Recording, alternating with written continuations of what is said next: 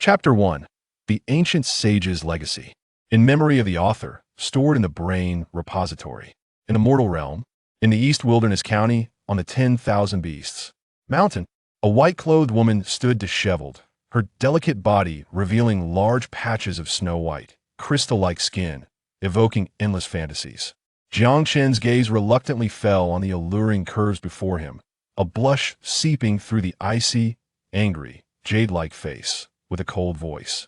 Lin Xie's long sword was mere inches from Jiang Chen's throat, her beautiful eyes filled with a chilling murderous intent. "Speak. Are you in cahoots with that demoness?" A flash of confusion flickered in Jiang Chen's eyes. "I actually didn't die.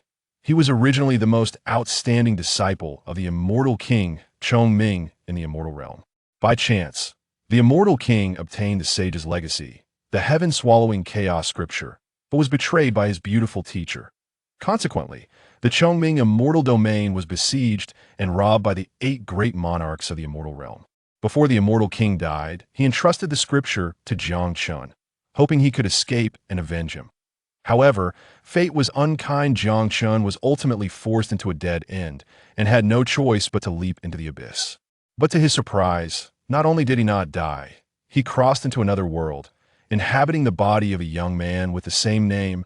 At that moment, he felt the warmth of soft jade in his arms and thought he was dreaming, instinctively engaging in such actions. Although he took advantage, he absolutely refused to take the blame. Jiang Chen declared earnestly, "What demoness? I'm just an ordinary man. How could I know a demoness?" Lin Xie focused her true essence in her eyes. Indeed, the young man before her looked to be around 20 years old and hadn't even reached the Qi gathering realm. Her murderous intent remained undiminished. If Jiang Chen showed even the slightest flaw, she would crush him to pieces. Still denying it. "You used evil techniques to steal half of my power. If you weren't colluding with a demoness, how could you have this opportunity?" Though Jiang Chen desperately tried to remain calm, cold sweat still dripped from his forehead. "I was merely passing through this place. This situation is not my desire. Furthermore, I clearly remember that it was you who took the initiative." Lin Xie was taken aback, suddenly recalling everything from last night. A blush crept up her swan-like neck. She was Lin Xie, the holy maiden of the Taishan sword sect, tasked by her sect to capture the demoness. Just as she was about to succeed, she inadvertently fell prey to the demoness' seductive poison. She had intended to force it out with the mountain stream, but coincidentally encountered Jiang Chen. Even she found it difficult to rid herself of the demoness' poison, let alone this man who hadn't even reached the Qi gathering stage. Lin Xie, usually cold and indifferent, was momentarily thrown off balance by this unexpected event. She sheathed her long sword. "Considering it was an unintentional mistake, I will spare your life. Remember, let this matter be as if it never happened." Jiang Chen's peripheral vision caught a glimpse of the bloodstains beneath the fairy's white clothing, momentarily stunned, then sincerely looked at the woman before him, who resembled a celestial being, and said seriously, "Though it was an unintentional mistake, as a responsible man, I will take responsibility for you." Lin Xie's beautiful eyes froze. This man was tall and somewhat handsome, with an air of arrogance between his brows. It's a pity his talent and realm were extraordinarily poor, and the gap in their statuses was. Like heaven and earth, they might never meet again. "Perhaps it is fate you have gained half of my power. If you are of great will, this power might help you embark on the path of a warrior." With that, a gentle breeze swept by, and Lin Xie gracefully departed. Jiang Chen watched her graceful figure vanish into the horizon, feeling both fortunate and somewhat lost. This woman was not a bloodthirsty person. Her strength was overwhelming. If she truly harbored murderous intent, he feared he would die on the spot at a mere thought. As memories fused, Jiang Chen's thoughts gradually became clear. He was no longer in the immortal realm, but had crossed into another world. This was a chaotic mortal world overrun by demons and monsters. The demon and devil races had torn apart the void 1,000 years ago and descended upon the world, preying on the human race. Human warriors built walls of flesh and blood to resist the demons and monsters, fighting for the last piece of survival. Even so, there were still endless waves of demon invasions. To this day, only a corner of the 9 realms remained, and he was the son of Jiang Lai, the strongest expert of Tianwu City. Despite his poor talent, he lived a relatively happy life under his father's protection and was betrothed to Su Wei, the eldest daughter of the Su family. Until 5 years ago, when Jiang Lai went to the battlefield against the demons and news of his sacrifice arrived. From that day on, Jiang Chen's status plummeted, enduring humiliation in his clan. He and his grandfather were also driven to the most remote and dilapidated residence of the Jiang family. This time, the old patriarch divided the family for more inheritance, and the brother Jiang Feng, whom he had always admired, conspired with Su Wei to trick him to the 10,000 Beast Mountain that, if not for his good luck, Jiang Chen would have long been devoured by the beasts. Perhaps due to the fusion of memories, Jiang Chen felt deeply. What a ruthless scheme. If I hadn't crossed over, it would have been a certain death. Thinking of the disgusting faces of Jiang Feng and Su Wei, as well as the humiliation he had suffered in the family over the years, a surge of anger and hatred rose in his heart. However, this talent is too poor. No wonder I have been bullied to this extent that he began cultivating martial arts at 8, entered the body forging stage at 10, but after a full decade, he made no progress at all, successfully earning the title of the biggest waste of Tianwu City. Draw the sword, boundless, extinguish the 9 hells. Great Luo, immortal path technique. Golden immortal sword classic. Jiang Chen tried several techniques from the immortal realm, but this world lacked even immortal energy. How could he cultivate immortal techniques? A wave of despair surged through his heart. In this situation, let alone returning to the immortal realm to avenge his master, he might not even live to 100 years. Suddenly, a flash of inspiration struck him. The fairy said, "I absorb half of her power." If that's true, there might still be a chance to cultivate anew. He sat cross-legged and operated his true essence. A sudden change occurred. Countless runes gathered, and it seemed as though a strange world opened up in Jiang Chen's consciousness. Divine light shone brilliantly, with profound mysteries, as if the heavens and earth were being created anew. And within his consciousness, lines of mysterious and profound characters appeared, transforming into a golden book of great length. The 5 prominent characters at the top gleamed with brilliance. Heaven-swallowing chaos scripture. Jiang Chen's heart surged with joy in his previous life. His innate talent and comprehension were extraordinary, which is why he was accepted as a disciple by the immortal King Chongming, who imparted everything to him. He had once observed this scripture with his master, but after exhausting various methods to comprehend it, he had made no progress. Could it be that falling and then rebuilding was the key to unlocking the scripture? Seeing the obscure profundities of the scripture, Jiang Chen's excitement grew even more. It was indeed the sage's technique that caused turmoil in the immortal realm. Every character in the scripture was carved by great beings, containing infinite truths of the great path. The first sentence shocked Jiang Chen to the core. All beings in the world can be used by me. All the laws and divine powers in the world can be obtained by me. As he continued reading, Jiang Chen became increasingly astonished. To devour the blood essence of all beings for his own use, what an overbearing technique. Even though the techniques imparted by the immortal King Chongming in the past were already top tier in the immortal realm, they could not compare to this. Such a terrifyingly overbearing divine art, could it truly be the legacy of an ancient sage? It completely overturned the conventional cultivation model. Regardless of the world, talent could be said to decide everything. Some people are favored by the heavens, born high above others, with extraordinary qualifications and limitless potential, cultivating an astonishing speed, eventually becoming powerful figures who control a realm. Meanwhile, those born mediocre, even with diligent cultivation, would find that their ultimate achievement in their lifetime might not reach what those prodigies could achieve in a single day. How unfair. Yet this scripture completely subverted that cultivation model, devouring the blood and essence of all beings for one's own use, practically a form of forcible plunder. Cultivating to the extreme, there would be nothing that could not be devoured. Even the secrets of heaven could be plundered. Although it was a sage's legacy, it was as terrifying as demonic cultivation. In the past, he would never have practiced such a strange technique. But now, not only had he lost all his cultivation, this Buddhist talent was so poor that he could barely comprehend the world's primal energy. Even possessing other techniques would be futile for cultivation. If he wanted revenge, this might be the only path left for him. He closed his eyes and focused, operating his true essence according to the technique. Boom! A terrifying and vast aura emerged from Jiang Chen. A pair of gigantic eyes appeared out of nowhere in the Qi Sea within the body, slowly opening and radiating immeasurable power. The sun and moon rotated within, and the stars fell silent, resembling a divine being or a demon. Having absorbed Lin Xie's power, the true essence in the Qi Sea surged like an ocean. If the foundation was sufficient, Jiang Chen could almost soar to the skies, but the saint's scripture utilized this power to reshape Jiang Chen's 8 extraordinary meridians. The overwhelming true essence swept through his body, causing the meridians to explode in succession and then reassemble. Although the newly formed meridians were not wide, they were indestructible, with faint golden runes adorning them.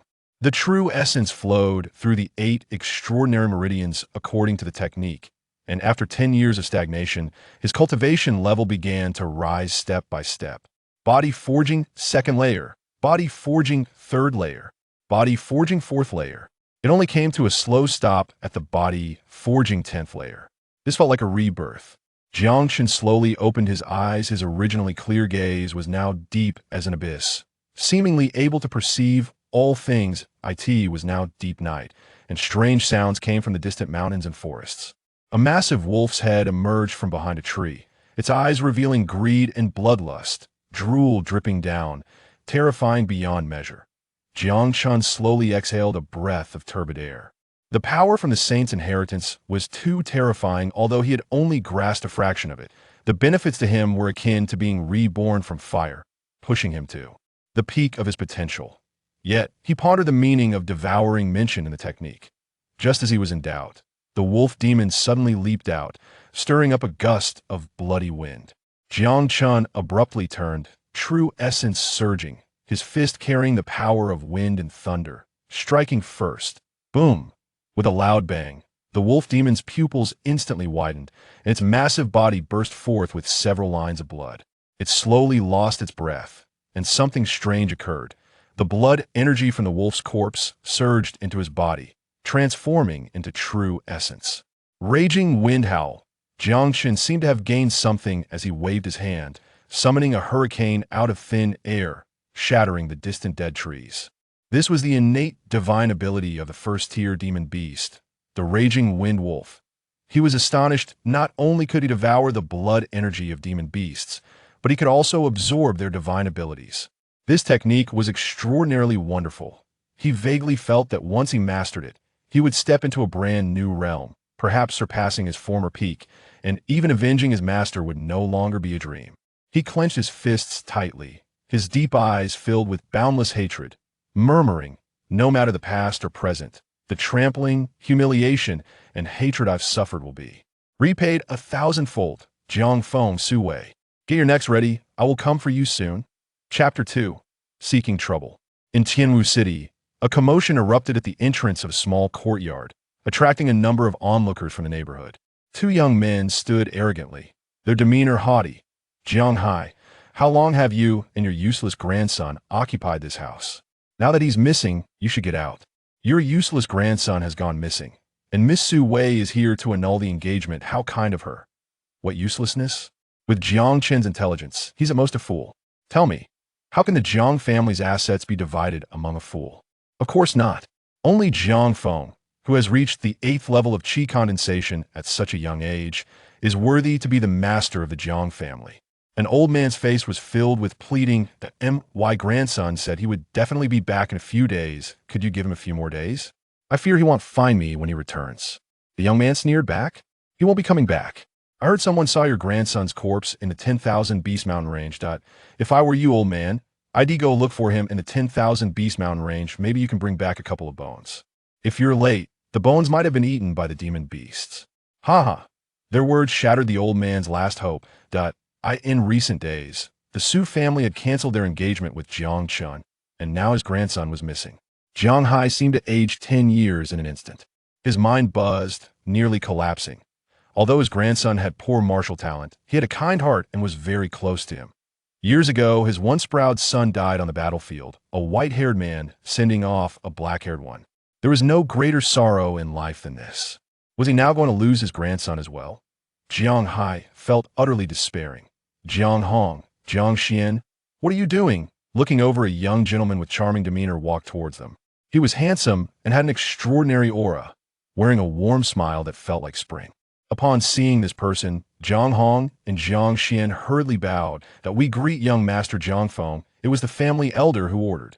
Jiang Feng's gaze sharpened as he reprimanded. No one is allowed to mistreat him. No matter what, old Master Jiang Hai is your elder. Even if he's been driven out of the Jiang family for some reason, you shouldn't insult an old man like this. Old Master, he'll take charge today. You can stay in this courtyard for another half-month, move out after that. Jiang Feng, the newly appointed head of the Jiang family and the son of Jiang Chongling, was different from Jiang Chen. From the moment he was born, he was a favored child of heaven, excelling in both talent and appearance, a standout among the younger generation, and a pride of the Jiang family. Having reached the 8th level of qi condensation at only 20 years of age, although his father, Jiang Chongling, had many disagreements with Jiang Lai, he had never extended his elder's grievances to Jiang Chen. He had often helped Jiang Chen when he was bullied without a hint of mockery, frequently guiding him in martial arts. Old Master Jiang Hai clasped his hands towards Jiang Feng, numbly pushing open the courtyard door and stumbling inside. The cold wind blew, and withered leaves fell. The old man's back appeared incredibly desolate and sorrowful. The onlookers whispered among themselves. It's still young Master Jiang Feng who is magnanimous. I heard that when Jiang Lai was alive, he frequently took spirit herbs from the family to treat that useless boy, which affected young Master Jiang Feng's martial path. I also heard that relying on being the #1 expert of the Jiang family, he nearly emptied the family. Heaven has eyes, let him die on the front lines. Otherwise, our Jiang family would definitely have perished under those two. Hey, I heard some news these days. Jiang Lai didn't die in battle, he went missing. The front line against the demon beast was too brutal, and Jiang Lai was afraid of death, so he ended up being a deserter. Is that so? You should tell me more. The surrounding voices filled Jiang Feng's ears, a momentary flash of pride appearing in his clear eyes, replaced by a righteous expression. The matter of Jiang Lai being a deserter has yet to be confirmed, and no one should speak carelessly. Furthermore, old Master Jiang Hai has just lost his grandson. How painful his heart must be. How can you be so heartless? The crowd cast admiring glances at him, while Jiang Feng appeared as if everything was under his control. Inside the courtyard, the cold autumn wind was biting, and the grass and trees withered. The old man's heart felt like ashes, and his murky eyes contained indescribable sorrow and pain. Outside, the crowd was enthusiastic and full of compliments, contrasting with Jiang Feng's bright demeanor, as if everything was under his control. Jiang Feng, you've put in a lot of effort to monopolize the Jiang family's assets. A cold voice suddenly rang out, and Jiang Feng's smile froze. He turned around in disbelief, only to see a familiar figure appearing in the crowd, none other than Jiang Chen, who is rumored to have died in the 10,000 Beast Mountain range. The crowd erupted in chaos. How did Jiang Chen come back? The 10,000 Beast Mountain range is fraught with danger and numerous demon beasts. This useless one truly has a charmed life. This is what they call a calamity that lasts 1,000 years. Chinner! Jiang Hai heard the commotion outside, his voice trembling as he rushed out in 3 steps, grabbing a shoe sole and giving Jiang Chen a beating. I told you not to run around again. I told you not to go to the 10,000 Beast Mountain range. You scare me to death. Although the memories were fused, it was Jiang Chen's first time seeing this old man. He should have felt some resistance, but seeing Jiang Hai's tears and his head full of gray hair, his nose involuntarily felt sour, in his memory, due to being foolish since childhood and having poor martial arts talent. Jiang Chen had never felt any disappointment or complaints from the old man, even when others mocked or bullied him. Instead, the old man often stood up for Jiang Chen. Jiang Chen could feel the deep love the old man had for him. His grandfather and father were among the few warm places in his memory. Looking at Jiang Hai's white hair, Jiang Chen's gaze gradually solidified. Since heaven had given him a chance to be reborn, he would not let his loved ones suffer any harm again. Grandpa, I'm back, aren't I? Jiang Chen softly comforted him. Just being back is good. Just being back is good. Jiang Hai wiped his tears and suddenly froze. Jiang Chen, why did he seem a bit different from before? At that moment, although Jiang Chen's appearance hadn't changed, his aura had undergone a tremendous transformation. Even standing alongside Jiang Feng, he was not at all inferior. Seeing Jiang Chen suddenly appear, Jiang Feng's expression gradually darkened. "That you're actually not dead," Jiang Chen sneered. "Of course, you underestimated my strength. Just throwing me at the outskirts of the 10,000 Beast mountain range. If you had gone deeper, your scheme might have actually succeeded." As soon as he said this, everyone was in an uproar. What kind of identity and talent did Jiang Feng have? How could he do such a thing? He sternly declared, "Jiang Chen, what nonsense are you talking about? I did go to the 10,000 Beast mountain range, but it was just to kill a beast that was harming the villagers. I, Jiang Feng, act with integrity. How can you slander me?" Jiang Hong and Jiang Xian exchanged knowing glances. This was a good opportunity to curry favor with Jiang Feng. "You worthless trash, dare to slander young Master Jiang Feng, seeking death." As they spoke, the two suddenly kicked out, directly targeting Jiang Chen. They were both first-level martial artists, and at that moment, their true energy flowed, with a kick powerful enough to crush 1,000 pounds. The force was fierce, and the wind howled. The onlookers felt a tightening in their hearts. Were they really going to kill someone in the street? A slight smirk appeared at the corner of Jiang Feng's mouth, a hint of malice flashing in his eyes. These two lackeys were quite clever. This was exactly the effect he wanted. It would be best if they could kick Jiang Chen to death. Once Jiang Chen was dead, even if the elders in the clan had opinions, they would only be able to leave the family assets to his branch. However, just as Jiang Hong and Jiang Xian's feet were about to reach Jiang Chen, an inexplicable sense of emptiness suddenly struck their feet, a wave of pressure causing their bodies to feel cold. In the blink of an eye, Jiang Chen's figure disappeared before their eyes. In a flash, a strong wind rushed toward them, and they had no time to react. Slap! Slap! In the next moment, two crisp slaps echoed through the street. Everyone heard it clearly. The force was terrifying. The two spun like tops in the air for over 10 circles before crashing down heavily, their half-faces smashed to pieces, revealing their stark white teeth. Jiang Chen calmly wiped his hands and coldly said, "Seeking a beating." Chapter 3. The green tea bitch Su Wei. Half the street fell silent. The two slaps not only knocked those two unconscious, but also stunned everyone present. The imagined scene of Jiang Chen's tragic death did not occur. Instead, these two chi condensation stage individuals were severely injured in one move. What happened? Wasn't Jiang Chen still in the process of condensing chi? How did he defeat both of them? This waste, how did Jiang Chen manage to do that? Did you see his movements clearly? No, in the blink of an eye, those two were knocked out. Look at their faces. That slap must have had at least several thousand pounds of force. Everyone stared in disbelief, their thoughts completely frozen. Jiang Feng, who had been sneering and preparing to watch Jiang Chen get seriously injured, was also stunned. This fool, no, he is not foolish anymore. What on earth happened in the 10,000 Beast mountain range? Did he obtain some kind of extraordinary fortune?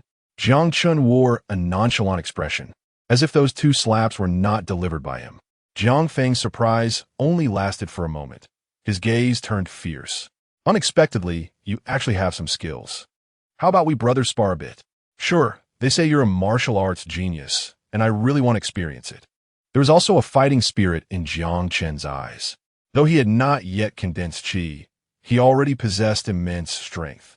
After devouring several demon beasts yesterday, he wanted to test how great the gap was between him and this legendary Jiang family genius. Hearing their conversation, the onlookers were already a bit dazed. Is this still that waste Jiang Chen? He knocked out two heavy chi condensation martial artists with two slaps, and from the looks of it, he even dared to challenge Jiang Feng. Could it be that this waste was just pretending all along, hiding his strength? Jiang Feng laughed at Jiang Chen's words, thinking that just because he defeated two ants, he could challenge a lion. Jiang Chen, haha, you dare challenge me? I don't know what kind of opportunity you had, but our talents are worlds apart. This was decided the moment we were born. It's destined that I am an existence you will have to look up to your entire life. Perhaps I have been too kind to you over the years, allowing you to mistakenly think we are in the same world. Are you done with your nonsense? Jiang Chen coldly spoke. Jiang Feng's face showed a sinister expression. This waste was repeatedly provoking him.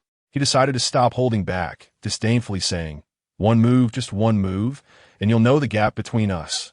Jiang Feng suddenly launched his attack, his meridians and true energy flowing, a faint white light flashing over his right fist, striking directly at Jiang Chen's chest like lightning.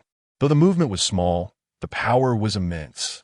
Jiang Chen did not evade, and with a punch, he created an afterimage, producing a piercing sound of wind. He actually dared to clash head-on with Jiang Feng. Jiang Hai was filled with terror, and the surrounding neighbors also showed astonishment. Jiang Chen's mind was still as foolish as before. If he had really become smart, he would have at least dodged 2 moves and perhaps lasted a bit longer. To come up and collide head-on like this, isn't that just asking for death? Trash. Jiang Feng smirked.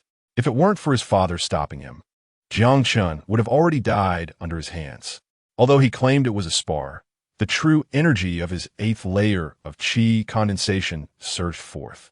And his attack was lethal. Bang! With a muffled sound, the two collided solidly, each retreating several meters before barely standing firm. Jiang Feng's eyes showed astonishment. What? He was already in the 8th layer of qi condensation, yet he couldn't knock Jiang Chen back with a single blow? Everyone exchanged glances, unable to believe it. They initially thought Jiang Chen would be seriously injured or even killed by this move. No one expected that not only did Jiang Chen not fall, but he also pushed Jiang Feng back. Jiang Feng, enraged by his failed strike, gathered all his true energy rapidly in his arms. Boom, boom, boom. The two charged at each other again, and with each collision, a whirlwind erupted from their fists. The entire street fell into silence. Everyone was dumbfounded. Some even pinched their own thighs, thinking they were dreaming.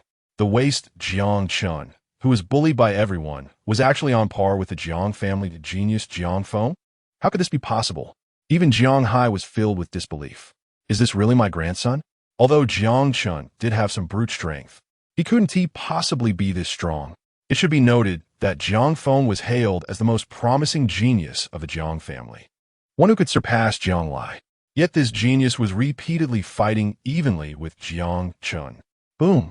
The two were thrown back again, Jiang Feng breathing heavily, his true energy churning in his dantian.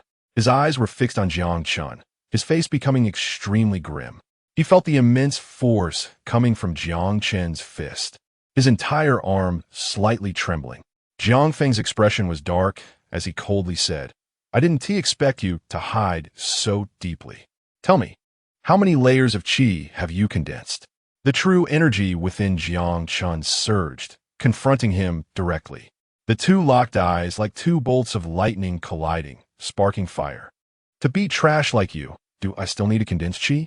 The crowd erupted in an uproar. How could this be? Jiang Chen wasn't even in the qi condensation stage.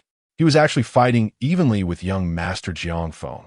Young Master Jiang Feng is kind-hearted. He must have held back. Otherwise, with one move, he could have severely injured Jiang Chen. After all, he is the younger brother of the family. Young Master Jiang Feng must have used at most 10% of his strength. I think it's even less than that. Young Master Jiang Feng is exceptional in swordsmanship. If he draws his sword, Jiang Chen is definitely no match for him. The onlookers from the Jiang family all agreed. No one could accept that a waste who hadn't even reached the qi condensation stage could fight evenly with their idol. Jiang Feng's arm was sore and numb, and it took a few moments to recover. He squinted his eyes, his former elegance now turned extremely cold. He forced a smile and said, I know you have some brute strength, but your strength is limited to this. I haven't even used my martial skills yet. In my eyes, you are still a laughable ant. If I go all out, killing you would only take one move. His true energy flowed, his robe billowed, and his bones cracked. Whirlwinds gathered around him, and his aura continuously strengthened. Jiang Chen felt an immense pressure from him, sensing a life-and-death crisis. He assumed a boxing stance, ready to counterattack at any moment. Young Master Jiang Feng, please show mercy. At that moment, a clear and pleasant voice rang out behind the crowd, flowing through their hearts like a clear spring. The noise in the crowd instantly quieted down as everyone turned to look. A girl dressed in pink walked over. Her appearance charming, her skin like coagulated fat, radiating light. She was Su Wei, Jiang Chen's former fiancée, a beauty renowned in Tianwu City. not only for her stunning looks, but also for her kindness and gentleness. She had once been engaged to Jiang Chen, and when it was learned that such a beauty was to marry the waste Jiang Chen, many in Tianwu City were outraged, pounding their chests in anger. Su Wei walked to Jiang Feng's side and softly said, "Young Master Jiang Feng, after all, Jiang Chen once had a marriage contract with me. If he has offended you, please spare him this once for my sake." Upon hearing this, a trace of malice flashed in Jiang Feng's eyes. He coldly glanced at Jiang Chen and finally dispersed his true energy, gritting his teeth and saying, "Jiang Chen, for the sake of Miss Su, I will spare your life today, but you better pray you don't encounter me again. Otherwise, I will definitely take your life." Su Wei's clear, water-like, beautiful eyes flickered slightly as she looked at Jiang Chen, filled with a sense of helplessness and regret. "As long as you can return safely. Uncle Jiang Lai saved my father's life, and to repay his kindness, our marriage was arranged. Even if your talent is lacking, I never thought of breaking the engagement. A few days ago, after hearing the news of your disappearance, I even sent people to search for you. After a long search with no results, I finally canceled the engagement. Perhaps this life is destined to be fate without a connection. Jiang Chen, I know you are unwilling, but some things cannot be changed. The gap between you and young Master Jiang Feng cannot be bridged by a moment's luck. With your qualifications, accepting reality is the greatest growth. Forget about me. Let our engagement be as if it never existed." The appearance of Su Wei timely quelled the battle, and the surrounding crowd was filled with admiration. Fortunately, Miss Su arrived. Otherwise, if young Master Jiang got serious, Jiang Chen would undoubtedly die. Miss Su is too kind. She gave this fool a full 5 years to cultivate. And this time she even saved Jiang Chen. The Su family owes the Jiang family, and now it can be considered settled. I think young Master Jiang Feng and Miss Su Wei are indeed a match made in heaven. Not to mention, when the two stand together, they truly are a pair of beautiful people. Indeed, they're a stunning couple.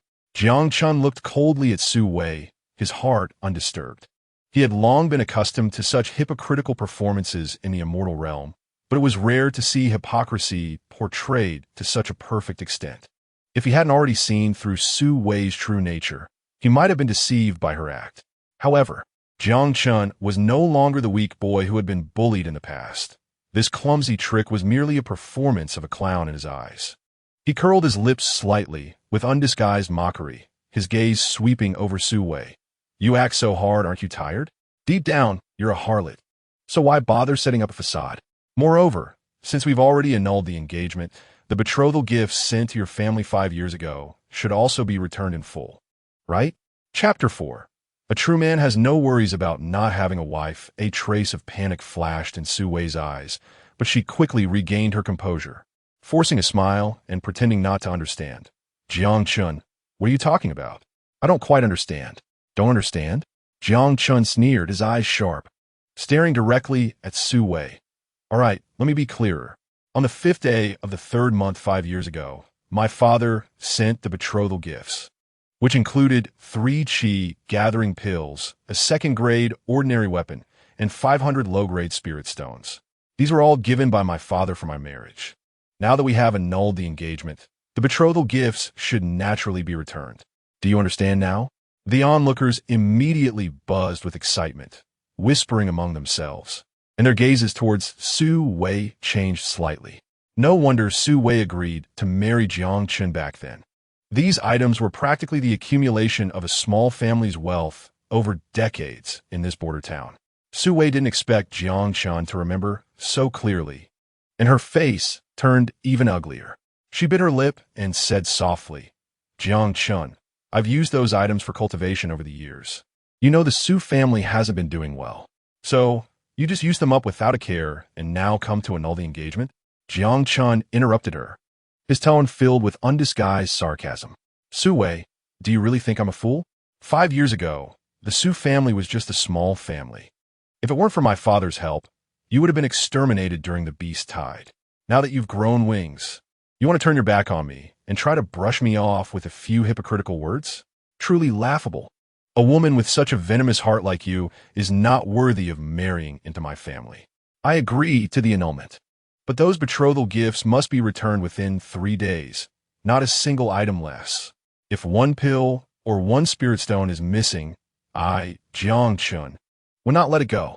Su Wei's complexion alternated between green and white. She opened her mouth but couldn't utter a sound.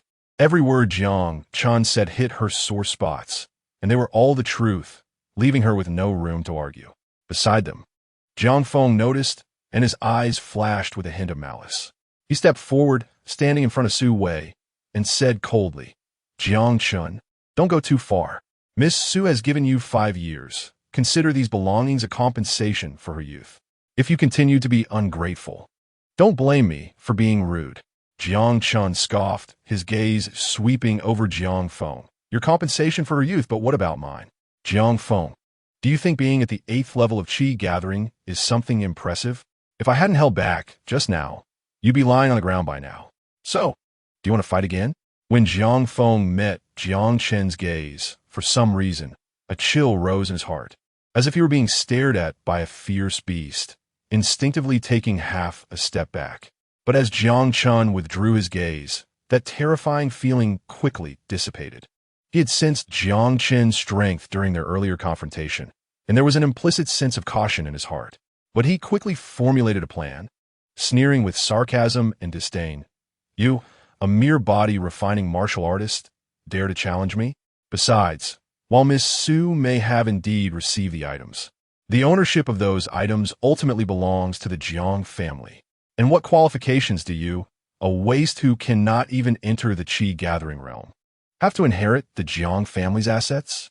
Don't forget, according to the Jiang family rules, if there isn't a single Qi gathering martial artist in a lineage, they are only fit to be driven out to the outskirts of the city and lose the right to inherit the family business. Jiang Chen, do you think you still have a right to stand here and talk big?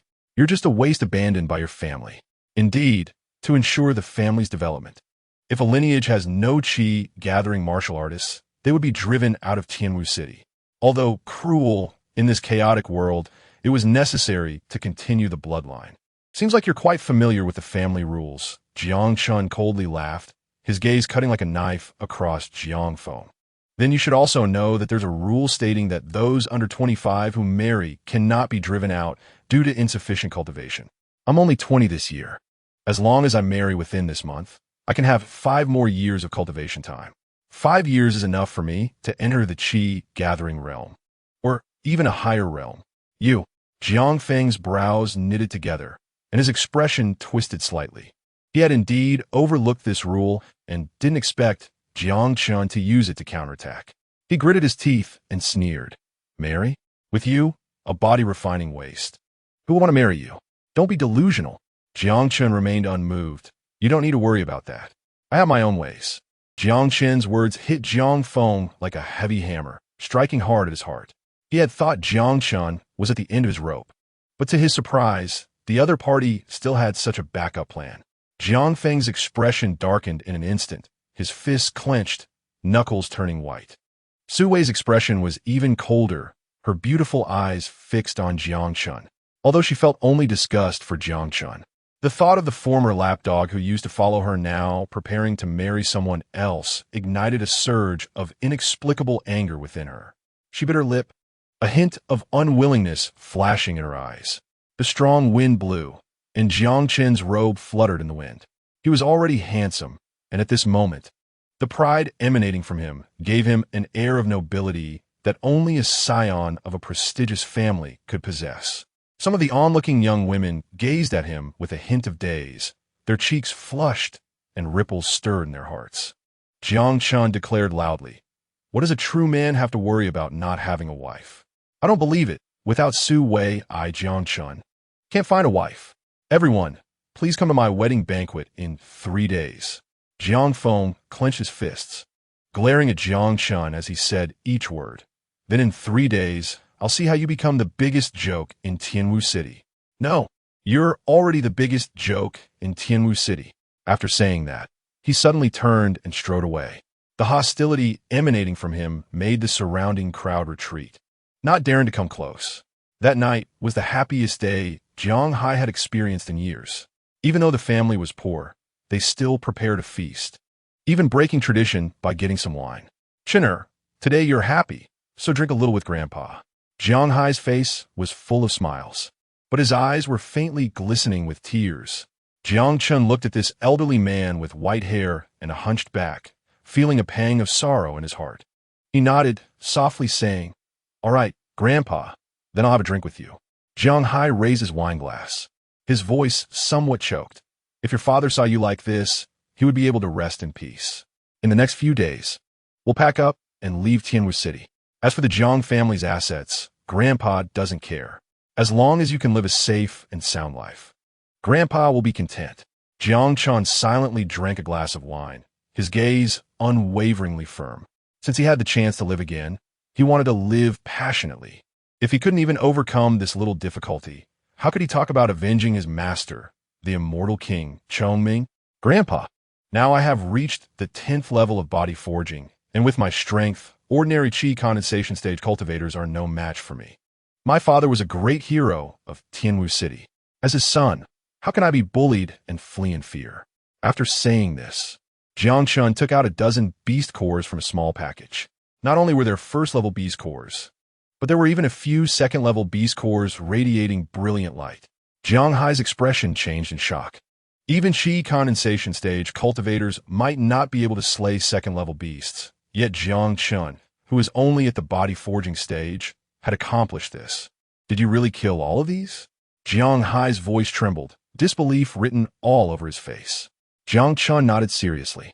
Along the way, he had slain dozens of magical beasts and confirmed that only by personally killing magical beasts could one devour their blood essence and supernatural powers. However, in his previous life, he was born in the immortal realm and had no knowledge of the qi condensation laws of the mortal world, and the swallowing heaven chaos scripture, as a saintly scripture, did not cover such basic things. This directly led to Jiang Chen, despite being at the 10th level of body forging, still having no leads on qi condensation. Nevertheless, Jiang Chen believed that with his intelligence, given some time to study, he would surely be able to succeed in qi condensation. Jiang Hai understood what his grandson meant. Jiang Chen was no longer the incompetent youth he once was. In Jiang Chen's eyes, he saw the sharpness of youth and a trace of maturity that belied his age. The old man nodded and said firmly, "Since you have decided, Grandpa supports you." Jiang Chen smiled and said, "Grandpa, tomorrow you should sell these beast cores and buy some household goods. I will be getting married in a couple of days. Although it is to stay in Tianwu City, it can't be too shabby." Jiang Hai put away the beast cores, his eyes filled with satisfaction. "Chener, who do you plan to marry? Is there someone you have in mind? Grandpa can help you with the proposal." Jiang Chen downed his drink with great enthusiasm. "Not yet, but with your grandson's abilities, aren't the girls in Tianwu City easy to choose from?" In Tianwu City, at the Jiang family's luxurious residence, the lights flickered, illuminating the main hall as bright as day.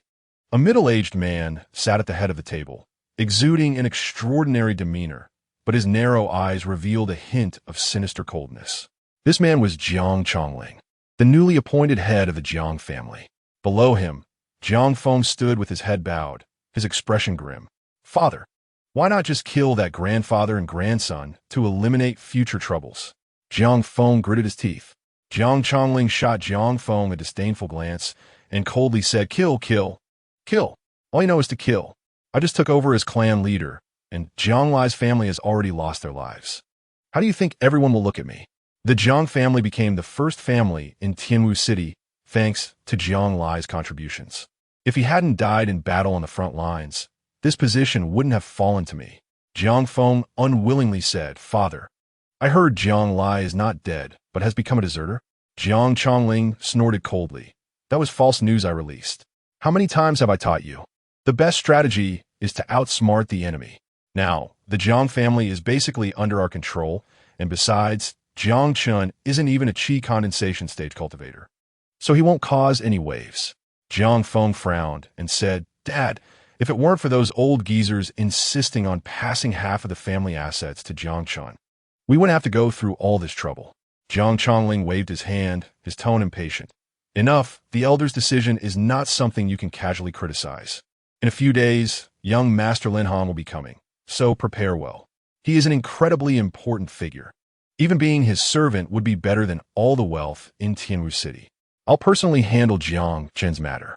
After saying this, he shot Jiang Feng another glare, his tone severe. Also, keep your distance from that Su Wei. Let me tell you, she's not a good woman. Who knows? One day, she might step over your corpse to rise to power. Jiang Feng's heart sank, anxiously retreating. Deep in the Beast Mountain range, by a mountain stream, a woman with a bewitching figure and a face capable of causing chaos in the world hid behind a rock. Her aura was terrifying, her eyes cold, revealing a hint of demonic energy. After the disciples of the Tai Xian sword sect flew away, she slowly revealed herself. I didn't expect the human territory to be so dangerous, she murmured to herself, her voice melodious like a clear spring, yet tinged with weakness. She was Nangong Wanner, the saintess of the Nine Tribulations demon sect, possessing the bloodline of a 7th-level succubus, but she had still fallen short against Lin Xie, the saintess of the Tai Xian sword sect. If she hadn't taken advantage of Lin Xie's unguarded moment to release the succubus aphrodisiac, the consequences would have been unimaginable. Cough, cough, cough. Nangong Wanner spat out a mouthful of blood, barely suppressing the turbulent lunar power within her. She wiped the blood from the corner of her mouth and murmured, "What a powerful Xie, truly deserving of being a peerless talent practicing the lunar sword cannon. It seems I can't use my demonic power for a while." She looked up at the distant Tianwu city, a glint of determination flashing in her eyes. The more I stay in this place, the easier it is to be discovered. I can only hide in Tianwu city. Her neck adorned with runes flickered, transforming into a ragged woman, staggering toward Tianwu city. Chapter 5. The Demon Clan SAINTESS. Although Tianwu city is just a small border town, the streets are bustling with people, with merchants coming and going. Under a large tree at the corner of the street, a dirty, ragged female beggar curled up there. Upon closer inspection, this female beggar, though plain in appearance, had eyes that were captivating like peach blossoms, exuding a soul-stirring charm. She was none other than the demoness Nangong Wanner, who was hiding in Tianwu city. To evade the search of the Tai Xian sword sect, she had no choice but to dress like this, planning to recuperate her injuries in Tianwu city before making further plans. On the other side, Jiang Chen was exceptionally busy today. Xiao Chui, although I often took your candy when we were kids and even stole your clothes while you were bathing, you must know that men are often insincere. The reason I did this was to attract your attention. I know you must have feelings for me too. Now, it's time for lovers to become a couple, so marry me. Scram. So it was you who stole my clothes. You made me stay naked in the bathhouse all day. Get lost, or I'll report you. Sisterly, I know you're a few years older than me, but you may not know that I lost my mother at a young age and have always lacked maternal love. The reason I'm still unmarried at 20 is that I have deep feelings for you. Now, it's time to reveal my heart. If you don't mind, we can get married the day after tomorrow. Jiang Chen, you little rascal. I noticed years ago that you had that kind of look in your eyes. I didn't expect you to really have thoughts about me. If you had said so a while back, I might have agreed. But now, I'm pregnant with a blacksmith's child, and we're getting married next month. Widow Wu, a woman without romantic experience, isn't a real woman. I think you're the only true woman on this street. Hey, let's talk it out. Don't get physical. Jiang Chen walked down the street, his face filled with indignation. As a prodigy from the immortal realm, how had he ever suffered such humiliation? He had thought that with his outstanding appearance and noble character, those young girls would surely flock to him. To his surprise, this world was so realistic. Just because he'd yet to break through to the chi condensation stage, not only young girls, but even widows were unwilling to marry him. Jiang Chen couldn't help but look up to the sky and sigh. Is there no perfect love that transcends material constraints, only spiritual connection? Suddenly, a ragged woman at the corner of the street caught his attention. The beggar's clothes were full of patches, and she looked extremely weak, as if she hadn't eaten for days. At this moment, Nangong Wanner also noticed Jiang Chen walking toward her, her eyes suddenly sharpening. How could this man exude the aura of Lin Xie from the Tai Xian sword sect? Could it be the succubus aphrodisiac? She thought of a possibility. Jiang Chen was getting closer. Based on the principle that good people are rewarded, she decided to accumulate some merits first. So, she took out 2 coins of silver from her pocket and handed them to the female beggar. Here you go. Buy some food to eat. Thank you. Young master, the female beggar said softly, her voice carrying a hint of weakness. Drive, drive. At that moment, several riders galloped in, raising clouds of dust wherever they passed. The leading knight shouted loudly, "There is a demoness from the demon tribe appearing outside Tianwu City in the 10,000 Beast Mountain Range. The demoness has killed countless people. She is insane. This is the portrait of the demoness. Once discovered, quickly report to the authorities." Jiang Chen raised his head to look at the portrait, and the woman was enchanting and graceful, a rare beauty, not at all inferior to the fairy he had met before. He was captivated by the sight when the female beggar suddenly seemed frightened and buried her head in his arms. Jiang Chen gently sniffed, but he caught a faint, fragrant scent that was refreshing. That shouldn't be. This woman looks so disheveled. How could she have such a fragrance? After those iron riders left, the female beggar slowly raised her head, her gaze following the direction the riders had gone, seemingly deep in thought. Only then did Jiang Chen notice that although this woman was dirty and ragged, her figure was actually enchanting and graceful, just hidden beneath her tattered clothes, making it hard to be noticed. Suddenly, a flash of inspiration struck him, and he blurted out, "Would you like to marry me?" Nangong Wanner was contemplating how to deal with the pursuit from the Taishan sword sect. She never expected Lin Xia would send so many people to hunt her down. Suddenly interrupted by Jiang Chen's words, she incredulously asked, "What did you say?" Jiang Chen lightly brushed his hair back, displaying the demeanor of an extraordinary figure from the fairy realm in his past life. Except for his martial arts, not yet reaching the condensation chi stage. In terms of appearance, he was the most handsome guy on the street. It was normal for a female beggar to be momentarily overwhelmed by happiness when such a handsome guy proposed to her. Jiang Chen repeated his words. "I said, would you be willing to marry me?" Jiang Chen tried to put on the gentlest smile. Nangong Wanner glared at the young man in front of her. As the favored daughter of the demon tribe, she was a revered figure in the demon realm. And even the talented individuals from various factions wouldn't dare to be so presumptuous in front of her. She never expected this man would dare to make such a request to her. How could she not be angry? "If you don't want to die, get lost. Get away from me," she said coldly. Jiang Chen was taken aback, a hint of tears welling up in his eyes. Today, he had faced more setbacks in love than he had in his previous life combined. Being rejected by a widow was one thing, but even a beggar had turned him down. Fine, he thought. He would go back and pack his things, wandering the world with his grandfather, leaving this place of heartbreak. Drive, drive. At that moment, another cloud of dust filled the air. Dozens of iron riders galloped in again, and the leading knight shouted, "The demoness is good at disguising herself. If you find any suspicious individuals, regardless of gender, report them to the authorities. Anyone harboring the demoness will be executed on the spot." Just as Jiang Chen was about to get up and leave, the female beggar hugged him again, pressing her head tightly against his chest. Jiang Chen felt a softness against his chest, and he couldn't help but feel tempted. I didn't expect this beggar to have some goods. After the iron riders left, Jiang Chen remained in a half-squat position, motionless, feeling vigilant. "If you don't agree, fine, but are you trying to set me up? What are you looking at? I didn't provoke you. You just fell into my arms." Nangong Vana es tu kuchtrest. There were too many people searching for her in Tianwu City.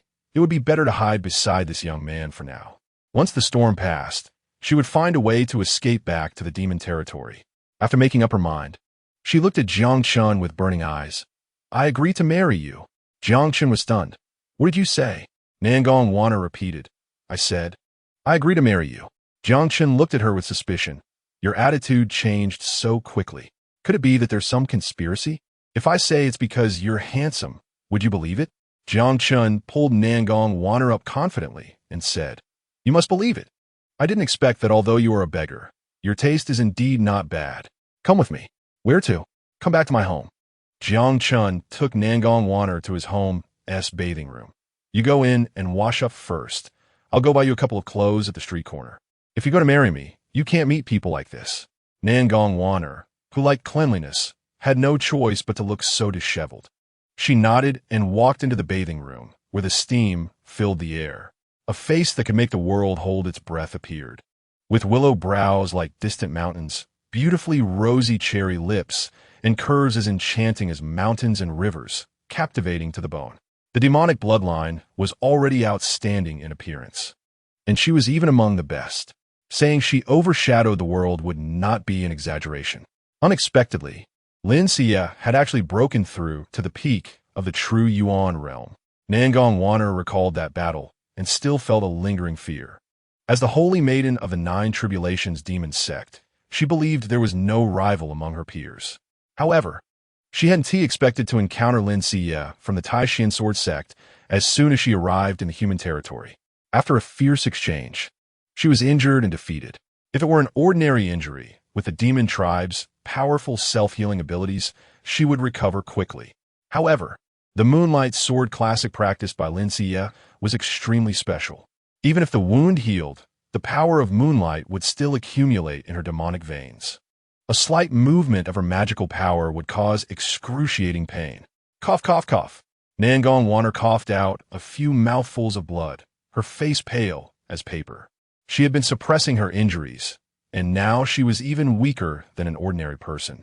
It seemed she could only stay in Tianwu City for a while, slowly eliminating the moonlight power within her.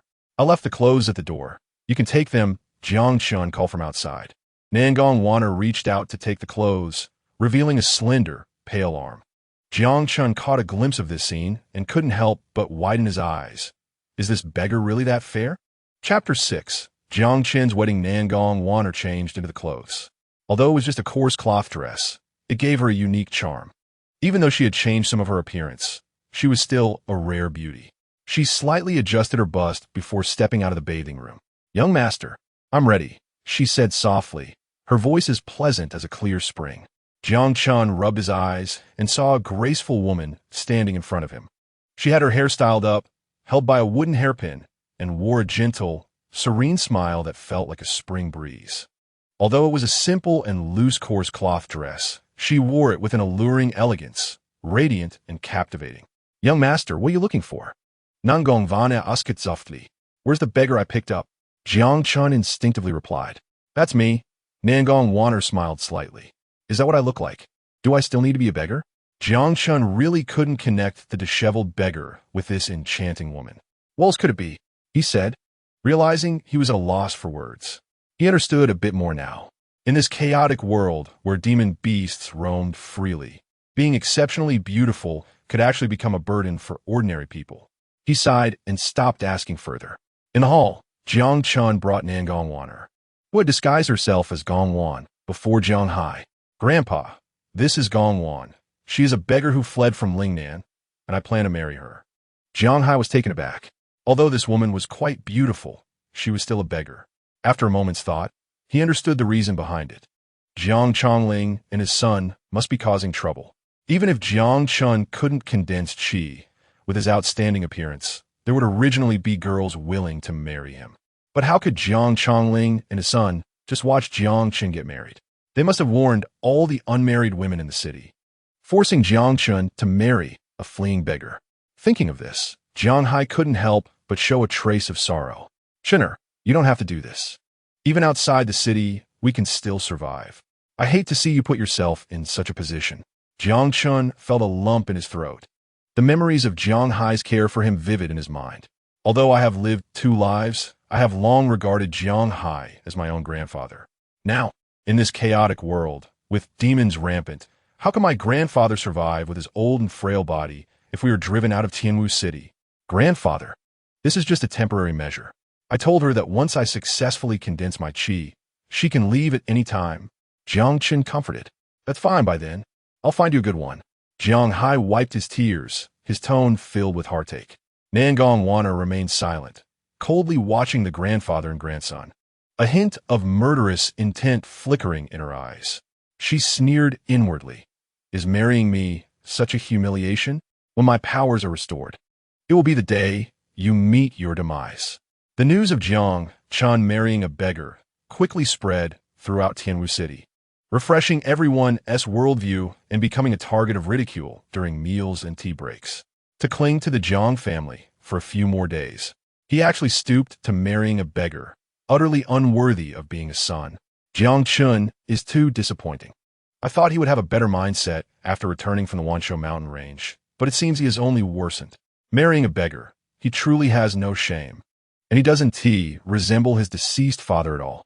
A few years ago, during the martial arts talent test, it was said he couldn't even sense the spiritual energy of heaven and earth. With such a waste, marrying a beggar is already quite a feat. Just look at young Master Jiang Chen. At a young age, he has condensed his chi to the 8th level and can even compete with the disciples of those prominent families. Truly, one is in the sky and the other is in the ground. How can he even be mentioned in the same breath as young Master Jiang Chen? If it weren't for young Master Jiang Chen's benevolence, they wouldn't be allowed to live in such a good courtyard and should have been kicked out long ago. In the Su family's back garden, a little maid rushed over, panting, Miss, it's bad. Su Wei, dressed in a light yellow robe, exuded an extraordinary aura. She slowly stopped playing the zither and said calmly, "What is it? Why the fuss? Jiang Chen is getting married. He even sent an invitation." Su Wei's expression was indifferent. So what? He is marrying a female beggar. Clang! A zither string snapped. Su Wei's face instantly darkened. To humiliate me. Jiang Chen is truly despicable. "Miss, we could just not go the day after tomorrow," the little maid said cautiously. "Why not go?" Su Wei sneered, a glint of coldness flashing in her eyes. "The more like this, the more I should go in person.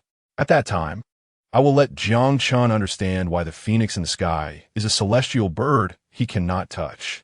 In the Jiang family mansion, Jiang Chen was seething with anger. "I didn't expect this kid to actually get married. Father, didn't you give a heads up?" Jiang Chongling glanced at Jiang Chen with a hint of impatience in his tone. "What good is a heads up? The people of Tianwu City fear me. Would a beggar fear me?"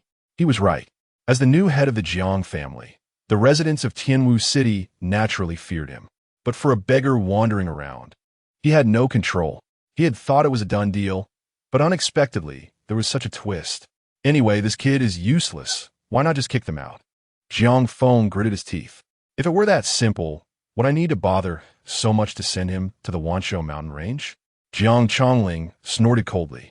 "You are my son, Jiang Chongling. Such bullying cannot be too obvious. Jiang Lai had a good relationship with the city guard. If it was too excessive, I would have a good explanation on my side." Jiang Feng's eyes flashed with a hint of ruthlessness. "Father, when he gets married, I'll bring some people to cause trouble, preventing him from marrying. As long as he can't get married, we can naturally rely on clan rules to kick them out of Tianwu City." Jiang Chongling stood up, his cold eyes gleaming. "You must not only refrain from causing trouble, but also represent the Jiang family to personally congratulate him. This will show our magnanimity. However, causing trouble doesn't necessarily have to be done by us. The rascals on the streets, if used well, can also be a great help." Today, Tianwu City was much livelier than usual. The news of the waste Jiang Chen getting married spread throughout the small city. Normally, Jiang Chen marrying wouldn't be worth caring about, but the bride was actually a beggar from the roadside, with some people stirring the pot. This instantly became the hottest event in the small city. Even those who didn't know Jiang Chen wanted to go to the wedding to join in the fun. It wasn't out of goodwill. They just wanted to see how this waste would make a fool of himself. The Jiang family, as the first family in Tianwu City, also gave Jiang Chen a lot of face. Half the street was laid with a red carpet, extending towards the big locust tree. It was said that young Master Jiang Chen explained that Jiang Chen met the female beggar under this tree. This explanation drew a burst of laughter from the crowd. Although the scene was grand, the wedding procession was extremely shabby. The onlookers filled the streets on both sides. As Jiang Chen appeared in a red robe, whispers erupted around him. Is he really Jiang Lai's son? Jiang Lai was once among the top 3 experts in Tianwu City. How could his son be so pathetic as to marry a beggar? Like father, like son, he is 20 years old and still relying on his grandfather. What kind of tiger father is this? He was a deserter on the front lines. I say this is a case of like father, like son. I heard that the beggar is also disabled. You think a normal person would marry such a waste? But he really has thick skin. He could have secretly married, but is making such a big deal out of it. His face is thicker than a city wall. However, this Jiang Chen seems a bit different from the rumors. Jiang Chen's gaze was clear, his steps steady, exuding an air of calm detachment. Even as people mocked and derided him, He seemed completely unaware, always wearing a smile, his robes fluttering, exuding an indescribable charm. Just from his appearance, he captivated quite a few young women. However, once they thought of him as a foolish waste, they just smiled derisively. Jiang Chen had long anticipated this situation. In fact, he could have married quietly, but he chose the opposite approach. Jiang Feng already harbored murderous intent against him, and it was very likely that the new head of the Jiang family, Jiang Chongling, would also be involved. In Tianwu City, the father and son duo of Jiang Chongling had the power to control everything. Only by placing himself center stage could he obtain temporary safety. This wedding performance was not only for the residents of Tianwu City, but also for the father and son to see. At the entrance of the courtyard, a familiar yet detestable figure appeared. It was Jiang Feng, who had come to congratulate. Chapter 7. Outshining Su Wei. Jiang Feng, dressed in a white satin robe, had an outstanding demeanor, resembling a celestial being descended to the mortal realm. He treated the guests who came to witness the ceremony with warmth and friendliness, showing no trace of arrogance, as if he were the host managing all affairs. Young Master Jiang Feng is truly kind-hearted, even sending so many gifts. If I had such a relative, I wouldn't even want to see them, let alone come to witness the ceremony, a guest whispered in admiration. Of course, I heard that young Master Jiang Feng is about to be recruited as an outer disciple by the Yunxia sect, one of the 9 clans of the Eastern Emperor. The Jiang family is about to soar. Another chimed in. Yunxia sect? That SA sect that has produced powerful beings. Is this news true? Someone was half skeptical. Seeing Jiang Chen in wedding attire, Jiang Feng warmly approached him, wearing a hypocritical smile. Jiang Chen, this carpet was specially prepared for you by your brother. Are you satisfied? Jiang Chen smiled slightly, his tone indifferent. So it was you who prepared it. That is quite thoughtful. However, I can't let my wife wait for me under the big locust tree, so the formalities are a bit out of order. I hope brother Jiang Feng won't take offense. Jiang Feng laughed heartily, patting Jiang Chen on the shoulder. Haha, of course, today is your day of great joy. These are all gifts I prepared for you. I heard you're marrying a female beggar, and some busybodies are mocking you. In my opinion, marriage is a good thing. Although you're not capable in martial arts, you are ahead of your brother in starting a family, which makes me quite envious. Jiang Chen also laughed, his eyes flashing with a hint of mockery. Brother Feng is joking. If you envy me with your talent, wouldn't all the female beggars in the eastern wilderness flock to you with just one command? Jiang Feng's smile stiffened slightly, the muscles on his face involuntarily twitching. He suppressed the anger in his heart, forcing a smile, but his gaze grew increasingly cold. He realized that the foolish Jiang Chen was gone. The current Jiang Chen was unfathomably deep, and in the future, he would surely become a major concern for both him and his son. It was nearly noon, and the courtyard was packed with onlookers, most of whom wore mocking expressions, as if waiting for a joke to unfold. Look, Jiang Chen is here. That is Jiang Lai's son, Jiang Chen. Not only is he dim-witted, but he also can't sense the spiritual energy of the heavens and earth. Marrying a beggar is probably his only fortune, someone whispered derisively. This is the first time I've seen him. He looks decent, and doesn't he seem mentally ill? Another scoffed. You must not come to our street often. At 20 years old, he is only at the first level of body forging, relying on his grandfather to support the family business. Poor old man. The beggar he is marrying is probably disabled. Who would marry him if they were normal? Suddenly, there was a commotion in the distance. Miss Su Wei is coming. At the end of the street, a graceful figure approached elegantly. She was charming and poised, looking stunning with just a hint of makeup, her youthful innocence mixed with a touch of allure. As she walked slowly, her dress fluttered, her enchanting figure appearing and disappearing, captivating beyond words. In an instant, everyone's attention was drawn to her, their eyes filled with madness and infatuation. So beautiful, like a fairy from a painting. Miss Su Wei had personally come to congratulate Jiang Chen. How generous of her. Jiang Chen had been given years, yet he remained pathetic, even marrying a beggar as his wife. Truly disappointing Miss Su Wei, who had waited for years. Someone as stunning as Miss Su Wei surely deserved a genius from the human race. What was Jiang Chen to dare to reach for Miss Su? Jiang Chen regretted going to his grandmother's house. With Miss Su Wei as a comparison, how could that beggar woman dare to remove her veil? Most of the surrounding noise was mocking, and Jiang Feng exchanged glances with Su Wei, revealing a proud smile. This was exactly what he wanted to see. Moreover, the real show was just beginning. Everyone was eager to see Jiang Chen's family embarrass themselves, especially some of Su Wei's admirers, who were ready to mock the beggar woman. As the host called out, "The newcomers are here," the noise in the venue gradually quieted. Jiang Chen strode onto the stage, waiting for the bride's arrival. The bedroom door slowly opened, and a graceful figure stepped out. The legendary beggar woman finally appeared, walking slowly towards Jiang Chen. At that moment, the clamor in the courtyard turned to silence. Even the smug Miss Su Wei opened her mouth, frozen in place, as if witnessing something unbelievable. In everyone's eyes, that figure was graceful and elegant, her every gesture like a blooming flower, overshadowing all else. Though the phoenix crown and bridal attire were the cheapest versions, the simple wedding dress couldn't hide her captivating curves. Beneath her slender waist, her figure was full and rounded. Although her bosom was tightly wrapped, one could sense its ample swelling. Her delicate hands were as smooth as the finest silk, although the red silk completely covered her face, unable to reveal her features. The enchanting aura she exuded had already captivated everyone present.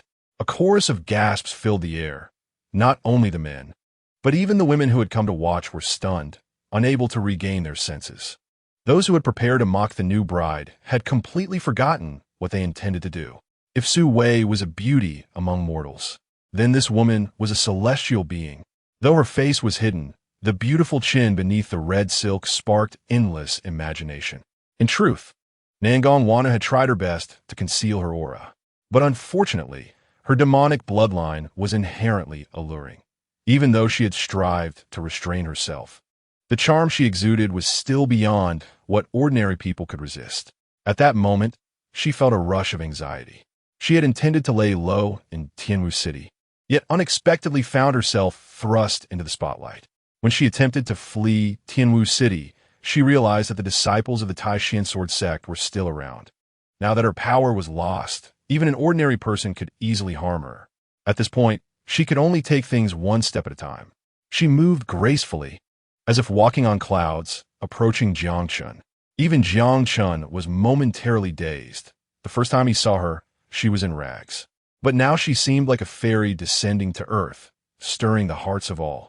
Su Wei's expression was filled with rage, as if a massive stone pressed down on her chest, nearly causing her to collapse without the support of her maid. She had come to see Jiang Chen's humiliation, to watch him embarrass himself in front of everyone. Yet now, her carefully prepared makeup and affected demeanor had become the greatest joke. Her fingers clenched tightly, her nails digging into her flesh, the shame and anger surging like a tide, almost drowning her. Jiang Feng stood nearby, his expression terrifyingly dark, his eyes fixed on that graceful figure as if he wanted to swallow her whole. He had come here to see how Jiang Chen would lose face in front of the people of Tianwu City. But who would have thought that the beggar who had been mocked was actually such an exquisite beauty, even surpassing Su Wei in beauty? Seeing the infatuated gazes of those around him, Jiang Feng felt an indescribable pain, as if the ridicule was no longer directed at Jiang Chen, but at him, the number one genius of the Jiang family. He abruptly turned away, his eyes filled with a chilling malice, secretly vowing, "Jiang Chen, don't get too proud. Soon, you will not only be driven out of Tianwu City, but this new wife of yours will also become my plaything." Jiang Chen had lived 2 lives, but in his previous life, he was only devoted to cultivation. It was his first marriage, and he couldn't help but feel nervous. He reached out to hold Nangong Wanner's hand, but she felt as if she had been electrocuted. As a high-level demon, a top prodigy of the 9 Tribulations demon sect, her heart should have been incredibly resilient. Yet at the moment Jiang Chen touched her, her demonic blood surged, her heartbeat quickening, and a tingling sensation spread through her hand. This man seemed to possess a unique charm. If it were an ordinary man, she would probably hate him to death. But Nangong Wanner felt no aversion to him. Instead, she experienced a sense of comfort, as if there were a magical power within him that naturally drew her to him. Beneath the red silk, shock appeared in Nangong Wanner's beautiful eyes. This man might not be as simple as he seemed. The two walked into the courtyard, facing Jiang Hai at the main seat. The host recited the wedding vows. Bow to heaven and earth, bow to the high hall. The two performed the kneeling ceremony before Jiang Hai. As they bowed to each other, she lowered her head and caught a glimpse of Jiang Chen's feet through the gap in her veil. Feeling that this man seemed to have a different bond with her now, the hand that she held no longer felt awkward and gradually relaxed, obediently being held by him. As they both slowly lowered their heads, due to Nangong Wanner's tall stature, they accidentally bumped into each other. Jiang Chen hurriedly stepped back, and as Nangong Wanner lowered her head, her veil accidentally fell, revealing her stunning face. With just a hint of makeup, she captivated everyone as heartstrings. Her brows resembled distant mountains, her eyes like spring water, charming yet dignified and elegant. Many attendees gasped in surprise, while some women displayed jealousy at such beauty, and the men felt intense resentment, as if they had swallowed a dead fly. Such a beauty was marrying the foolish Jiang Chen. Had they known this beggar woman was so beautiful, how could they let this waste take advantage? Suddenly, a commotion erupted outside the courtyard, and a rough voice shouted, "Where is that kid Jiang Chen? Get out here." Chapter 8. The rascally C.S. Sandow. At this moment, a dozen rascals rushed into the courtyard, led by the notorious street thug C.S. Sandow, whose scarred face was terrifying to behold. He wore an arrogant expression, exuding a menacing aura that left those around him in shock. His strength had reached the 5th level of qi condensation, making him a rare expert among commoners. The noisy crowd quickly quieted down. Usually, Sandow bullied the locals, and everyone looked at him with a hint of fear, not daring to make eye contact for fear of attracting his attention. Jiang Chen stepped forward, protecting Nangong Wanner behind him, and shouted angrily, "C.S. Sandow, getting married today? And I don't recall inviting you. What are you doing here?" C.S. Sandow arrogantly pulled up a chair and sat in the middle of the courtyard, striking a boastful pose. "What am I doing? Your father owes me 1,000 taels of silver, and he promised to pay me back in 3 years. Now it's been 7 or 8 years. You either pay me back 3,000 taels with interest, or you can give me this house as collateral. Over the years, I have seen you suffer, and I've been kind enough not to demand payment. Stop wasting time and hurry up with the money." The dozen rascals behind C.S. Sandow grinned maliciously. Jiang Chen looked coldly at C.S. Sandow. "My father owes you money." That's right. Although Jiang Chen was once the biggest loser in Tianwu City, everyone knows the capabilities of his father, Jiang Lai.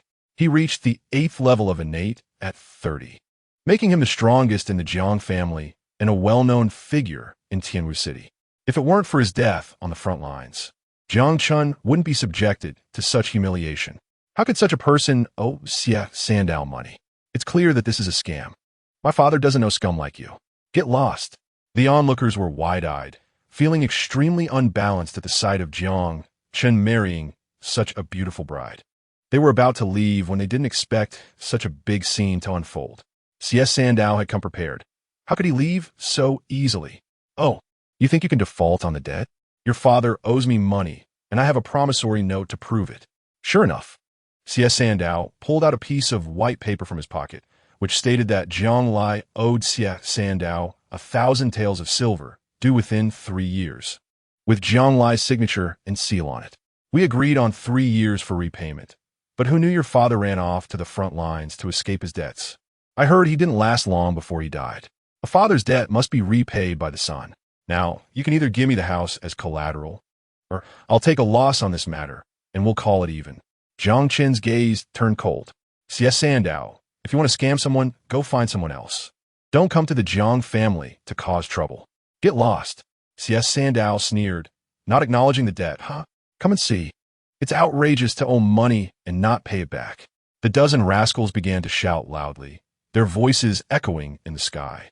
Not only the hundreds of people present, but even the neighbors who loved to watch the commotion gathered around. This was big news. Jiang Chen, the loser, was getting married in the morning and was now in debt by noon. It seemed they would have to visit the Jiang family more often in the future. The neighbors whispered to each other, discussing the situation. Did you hear? Jiang Chen not only has poor talent, but also owes so much money. What a waste. You don't understand. It's Jiang Chen's father who owes the money, and Xie Sandao is here to collect from his son. How could that be? If Jiang Chen owed money, it would make sense, but Jiang Lai is a figure of renown. How could he owe Xie Sandao money? People are short-sighted when they're poor. Jiang Chen is already 20. Even if he got smarter now, he still can't open his meridians. They aren't here to collect a debt. They're here to drive him away. Looks like Jiang Chen is in big trouble. Xie Sandao is a ruthless character. Once he starts causing trouble, no one can stop him. I doubt the Jiang family will keep their house. The neighbors discussed the situation in detail, watching with great interest. Some even brought out stools and sunflower seeds. Enjoying the show. Today's entertainment was all about the Jiang family. Seeing the audience settled, Xie Sandao immediately began his performance, slapping the promissory note in his hand, making a loud sound. He acted as if he were genuinely concerned about the debt. Owing money is a matter of principle. Now, if you don't pay me 3,000 taels, either in cash or with the house, you'll have to get out. Hidden in the crowd, Jiang Feng revealed a smile. The situation was unfolding according to his plan, as if everything were under control. At this moment, Xie Sandao noticed Nangong Waner behind Jiang Chen. His eyes lit up with greed. He leered and said, "If you don't want to pay back the money, you could give me your newlywed wife. You wouldn't lose out. She's the top courtesan in the big city, and just one night with her is worth 100 or 80 taels." Nangong Waner's beautiful eyes seemed to be burning with rage. If she weren't seriously injured, she would have crushed this rascal to dust. Marrying a young man like Jiang Chen was bearable, but being with such a lewd rogue was unacceptable. She would rather die at the hands of the human martial artists chasing her. However, 3,000 taels was indeed a hefty sum, and Nangong Waner anxiously looked at Jiang Chen. He wouldn't really use her as collateral, would he? What would they do then? Xie Sandao felt overjoyed. This job not only connected him with the Jiang family, but also allowed him to gain a pretty young woman. Truly a two-for-one deal. Jiang Chen pondered for a moment, seemingly hesitating. "I've made up my mind. Haha, those who know how to adapt are the wise ones. Little lady, come with me." Xie Sandao grinned widely, revealing his yellowed teeth. Suddenly, a gust of wind rushed in, moving so quickly that there was no time to dodge. A fist gradually grew larger before his eyes. Bang! Xie Sandao felt a sharp pain in his eye socket and stumbled back several meters, squatting down on the ground, his head spinning. After a while, he regained his senses and shouted, "You little brat! You dare to hit me!" Jiang Chen replied seriously, "I didn't want to make a move on such a joyous day. But you asked for it." Not only Xie Sandao, but even the onlookers were stunned. For so many years, Jiang Chen had always been a pushover. Even if he had some brute strength, he never dared to fight back. But now, Jiang Chen had taken the initiative to hit Xie Sandao. Was this really the Jiang Chen they knew? Many felt a chill run down their spines. This was bad. Jiang Chen hadn't even condensed his qi yet. How could he provoke Xie Sandao, a ruthless character? Jiang Chen was in for a big loss now. Xie Sandao had bullied many over the years in Tianwu City. Although his strength was inferior to some experts, he rarely met his match on the streets. "You're asking for death." Xie Sandao got up, cursing angrily, and threw a punch. With the Jiang family backing him, he felt even less restrained. His true energy surged, and he aimed to kill Jiang Chen with a single blow. He was already at the 5th level of qi condensation, and his punch carried nearly 10,000 pounds of force. A fierce gust of wind followed, and everyone felt a tightness in their chests. "Chener!" Jiang Hai shouted anxiously, but as an ordinary person, he had no ability to protect Jiang Chen. In the blink of an eye, Jiang Chen moved. His true energy surged, and he met the punch head-on. Xie Sandao felt a tremendous force and was sent flying backward. What? The onlookers were dumbfounded, and Jiang Hai was also stunned. This situation defied logic. The air fell into a brief silence. Jiang Chen hadn't even condensed his qi yet he had knocked back Xie Sandao, who was at the 5th level of qi condensation. If the previous attack was a sneak attack, this time it was a genuine clash. Everyone collectively held their breath, their eyes filled with disbelief. Did Jiang Chen really knock Xie Sandao down with one punch? How is that possible? Among the younger generation, aside from young Master Jiang Chen, who could knock CS Sandow back with a single punch. The younger brothers behind CS Sandow were also shocked, staring wide-eyed at their boss being sent flying. They almost thought their eyes were playing tricks on them. After all, they had bullied Jiang Chen numerous times in the past. When did this once docile fool gain such strength? Jiang Chen didn't forget to tidy up his big red wedding robe, seemingly indifferent to having repelled CS Sandow, as if he had merely done something trivial. Chapter 9. My father can't read, Big Brother. Old Master. Dozens of younger brothers surrounded and helped their fallen leader up. CS Sandow felt a dull pain in half of his body from that punch, his eyes filled with shock and wariness. He hadn't even successfully condensed his chi yet. As a martial artist at the 5th level of chi condensation, he should have crushed a body refinement stage warrior. Even a genius from a prominent family wouldn't be his match. But facing Jiang Chen, he had actually been knocked back with one punch. With a grim expression, he said, "You've hidden your strength. You've reached the chi condensation stage." Jiang Chen smirked slightly and replied cheerfully, "Of course, I haven't reached the chi condensation stage yet. If I had, you would already be dead from that punch." CS Sandow was furious, his face contorted. How dare mere body refinement stage warrior act so arrogant in front of a chi condensation stage warrior? His blood surged within him, and his true essence erupted with his anger, his palms glowing red. Martial skill. This is a martial skill. Some people recognized the technique CS Sandow was using and gasped. Although some of them had reached the chi condensation stage, even the lowest level martial skills were worth thousands of taels, far beyond their means. No wonder he was so arrogant in Tianwu City. Having mastered a martial skill, who could possibly compete with him? Jiang Chen was in trouble. CS Sandow threw a punch, creating several red fist shadows that rushed toward Jiang Chen. Jiang Chen remained unperturbed. Such flashy martial skills had less attacking power than a second-tier monster. Not to mention, he now had the strength of 20,000 pounds. He swung his fist, and with a series of loud cracks, the red fist shadows exploded, the energy dispersing like ripples. Jiang Chen took a few steps back, his face slightly flushed, and he barely managed to stop after retreating several steps. What good was brute strength? He was still too young. This was a martial skill, after all, and how could he withstand it? After all, there was a difference of a whole realm. Although Jiang Chen hadn't condensed his chi, he was only a step away. CS Sandow was quite skilled. With just these few moves, there weren't many chi condensation stage warriors who could match him. In fact, if it came to pure strength, Jiang Chen didn't need to go head-to-head. However, after absorbing the blood essence of over a dozen monsters, he felt that his physical defense had significantly improved. CS Sandow was strong enough to test just how far he had come. What he thought would be Jiang Chen bleeding did not happen. He merely took a few steps back. CS Sandow, however, was even angrier now. Today, he must make this kid understand the consequences of offending him. CS Sandow. Flame chain. His palms glowed even brighter, transforming into blazing flames in an instant. His body shot forward like an arrow toward Jiang Chen, the flames swirling and his palms creating a sea of fire, seeming ready to engulf Jiang Chen. "Chunner, get out of the way." Grandpa Jiang Hai's voice was drowned out by the flames. A raging fire erupted before Jiang Chen, creating a terrifying scene that seemed deadly. Around them, there was chaos. The sight was too horrifying. The intense flames, like fireworks exploding, reached several meters high. Jiang Chen protected Nangong Waner behind him. A howling wind suddenly appeared, temporarily slowing the spread of the flames.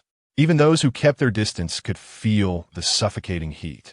In the eyes of the crowd, Jiang Chen seemed destined to die.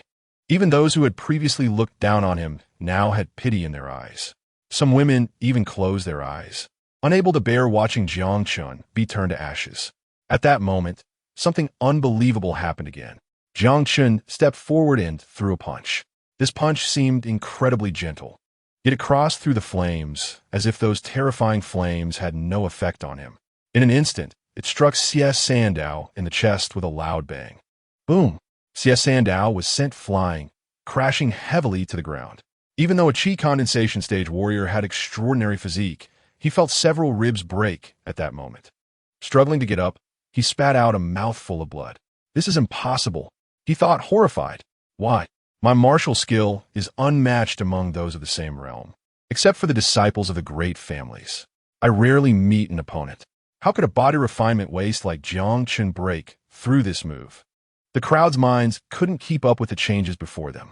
They had always seen Jiang Chen as the martial arts waste with the worst talent record. But today he had repeatedly shattered their perceptions. How could this be? That sea of fire was so terrifying, and Jiang Chen hadn't been burned to death. He even knocked down Xie Sandao. What martial skill did he use to be unafraid of fire? If the first time he had repelled Xie Sandao was due to his strength, the second time was due to his extraordinary combat talent. The combination of both resulted in such powerful attacking force. Nangang Wanner was also taken aback. Though she belonged to the demon race, she knew that even with a realm difference, the power gap was immense. Yet what was happening before her seemed beyond her comprehension. A fifth-level Qi condensation warrior was utterly helpless against a body refinement Jiang Chen. Only she understood that seemingly gentle punch contained a force exceeding 10,000 pounds. Even among the demon race, known for their great strength, it would be difficult to possess such power at the same realm. Superficial, Xie Sandao glared, recalling what his martial skill instructor had once said. But how could Jiang Chen, just a body refinement warrior, possess such insight? Big brother, are you okay? Several younger brothers hurried to help Xie Sandao up. Their older brother was unable to retaliate against Jiang Chen, let alone them. Xie Sandao felt as if his chest had been struck by a massive rock, pain piercing to the bone, and he was already seriously injured. Jiang Chen slowly lowered his arm and said indifferently, with your little ability, you dare come here to extort me and even harass my wife? Get lost. Don't let me see you again, or I'll hit you every time I do. Xie Sandao gritted his teeth and stood up, blood seeping from his chest, his face pale. The courtyard fell silent. Everyone was completely dumbfounded.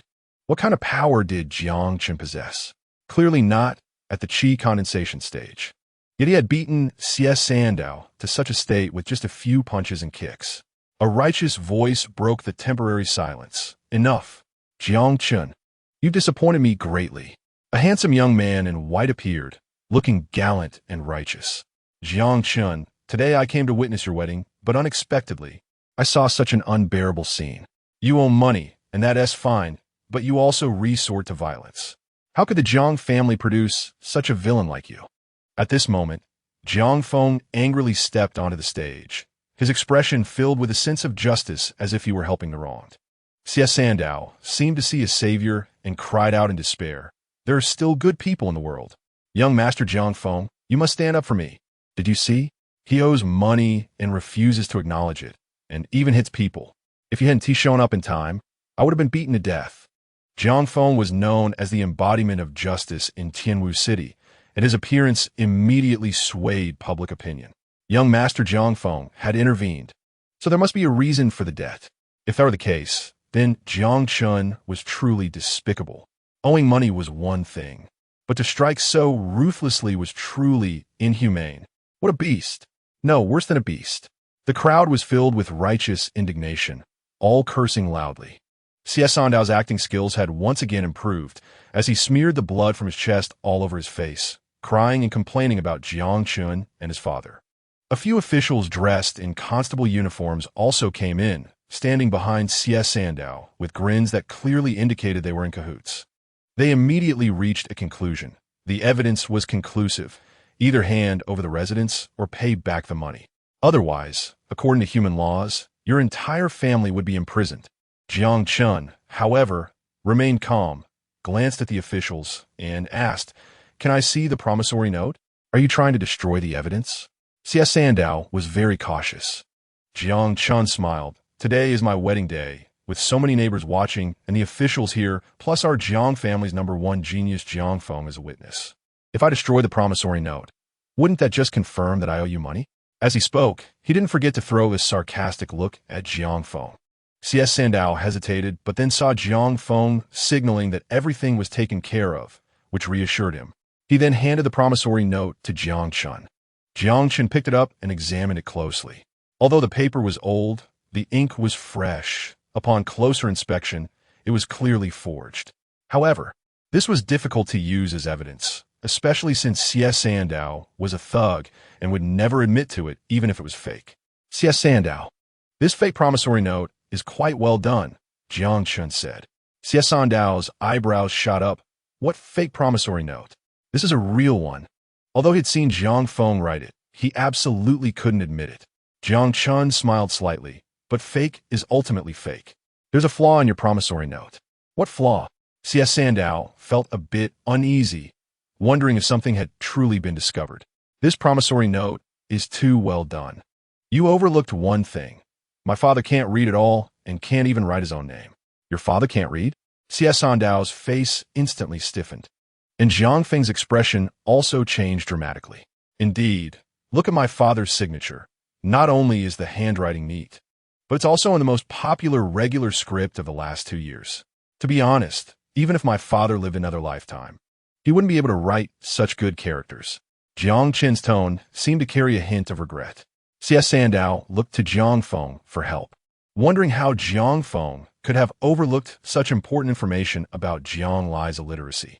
Jiang Feng, however, was also flustered. He had been so focused on forging the promissory note that he hadn't paid attention to the details of the handwriting. As for whether Jiang Lai could read, he wasn't sure. Seeing C.S. Sandow's pleading look, he remained unresponsive. C.S. Sandow could only stubbornly resist. How could your father not read? He's the #1 expert of the Jiang family. How could he practice martial arts? Jiang Chen replied seriously. My grandfather taught him according to the martial arts manual. If you don't believe me, you can ask my grandfather. Yes. My son has high martial arts talent, but has been mischievous since childhood, not recognizing a single character. I can testify to that. Jiang Hai understood Jiang Chen's meaning and hurriedly supported him. The surrounding neighbors began to whisper among themselves, as if they indeed believed Jiang Lai couldn't read. Last time I asked him to write a letter, he refused. When we go to the restaurant to eat, he just draws circles to keep track of the bill. He definitely can't read. He never liked going to private school. I watched him grow up, and I didn't expect him to die young. Jiang Chen scanned the crowd and finally said firmly, C.S. Sandow, if you can find evidence written in my father's own hand, I believe these officials will certainly uphold justice. Not to mention the silver, I will even give you the residence, without a second thought. However, my father sacrificed himself for the country, and even if some treacherous people slander him. He glanced at Jiang Feng. Even if some treacherous people slander him, it cannot hide my father's remarkable achievements, nor can it erase the contributions he made to the Jiang family. You can ask every Jiang family member. Without my father, how could the Jiang family have today's glory? This residence was bought with my father's life. But if you have no evidence, then that is a deliberate slander against a soldier who died in battle, extorting the family of a martyr. This matter will not rest until the truth is revealed. I, Jiang Chen, will not let it go. Jiang Chen's voice resonated in everyone's ears. Each were like a hammer striking down. These words felt like daggers stabbing into Jiang Feng's heart, and his expression turned extremely ugly. Seeing his reaction, some people began to understand. Indeed, over the years, Jiang Lai had fought for many resources and honors for the Jiang family, even going alone to the battlefield and sacrificing himself for humanity, even if some slandered him as a deserter. How could the people of Tianwu City not know that Iron Bone Man, during the siege by the demon beasts, Jiang Lai fought bravely, refusing to retreat? After a day and night, the corpses of the demon beasts piled up like mountains beneath his feet. Su Wei's father was saved by Jiang Lai in that battle, and, with his own strength, brought the Jiang family from an ordinary small family to the position of the #1 family in Tianwu City. All his achievements were well known. It could be said that except for Jiang Chen, Jiang Lai was almost a perfect existence in everyone's eyes. Only he, this useless son, not only was foolish, but also did not inherit Jiang Lai's martial arts talent, leading to such a genius turning gray-haired before the age of 40. It could be said that without Jiang Chen, Jiang Lai would have lived a completely different life. Everyone gossiped that Jiang Lai had joined the battlefield because he saw no hope in this foolish son, which made them even more disgusted with Jiang Chen. If Jiang Chen owed money, it was still possible. How could such a great hero as Jiang Lai owe money to C.S. Sandow? Jiang Lai was a peak expert of the innate realm. How could he possibly owe a mere 1,000 taels of silver? I say, it's just that C.S. Sandow saw Jiang Lai die and came to extort money. Jiang Chen heard the murmurs around him and fixed his fiery gaze on C.S. Sandow. Speak. Where did this promissory note come from, and who instructed you? C.S. Sandow was drenched in cold sweat, momentarily unable to speak. Jiang Feng's face turned as dark as coal. His scheme had been exposed by Jiang Chen on the spot. Although the onlookers dared not speak out, their gazes toward him had changed. And all of this stemmed from this so-called useless Jiang Chen. At this moment, Jiang Chen's eyes became incredibly sharp as he spoke word by word. You wouldn't be forging a promissory note, conspiring with others to scheme against my Jiang family's residence, would you? C.S. Sandow took half a step back. He had only acted this way to latch onto Jiang Feng's big ship. But if he were labeled as slandering a soldier who died in battle, even being sent to the military would seem light. Sandow panicked. Return the promissory note to me. However, Jiang Chen pulled the promissory note back. C.S. Sandow, this promissory note cannot be given to you. You forged a promissory note and slandered a human martyr. All martial artists sacrifice themselves for humanity, risking their lives. Yet behind it, there are such vile people acting up. Officials, what do you say we should do? If you don't handle this, we'll go to the government office to report. If the government office doesn't care, I'll take it to Dongguan County. I don't believe there is no justice in this world. Jiang Chen's words were firm, each one filled with profound national righteousness. One after another, heavy accusations were thrown at C.S. Sandow, making his head spin. In the past, when he bullied the villagers, people only dared to curse him behind his back. But with a few words from Jiang Chen, the matter was elevated to the level of humanity, directly pushing C.S. Sandow to the opposite side of the human race. The onlookers were also stirred by Jiang Chen's words. They also had relatives who went to the front lines and died on the battlefield. In this chaotic world where demons ran rampant, almost every household in the human race wore a white mourning cloth, and 9 out of 10 homes were empty. Thinking of their loved ones bleeding on the front lines while there were vile people stabbing them in the back. They had long harbored resentment against C.S. Sandow and were now filled with outrage, unwittingly standing alongside Jiang Chen. Yes, you are a rogue. How could Brother Jiang Lai owe you money? You are clearly here to bully the family of a martyr. Seeing Jiang Lai dead, you come to bully his elderly father and his foolish son.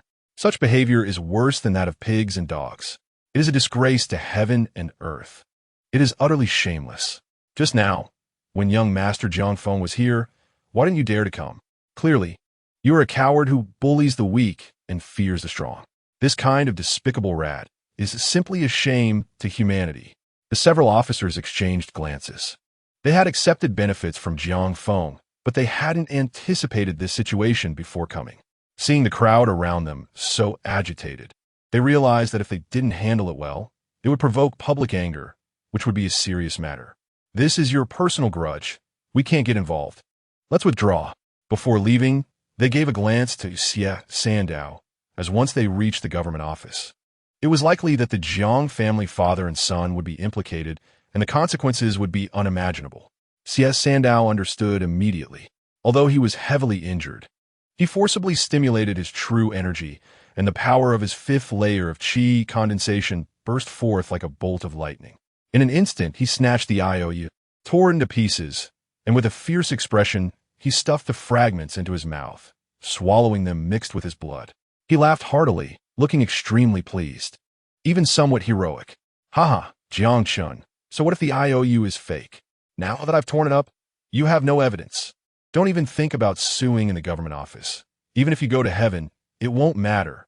Yet Jiang Chen remained calm and unhurried, watching C.S. Sandow's actions. He smiled gently and said, "You see, not only are you incompetent, but your brain is also too simple. My father actually knows how to read. If you refuse to admit it, I can't do anything about it, but the moment I tricked you, you exposed yourself. With your IQ, you could take the title of the biggest fool in Tianwu City." C.S. Sandow's originally triumphant expression instantly froze, turning into one of disgust, as if he had eaten feces. If he had been fooled by others, it would have been one thing, but who didn't know that Jiang Chen had been foolish since childhood? To be played with like this by a fool. And the so-called genius of the Jiang family, Jiang Feng, stood there like a wooden post, speechless. He began to doubt. With Jiang Chen's martial prowess and intelligence, who exactly was the genius of the Jiang family? The crowd gathered around burst into laughter at Xie Sandao's plight. Nangong Wanner's beautiful eyes sparkled with interest. What was supposed to be a seamless conspiracy was so easily resolved by him. Unexpectedly, this kid is quite clever. She had been ready to flee earlier, but this man seems to have some depth. Unknowingly, a smile had appeared on her lips, and the way people looked at Jiang Chen changed. Jiang Chen was no longer the useless person who could be bullied at will. Although he hadn't condensed chi yet, his combat power was already outstanding among his peers. Moreover, he had revealed a level of cunning that was hard to ignore. The Jiang family might soon see a second genius rise. Some young girls looked at Jiang Chen with a hint of infatuation. They had never taken Jiang Chen seriously, always treating him like a fool. But today, there was a dramatic change in their perception of him. Upon closer inspection, he was handsome and charming. In terms of appearance, he seemed even better than Jiang Feng. At this moment, when he looked at Nangong Wanner, there was a hint of jealousy in his eyes. Su Wei bit her cherry lips so hard that blood oozed out. He was obviously foolish and a waste of talent. How could he do all this?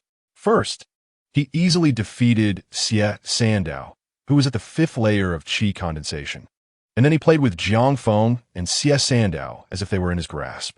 He was clearly a waste. How did he suddenly? Could it be that all along it was just his disguise? Is he actually a peerless genius? Su Wei felt a chill in her heart, and there was a vague hint of regret she shouldn't have. No, I am Su Wei.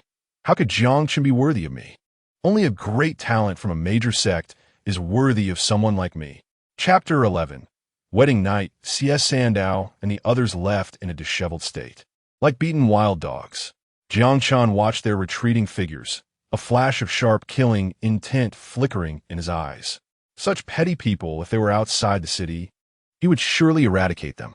But ultimately, in Tianwu City, he could only seek another opportunity. In the Jiang family hall, Jiang Chongling looked at the beaten and bruised Xie Sandao and kicked him. Useless. A bunch of useless trash. So many of you can't even handle a Jiang Chen. What use do I have for you? Family head Jiang. It was really young Master Jiang Feng's misinformation. Please give me another chance. I won't let you down. Xie Sandao pleaded repeatedly. Jiang Feng's expression darkened. Father, I underestimated that fool. No, you underestimated Jiang Chen. We have been deceived by him all these years. He is probably not only not foolish, but also quite clever. This time, I will go all out and will never give him a chance. Jiang Chongling's face was as dark as water. The competition among the 9 sects is approaching, and this spot is something I fought hard to secure for you. We cannot let this matter delay it. Although there is young Master Lin Han's connection, without real talent, you probably won't be able to enter the 9 sections. As long as you can become an inner disciple of any one of the 9 sects in the Eastern Wilderness, the wealth we gain in the future will be 10-fold or 100-fold for our Jiang family. Jiang Feng was somewhat dejected. Father, as someone at the 8th layer of qi condensation, how could I be recruited by the 9 sects? Our Jiang family's business is more important. Jiang Chongling sighed. In this small border town of Tianwu City, Jiang Feng might be considered outstanding among the younger generation, but compared to those from noble families, whether in talent or martial skills, it was worlds apart. In these days, just focus on practicing. Strive to reach the 10th layer of qi condensation before the competition among the 9 sections. This 3rd-tier martial skill was exchanged with half of our family savings. Study it well. Only by entering the sect can we hope to rise further. As for Jiang Chen's matter, I will handle it personally. At night, the room was dimly lit. With the creaking sound of the door opening, Jiang Hai walked in the guest room, holding a cup of hot tea. Chinner, it's getting late. Go rest. Don't keep the bride waiting. After today's wedding, Jiang Hai had a different view of the newlywed granddaughter-in-law. Although her background was humble, her manners and appearance were all of high quality, making her a good match for Jiang Chen. At this moment, Jiang Chen felt a bit uneasy for some reason. In front of the few great kings of the past life, he had never been this nervous. Grandpa, actually, I married her to stay in Tianwu City. We don't have any emotional foundation. Grandson, I have been through this. Relationships need to be cultivated. Your grandmother and I only met once before we got married, and later we slept together every day, and the feelings developed. That's not good. I told her that once I break through to the Qi condensation realm, she can leave the Jiang family anytime. Today is also the wedding night. Come on, Chinner, drink this cup of tea, go in and sit for a while, and have a good chat with the girl. Jiang Chen nodded, took the cup of tea, and drank it all, walking towards the bedroom. Behind him, Jiang Hai had a sly smile, thinking, grandson, it's up to you to continue the Jiang family line. As night fell, with the red candles dimly lit in the bedroom, Nangong Waner was extremely nervous. She picked up the tea, drinking cup after cup, but perhaps due to her anxiety, she only felt thirstier. She married Jiang Chen out of necessity, but at this moment, her injuries were not healed, and she couldn't use her internal power. She even coughed blood several times a day. If Jiang Chen forced himself, even if she had to forcibly stimulate her power, she would have to kill him. At a time when her heart was in turmoil, Jiang Chen pushed open the door, and Nangong Waner tightly gripped her delicate hands. Seeing Nangong Waner's anxious demeanor, Jiang Chen naturally understood what she was worried about. Don't worry, I'm not interested in you. Nangong Waner's anger flared up. She had thought of countless possibilities, but she never expected Jiang Chen to say this. As a prodigy of the succubus clan, even when disguised, the alluring aura she exuded was irresistible to most men. Could it be that it was that Lin Xia? If it were anyone else, Nangong Waner wouldn't have felt competitive, but it just happened to be her mortal enemy. How could she be willing to be outshone by Lin Xia? Could it be that the young master has someone else he favors? A fleeting image of a stunning figure appeared in Jiang Chen's mind. Although they had only met once, he felt an inexplicable bond with that woman, and he didn't even know her name. Perhaps there would be no chance to meet again. Not really. Nangong Waner seemed to casually ask, is that friend good-looking? Not bad, Jiang Chen recalled. That woman is truly a beauty. And compared to me, she is prettier than you, Jiang Chen said honestly. A glint of sharpness flashed in Nangong Waner's eyes. If it weren't for the fact that she still needed to hide in the Jiang family, Jiang Chen would have already been dead.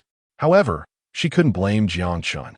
She had altered her appearance, although this form was outstanding. How did it compare to her previous one? Jiang Chen's words seemed to ignite the fighting spirit within Nangong Waner.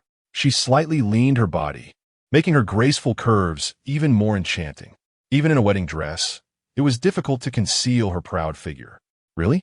She asked, her breath fragrant, her voice soft, her beautiful eyes sparkling as if they could drip water. Jiang Chen thought for a moment and replied, yes, she is much prettier than you.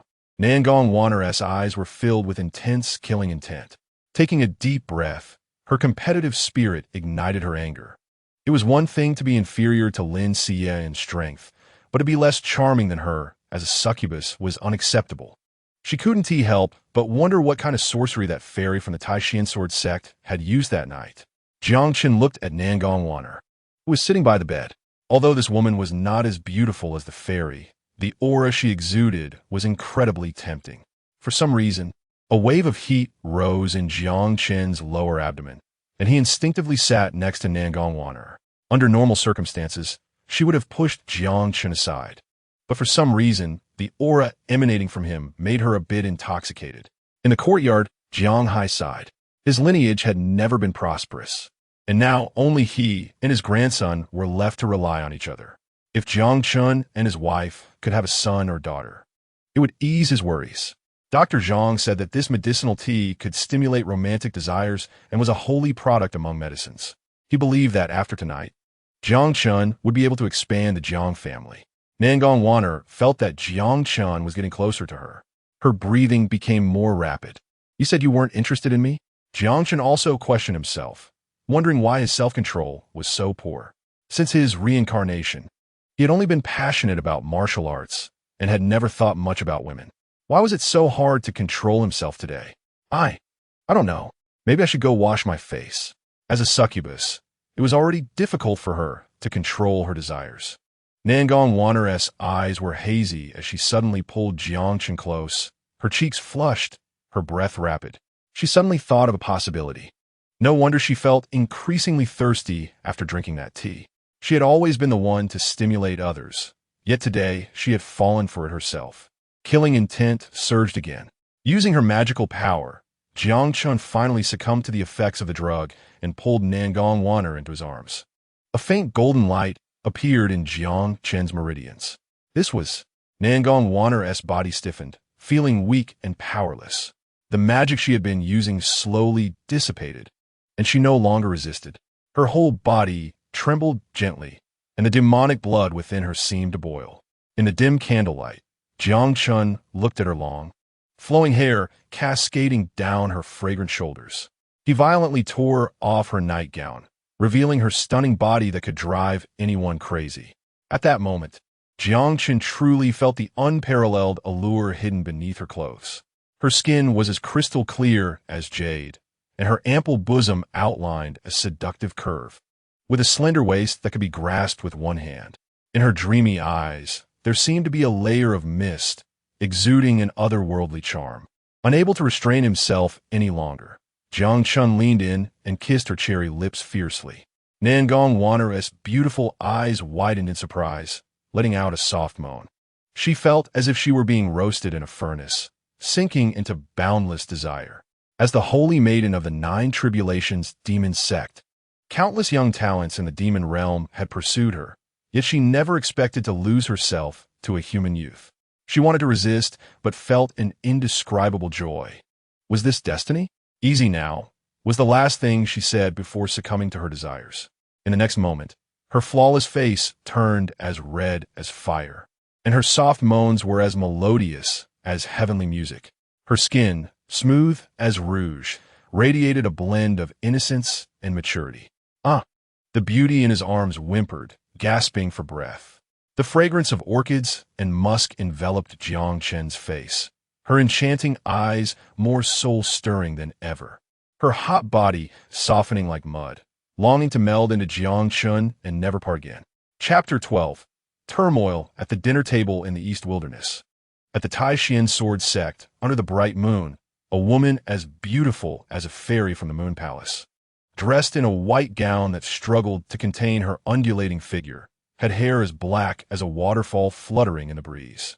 This fairy, who practiced the Moonlight Sword Classic, had clear and holy eyes that now flickered with a hint of confusion. After returning to the Tai Xian sword sect, images of that day as captivating scene often appeared in Lin Xie's mind. She wondered how that man was doing now. As a transcendent fairy, she had never imagined she would lower herself for such a man, whose name she didn't even know. Perhaps they would never meet again. Yet for some reason, a wave of melancholy surged in her heart. In the distance, a disciple looked on in surprise. Lin Xie was the #1 prodigy of the East Wilderness, her status beyond words. Did someone like her also have troubles? As dawn broke, Nangong Waner slowly opened her beautiful eyes. Jiang Chen was still fast asleep, his body unusually smooth, without any golden runes. Could she have been mistaken? After all, how could there be a supreme legacy from the demon realm in this land of the 9 provinces? As Nangong Waner moved slightly, she felt discomfort in her lower body. Recalling the events of last night, she felt more anger than embarrassment. That little thief actually drugged me. Then don't blame me for being ruthless. With her magical power in motion, she raised her hand to kill Jiang Chen. Poof! A mouthful of blood spewed out, and Jiang Chen, who was dreaming, suddenly woke up to see Nangong Waner beside him, inexplicably spitting out blood. What's wrong? Are you okay? Jiang Chen hurriedly supported her, gently patting her back with his right hand. Cough, cough, cough. Just a slight activation of her magical power had caused her intense pain, and it took a while for her to gradually recover. It seemed that she couldn't kill this little thief for the time being. Nangong Waner glared coldly at Jiang Chen. I didn't expect you to use such despicable means. Jiang Chen roughly understood. This must have been Jiang Hai's doing, after all. It had always been his wish for Jiang Chen to expand the Jiang family. Seeing Nangong Waner looking as if she wanted to kill him, he felt a bit aggrieved. Last night, weren't you quite cooperative? Indeed, although the two had no feelings for each other, at that moment of confusion, there was still an instinctive, impulsive reaction. When emotions ran deep, it was inevitable that there would be moments of losing control, and recalling that time now made one feel a bit flushed. You, ahem. Remembering everything from last night, Nangong Waner was even more furious. Overcome with anger, she coughed several times again. The die was cast. Anyway, we are already married, and such things are normal. After all, having become husband and wife, Jiang Chen couldn't bear to say much. He poured a cup of hot water for Nangong Waner, and after she drank it, the pain in her chest and abdomen slightly eased. Looking at Jiang Chen as he left, Nangong Waner was filled with murderous intent. As the proud holy maiden of the Nine Tribulations demon sect, she had suffered such a great loss. She had made up her mind that as soon as her injuries were somewhat better, she would take the lives of Jiang Chen's entire family.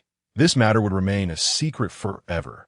Creaking, Jiang Chen pushed the door open and happened to see Nangong Waner getting dressed. Don't cover up, it's not like I haven't seen it. I brought hot water for you. Wash up a bit. There's food in the kitchen. Serve yourself later. Nangong Waner coldly glared at Jiang Chen and stopped hiding. After all, what could it matter if a dying person was seen by him?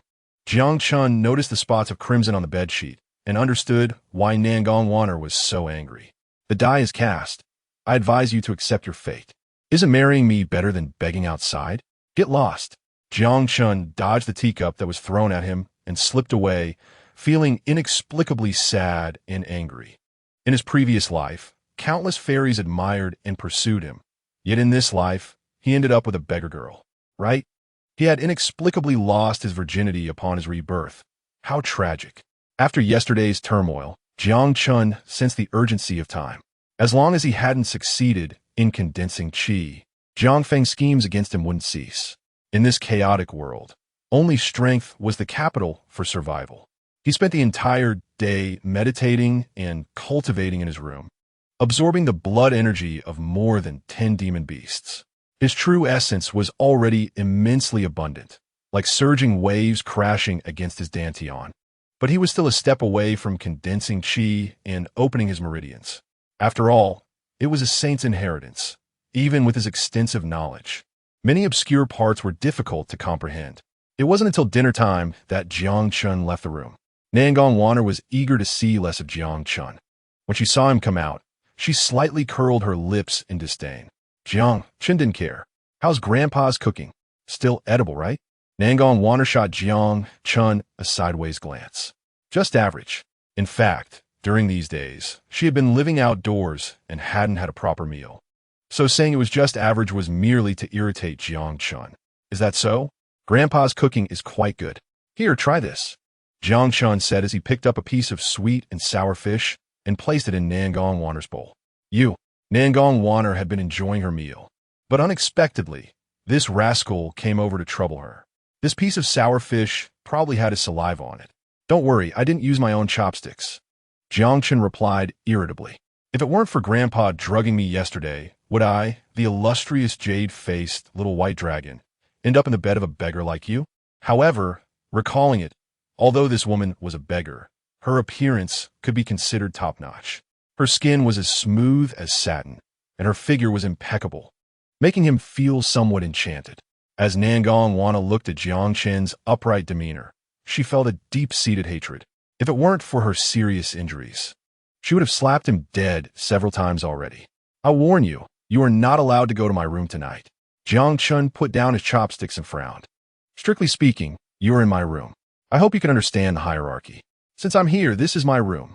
Nangong Vania, used to the dominance of the demon race, didn't care about what Jiang Chen said. You don't want to eat fish, right? Then I'll eat it myself. Jiang Chen couldn't be bothered to deal with her and quickly ate his meal. He still needed to practice after dinner. Once he successfully condensed qi, the first thing he would do was divorce her. Who said I don't eat fish? I love fish. Saying this, Nangong Waner picked up half a fish and stuffed it in her mouth, her cheeks bulging as she glared fiercely at Jiang Chen, secretly thinking that once her injuries healed, she would make him beg for mercy. The calm dining table quickly turned into a battlefield between the two. Whenever one side wanted something, the other would definitely intervene. Just as Jiang Chen was about to lose, he unleashed his ultimate move, the spitting technique. I'm sorry, I concede. All these dishes are now mine.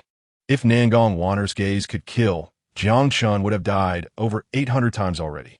Jiang Chen smiled slightly, calmly picking up a piece of sweet and sour meat. Do you want some? It's covered in my saliva, huh? Nangong Waner gritted her teeth in anger, competing with Jiang Chen in fierceness. Uft, uft, uft, uft. The amount of saliva was even greater than Jiang Chen's. Jiang Chen looked at Nangong Waner with slight fear. This woman was truly formidable. Her combat power at the dining table was so high. Her attacks were vicious and ruthless, not inferior to his own. Seeing that the piece of meat in Jiang Chen's hand had fallen to the ground due to her intimidation, she laughed triumphantly, using their own methods against them. You can see now, right? Soon, her smile froze when she saw Jiang Chen take a deep breath, pick up a piece of meat with the most of her saliva on it, and look at her with burning eyes. You think you've won? Oomph. You underestimate me too much. When I first stepped on the path of immortality, I had years of experience eating in the sex cafeteria. I've encountered countless experts, not to mention the occasional flies, mosquitoes, beetles, and rags sneaking attacks. But no one has ever defeated me. In this battle, you lose, like a ray of dawn in the dark night. Countless rays of light flashed, and a stunning figure broke through the sky. Jiang Chen's gaze was incredibly resolute, staring intently at the saliva marks on the sweet and sour meat, sending the saliva-laden piece into his mouth and chewing it slowly, his expression even showing a hint of intoxication. Nangong Waner felt a wave of nausea. This man was truly disgusting. Jiang Chen looked at the defeated Nangong Waner with a mocking expression. It's just a bit of saliva. Is it that serious? Besides, we kissed last night. I didn't see you complaining. Get lost. Nangong Waner picked up a piece of dirt and threw it on the dining table, splattering everywhere. Great, now no one can eat. Fuming, Nangong Waner returned to her bedroom, secretly vowing that one day, Jiang Chen would kneel at her feet and beg for mercy, repenting for his actions. Chapter 13. Enlightenment. Half a month passed in the blink of an eye. In the bedroom, as the Swallowing Heaven Chaos Sutra operated, Jiang Chen's true essence in the Dantian surged like a tide. The golden runes in his meridians shone brightly, as if transforming into golden, celestial beings. The true essence surged forth, creating a sound akin to crashing waves, mysterious and profound. He was comprehending the various meanings of the Swallowing Heaven Chaos Sutra, and the saint's inheritance flowed through his mind like a painting of rivers and mountains, mutually verifying with the immortal techniques he had previously cultivated. The techniques in his hands condensed, and the peak confrontations he had experienced before surfaced in his mind, from which he had gained endless inspiration. After a long time, he slowly opened his eyes, his gaze sparkling with brilliance, but a hint of worry lingered on his face. These days, Jiang Chen had been practicing the Swallowing Heaven Chaos Sutra daily, pondering the method of condensing qi, but progress was very slow. The saint's methods were too profound. Even with his extensive knowledge, it was difficult to comprehend everything. Moreover, this saint's method seemed somewhat incomplete. He always felt that some key chapters were missing. If it weren't for Jiang Chen's exceptional understanding, he might not have even been able to enter the first level. Rather than saying Jiang Chen chose the Swallowing Heaven Chaos Sutra, it would be more accurate to say the Swallowing Heaven Chaos Sutra chose Jiang Chen. I want to sleep, but there is constant heat within my body, and I can't help but recall the enchanting scene from that night. I toss and turn, unable to fall asleep. I can't really blame Jiang Chen. Nangong Waner is inherently of the succubus bloodline, possessing immense charm towards the opposite sex. Not to mention her alluring figure and graceful demeanor. Even the subtle allure she exudes is something ordinary men cannot resist. Jiang Chen sits cross-legged, his true essence swirling in his dantian, continuously cleansing his meridians. After half an hour, although he feels completely relaxed, there is still an unshakable heat in his heart. After pondering for a moment, he directly went to the courtyard, took off his shirt, and drew water from the well, pouring it over his head. After several buckets, the heat still wouldn't dissipate. Jiang Chen picked up the steel spear and began to practice the martial arts left by Jiang Lai. The immortal techniques from his past life require celestial power and are not applicable in this world. Instead, this family martial art allows Jiang Chen to unleash a powerful momentum. Although it is just a first-tier martial art, in Jiang Chen's hands, its power is no less than that of a second-tier skill. With heavy thrusts, endless and boundless. The spear technique is likewise expansive and grand, opening and closing like the waves of the river, infinite and unending. Although he has not yet stepped into the condensation realm, the true essence circulating within him is still imposing. The Jiang family residence is not large, and Nangong Waner is naturally awakened by the commotion in the courtyard. Dressed in a thin shirt, she stepped to the corridor and saw Jiang Chen's spear technique flowing like clouds in water. Although the moves are simple, they contain profound truths. Nangong Waner bit her red lips, her beautiful eyes sparkling with unusual brilliance. Jiang Chen was drenched in sweat, caught up in the excitement of offense and defense. Suddenly, she froze, for she saw golden runes faintly appearing in Jiang Chen's meridians. These are supreme battle patterns that only those who practice the Nine Calamities demon technique can see. The Nine Calamities demon sect was founded by an unparalleled heavenly demon of ancient times, who gained supreme opportunities and obtained half a scroll of a celestial book, which is obscure and profound. He was extraordinarily talented, yet only comprehended a few lines before leaping to become the strongest among the demon race. Using this fragment to create one of the 10 great techniques of the demon race, the Nine Calamities demon technique. It is said that when the Nine Calamities demon technique is cultivated to great success, supreme battle patterns will appear on the body with boundless power. Although the golden runes in Jiang Chen's meridians flashed by, as the saintess of the Nine Calamities demon sect, she could see them clearly. Her breath quickened. No wonder she felt a natural closeness to Jiang Chen. It has been tens of thousands of years since anyone has reached great success in the Nine Calamities demon technique. How on earth did this human male achieve it? Although he is still very weak at this moment, a human possessing supreme battle patterns is certainly not an ordinary person. Jiang Chen noticed Nangong Waner by the corridor. "Why aren't you sleeping so late?" Nangong Waner replied nonchalantly, "You're practicing your spear in the middle of the night, making a lot of noise. How can I sleep?" Leaning against the corridor post, wearing only a thin shirt, her exquisite figure was incredibly enticing. "How long have you been practicing this spear technique?" "About 3 to 5 days. So, are you impressed by my spear skill?" "With this little ability, you think I will be impressed?" Jiang Chen said seriously, "If you say I'm lacking in other areas, I accept it, but if you say my spear technique is lacking, that's a man's disgrace." Nangong Waner instantly understood what Jiang Chen meant, feeling a rush of shame and anger. Then, her beautiful eyes turned at 20 years old. "You haven't even reached the condensation stage. What's the use of a good spear technique?" Now was Jiang Chen's turn to feel aggrieved. His dantian was already full. Why couldn't he condense qi into his meridians? Suddenly, a wild idea sprang up in Nangong Waner's mind. "Well, I do know some methods to condense qi. If you call me master, I will teach you." "You? What do you know about qi condensing methods?" Jiang Chen scoffed. "A female beggar, at most, is at the body forging stage. The way of heaven is to reduce the excess and supplement the insufficient. Hence, the void overcomes the solid, the insufficient overcomes the excess. Spirit condenses in the dantian. Breath circulates in the purple palace." Jiang Chen initially wore a mocking expression, but as Nangong Waner spoke, waves of shock surged in his heart. The originally obscure and difficult areas suddenly became clear, and the true essence surged violently in his dantian, impacting the 8 major meridians. As Nangong Waner spoke each word, Jiang Chen's blood energy surged, and suddenly, the surrounding spiritual energy began to converge towards Jiang Chen. His true essence stirred the operation of the world's spiritual energy, and the momentum was so strong that it even formed a vortex of spiritual power. Enlightenment. In martial arts, moments of extreme clarity are difficult to pursue, and at such moments, previously difficult areas will be easily resolved.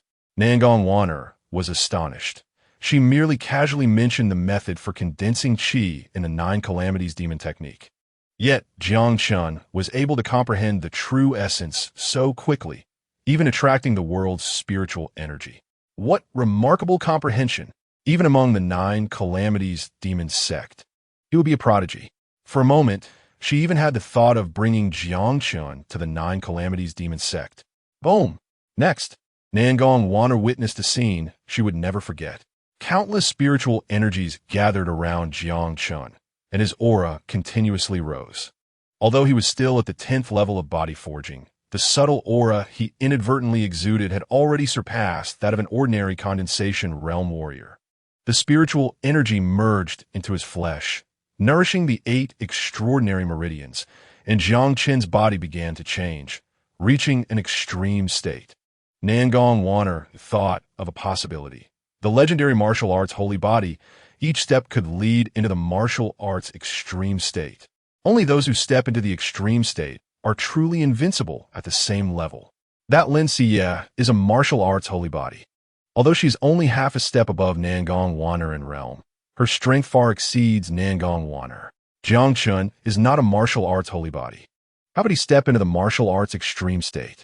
Could it be because of those golden runes? The rolling spiritual energy surged into the 8 meridians, and the thin streams gradually converged into a lake.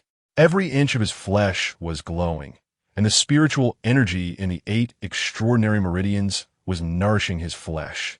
Akin to a rebirth, Nangong Wanner's eyes sparkled with wonder. Jiang Chen must have a huge secret, whether it is the golden runes or the martial arts extreme state. It is enough to prove that he is far from being as simple as he appears. Just as she was in doubt, a sudden sharp pain in her chest and abdomen caused her to cough lightly. Cough, cough, cough.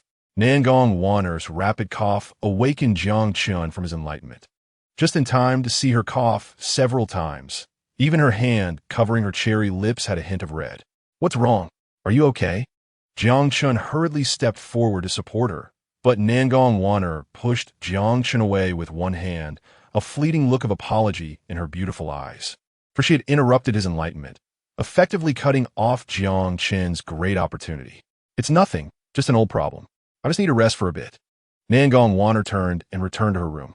Jiang Chen felt the changes within his body, although his realm had not improved. The true essence in his dantian had solidified several times, containing the meaning of the great Tao. The foundation was now so solid that it even surpassed his previous life. Moreover, he gained a further understanding of the swallowing heaven chaos scripture. Currently, he only knows the first 3 levels.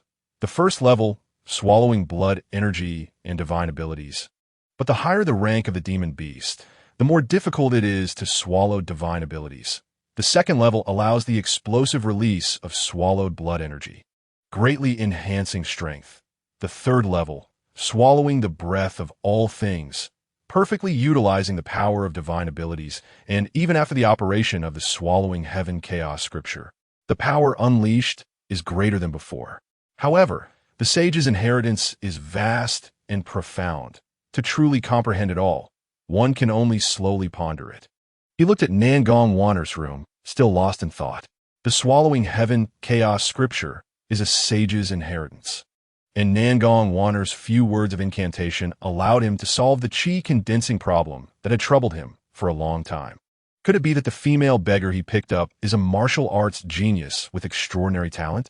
One cannot just let a donkey grind a mill. One must also feed it grass. Since Nangong Wanner, this donkey, is coughing, it must be a lung problem. Tomorrow, he will go to the pharmacy to buy her some medicine for lung treatment. After all, she is also his legally wedded wife. Since Jiang Chen taught Xie Sandao a lesson, those neighbors who usually look down on him have become much friendlier. Early in the morning, as he stepped out, the tofu seller Xiao Chui asked Jiang Chen if he wanted to buy her tofu. In the past, Jiang Chen would have shamelessly gone over and eaten a few pieces. But as a rising star in the martial arts world, he knew he needed to be approachable yet maintain a certain distance. He politely declined her offer and quickly made his way to the pharmacy.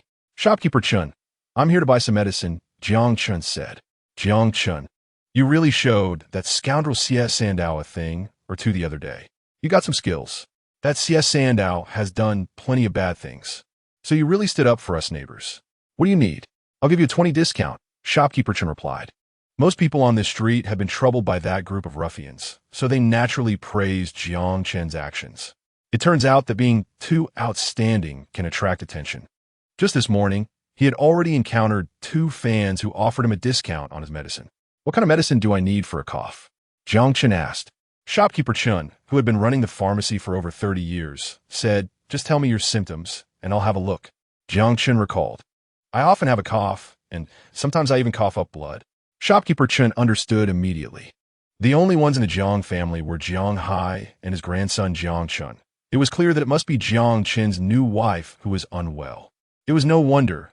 These beggars eat one meal and starve the next, so it's natural for them to have weak bodies and some ailments. It's just a deficiency of lung yin, nothing serious. You just need to take 3 Qian of Codonopsis, 2 Liang of Ophiopagon for Qian of Rehmannia, and 3 Funiblatilla. Boil them into a soup and take 3 to 5 doses, and you'll be fine. As Jiang Chen left the pharmacy, a middle-aged man with a sinister expression walked in. It was Jiang Chongling, the head of the Jiang family. "Family head Jiang, what brings you here?" Shopkeeper Chen hurriedly greeted him. Jiang Chongling was a significant figure, and shopkeeper Chen dared not offend him. Jiang Chongling had a calm expression and said, "Inside." In the back room of the pharmacy, shopkeeper Chen respectfully poured tea for Jiang Chongling. "Family head Jiang, is there something you need? I can personally deliver it to you later." Jiang Chongling took a sip of tea and asked, "What did that foolish boy Jiang Chen come by just now?" "Just some common herbs for treating lung yin deficiency," shopkeeper Chen replied. "Lung diseases are hard to treat. I heard there were many cases of tuberculosis in Lingnan a couple of years ago. If it spreads, it could harm the entire city." A hint of malice flashed in Jiang Chongling's eyes. "It's definitely not tuberculosis, just a common ailment. The symptoms of tuberculosis are well known." At some point, C.S. Sandow had entered, glaring menacingly at shopkeeper Chen. "Family head Jiang said it's tuberculosis, so it must be tuberculosis. You old fool. Can't you understand human language?" Shopkeeper Chen looked terrified as he glanced between Jiang Chongling and C.S. Sandow, quickly understanding the situation. He bowed repeatedly. I understand. Chapter 14. Undercurrents today. The streets of Tianwu City were bustling with many refugees. They were ragged and begging on the roads. It wasn't just the defeat of the human race on the front lines. The beasts in the Beast Mountain were also stirring, and it was said that a great demon had been born. Recently, beast roars had echoed through the mountains, causing hundreds of miles of common people to converge on Tianwu City. On a small road outside the city, an elderly man dressed in hemp clothing, holding a wooden staff, slowly followed the crowd. Suddenly, a fierce roar shattered the sky, and a strong wind howled, sending dust and stones flying. A colorful tiger, dozens of meters long, descended from the sky. Its aura was unmatched, and wherever it passed, trees fell and giants broke. The crowd instantly fell into chaos. The terrifying beast opened its mouth and inhaled, sucking dozens of people into its bloody maw, with blood gushing out as it seemed to enjoy a grand feast. Among the fleeing crowd, an old man looked indifferent. He lifted his hand and flicked his finger, sending a drop of dew floating away, transforming into a beam of light like a galaxy. The once mighty creature, in the next moment, turned into a pool of blood. The survivors didn't understand why the beast had suddenly died, thinking a deity had manifested, and hurriedly knelt on the ground in prayer. The old man leaned on his staff and slowly walked toward Tianwu City. In this chaotic world, at a luxurious restaurant in Tianwu City, there was still singing and dancing. A young man sat in the main seat, surrounded by several beautiful women. He looked about 25 or 26, dressed in luxurious clothing, with an ordinary appearance that seemed pale, a sign of indulgence. Despite his plain looks, his brows were filled with arrogance. Behind him were several young men in blue robes, embroidered with cloud patterns, marking them as members of Yintian's sect, one of the 9 sects of the Eastern Wasteland. The usually high and mighty Jiang Chongling had a flattering smile on his face as he leaned forward, respectfully asking, "Young Master Lin, have you been having fun these past few days?" Lin Han pushed away the beauty in his arms and lazily glanced at Jiang Chongling. Although Tianwu City is just a small border town, it has a population of several million. Is this all you could find? These ladies are the top talent from the Tianxiang Pavilion, Jiang Chongling stammered, his voice trembling, and cold sweat beading on his forehead. Although he was the head of the Jiang family, he felt as small as an ant in front of this young Master Lin.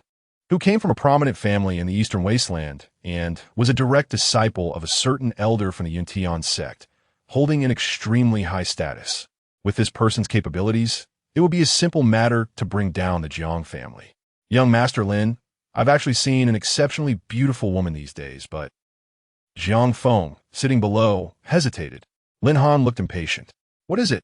Don't say a tiny Tianwu city. Even in the Eastern Wasteland, if I, Lin Han, set my sights on a woman, it's just a matter of a word. Seeing this important figure speak, Jiang Feng flattered. It's just that this woman has just married a useless person who hasn't even condensed qi. It's a pity to have such a delicate flower planted in the dirt. Lin Han revealed a lewd smile. Good. A married woman. I, Lin Han, have plucked flowers for many years, but have never had such an experience. I'm very interested. Jiang Feng, you are quite thoughtful. Hearing Lin Han's praise, Jiang Feng's eyes nearly sparkled as he hurriedly bowed. Jiang Feng will always be loyal to young Master Lin and serve you like a dog. The next morning, there was a commotion outside Jiang Chen's courtyard, as if many people had arrived. Open the door, old man Jiang. Jiang Chen, hurry and open the door. Jiang Chen had practiced until late last night and planned to sleep in, but upon hearing Xie Sandao's voice outside, he instantly became furious, put on his clothes, and rushed out. As soon as he opened the door, he saw Xie Sandao standing there with an arrogant demeanor. What? Didn't I teach you a lesson last time? You still dare to come? Xie Sandao hurriedly stepped back. Although he was at the 5th level of qi condensation, he still felt a bit intimidated after being beaten up. Jiang Chen, you made a big mistake. Do you know that? Yes, I made a mistake. My mistake was that I didn't beat you hard enough last time. Seeing Jiang Chen about to make a move again, Xie Sandao quickly retreated, shouting, the secret is out, and you still dare to hit people. You brought home a tuberculosis patient. Do you want to kill us all? Only then did Jiang Chen realize that his home was surrounded by over 100 people, all neighbors from the surrounding area. But unlike the last time when they watched the show with stools, this time everyone's faces were filled with indignation and disgust. A useless person who isn't even condensed qi, along with a tuberculosis patient. Thank goodness we discovered it early, or else we would have suffered terribly. I said it before. A woman as beautiful as that must have some issues. How could she possibly marry into the Jiang family? Didn't I tell you? Just a few days ago, they invited us to their wedding banquet. I knew it was just to infect us with tuberculosis. This family is too wicked. The voices of the neighbors kept coming, startling Jiang Hai and Nangong Waner. Jiang Chen looked at the smug expression on Xie Sandao's face and knew that this matter must have been fabricated by this guy. Everyone, my wife just has some lung deficiency. She definitely does not have tuberculosis. A few days ago, I specifically got medicine from Manager Chen, so don't believe Xie Sandao's nonsense. Jiang Chen, you still refuse to admit that your wife has tuberculosis. It was Manager Chen who told everyone. A neighbor shouted angrily, pointing at Jiang Chen. Manager Chen is right here. You scoundrel. Jiang Chen still won't admit it. If it weren't for Manager Chen speaking up for us, we would still be kept in the dark by you. If you could stand up for your deceased father and successfully condense your energy, you wouldn't have ended up being kicked out of the Jiang family. That's right. To protect your Jiang family house, you're willing to do such a despicable thing. Aren't you afraid of heavenly retribution? At this moment, Manager Chen trembled as he walked out of the crowd, pointing at Jiang Chen. Jiang Chen, a few days ago in the morning, it was you who brought me to the back of the rejuvenation hall and told me about your wife's condition, fearing that I would spread the matter. You even gave me 30 taels of silver as hush money. This silver is evidence. Sure enough, Manager Chen took out 30 taels of silver from his pocket. This was a significant amount, enough for a family to live for half a year. If there wasn't truth to this matter, how could Jiang Chen, with his family's financial situation, be willing to part with 30 taels? If he knew this woman was a tuberculosis patient and still married her, according to our human laws, he would be sent to the army. Jiang Chen, we are all neighbors. If you hand over the tuberculosis patient, we won't report you to the authorities. Yes, Jiang Chen, hand over the disaster star from your home. Xie Sandao then saw Nangong Waner in the courtyard, rolled up his sleeves, and walked over with a lewd smile. He knew that Nangong Waner did not have tuberculosis. And if he didn't take advantage now, when would he? That little woman was as fresh as a peach. with a curvaceous figure that was truly tempting. It's her. Why is she hiding and not coming out? In a panic, Nangong Waner was pulled out by Xie Sandao by her wrist, just as she wanted to use her energy to fight back. A sharp pain struck her lungs again, causing her to cough several times, with a trace of blood at the corner of her mouth. See, Jiang Chen, do you still not admit it? What else could this be if not tuberculosis? Jiang Chen, you're not afraid of death, but we are. Drive them out of Tianwu City. Kill this tuberculosis patient and throw her out. Kill her. Chapter 15. The Shofu battle flag, not far from Jiang Chen's home, was a tea house where the second floor had a perfect view of Jiang Chen's front door. In a private room, Jiang Feng was accompanying a young master for tea. Young Master Lin, this Qingzhu tea is a specialty of our Tianwu City.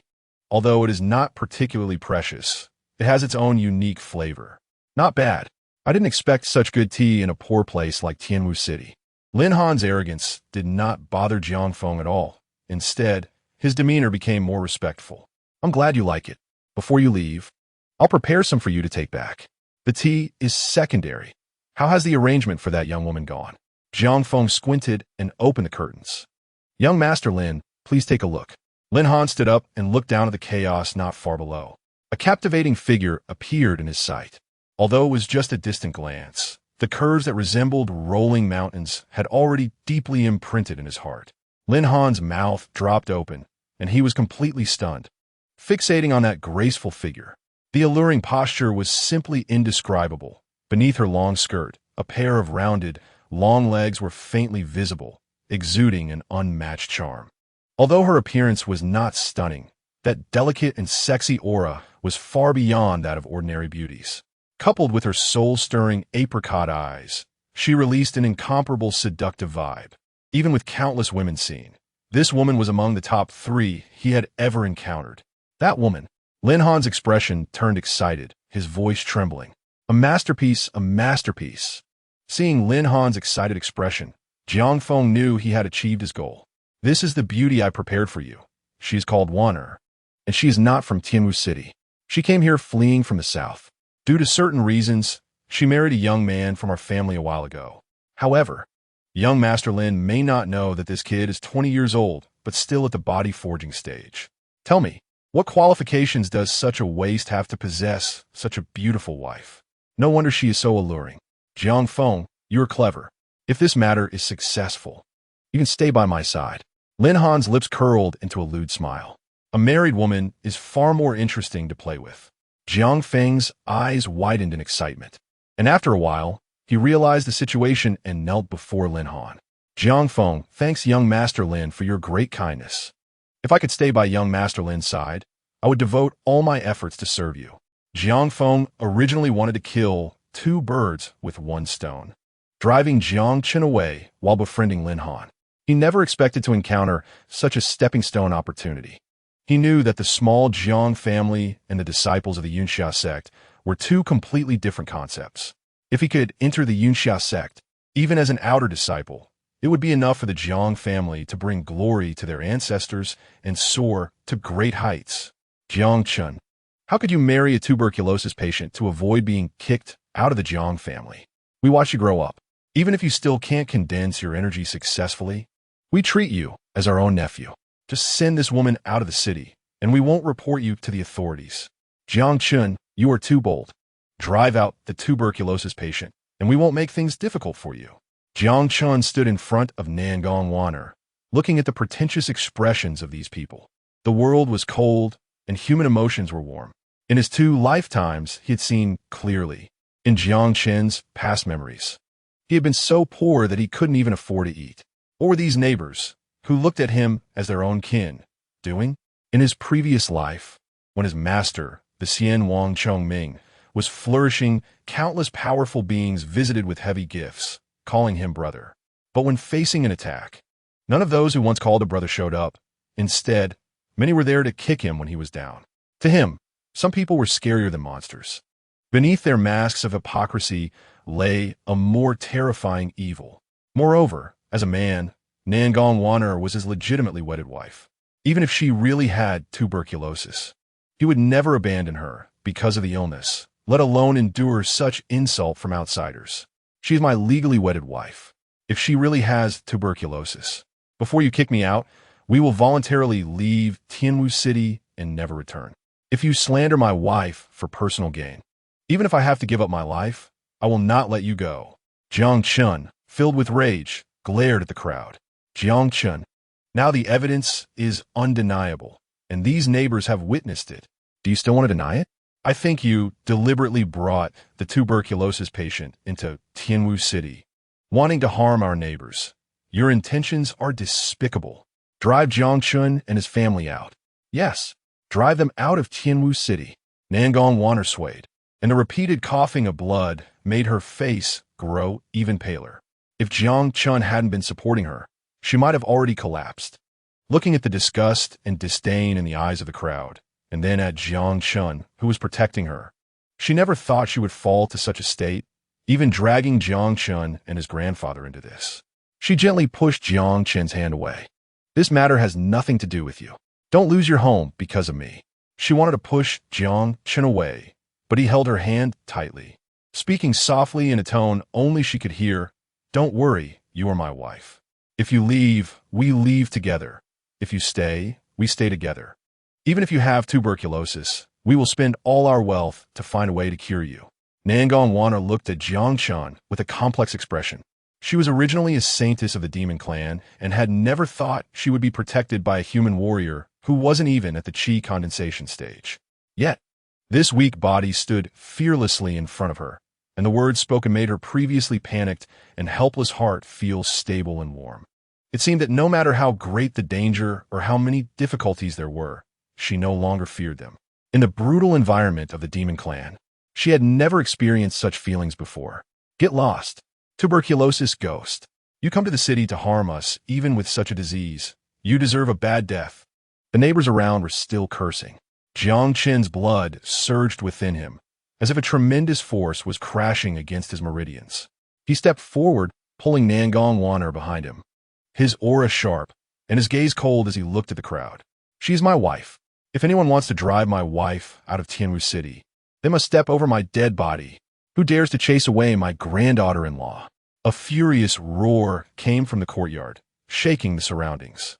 Jiang Hai walked out from the courtyard, holding a dusty box.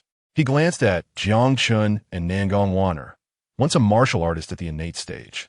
But after being injured on the battlefield against monsters, he lost all his cultivation. Since that day, he had never stood tall again, but this time his back was straight. More than 30 years ago, when the demon clan invaded our human territory, Jiang Lai was just a few years old. I took the family heirloom steel spear into battle.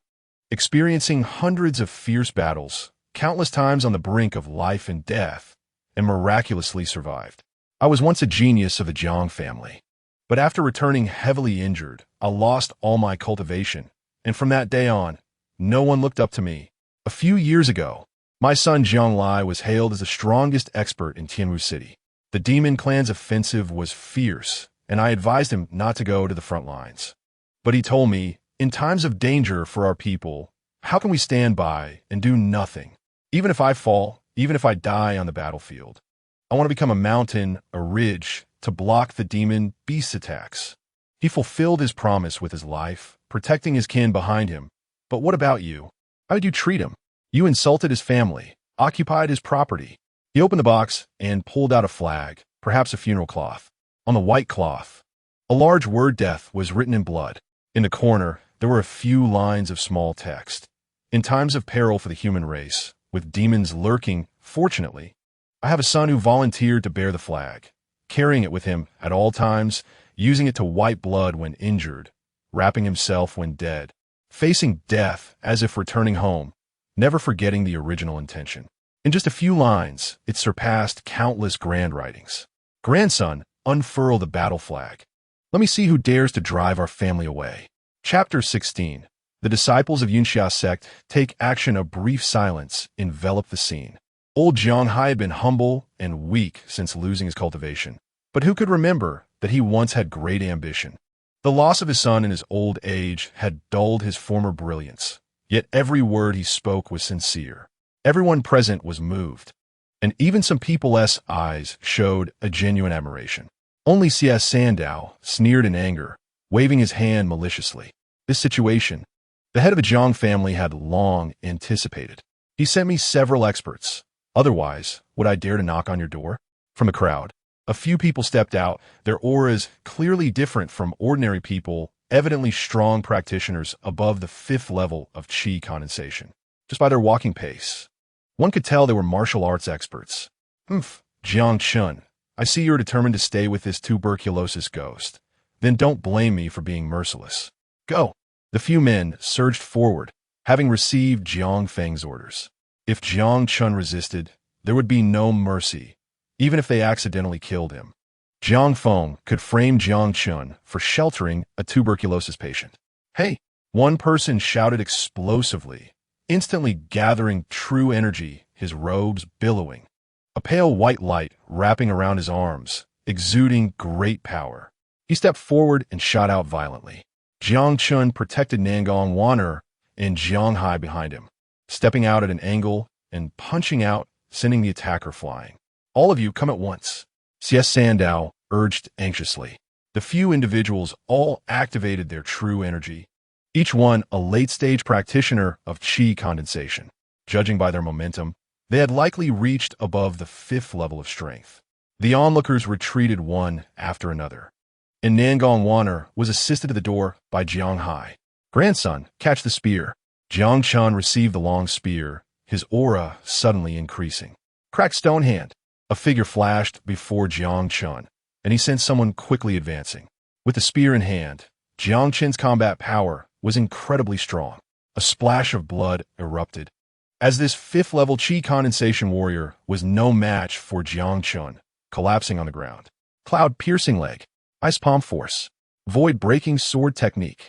Jiang Chen's killing intent was as deep as the sea, sweeping with a spear, his overwhelming energy sending several people flying back several meters. Not far away, Jiang Feng's face was as dark as water. He was already a practitioner at the 8th level of qi condensation, his eyes filled with killing intent and caution. This Jiang Chen was unexpectedly terrifying. Though he hadn't reached qi condensation, his power was not weaker than his own.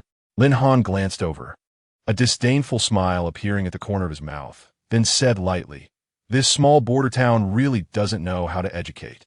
With your few local chickens and dogs, they probably can't even defeat the miscellaneous disciples of Yunxia sect. Chui, go capture that kid, no matter life or death." Yes, the Yunxia sect outer disciple, named Chui, suddenly unleashed his aura, creating a wave of energy on the 2nd floor of the tea house. Jiang Feng's eyes showed a hint of shock. This person was only about 20 years old, yet his strength far surpassed his own. Lin Han seemed to understand Jiang Chongling's meaning, just at the 8th level of qi condensation. Jiang Feng's pupils suddenly dilated. What? A disciple at the 8th level of qi condensation, with a foundation 100 times stronger than mine. Yunxia sect is truly not to be underestimated. If an outer disciple was this powerful, how terrifying would Lin Han, who had reached the god-refining stage, be? When he looked at Lin Han, his expression held not only respect, but also a hint of awe. Just as Jiang Chen was about to withdraw, he suddenly felt a sharp killing intent approaching. A hand had already pierced through Jiang Chen's defenses and pressed against his chest. This palm seemed gentle, but the power contained within it was astonishing. Jiang Chen felt a great force surge in, and he spat out a mouthful of blood. "Chener." Jiang Hai wanted to step forward, but was stopped by Jiang Chen. "I'm fine." Jiang Chen steadied himself, looking at the person in green in front of him. Chui Tuesday, Yunxia sect.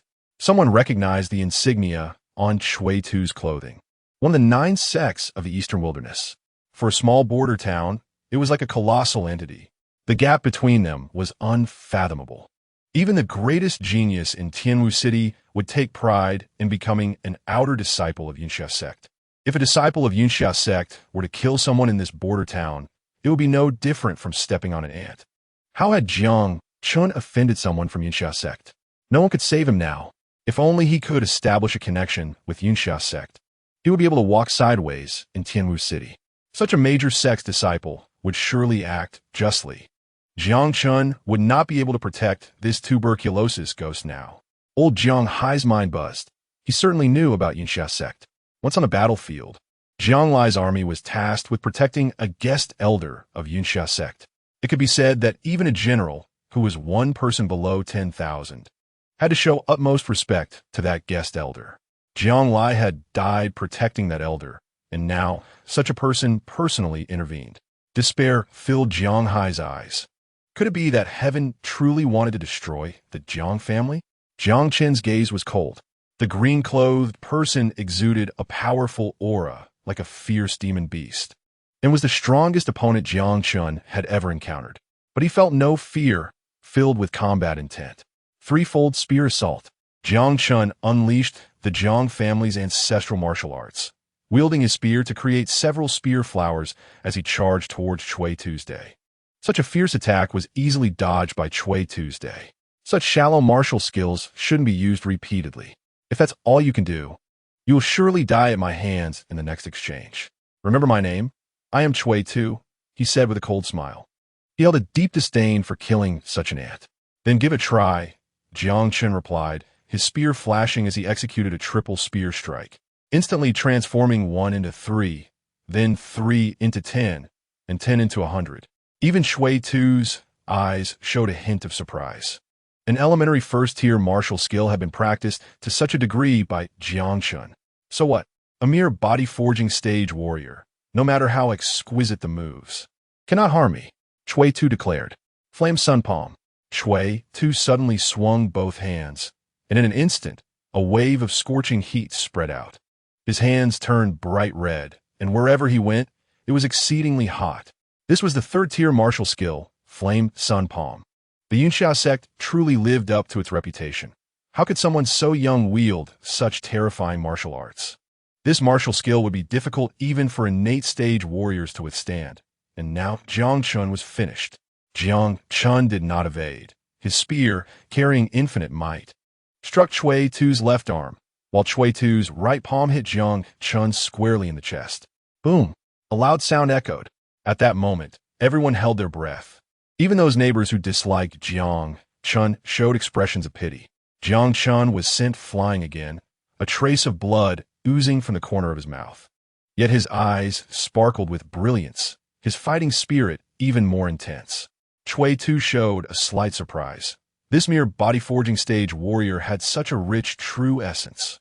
Even an outer disciple of the Yunxia sect would be severely injured by this move. Yet the young man before him only appeared slightly flushed and could continue fighting. But so what? The gap in realms cannot be bridged by mere, true essence. Even if Jiang Chen were truly a genius, offending the Yunxia sect's prodigy Lin Han meant a dead end. Cui Tu grinned savagely, already imagining countless ways to torture Jiang Chen to death. Yet Jiang Chen's eyes held a smile, seemingly enjoying this duel. In his past life, Jiang Chen had stood out among countless prodigies. Facing pressure had instead sharpened him.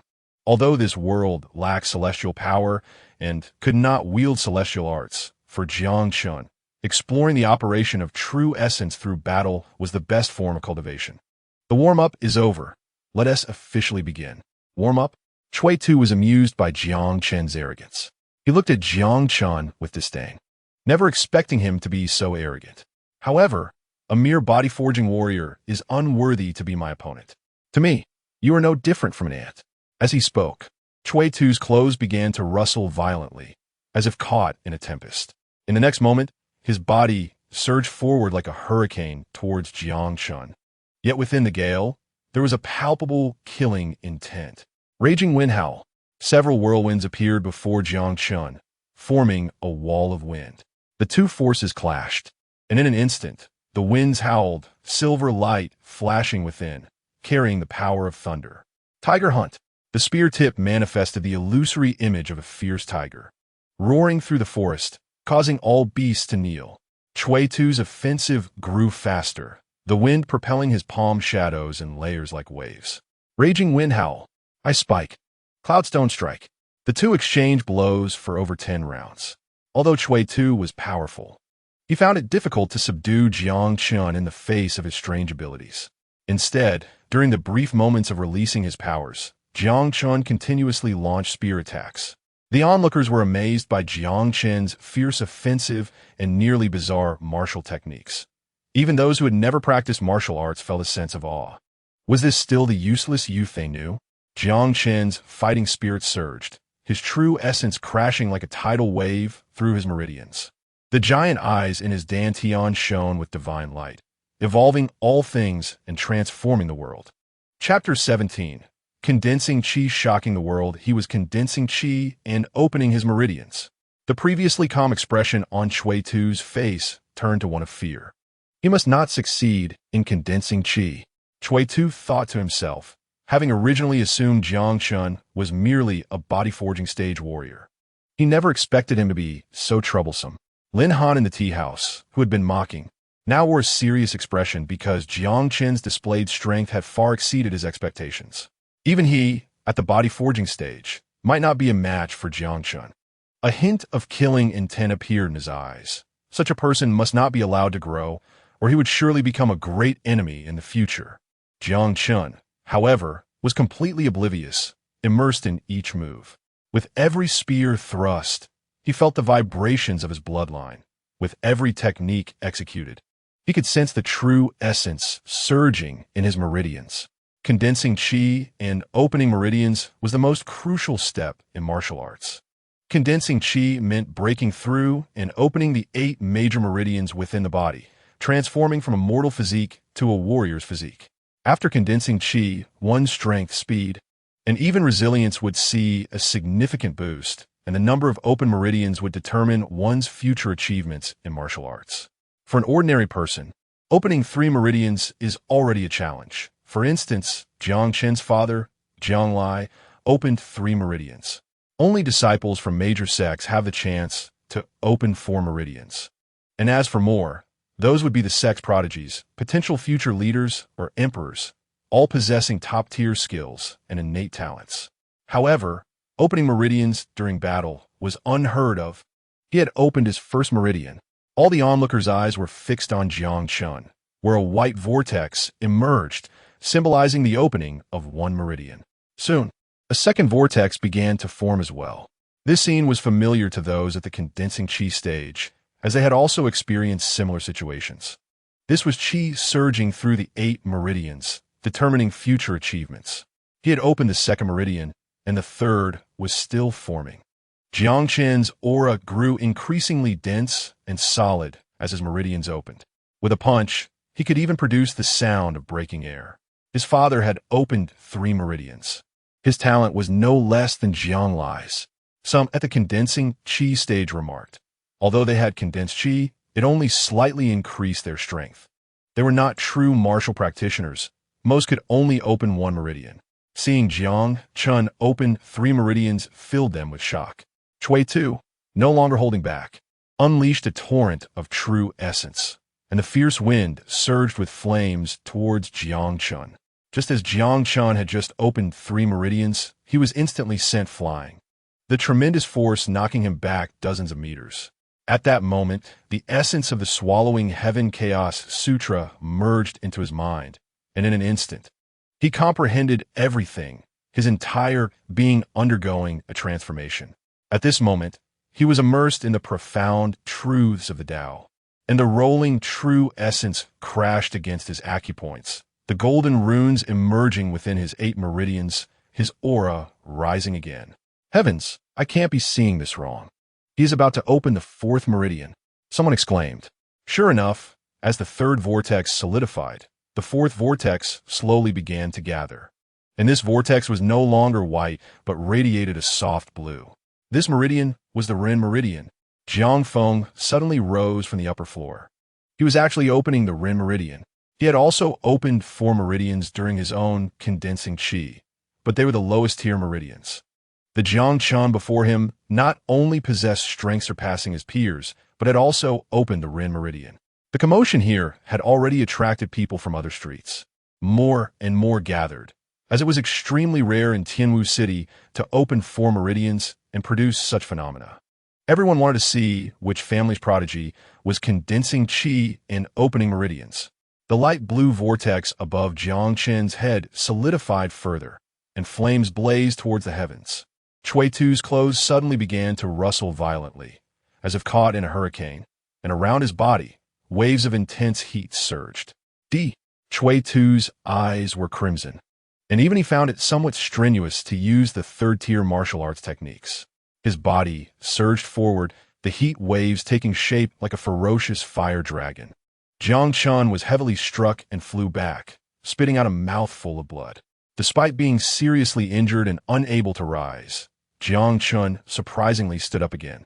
At that moment, his body radiated divine light, the divine brilliance flowing like a celestial being descending to the world, his aura becoming increasingly powerful.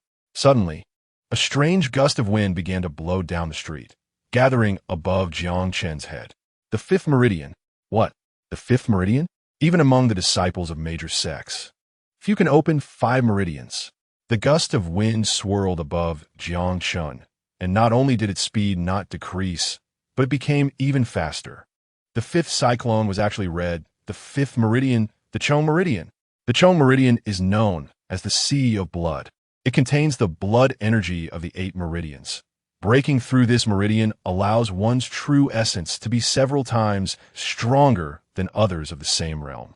Jiang Chen's true essence surged, ceaselessly flowing, with specks of golden light appearing in his meridians. At this moment, everyone seemed to hear the sound of waves crashing, echoing throughout the area. The sound of the waves became clearer, and all the surrounding noise quieted down. The expressions of Lin Han and others grew increasingly grim. After several breaths, the sound of the waves grew even clearer. The crowd's faces were filled with disbelief. Among the crowd, an old passerby stopped to watch. His wooden staff, clearly already withered, yet a green branch on it emitted a strong vitality, like green mist, softly radiating light. The old man was short, his weathered face resembling old tree bark, dressed in tattered hemp clothes, with murky eyes that only sparkled when passing over Jiang Chen. His aged voice rang out, echoing throughout the area, the 6th meridian, the Du meridian. In an instant, the specks of golden light rose from Jiang Chen, gathering in the air. Amidst the astonished gazes, the golden light spun like a tornado, forming a golden cyclone. Anyone who could open 6 meridians would undoubtedly become a powerful figure. And today, this miracle was witnessed by them. Although Nangong Waner was a genius of the demon race, she understood what breaking through 6 meridians represented. Even among those human geniuses, those who could open the Ren and Du meridians were extremely rare, because the Ren and Du meridians are the seas of Yin and Yang, which are the same and ceaseless. How great of a fortune does this kid possess to be able to open the Ren and Du meridians? What troubled her even more were the golden runes in his meridians, clearly the strongest battle markings recorded by ancient powerful beings of the demon race. Jiang Chen must be hiding a secret. Could he be a disciple accepted by some hidden master? At this moment, the voices of the onlookers trembled slightly, looking at Jiang Chen as if they were seeing a prodigy. A genius of 6 meridians. I've lived for 50 years, and this is the first time I've seen it. My life is not in vain. You can forget it. You've also seen 5 meridians for the first time. This kid Jiang Chen, I didn't realize he was so powerful. Look, he hasn't stopped. Indeed, Jiang Chen's eyes lit up, and 2 beams of golden light shot out from his eyes, with the runes of the great Tao faintly appearing, dazzling and radiant, as if forged from celestial gold, imprinting themselves between heaven and earth, completely engulfing Jiang Chen like a tangible substance. Cold sweat appeared on the backs of the crowd, as they had never heard of anyone being able to open 7 meridians. How did he cultivate? How deep was his foundation to break through 7 meridians during the Qi condensation stage? Boom! A wave of energy surged, and the 7 cyclones above Jiang Chen exploded, sending waves of energy soaring into the sky. The surrounding sky seemed to sense this power, gradually gathering in the air to form a massive vortex of clouds. As if the heavens were changing, the old man tightened his hemp robe and then found an unobtrusive corner to sit down, seemingly not intending to continue on his way. He took a sip from a gourd at his waist. This kid is interesting. The entire street fell silent. Jiang Chen stood with a silver spear, his expression calm. Speaking indifferently, I have entered the Qi condensation realm. Chapter 18. Are there really immortals in the world? Jiang Chen's voice was very calm, but to everyone's ears, it was like thunder. For so many years, everyone had regarded Jiang Chen as trash, and all looked down on him. Was it disdain, or was it just that they couldn't see clearly? By today, this sword, which had been hidden in its sheath, was finally about to be unsheathed. From now on, perhaps no one would be able to block this sword. After entering the Qi condensation stage, Jiang Chen's physique underwent a tremendous change, exuding an extraordinary aura. As he stood, his clothes billowed lightly, his demeanor peerless. It could be said that now he truly became a martial artist, and the world seemed much clearer in his eyes. Cui Tu laughed loudly. Killing a genius who has opened 7 meridians might be the greatest honor of my life. In fact, I somewhat hoped to lose to you. Just now, he had already held back. Otherwise, he would not have allowed Jiang Chen to break through the last 2 meridians so smoothly. The reason was that he was not only Lin Han's follower, but also a human martial artist. The next move will be my strongest strike, so be prepared. Cui Tu stepped forward, his true essence surging, all his acupoints opening, and waves of energy surged up. Everyone felt a heavy pressure, quickly retreating in fear of the strong. The pressure felt most heavily by Jiang Chen, who remained indifferent, standing like a deity. Cui Tu soared into the sky, bringing forth the sound of wind and thunder. His overwhelming aura making everyone feel as if their hearts were about to burst. He raised his hand and struck down from the sky. Roar! A dragon's roar shook the surroundings.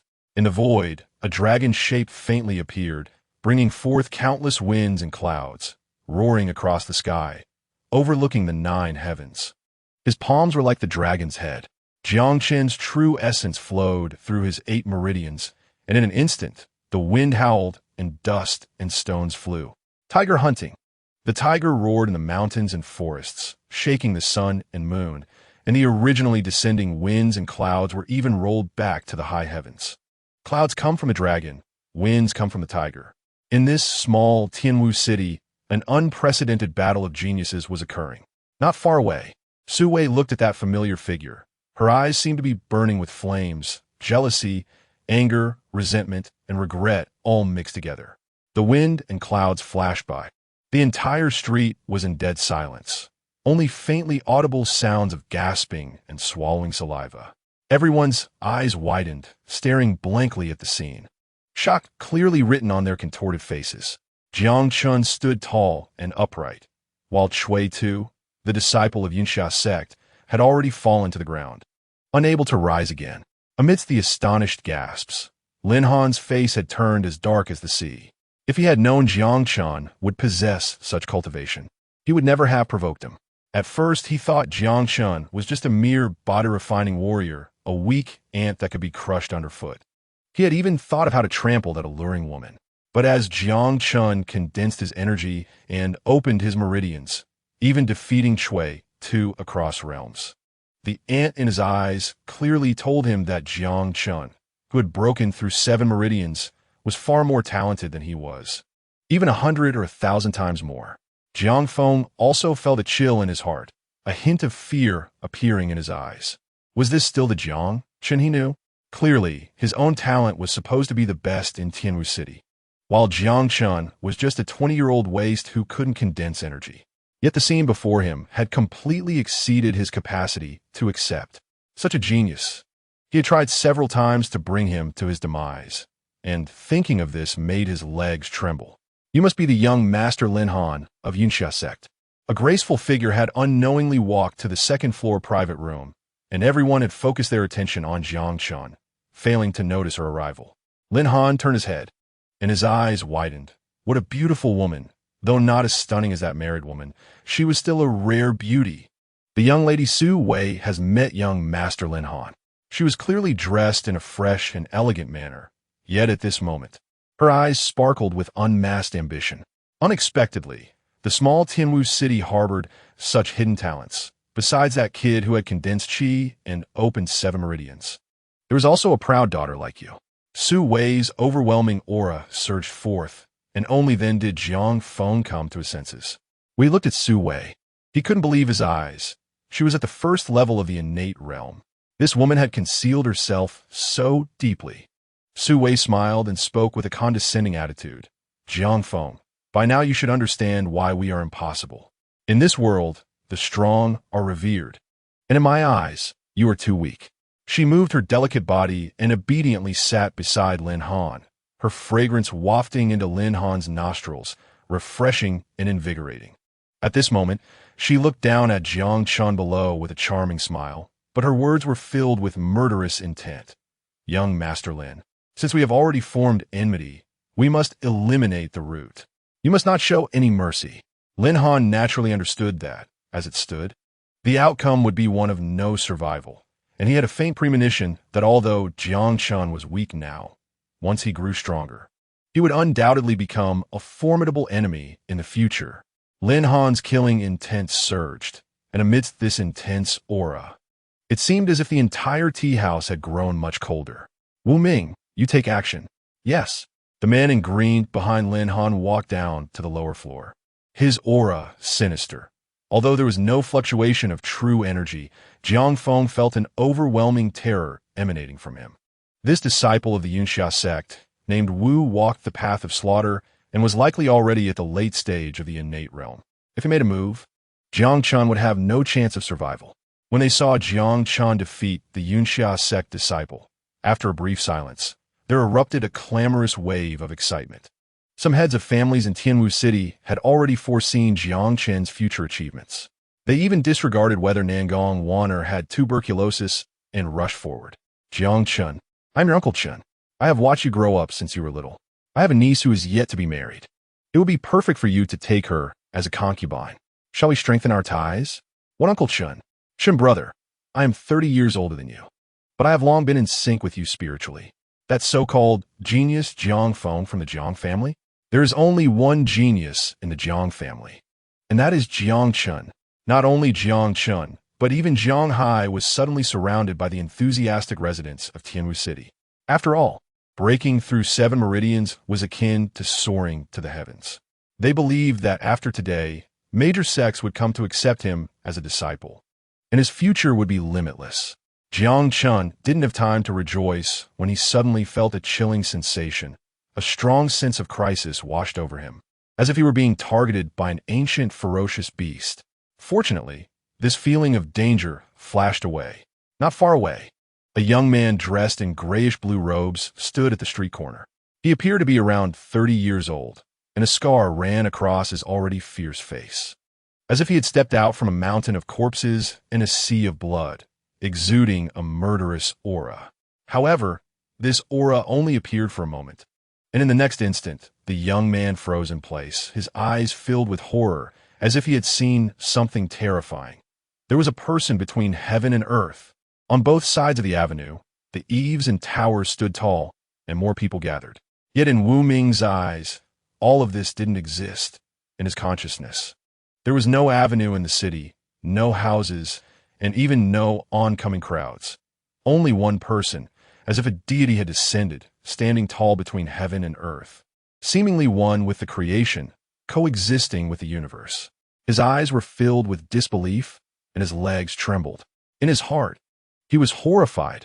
Is there truly a deity in this world? Chapter 19. Let's sleep in this room. The phenomenon of Jiang Chen breaking through 7 meridians had already stirred the entire Tianwu city as countless residents gathered in droves. Moreover, accomplished martial artists leaped across rooftops, wanting to witness firsthand who the prodigy that broke through 7 meridians was. In less than a quarter of an hour, the streets were packed with people, and even shopkeepers and courtesans were drawn in, creating a scene of unprecedented prosperity on this street. Even the eaves were filled with onlookers, all staring blankly at that figure, unable to believe what was happening before their eyes, that the unrivaled prodigy who broke through 7 meridians was actually the Jiang Chen who had been mocked for years. Many regretted bitterly, for just half a month ago, Jiang Chen had been seeking someone to propose marriage, and now their gazes were devoid of the previous disdain, replaced with deep shock and admiration. Condensing qi and breaking through 7 meridians, not to mention defeating the Yunxia sect disciple despite being at 8 minor realms lower. These were feats rarely seen in the world. Jiang Chen had already taken on a mythical aura, leaving an indelible impression of shock on everyone. A genius, he was a true martial arts prodigy, destined to become a powerful figure in the future, not only in Tianwu City, but even in the Eastern Wilderness. He was a talent of extraordinary caliber. No wonder he only condensed qi at the age of 20. It was only through accumulating experience and honing himself that he had the opportunity to shine so brilliantly today. In times of chaos, there must be the birth of geniuses, and in a few decades, Jiang Chen would undoubtedly become one of the strongest among humanity. After being ridiculed for so many years without saying a word, hiding his sharpness within, not only did he possess talent, but his resilience and depth of character were also terrifying. Such a prodigy is rarely seen in a lifetime. Jiang Chen pushed through the crowd and spotted Xie Sandao. As soon as Xie Sandao met Jiang Chen's gaze, he instantly shrank back, trembling all over. His eyes filled with terror and fear, tears and snot streaming down his face. Jiang Chen, spare me this once. Please spare me just this last time. Jiang Chen's eyes were filled with killing intent. He had been provoked time and time again, and although he had someone behind him instigating, Jiang Chen was not someone to be trampled upon. A flash of spear light passed, and Xie Sandao's voice abruptly stopped. The long spear pierced through his chest, and he looked in horror at the wound on his chest, wanting to speak but unable to utter a word. Only blood and foam gushed from his mouth. The surrounding crowd was stunned, as no one had expected Jiang Chen would really kill someone in broad daylight. At this moment, Jiang Chen had condensed qi and broken through 7 meridians, which was akin to leaping into a dragon. It could be said that killing a few of them would not invite anyone to intervene, but everyone knew who was behind Xie Sandao. And this undoubtedly marked the beginning of a formal conflict with Jiang Chongling and his son. But Jiang Chen, having condensed qi, was no longer the young man who had been bullied in the past. In this life and the next, he had never feared any challenge and would not be afraid of a small family in Tianwu City. Meanwhile, Nangong Wanner, who had been anxiously worrying, finally felt relief. Tears welled in her eyes. For some reason, just now, her heart had been hanging on Jiang Chen, fearing that he might encounter an accident. Unexpectedly, Jiang Chen had condensed qi from such adversity and even broke through 7 meridians in one go. She had never thought that the seemingly ordinary man would grow to this extent in just a month. "Little girl, is he your man?" A gaunt old man staggered towards her. Nangong Wanner suddenly felt a surge of vigilance. The old man walked slowly, but each step seemed to tread upon her heartstrings. However, this oppressive feeling quickly faded. Upon closer inspection, he was just a decrepit old man. The old man tightened his ragged clothing and leaned against the door of Jiang Chen's house, slowly sitting down. "Not bad. Your taste in men is quite good. Is this your family-esque courtyard? Can I sit?" Nangong Wanner nodded. The emaciated old man leaned against the wall, soaking in the warm sunlight, as if slowly falling asleep. On the second floor of the tea house, Lin Han watched Wu Ming return, his expression extremely gloomy. "What's wrong? Are you also afraid? Not daring to kill the genius who broke through 7 meridians?" Wu Ming seemed to be haunted by lingering fears, as if he had just escaped from some great terror. Cold sweat trickled down his forehead, and after a long while, he managed to utter a sentence. "Senior brother Lin, a strong man has descended. We must leave." Night fell. Today is the most exhilarating day in Jiang Hai's life. As he grows older, he becomes increasingly worried about his grandson. He often thinks about how Jiang Chen will live alone if he, Jiang Hai, were to leave this world. Over the years, he has devoted all his efforts to protect this seemingly useless grandson. His once fiery temper has softened, and his proud posture has bent, fearing that if he offends anyone, it might ultimately bring harm to Jiang Chen. But today, Jiang Chen successfully condensed his energy and became the only prodigy in the history of Tianwu City to break through 7 meridians. Tears streamed down Jiang Hai's face, and he was even happier than Jiang Chen. He finally laid down the heavy burden on his shoulders and enjoyed a good drink. By the end, he kept calling out Jiang Lai's name, an old man sending off a young man. For so many years, no one knew how much pain this elder had suppressed in his heart. If it weren't for Jiang Chen, he would have long lost his desire to live. But today, he finally became himself. In the bedroom, the candlelight flickered.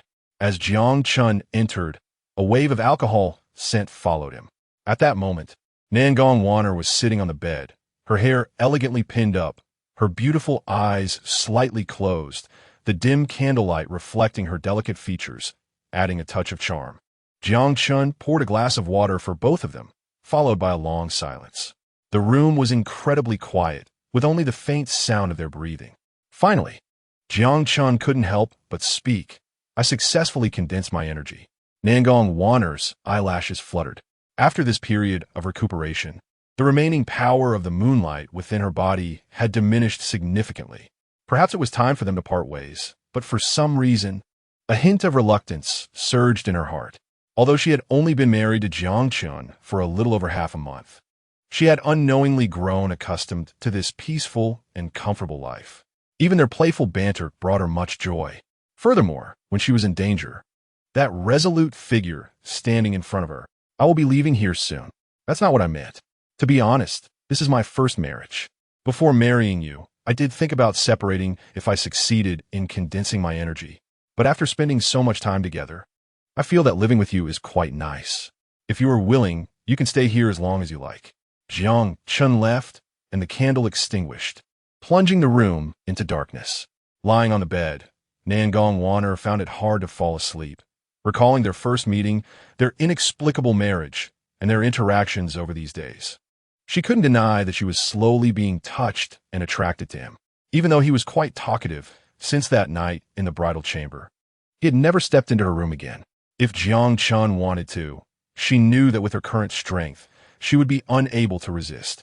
She was well aware of how attractive her body was to men. Yet, Jiang Chen preferred to take cold showers at night and never mentioned sharing a bed with her again, no matter what danger arose. Jiang Chen had always stood in front of her without hesitation. Unconsciously, she no longer felt any wariness or fear towards him. However, what if he knew she was the holy maiden of the demon clan? How would she face Jiang Chen then? Outside the door, Jiang Chen's sound of taking a cold shower could be heard. After a moment's hesitation, Nangong Waner sat up, under the moonlight, as the door creaked open. Her enchanting and charming face was revealed, beautiful like a quietly blooming night blooming cereus. Jiang Chen was quite surprised. "Can't you sleep?" Nangong Waner's gaze flickered. After much hesitation, she finally said, "Come sleep in this room." "Huh?" Jiang Chen widened his eyes, thinking he misheard. "What did you say? You don't have some kind of conspiracy, do you?"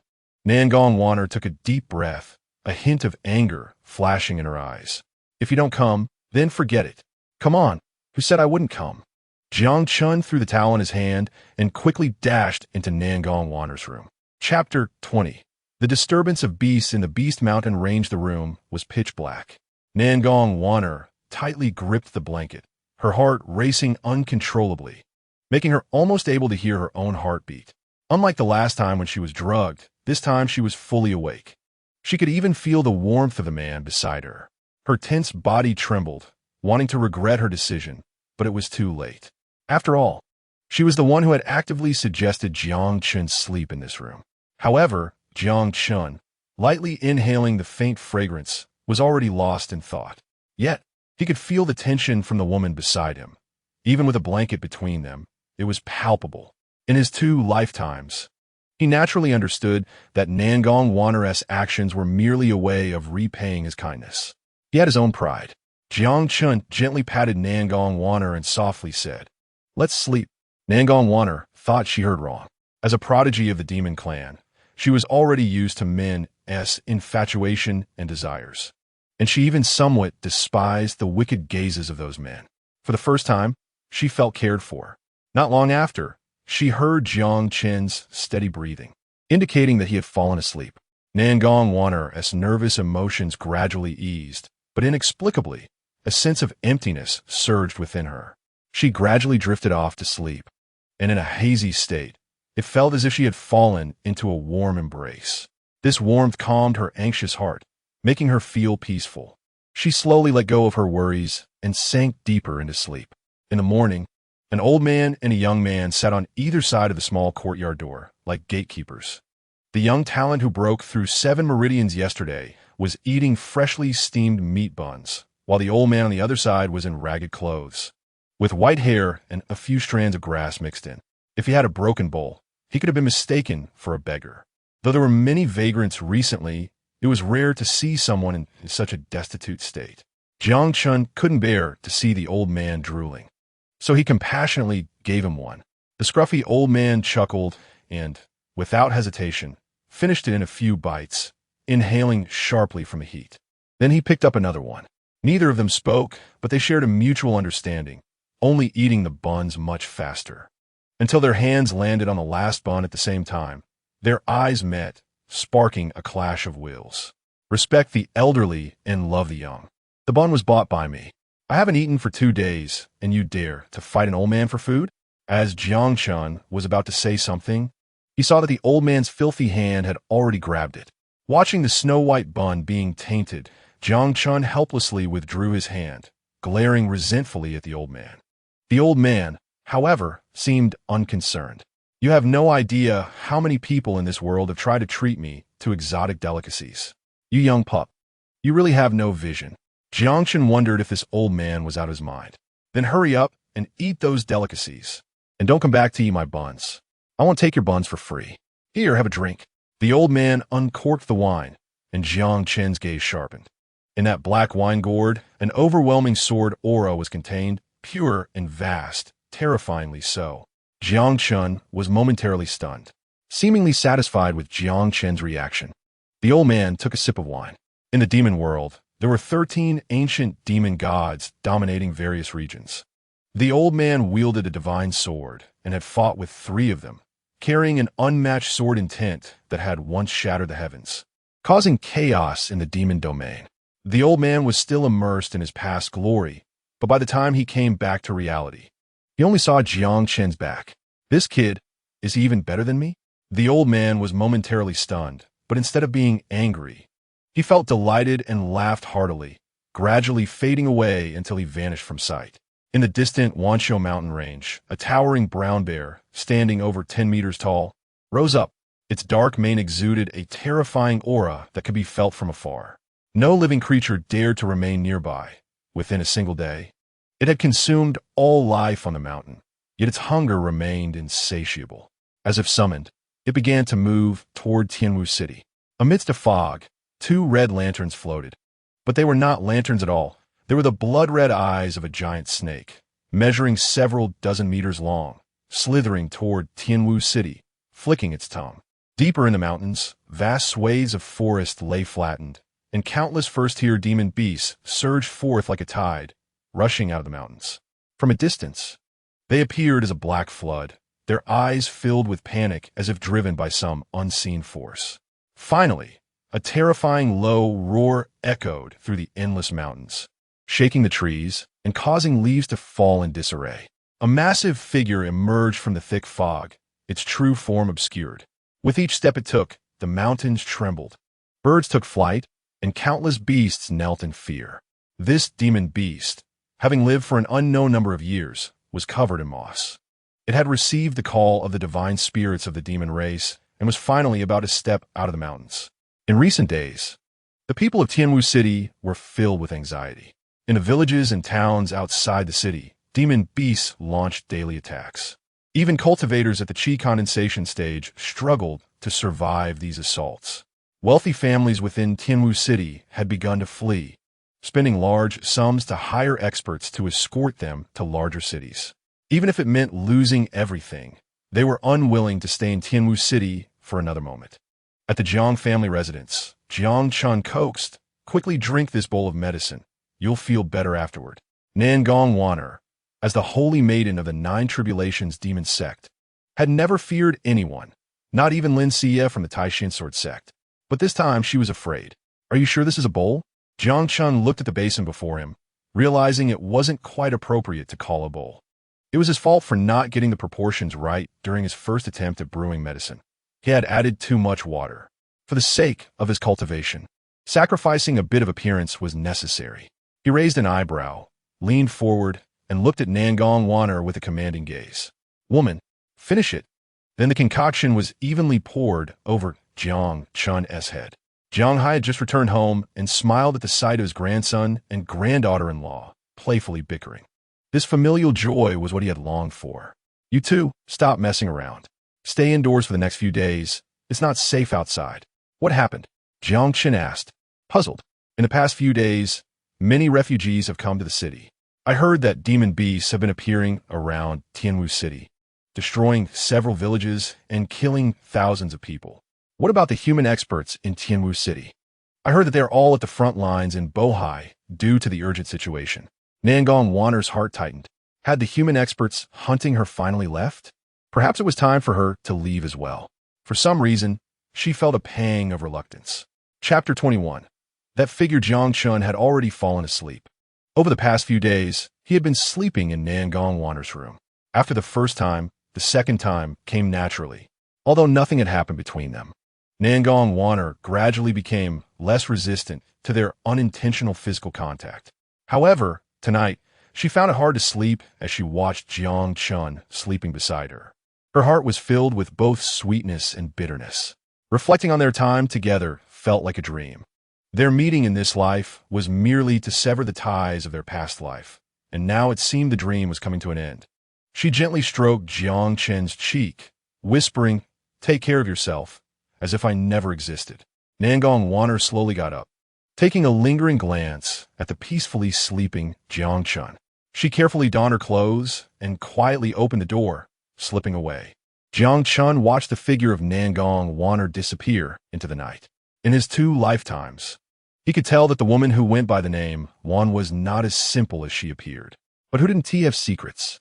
Didn't he know what their relationship truly was? And perhaps after this parting, they would never meet again. Under the night sky, the streets of Tianwu City were devoid of pedestrians, silent enough that one could hear a pin drop. The moon was bright, but the stars were sparse, and the moonlight filtered through the leaves, casting dappled shadows on Nangong Wanner's face. Residual power of the moonlight still lingered within her, and even after a month of recuperation, she had yet to fully heal. Moreover, in a human city, using magic was bound to attract unwanted attention. She walked slowly, and after half an hour, had yet to exit Tianwu City. At a narrow street corner, she suddenly stopped. A faint scent of blood wafted in the air. Nangong Wanner's gaze sharpened, and an inexplicable aura emanated from her. Perhaps due to her unhealed injuries, her instincts were dulled, and she detected nothing amiss. Was it just her imagination? The next moment, a piercing scream echoed from a nearby street, jarring in the quiet night. Immediately afterward, a strange sound followed, as if something had flown overhead.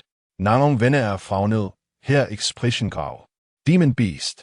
If it were in the past, she could have easily eliminated such a low-level demon beast with a wave of her hand. But now, after hesitating for a moment, she decided to press on. The scent of blood grew stronger. Another scream pierced the air, sending shockwaves throughout Tianwu City. Then, a roar akin to thunder erupted from somewhere in Tianwu City. The startled residents began to shout, "The demon beast is here." With the eerie howling of the wind, countless residents rushed out of their homes. As scattered torches were lit, the terrifying demon beast finally revealed itself. A giant bat over 10 meters tall, with a human corpse clamped in its gaping maw. Demon beast. Help! Save me! The demon beast has entered the city. The civilians appeared stunned by the sight before them, panicking and fleeing in all directions. Although many were chi condensation cultivators, most had never faced a demon beast before, and fear gripped their hearts. Chaos erupted in Tianwu City as countless people poured out of their homes.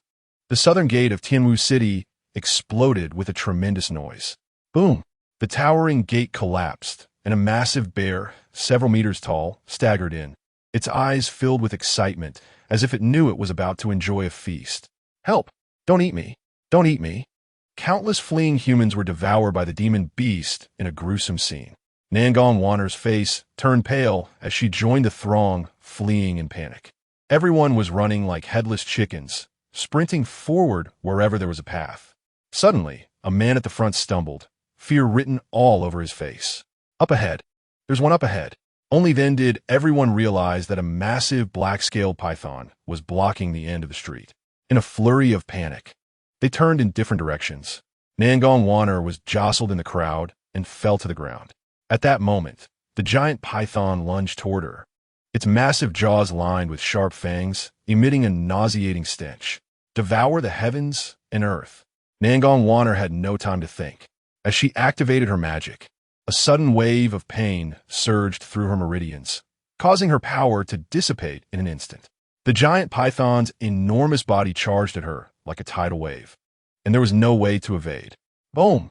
She was knocked several feet away, crashing heavily against the wall. She coughed up a mouthful of blood, and under the influence of the moonlight's power, her meridians felt as if they were being shredded by knives. Struggling to stand, her beautiful eyes were cold and fierce. But a wave of sorrow surged within her. She never expected that the holy maiden once revered by countless demons would be forced into such a desperate situation by a mere lowly demon beast. Her eyes revealed a resolute determination as she prepared for a final battle to the death. The giant snake coiled up, its large mouth dripping with saliva, like a black wave rushing towards her. Nangong Waner's pupils suddenly constricted, the terrifying giant snake's gaping maw almost engulfing her, ready to swallow her whole in the next moment. At the brink of life and death, wife. Jiang Chen's voice suddenly echoed from afar. A silver spear light surged forward with unstoppable momentum. Hiss! The giant python let out a painful hiss as the spear clashed with its scales, creating a spark in the darkness. Jiang Chen, holding the spear, stood before Nangong Waner like a descending deity, turning to angrily admonish her. Hurry home. What are you doing running around at this late hour? Nangong Waner was stunned, staring blankly at Jiang Chen as if she had been hit by a spell. Although she was a saintess of the demon race, she had a man she wished to accompany her for life in her dreams. Faced with danger, he stood in front of her with his not-so-powerful body, even against an opponent she could never hope to defeat. In that moment, the figure deep in her heart gradually became clearer. She stared at Jiang Chen for quite a while before finally believing this was not an illusion. At this moment, her heart suddenly felt incredibly peaceful, as if the pain in her meridians had lessened significantly, her beautiful eyes swirling with surprise, joy, and an unshakable tenderness. The giant snake hissed, and Nangong Waner came back to her senses. Jiang Chen, run. This is a third-tier demon beast, the black-scale python. You are no match for it. Nangong Waner struggled to suppress the moonlight power within her. Whether she could fight or not was hard to say. However, Jiang Chen's eyes were filled with fighting spirit. Only through life-and-death trials could he become stronger. After gathering his energy, his combat strength increased by several times, with the heavenly devouring chaos scripture running wildly. The true essence within Jiang Chen surged like waves, powerful energy flowing through his 8 meridians. His aura suddenly skyrocketed, and on the street, the sound of wind and thunder erupted like a stampede of horses, like waves crashing against the shore. Waves of energy suddenly exploded around Jiang Chen, and the third-tier giant python began to stir restlessly. Nangong Waner's beautiful eyes sparkled. Jiang Chen had already given her too many surprises. Every time she thought she truly understood him, he would reveal an even more outstanding side. She also realized that the former Jiang Chen had been foolish, but that was not his true self. Only those who bravely advance in adversity could eventually reach the pinnacle of the great path. At this moment, a smile appeared at the corner of her mouth. Chapter 22. The beast attacked. Nangong Waner stood behind Jiang Chen, secretly preparing herself. If Jiang Chen encountered danger, even if it worsened her injuries, she would definitely save him. The giant python coiled up, mist billowing from its mouth, surging forth like the sea. A fierce wind howled. Jiang Chen unleashed the Gale Wolf's divine ability. A gust of hurricanes swept in, dispersing the thick fog in an instant. The giant snake hissed, charging forward with the momentum of an avalanche.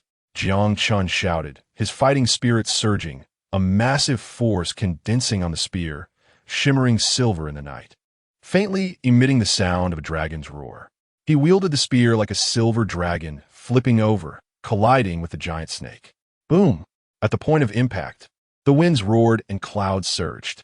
Jiang Chen was sent flying dozens of meters away, a trickle of blood spilling from the corner of his mouth. Tiger hunt!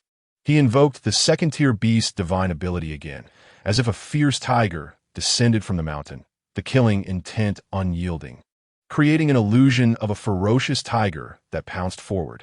The giant snake swung its long tail, colliding with the illusion, producing a thunderous explosion. Ice spike. Suddenly, the air turned cold. Dozens of ice spikes appeared in the air, flying towards the giant snake at high speed. The giant snake hissed and rolled. But these ice spikes were merely a distraction for Jiang Chen. 10,000 gun assault. Thousands of spear shadows fell from the sky like a torrential downpour. The scales of the black-scaled python exploded, revealing patches of blood. The more Nangong Wanner watched, the more shocked she became. Fighting a third-tier demon beast with just the first layer of energy condensation was almost an impossible miracle. Even the outstanding talents from various sects had never achieved such a shocking feat. Yet Jiang Chen was not at a disadvantage in his battle against the giant snake. He had displayed a myriad of martial skills and divine abilities. Wind, thunder, ice. In just a few exchanges, he had used 3 different attribute martial skills. However, the most terrifying aspect was Jiang Chen's exceptional combat talent. It seemed he was born for battle, with movements that flowed seamlessly with the great path, exuding an aura that was profound and vast, not even inferior to that of his master. At this moment, Jiang Chen's battle with the giant snake had reached a fever pitch. He became increasingly adept, like a martial arts master standing at the pinnacle, with every move perfectly executed, each thrust of his spear exceedingly exquisite. The black-scaled python began to grow anxious. Such a weak opponent was repeatedly able to evade its killing blows. Finally, it reared up, thunder crackling in its mouth. Boom! A bolt of lightning several feet long erupted from the giant snake's mouth, descending upon Jiang Chen's head. But at that moment, Jiang Chen's figure suddenly vanished. A silver spear pierced through the giant snake's head. The black-scaled python thrashed violently. Half the street was engulfed in dust, and its painful screams echoed through the heavens and the earth. Finally, the dozens of meters of snake body fell down, silent. The rolling blood energy from the snake's corpse was devoured by Jiang Chen, but unfortunately, he could not absorb the black-scaled python's innate divine abilities. At this time, dawn was approaching, the sun rising. With the absorption of blood energy, Jiang Chen's aura became even more solid. As the first ray of sunlight illuminated the earth, Jiang Chen stood with his silver spear, like a god of war. Nangong Wanner was shocked, unable to speak for a long time. She had been ready to step in at any moment, but she never expected that Jiang Chen would leap over a large realm and slay the third-tier demon beast, the black-scaled python. This was an unimaginable feat. If she hadn't seen it with her own eyes, Nangong Wanner would never have believed it. How could such a genius be content with mediocrity? When he finally burst forth with his accumulated power, he would soar into the sky. She gazed at Jiang Chen. Her heart stirred for a long time, almost certain that Jiang Chen would undoubtedly become an unimaginably powerful figure in the future. Last night, 3 demon beasts had entered Tianwu City. Fortunately, powerful warriors from several prominent families had stepped in to slay the beasts, preventing greater casualties. After this incident, the entire Tianwu City was filled with anxiety, as if a layer of indelible gloom had settled over it. In the bedroom, the 2 sat by the bed, yet they exchanged no words. After a long while, Jiang Chen finally spoke. "Let me see your injuries. Maybe I could do something."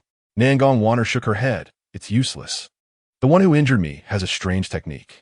Although it hasn't harmed my foundation, using my power will trigger the residual moonlight power in my body. Unless I expel that moonlight power, recovery will be very difficult." Then Nangong Wanner's eyes flickered. Biting her lip, she finally said, "Why don't you ask me who it is?" Jiang Chen smiled. "When you want to say it, you will naturally tell me. For now, don't think about leaving here. Wait until your injuries are healed before leaving, so I won't have to worry about you. Look, if it weren't for me this time, you would have probably been eaten by the demon beast." Seeing Jiang Chen's proud demeanor, Nangong Wanner would have mocked him in the past, but today her feelings were different. "Why do you always stand in front of me without hesitation when danger arises? Actually, that snake couldn't kill me. Even if you saved me, I would be grateful to you." Jiang Chen smiled slightly. "Unfazed as a big man, how could I stand by and watch my wife encounter danger? Don't say it's a third-tier demon beast. Even a demon god would have to step over my corpse to harm you. That's a man's dignity. Nangong Wanner's heart trembled. Dignity? Do you not cherish your own life at all? Of course I'm afraid of death. No one values life more than I do. If I were to abandon my wife, my future life would be dull and lifeless. I cherish life, which is why I do things I have to do. Jiang Chen's voice was calm, but it stirred up waves in Nangong Wanner's heart.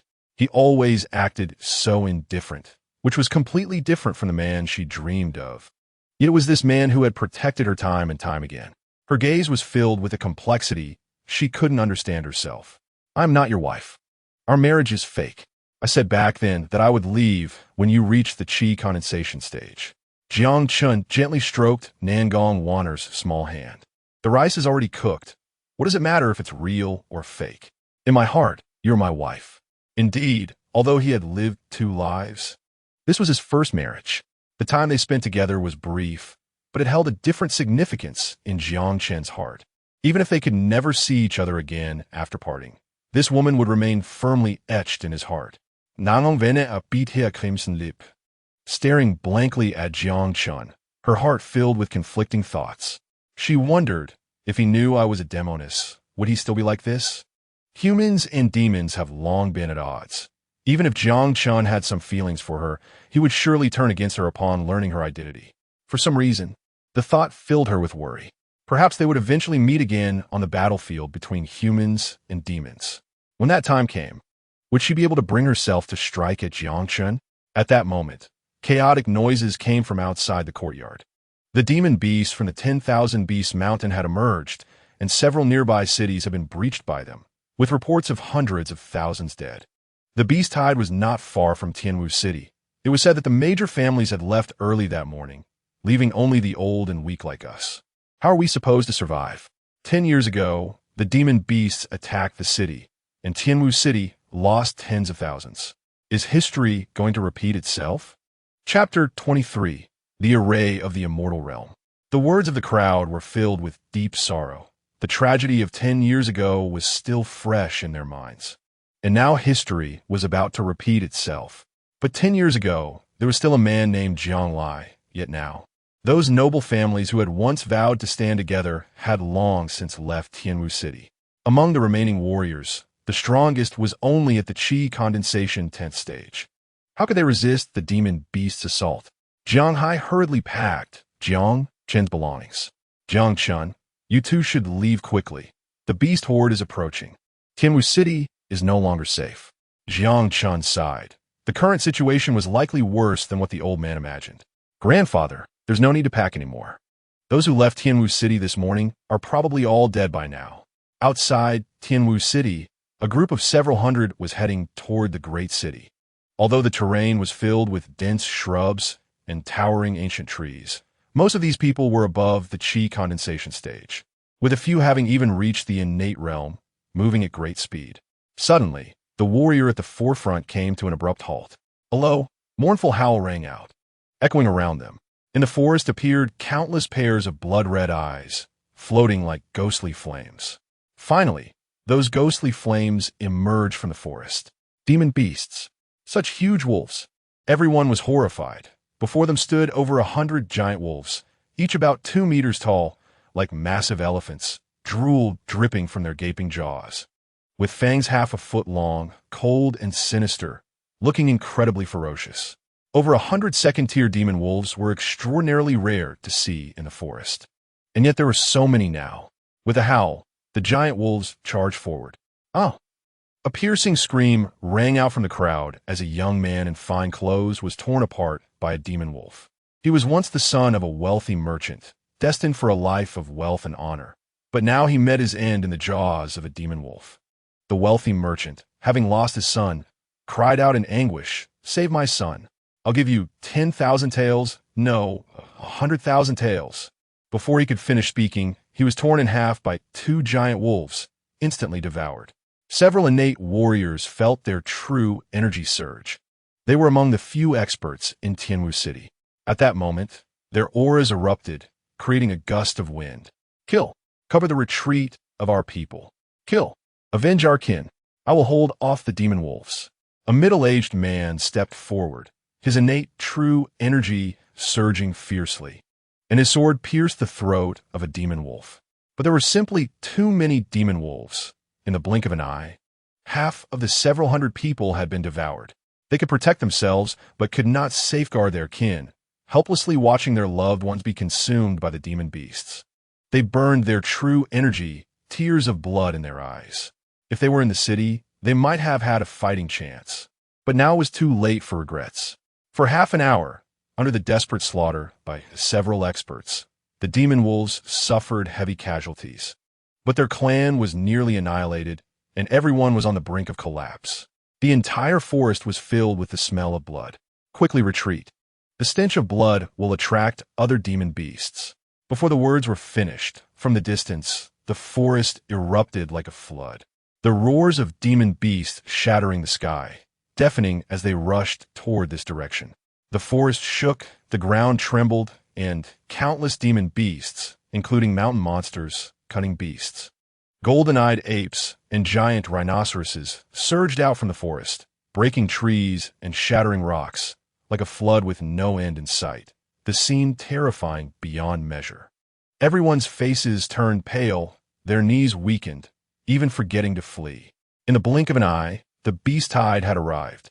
Countless demon beasts trampled over those at the chi condensation stage, crushing them into meat paste, watching their family members die before their eyes. Separated by the heavens in an instant, several innate warriors lost their minds. Kill! They swung their weapons, demon blood flying everywhere.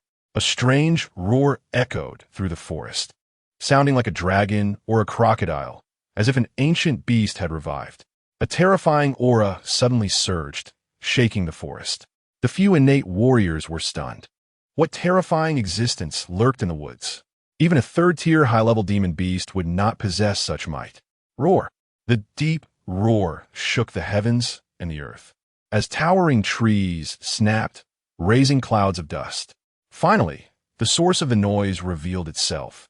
It was a giant crocodile over 100 meters long, with silver patterns flowing on its body, its crocodile head resembling a dragon, possessing a trace of dragon bloodline.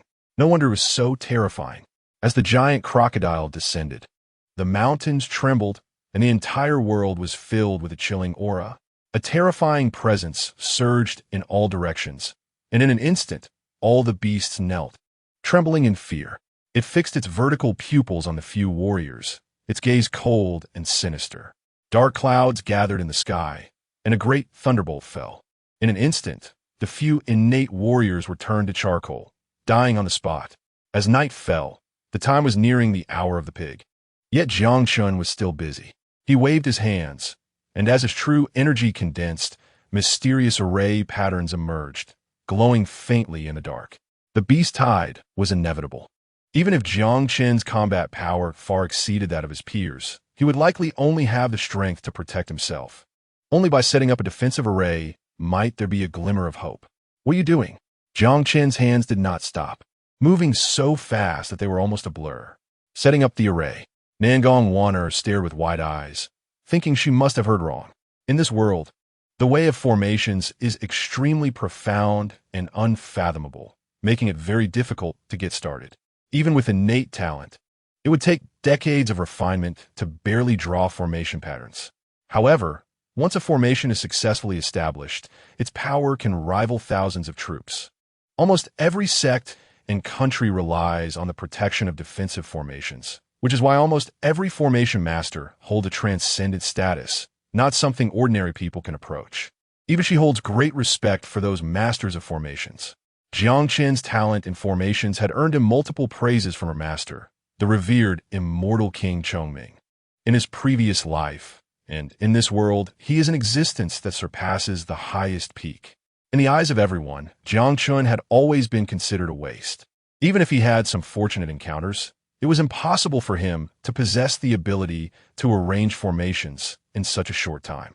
But the scene before her made her unable to suppress her curiosity about Jiang Chen's true identity. At this moment, an indescribable aura emanated from Jiang Chen, and his gaze became incredibly firm.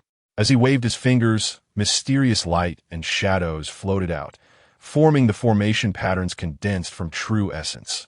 What shocked Nangong Waner even more was that the formation Jiang Chen arranged was not the lowest-level defensive formation. The patterns were incredibly profound. Even though she only had a rough understanding of formation techniques, she could sense the extraordinary power of this formation, whose complexity even surpassed that of the Nine Tribulations Demon Sect's protective formation. As the formation was drawn, Jiang Chen's complexion grew paler, not only from the consumption of true essence, but also from the enormous drain on his mental strength. In his previous life, such a low-level formation could be arranged with a wave of his hand, but now it was extremely difficult to set up. For Jiang Chen, this was also a kind of training.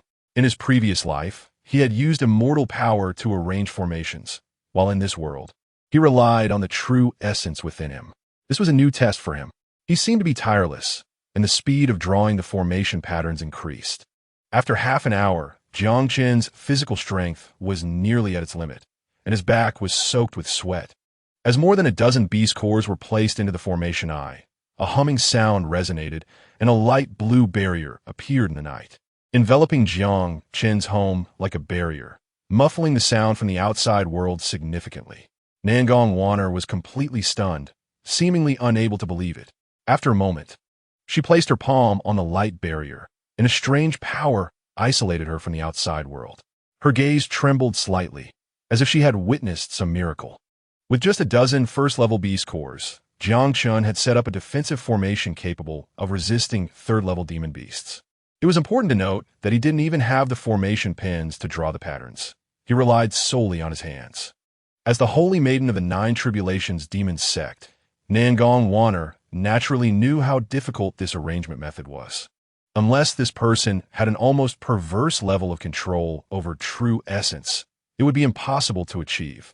Even among the demon and human races, there would be no more than a handful of formation masters capable of such feats. At this moment, this miracle appeared right before Nangong Waner. Chapter 24. Fierce as this, looking at the profound formation spirit patterns in Jiang Chen's hands. Nangong Waner's gaze became hazy. What kind of person is he? At the very least, she had misjudged him before. The people of Tianwu City and even his family had also misjudged him. A genius capable of arranging such formations could not be an ordinary person. Even the so-called prodigies of the demon race could not compare to him. How many secrets does this man still hide? Is it possible that my suffering in this calamity is meant for me to meet you? Jiang Chen looked at the formation he had set up and let out a sigh. His use of true essence was still too rough. A proper yin shui formation could only barely exert 4 to 5% of its effect, and the energy consumption was quite large. But he could hold out for a day or two. Nangong Waner's heart trembled. The formation was already set up like this. It seemed Jiang Chen was still not satisfied. If she hadn't seen his miraculous formation technique with her own eyes, she might have thought he was boasting. This defensive formation is called yin shui. It is indeed extraordinary. It's just a pity that the formation is only a first-level beast core. If it could be replaced with a third-level one, even a fourth-level demon beast would probably not be able to break through this formation's defense. Jiang Chen was taken aback. You understand formations?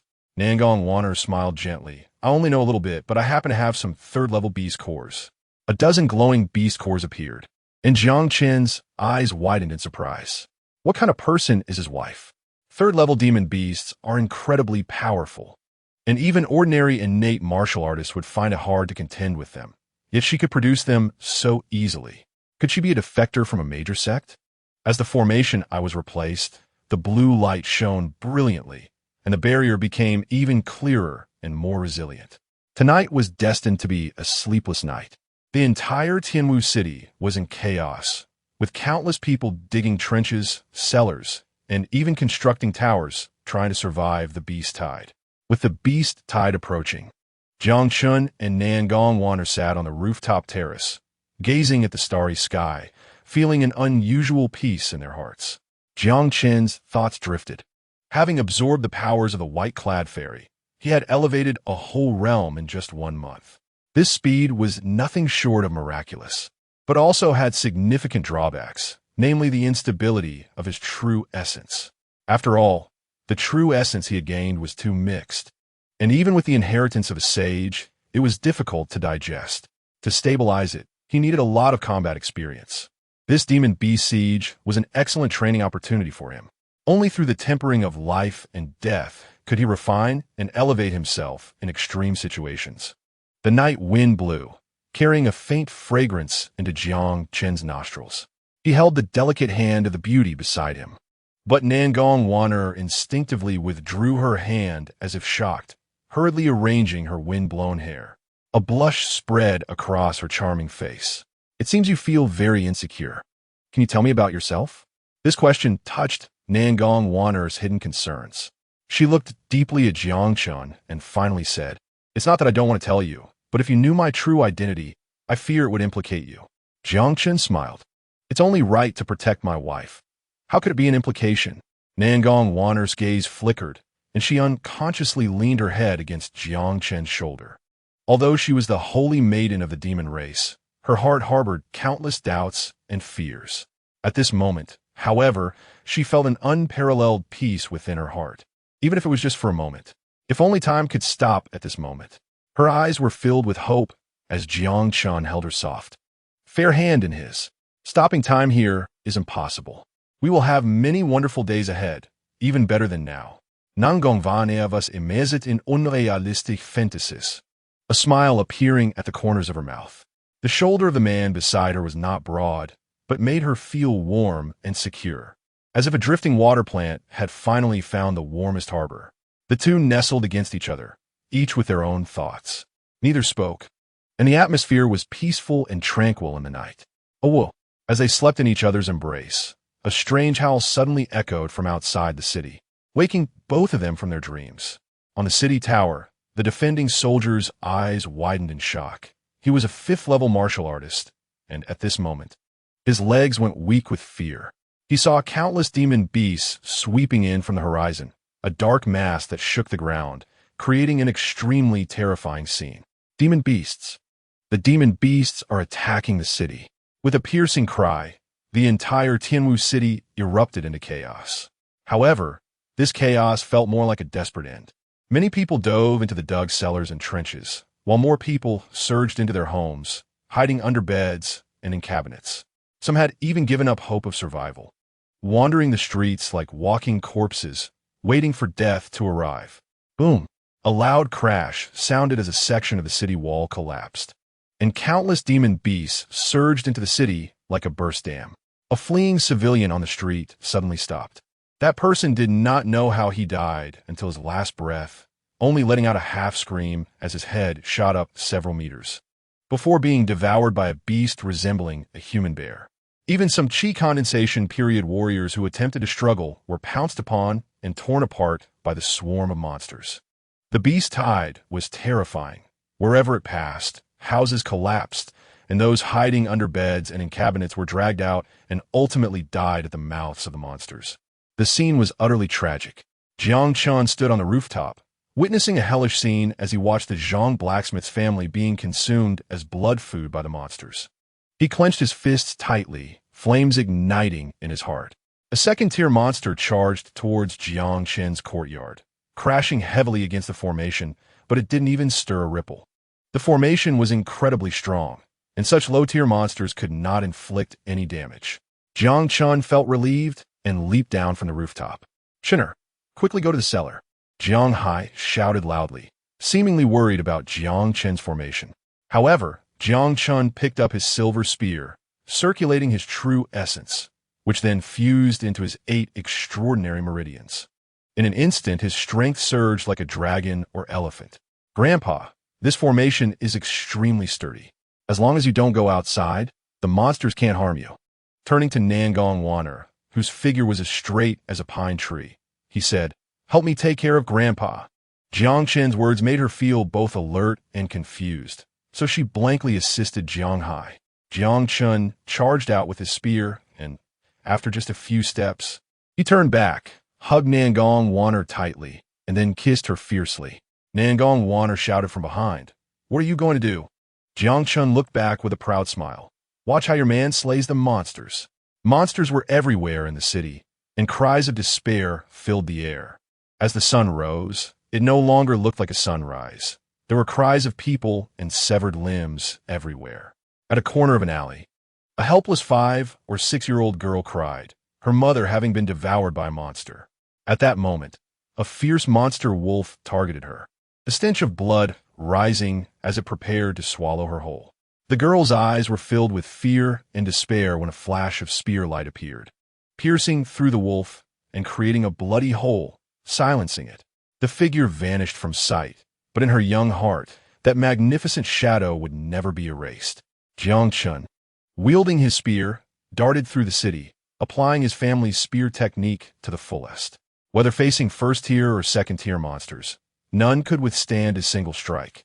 However, against such low-tier monsters, even if he killed them, the blood essence gained was very limited. After reaching chi condensation, he felt even more keenly the immense demand for blood essence from the heaven-devouring chaos scripture.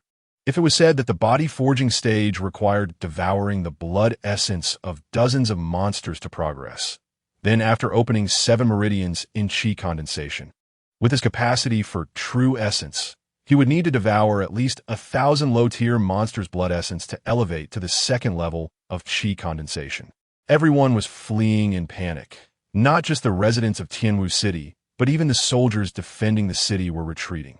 Against the tide of fleeing people, Jiang Chen surged forward. A black shadow, accompanied by a furious roar, lunged at Jiang Chen, revealing a gaping maw with gleaming fangs. It was a second-tier monster, a black-haired beast, like a gust of evil wind. Just as the black-haired beast approached, Jiang Chen swung his silver spear, striking its head. Bang! The head of the black-haired beast burst apart, and with a wail, it was sent flying far away, its body twitching violently before going silent. In an instant, strange noises arose around him, and soon, dozens of black-haired beasts came rushing from all directions.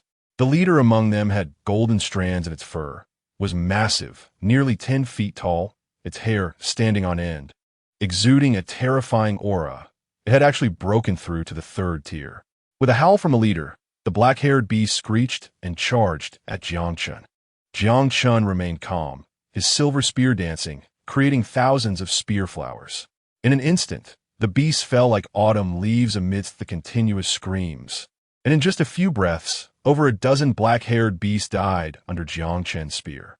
The heaven-devouring chaos scripture operated, and a torrent of blood essence flowed into Jiang Chen's body, making his aura even more intense. The black-haired beast leader's eyes glimmered with cold light, releasing an extremely terrifying aura as it suddenly leaped, its massive body crashing down like a house towards Jiang Chen, its claws shining with golden light. Jiang Chen felt a suffocating aura. He furrowed his brows and struck out with his spear at its claws. A sharp, ear-piercing sound rang out as the spear shattered. Jiang Chen then unleashed a punch, hammering toward the monster. His body was like a divine forge, with golden patterns flowing all over, each punch carrying the force of tens of thousands of pounds.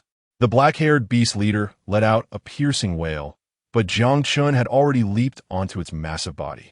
After a few punches, its spine broke, and his fists hammered deep into its abdomen.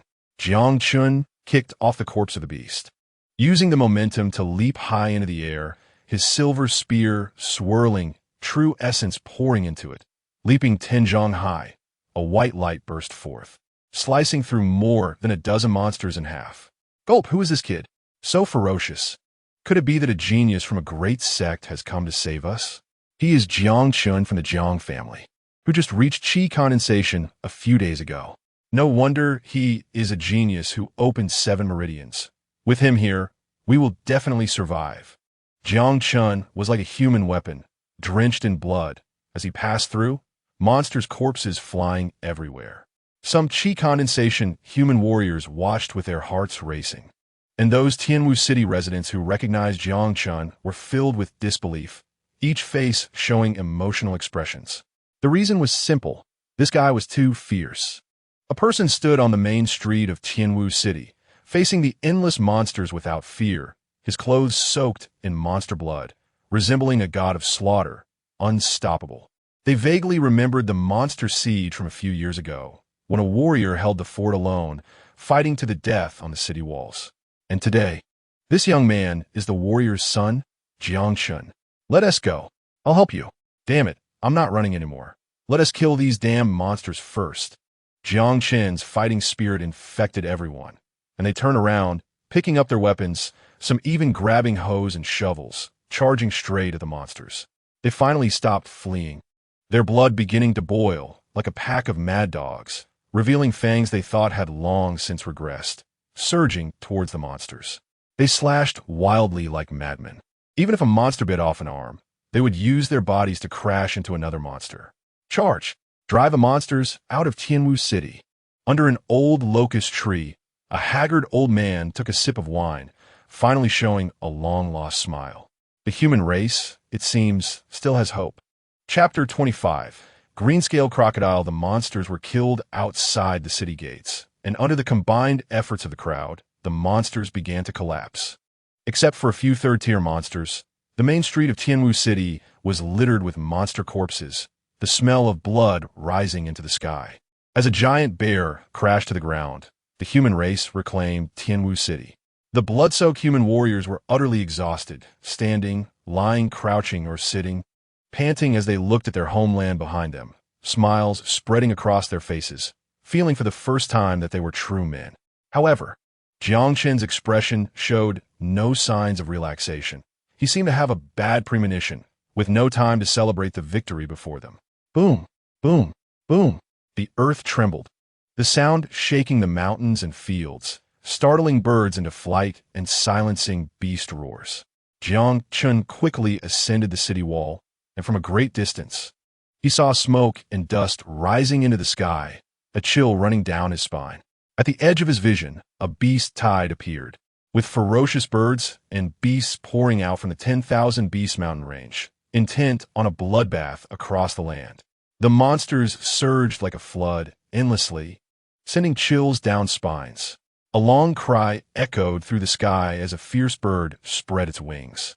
As it opened its wings, it seemed as though heavenly fire descended upon the world, akin to an apocalypse.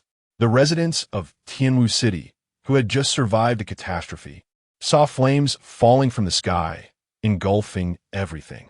Jiang Chen turned to look and saw that half of Tianwu City was ablaze. Houses, trees, streets, and corpses.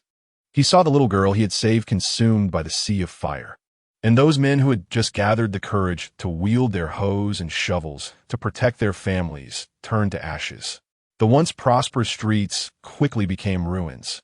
And in the distance, a flood of monstrous beasts surged forth. Death, a wave of overwhelming killing intent instantly spread. Jiang Chen soared into the air, and with a thunderous roar, his feet shattered the ground beneath him, sending stones flying. A blood-red figure shot into the sky, wielding a silver spear that erupted like thunder, tearing through the heavens. That terrifying, fierce bird exploded in midair. The torrential blood energy surged into his body, and Jiang Chen's aura surged again, reaching the second level of qi condensation. He landed on the city wall, his clothes stained with blood, long black hair billowing in the wind, standing tall like a mountain. Holding his spear like a deity, that was Jiang Chen. He had broken through again. He had not given up, and neither could they, those brothers who could still stand. Pick up your swords and fight once more. Amidst despair, sparks of hope ignited. On this day, the seeds of the martial path were finally planted in Tianwu City. Despite countless difficulties, I have my sword, and I will not retreat even in death. The fierce bird's powers merged into Jiang Chen's heart. He charged forward, diving from the city tower. In an instant, heavenly fire ignited in the sky, raining down like a torrential storm. Jiang Chen's true essence boiled, and with the enhancement of the heaven-swallowing Chaos Sutra, this power became even more ferocious. Not only did the sky ignite, but flames also erupted like golden light from Jiang Chen's body. As his true essence surged like a torrent, his aura soared once more, causing the human warriors following him to widen their eyes in shock. Heavenly fire descended, and the flood of beasts suddenly halted. Flames spread among the beast horde, emitting a charred scent, and the surging blood energy was swallowed into Jiang Chen's sea of energy, transforming into powerful true essence. His killing intent intensified. With a roar that shattered the heavens, the beast horde stirred, and the lower-tier beasts fled in panic. Suddenly, a giant silver alligator, over 100 meters long, charged forward. Its body clad in silver armor with bloodstains on its fangs, exuding unmatched strength. The human warriors behind Jiang Chen were terrified by such a monstrous beast, their faces turning pale. The Bailin crocodile had been lurking in the 10,000 Beast Mountain range for 100 years, and it had emerged. 100 years ago, it was already a terrifying third-tier beast, and now it was even more fearsome. Jiang Chen quickly retreated. This giant crocodile was no ordinary third-tier beast. It possessed a trace of dragon blood. Its strength was merely a line away from fourth tier. The Bailin crocodile opened its massive mouth, aiming to bite Jiang Chen, unleashing a foul wind. Even with Jiang Chen's incredible physique, being bitten by such a beast would mean certain death.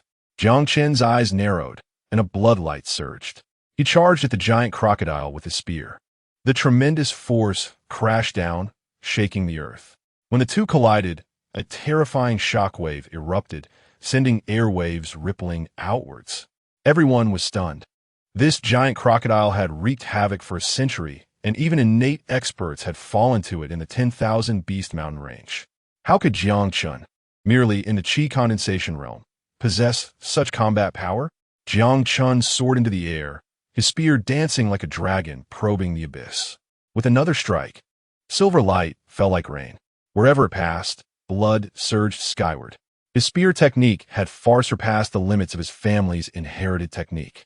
The Bailin crocodile, immensely powerful, swung its massive tail like a silver whip, launching a frenzied attack on Jiang Chen. Jiang Chen frowned, his expression grave. His true essence flowed, and the heaven-swallowing Chaos Sutra operated at full power, with golden patterns shining in his meridians, faintly resonating with the sounds of the Tao. Bang! The silver tail slammed into Jiang Chen, producing a tremendous sound. Jiang Chen was sent flying 100 meters, carving a deep trench in the ground, finally crashing into a giant tree, stirring up clouds of dust. Jiang Chen, be careful. Not good. Quickly go save Jiang Chen. All the human warriors exclaimed in alarm. Having taken a direct hit from the Bailin crocodile, Jiang Chen was likely gravely injured. Amidst the dust, the air violently stirred, and a sound like tearing fabric echoed, as a tornado suddenly formed and then dispersed. What? Everyone was dumbfounded, their faces filled with disbelief. Despite suffering such a heavy blow, Jiang Chen was completely unharmed and even felt stronger. Jiang Chen's eyes sparkled like morning stars, his black hair flying, a mysterious aura swirling around his body. The massive Bailin crocodile moved, shaking the entire wilderness. The silver brilliance flowed on its 100-meter-long body, dyeing the surroundings silver-white. It had ruled the outskirts of the 10,000 Beast Mountain range for a century, with tens of thousands of humans falling to its jaws. As the Bailin crocodile opened its massive mouth, a foul wind rushed toward them, like the wails of countless ghosts, as if hell had descended upon the world. Terrifying beyond measure. Some human warriors' legs went weak, collapsing to the ground, their eyes filled with fear as if entangled by evil spirits. It was said that those who died in the jaws of a tiger became ghostly servants for the tiger's use. This giant crocodile had even mastered this bizarre power. Jiang Chen's expression remained calm, neither happy nor sad. Such illusions could not sway his heart in the slightest. He opened his mouth and released a thunderous sound, and those under the illusion felt clarity return to their minds, breaking free from the phantasm. Roar! The Bailin crocodile roared, shaking the heavens and the earth. It suddenly leapt toward Jiang Chen, its massive figure blocking out the sun. In an instant, sand and stones flew, giant trees snapped, and chaos erupted. Jiang Chen's meridians shone with battle patterns, true essence surged into his silver spear, and he collided with the giant crocodile. In that moment, a wave of energy erupted, sweeping in all directions. Jiang Chen once again spewed blood, being sent flying hundreds of meters away. Under such immense force, his body had reached its limit. Yet, his fighting spirit soared to the heavens. Golden runes shone in his meridians, as if the path of the sage was just a step away. The Bailin crocodile went into a frenzy, glaring at Jiang Chen with its fierce eyes, filled with overwhelming killing intent. This terrifying giant crocodile bore dragon blood. Though it was just a trace, it could summon the power of thunder. A divine consciousness shot into the sky, and a tempest arose, dark clouds looming overhead, with thunder rolling within. Outside Tianwu City, sand and stones flew, and a fierce wind howled. The thunder churned and surged within the clouds, illuminating the entire sky. It aimed to make Jiang Chen suffer a tragic death beneath the thunder. Jiang Chen looked up at the thunderclouds, the profound meanings from the sage scriptures flashing in his mind. A generous spirit flowed within his chest, valiant and majestic. He held his spear, his eyes shining with divine light, as an immense aura coalesced around the spear god. A dragon's roar echoed across the battlefield outside the city, stunning everyone. At that moment, the figure shot into the sky, the ground beneath him shattering instantly. Thunder rumbled in the sky, overwhelming and destructive. Boom! A massive bolt of lightning slammed down toward Jiang Chen, like the opening of heaven and earth, shattering the skies. The vast sky and the boundless earth revealed a figure holding a silver spear, rising to meet the heavens, unstoppable. In an instant, that bolt of lightning was pierced by a single thrust of the spear, the silver spear's momentum unyielding, breaking through the thunderclouds, sunlight once again illuminating the earth. The figure slowly descended beneath the rosy glow, and Jiang Chen laughed heartily, feeling refreshed, as a glimmer of enlightenment arose in his mind. A stream of energy circulated among the beast horde, and he unexpectedly closed his eyes, entering a state of enlightenment. The second part of the sage scriptures flowed through Jiang Chen's mind, causing his aura to fluctuate, golden light spreading. Jiang Chen's momentum gradually increased. Enlightenment. This was enlightenment. Quickly protect Jiang Chen. Don't let the beasts harm him. He is the hope for victory in this battle. Wait until his enlightenment is complete. The giant crocodile's lifespan nears 1,000 years. Although it hasn't reached enlightenment, it can feel Jiang Chen's momentum growing stronger by the moment. If it waits for him to achieve realization, it fears it will undoubtedly perish. It shakes its massive body, rising to stand on its hind legs. Despite its size, it is not clumsy. Its speed is as quick as lightning as it charges toward Jiang Chen. A human warrior attempts to block it, but is struck down by the crocodile's silver tail, turning into a mist of blood. I'll hold the beast back. Another warrior at the 9th level of chi condensation unleashes his martial skills, flames spreading to form a fiery cloud that descends upon the azure-scaled crocodile. However, the crocodile, surrounded by a shimmering silver light, swings its tail and shatters the fire cloud, then devours the warrior in one bite, blood bursting forth.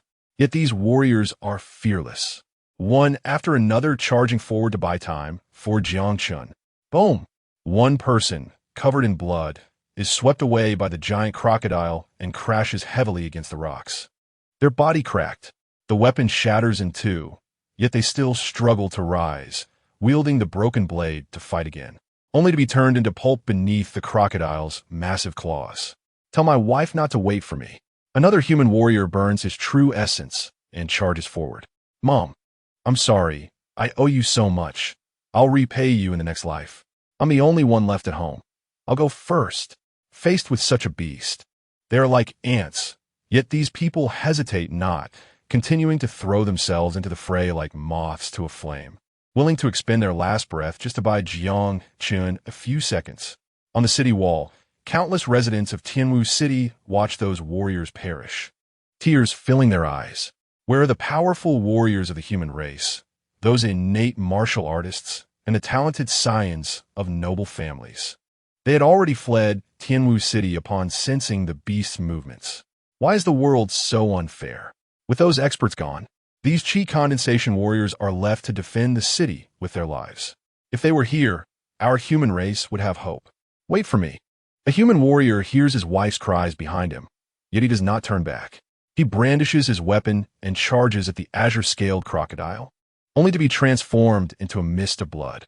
Jiang Chen, however, is unaware of all that is happening outside. His mind completely calms down. His consciousness becomes ethereal. as if everything around him does not exist. All his spirit and awareness focus on the scriptures before him. Golden runes shine within his 8 extraordinary meridians, with his chi as the starting point, devouring the golden patterns within his body that begin to change color, turning crimson, like bloodstains gradually spreading across his body. Strange patterns appear, resembling demonic runes. In that moment, Jiang Chen feels as if thousands of arrows pierce him, intense pain surging from every corner of his body. A common person would have perished from such excruciating agony, but Jiang Chen, having lived 2 lives, possesses an unwavering will. His body convulses and trembles. Yet his fighting spirit does not wane. In his mind appears a realm of ghosts, demonic winds howling, fiery clouds swirling, mountains and rivers collapsing, and demons racing across the sky in chariots, with fire clouds billowing like thick smoke. In this chaotic world, a tiny figure dances among the mountains and rivers. No, he is not dancing. He is battling this world. The figure raises its head to the heavens, charging forward without fear. Heaven and earth rage. Hurricanes howl like a roar. Stones fall from the sky like mountains, and black-red lava surges from the ground, vast and overwhelming, as if to obliterate the world. But this small figure shows no fear. His bloodline burns fiercely. This final strike is his own. This spear thrust aims to pierce the heavens. This is the second realm of the Swallowing Heaven Chaos Sutra, Heaven's Destruction. Suddenly, Jiang Chen's eyes snap open, a sharp aura explosively erupts, and the entire battlefield falls silent. The myriad beasts tremble, sensing some terrifying existence awakening. The lower-tier beasts are like chaff, lying flat on the ground, trembling uncontrollably in fear, not daring to raise their heads. Jiang Chen's bloodline boils. The true essence in his chi transforms into mist, wildly merging into his body. In an instant, his aura surges several times. A spear of light suddenly appears, sweeping across the 8 directions. The azure-scaled crocodile senses the life and death crisis, roaring to the heavens, pressure emanating like mountains and thunderous lightning surges. Intending to strike Jiang Chen down with a single blow, the residents of Tianwu City on the city walls, along with the remaining human warriors outside the city, are left dumbfounded. From that spear's light, they see a glimmer of hope. Boom! A loud sound shatters the sky, brilliant light illuminating half the heavens. All eyes are fixed on that spot, falling into silence, as if the sounds of the world have been completely stripped away. As the light gradually dims, they finally see the scene. In the wilderness stands a bloodied figure, barely holding up a silver spear, as if without it, he would have long fallen. Not far in front of him, the terrifying azure-scaled crocodile has been cleaved in 2, its corpse lying there. On the city wall, the old man laughs heartily, tilting his head back to drink deeply. This spear has grasped the true meaning of heaven and earth. Let us revel in this moment. Let us revel. Chapter 26. Fighting to the death, the beast tide does not cease. The myriad beasts' mountain range stretches for thousands of miles, continuously gathering more beasts. The azure-scaled crocodile is merely a king at the periphery. Deeper within the myriad beasts' mountain range, greater demons exist. The Swallowing Heaven Chaos Sutra activates, and the massive blood essence of the azure-scaled crocodile is absorbed into Jiang Chen's body. His injuries appear horrific, with a wound on his shoulder deep enough to see bone. Yet it has stopped bleeding, even healing at a visible pace. Other wounds on his body also begin to recover as the blood essence flows in. This is utterly unbelievable. Not to mention in the lower realms, even in the celestial realm, there has never been such a domineering technique. His body, with blood essence boiling like flames, under the enhancement of the Swallowing Heaven Chaos Sutra, allows him to unleash the strength of a mid-stage innate warrior. This saintly inheritance can only be described as taboo. Feeling the immense power within, Jiang Chen grips his spear tightly and charges toward the beasts. His strength rises again, creating sonic booms around him. He moves like a human-shaped killing god, traversing the wilderness, shredding flesh and scattering the remains of beasts. Boom! Jiang Chen leaps into the sky, his spear falling, shaking the earth. The violent force and lethal shockwave explode, annihilating everything within dozens of meters. This strike is incredibly tyrannical, causing half the wilderness to tremble. Even the civilians on the city walls feel the earth shake. That ancestral spear ultimately cannot withstand such brutal combat and shatters with a bang. Roar! A bizarre beast howls to the heavens. Its body is strange, shaking its head and tail, its roar sending out black ripples that spread in all directions. Its aura is overwhelming. It is a Tier 3 superior beast. Jiang Chen lets out a loud shout, his chi surging, hair flying wildly. Golden patterns spreading across his arms as he clashes with the beast, exploding into a golden light like a volcanic eruption, his aura soaring to the heavens. Jiang Chen's fist strikes the beast's head, while the beast's sharp claws hit Jiang Chen's chest. There are no techniques involved. At this moment, it is pure primal combat. Both sides pushing to the extreme. Heaven shakes, and earthquakes, the wilderness rumbles. Jiang Chen tears off the beast's arm with one hand. Beast blood spraying everywhere as half of its corpse is thrown far away. Everyone watches in horror. Jiang Chen's shoulder is pierced by the beast's fangs, the wound terrifyingly deep. Yet he seems oblivious, continuing his ferocious assault. Everyone is astonished, their hearts filled with dread. This battle has surpassed their imagination. It is too brutal. Is this still a human fight? He fights like a madman, showing no defense, his body battered. Yet he still seeks to kill the opponent. The lower-tier beasts gaze in terror, fleeing in fear. Only the Tier 2 and above beasts dare to approach. The blood energy surged into his body. And as the chaos-devouring scripture operated to its extreme, Jiang Chen's aura, which had already fallen to the depths, erupted once again. His injuries were terrifying. Yet a sinister smile appeared at the corner of his mouth. He transcended the limits of battle. This was an experience he had never encountered in his previous life. Only by stepping into the extreme realm step by step could he hope to ultimately reach the pinnacle of the great Tao. A lion with a golden mane descended, its entire body radiant and dazzling, standing atop the mountain like a beast king overlooking all beings. It suddenly leaped, shattering the mountaintop beneath its feet, resembling a golden mountain with fangs over a meter long, charging towards Jiang Chen. Some wanted to rush to Jiang Chen's aid, but this level of battle had long surpassed their capabilities. Even ordinary innate martial artists would likely not be a match for this Lion King. Yet Jiang Chen, like a flash of bloodlight, charged towards the Lion King. 100 miles outside Tianwu City, thousands of cavalry raced, stirring up countless clouds of dust.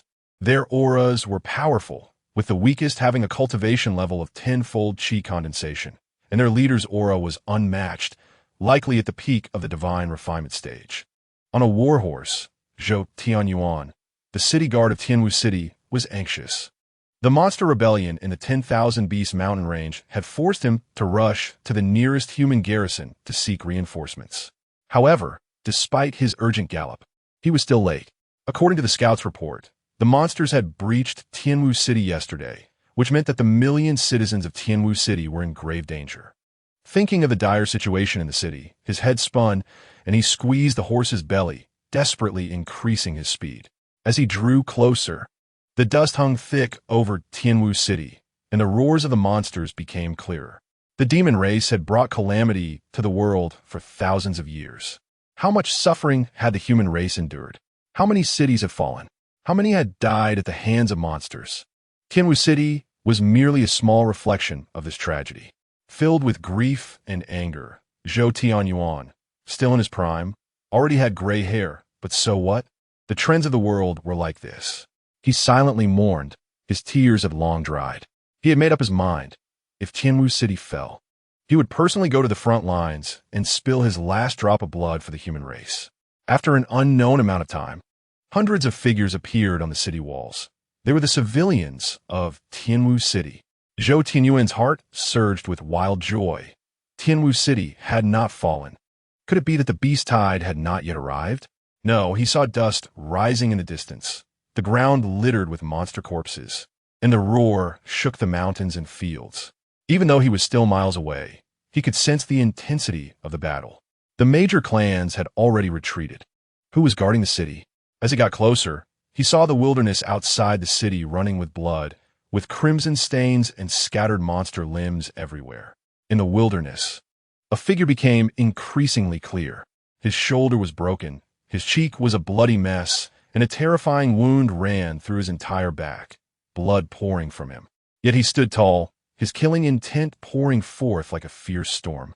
A head of blood-soaked black hair danced wildly in the wind, resembling a war god descending for slaughter. Monsters surged towards him like a tide, but he did not retreat a single step, and the sounds of battle were relentless. Whether it was the civilians standing atop the city walls or the thousands of soldiers rushing to aid, everyone wore solemn expressions filled with reverence. He was covered in blood and flesh, yet his spine was as upright as a mountain. He stood like a mountain, blocking the attacks of countless monsters. Everyone's blood boiled. Kill! Save that kid! In an instant, the cries of battle shook the heavens. Jiang Chen turned back and saw a torrent of black armor sweeping towards him. His body swayed unsteadily, almost about to fall. It could be said that he had held on until now solely by the belief in his heart. Even though the chaos devouring scripture was a saint's inheritance, it still had its limits. The blood energy consumed was no longer enough to sustain him, and even the speed of his wound's recovery was slowing down. Finally, he collapsed to the ground. The black-armored army, powerful and unmatched, charged towards the monsters. They had been through countless battles, their combat strength unrivaled, and the fighting quickly spread over dozens of miles. Fourth-tier monsters appeared, and human experts in the divine refinement stage also joined the fray. Everyone was fighting desperately. Boom! In the 10,000 Beast mountain range, mist surged and demonic energy filled the air, as if in chaos. Suddenly, the sounds of battle on the entire battlefield ceased, as if disturbed by some terrifying presence. In the swirling mist, a massive figure emerged, enveloped in fog, towering high beyond measure. With each step it took, mountains crumbled and the sky shattered. Everyone trembled, their legs shaking. What kind of monster was this? Their souls were filled with fear. Demon Emperor. Zhou Tianyuan was stunned for a moment. Everyone was in despair. A true Demon Emperor had descended. Not to mention Tianwu City. Perhaps the entire eastern wilderness would fall. On the city wall, a frail old man stretched lazily. From beginning to end, he had no intention of intervening. He had fought for humanity for over 1,000 years, having seen too many human beings facing the demon race who did not dare to resist. A people waiting for others to save them were destined for extinction. Yet, from Jiang Chen, he saw hope again. With such a young human like him, there would be a day when humanity could reclaim the 9 domains. He rubbed his wrinkled face like a gnarled tree and murmured to himself, "After watching for so long, it's time to move." The old man took a sip of wine and exhaled, releasing a mist of wine that transformed into a towering sword light, sweeping through heaven and earth. Boom! In the 10,000 Beast mountain range, a thunderous sound shattered the sky as dozens of mountains crumbled, boulders flew, and dust surged. As everyone was filled with fear, they saw a figure like a meteor streaking from the city wall toward the 10,000 Beast mountain range, charging towards that terrifying demon emperor. When that figure fell into the 10,000 Beast mountain range, a brief silence was followed by an explosion of an unparalleled battle. The massive figure swung its giant palm, stirring the winds of the heavens. In response, a dazzling sword light erupted, containing an incredibly terrifying sword intent, shattering half of the sky. 2 unimaginable existences erupted into battle. The mist in the 10,000 Beasts mountain range swirled like a turbulent sea of clouds. Everyone gazed from afar, but couldn't see the true form within. Only witnessing the sword light breaking through the sky above the mountains, the demonic energy surging, and the entire mountain range shaking under an overwhelming pressure that made beings hundreds of miles away want to bow and worship. Chapter 27. Jiang Chen, heavily injured with the demon emperor obstructed, the beast tide began to retreat. Inside the Jiang family's courtyard, Jiang Hai tried to go out several times to search, but was stopped by Nangong Waner. Hearing the roars of the monsters outside, she was anxious and worried. But having promised Jiang Chen to guard Grandpa, she could only suppress her worries and quietly wait for Jiang Chen's return. She had never been so anxious, even more so than when she faced danger herself. Outside the courtyard, there was a tremor, as if thousands of troops were rushing in. Dust filled the sky, and the ground rumbled. Nangong Waner turned pale. Had Tianwu City fallen?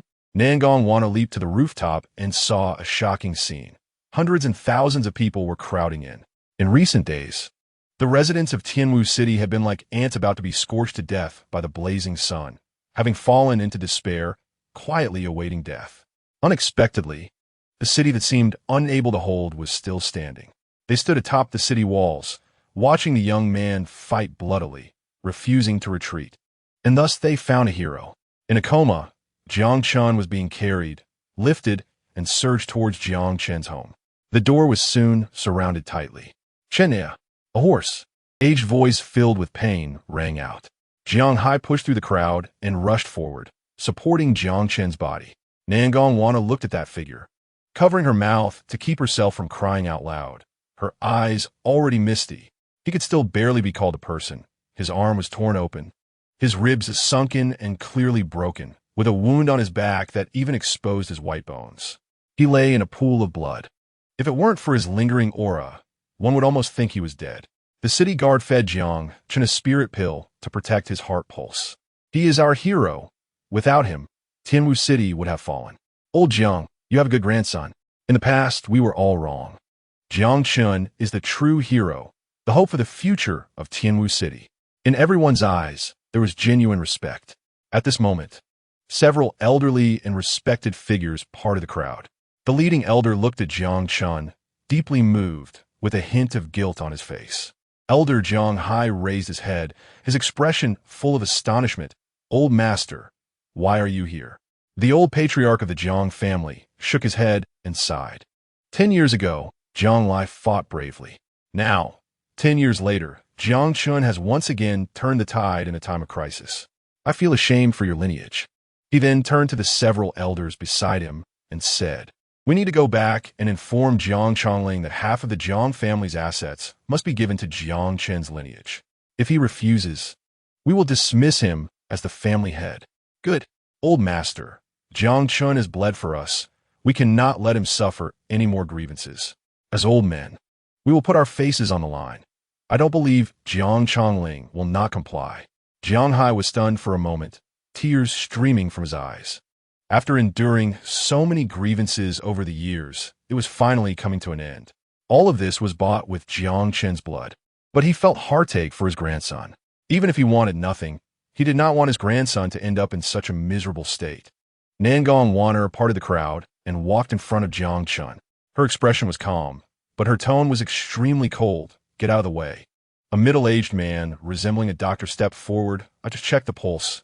It's all external injuries. Don't worry. Get out of the way." Nangong Waner's beautiful eyes widened, her gaze cold enough to kill. She hugged Jiang Chen, at a loss as to where to place her hands because Jiang Chen was covered in blood and flesh, a shocking sight. She did not know the terrifying battles Jiang Chen had gone through to sustain such severe injuries. The man who had once smiled and joked was now as quiet as a corpse. Nangong Waner's heart bled. After years of not shedding tears, they now flowed like a broken dam. She knew Jiang Chen's past experiences. The neighbors were not friendly to him, and some even humiliated him to please Jiang Feng's lineage. But he had stood up at the most dangerous moment, just as he had once protected her, unhesitatingly using his not-so-powerful body to block the attacks of countless demonic beasts. She had been in the demon clan and had grown accustomed to selfishness, ruthlessness, and extreme cruelty. Even her most trusted senior brother had betrayed her. She thought she had long severed all feelings, but Jiang Chen, her nominal husband, slowly melted the ice in her heart. She never imagined that there would be such a person in this world who would protect others with his life and body, asking for nothing in return. Tears streamed down Nangong Waner's face as she silently sobbed, and the scene fell silent for a moment. Everyone looked at the couple, filled with gratitude and heartache. She gently lifted Jiang Chen, ignoring everyone else, and walked straight into the courtyard. "We're going home." As night fell, the Jiang family hall was brightly lit. Jiang Chongling sat at the head, his face extremely gloomy, his dark eyes chilling, making people shiver. Unlike the usual quietness, the hall was now filled with people. They were all core members of Jiang Chen's lineage. At this moment, everyone was united in anger, their eyes filled with killing intent. Elder brother, we cannot let that Jiang Chen return to the Jiang family. Patriarch, now that the beast tide has retreated, the Jiang family's various properties are thriving. We cannot listen to those old men. Yes, how much have you contributed to the Jiang family after Jiang Lai's death? Without you, how can we have such a good life?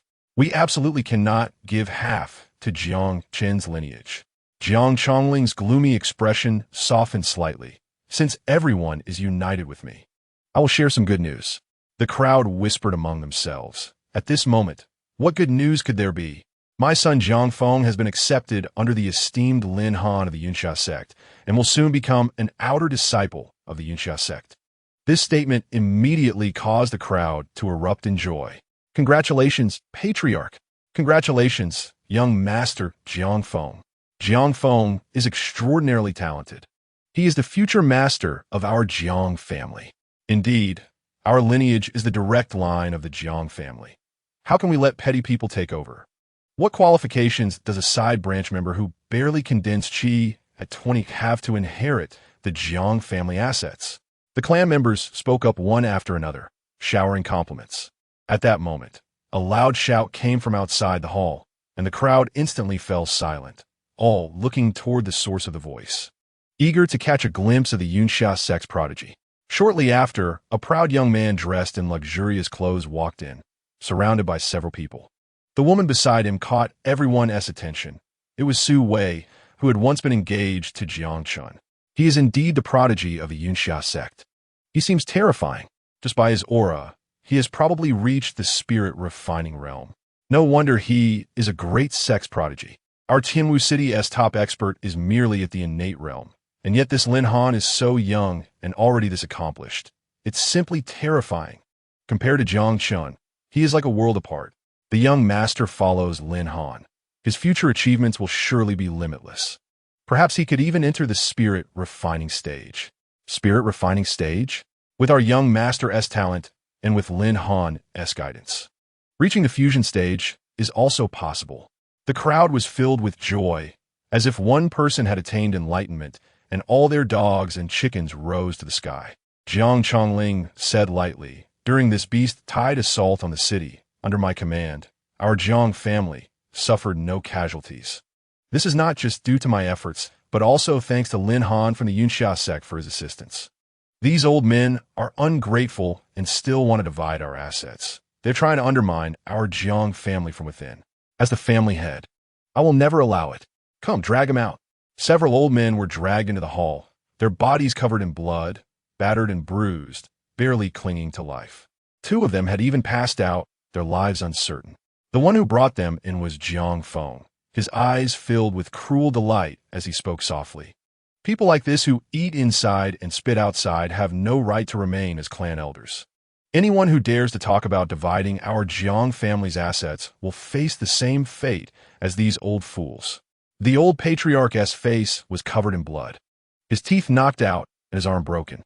He still struggled to rise, his eyes fixed on Jiang Chongling and Jiang Feng, the flames of anger in his gaze palpable. "Jiang Chongling, may you never die well. I was blind to give you the position of family head. The Jiang family will eventually fall into your hands. I am ashamed before our ancestors. I am truly ashamed."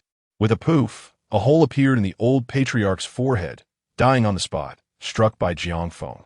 The surrounding crowd trembled in fear, looking at Jiang Feng and his father with trepidation. "Humph, old fool, you don't know what's good for you.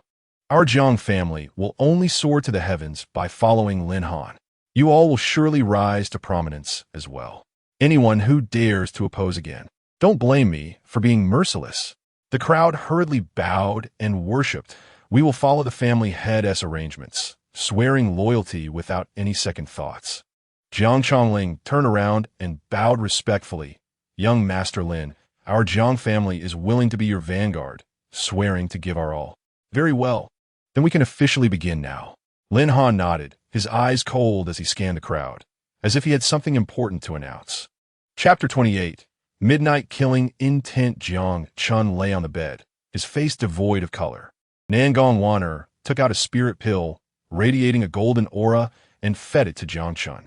This was a 6th-grade spirit stabilizing pill. A sacred healing medicine of immeasurable value, extremely precious. The power of the pill flowed through Jiang Chen's body, repairing his broken bones and the residual killing intent within him. If an ordinary person were in such a condition, they would surely find it difficult to survive, but Jiang Chen's physique was astonishing. Under the effect of the spirit pill, his meridians shone brightly, golden runes appearing. It was because of these golden runes that Jiang Chen had not damaged the foundation of his path. His true essence began to overflow from his chi si, and the previously damaged meridians rapidly repaired. Streams of pure, true essence continuously flowed through his meridians. Although still unconscious, his condition had improved significantly. Nangong Wan gently wiped the blood off Jiang Chen's body. At that moment, she seemed to truly become Jiang Chen's wife. Her hands as light as if caressing a treasure. Even when the old man Jiang Hai offered to help, Nangong Wan rejected him, believing that only she could stay by Jiang Chen's side. She did not want Jiang Chen to suffer any more harm. It took a full hour and a half to clean up, and then she quietly kept watch beside Jiang Chen, her mind filled with countless thoughts. Once, she only wanted to use an identity to hide in Tianwu City to heal her wounds, but Jiang Chen's appearance disrupted all her plans and touched her cold heart. Unknowingly, they had developed feelings for each other. But what if Jiang Chen learned her identity later? Would he still treat her well? As the saintess of the 9 Tribulations demon sect, she was a target for all humans. How could Jiang Chen, a human, accept a demon woman? Moreover, her hands had once been stained with human blood. Amid her worries, she gradually fell asleep by the bedside. As night deepened, a cool evening breeze brushed by. Nangong Wan suddenly opened her beautiful eyes. Several black figures swept across the roof under the dim moonlight, surrounding the small courtyard. Nangong Wan was shocked, and her magic power slowly began to circulate. A low voice came from the roof. Did you remember young Master Lin's words? Jiang Chen's family, except for that woman. Leave no one alive. Move quietly. Try not to alert the authorities. Big brother, should we kill that old beggar sleeping at the door? Are you stupid? The old beggar isn't Jiang Chen's family. Why kill him? But if he dares to interfere, then kill him too. Their voices were quiet, but Nangong Wan could hear them clearly. She frowned slightly, stood up, and waved her hand to send a mist into Jiang Hai's room, causing the old man to fall asleep. Nangong Wan looked up at the roof, her pretty face cold, and said lightly, "Come out." Whoosh, whoosh, whoosh. Discovered by Nangong Wan. The few men showed no panic as they swooped down from the roof. They were masked with black cloth, revealing only their eyes, which emitted a chilling, killing intent. The leader, a tall and burly man, wielded a massive axe weighing 100 pounds, exuding a powerful aura with a cultivation level of the 1st stage of the innate realm. His accomplice, with a sharp face, dragged a wolf-toothed club and looked at Nangong Wan with lewd intentions, almost drooling. Big brother, this girl is indeed beautiful. Look at her eyes, they're really captivating. Even better than the top courtesan at the Tianxiang building. Today, we brothers are in for a treat, hee. You fool. This is the girl young Master Lin has his eyes on. Do you think it's your turn to get involved? Just do a good job for young Master Lin, and we'll definitely reap the benefits. The men talked as if Nangong Wan were invisible, indeed, at that moment.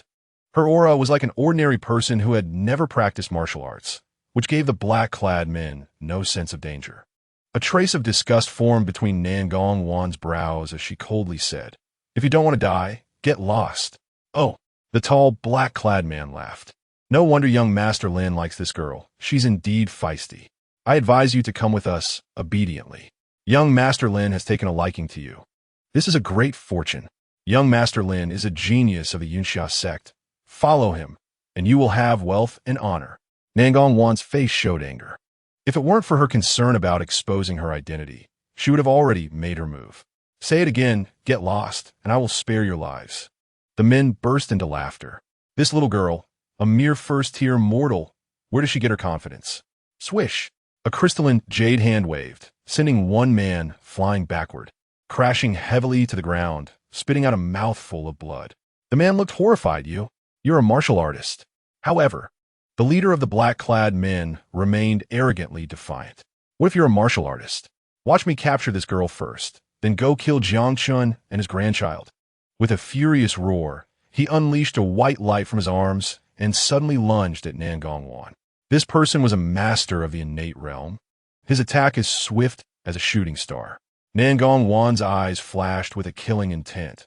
Her delicate body suddenly rose, evading his attack. Just as she was about to counterattack, she suddenly hesitated in midair, a sharp pain coursing through her meridians. She was about to channel her magic power, triggering the remaining moonlight power within her, and an abnormal flush appeared on her face. It had to be a quick battle, sky-shattering force. She pressed down with one palm, followed by a series of over 10 palms, each move exquisitely crafted, dancing like a fairy under the night sky, leaving behind a series of afterimages. The black-clad man, all at a cultivation level above the 10th stage of chi condensation, naturally recognized the extraordinary nature of her techniques. However, outnumbered, they brandished their blades and swords, forcing Nan Gongwan back.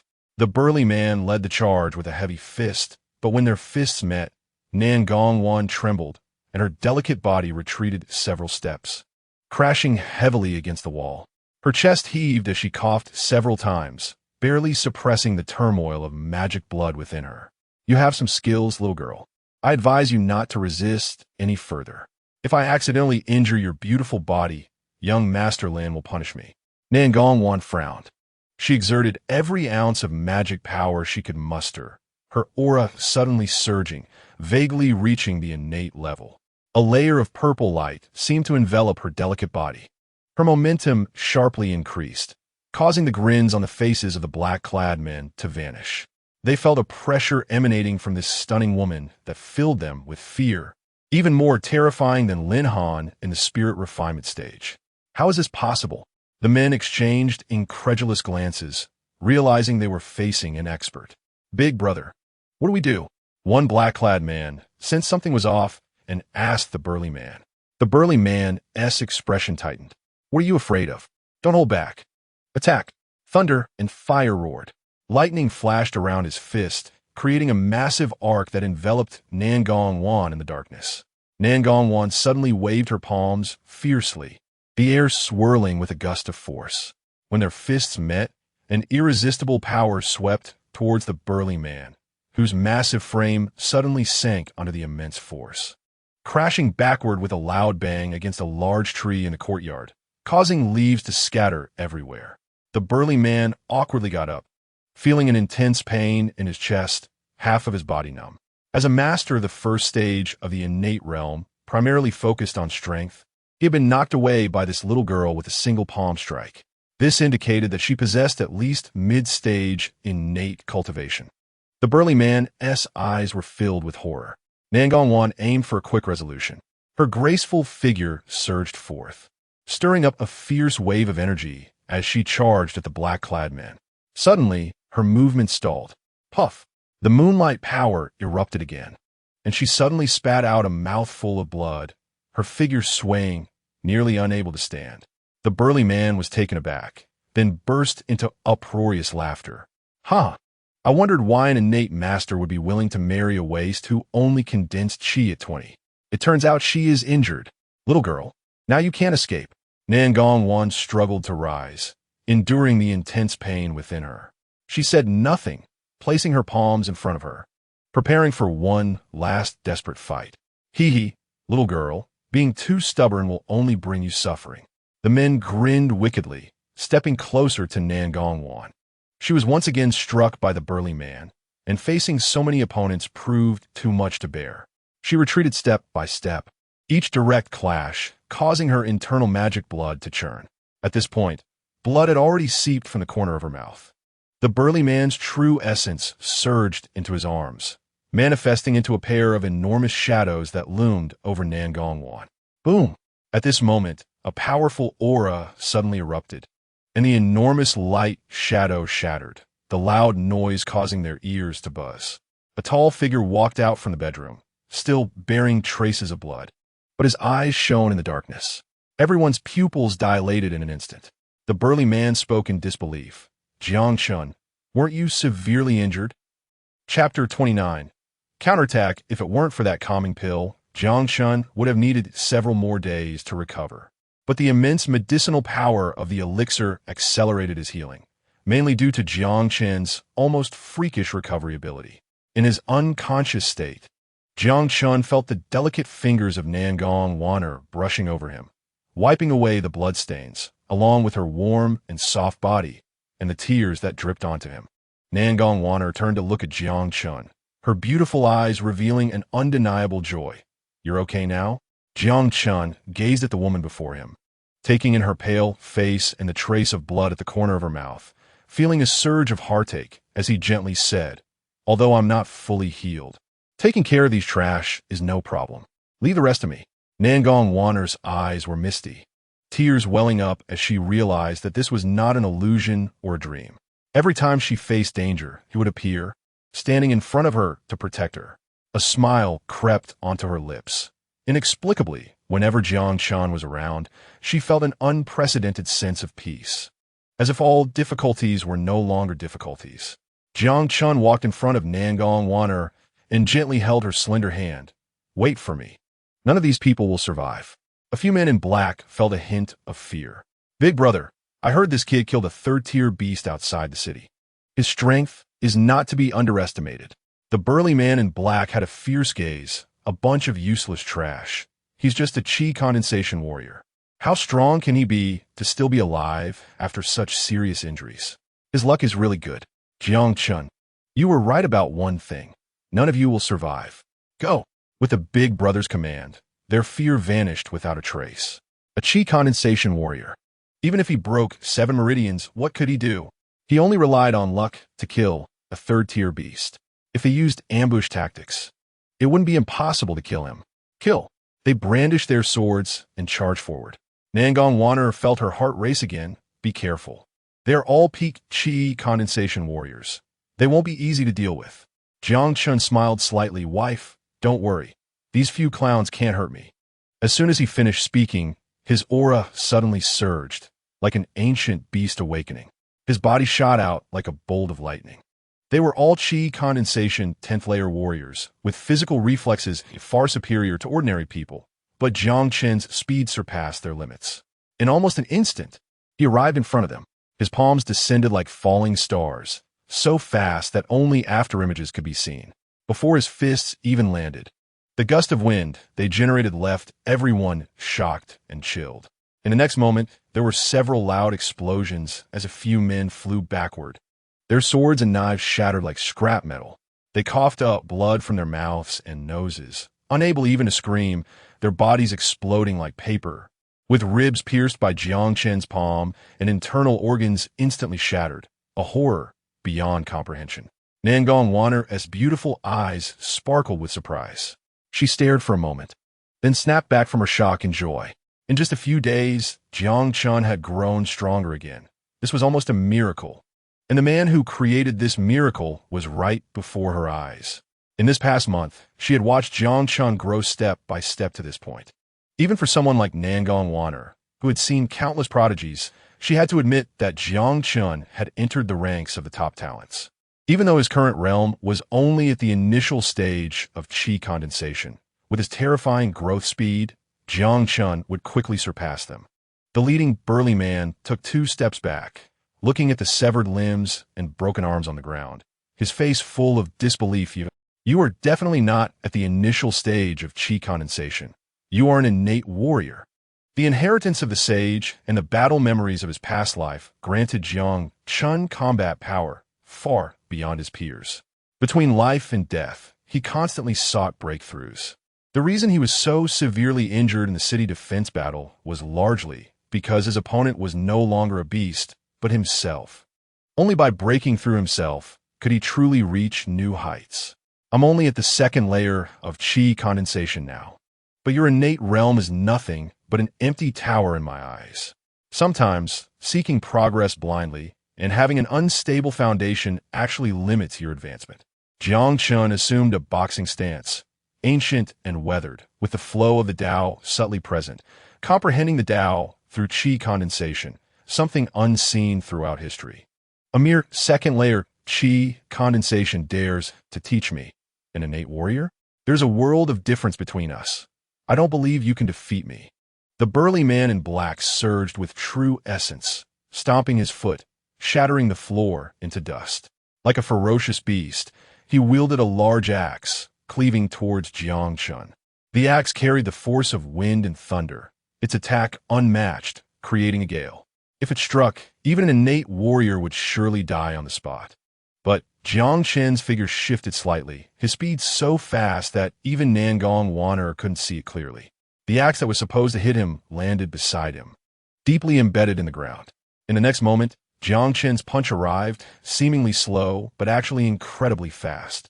His movements flowed like water, completing in one go, and he heavily struck the burly man's waist. The protective aura of the innate warrior shattered instantly, and even the protective armor developed cracks. The man flew out like a broken sack and crashed heavily into the wall. The burly man in black struggled to get up, spitting out a mouthful of blood.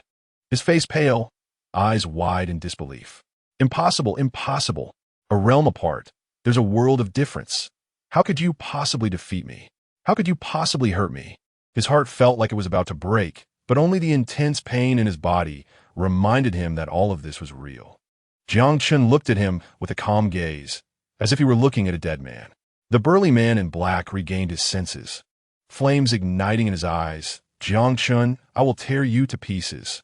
He roared in anger, and with the swing of the large axe, the entire courtyard was swept by a hurricane. The axe stirred up a storm as it swept towards Jiang Chen. Jiang Chen clenched his fist.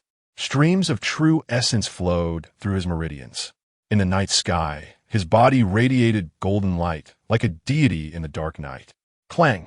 Sparks flew as a loud sound echoed. The burly man in black was once again sent flying. Jiang Chen landed, his figure swaying slightly. The burly man looked at his steel axe, disbelief written all over his face. He saw that a notch had appeared on the axe blade, equal to the size of Jiang Chen's fist.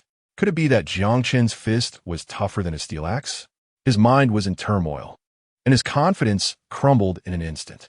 He had been an innate warrior for several years, and although he had no sect inheritance or profound martial arts, his cultivation was solid. Yet, after two direct confrontations, he was easily repelled by Jiang Chen, completely shattering his confidence. Jiang Chen slowly walked up to the burly man in black, who lay on the ground, unable to rise. The bones in his arms were dislocated. He no longer had the strength to fight. Tell me, who sent you here? I will spare your life. Feeling Jiang Chen's chilling, killing intent, the burly man in black completely broke down. He was an innate warrior. As long as he didn't die, he could enjoy boundless glory. He didn't want to die. It was Jiang Chongling, and Lin Han. They told me to kill you and your grandfather and then hand your wife over to Lin Han. They made me do it. Please, spare me. Let me live, and I won't appear before you again. Jiang Chen looked at the 7-foot-tall man, weeping and kneeling in plea, and said calmly, I, Jiang Chen, always keep my word. The burly man in black revealed a look of ecstasy in his eyes. As long as he could survive, he would have carefree and enjoyable days ahead. In the next moment, Jiang Chen's palm struck his head, causing it to shatter like a watermelon, falling silent. Jiang Chen curled his lips in disdain and wiped the blood off his hands. I already said, none of you will live. Not far away, Nangong Wanner was stunned. As a member of the demon clan, she was naturally decisive in killing, but it was rare to see someone like Jiang Chen kill without even blinking. He was certainly not a first-time killer. Only those who had experienced mountains of corpses and seas of blood would possess such killing intent. He was only 20 years old, yet he had this kind of determination, this kind of killing intent, this kind of talent. Nangong Wanner suddenly had a terrifying thought. This man might be the hope for the rise of the human race, leading them back to the pinnacle among the myriad races. A gust of night wind blew in, bringing a chilling cold. Jiang Chen's gaze suddenly sharpened as he protected Nangong Wanner behind him. In the night sky, a figure in green descended into the courtyard, resembling a black hole with a deep and sinister aura. It was Wu Ming, the top expert under Lin Han. Unlike others, although he was an inner disciple of the Yunxia sect, He was disliked by the sect members because he primarily practiced the path of slaughter. Only by following Lin Han could he have enough cultivation resources. This was also why a peak, innate, ninth-layer expert willingly followed Lin Han. His strength was already infinitely close to the fourth realm of martial arts, refining the spirit. Chapter 30. The demoness devilish might indeed. One cannot rely on such garbage. The young master truly has foresight. Wu Ming's voice was cold and sharp, his eagle-like eyes filled with gloom as he looked at Jiang Chen, as if a lion were toying with an ant. Yet, the killing intent within was immensely thick.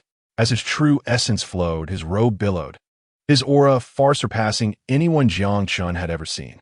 Jiang Chen's hair stood on end, a sense of life and death crisis rising in his heart. This man was a master. His realm was unfathomable. Jiang Chen furrowed his brows tightly, staring fixedly at Wu Ming. "I'll hold him off. You take Grandpa and run." Nangong Wan'er could naturally sense the boundless killing intent emanating from Wu Ming. This person's strength was formidable and far beyond what Jiang Chen could withstand. She immediately said to Jiang Chen, "You go first. I'll hold him off." Jiang Chen shook his head. "Hiding behind my wife, I'd rather just die." Wu Ming smiled, his grin appearing exceedingly sinister under the moonlight. "Don't worry, no one can escape. You will all die here."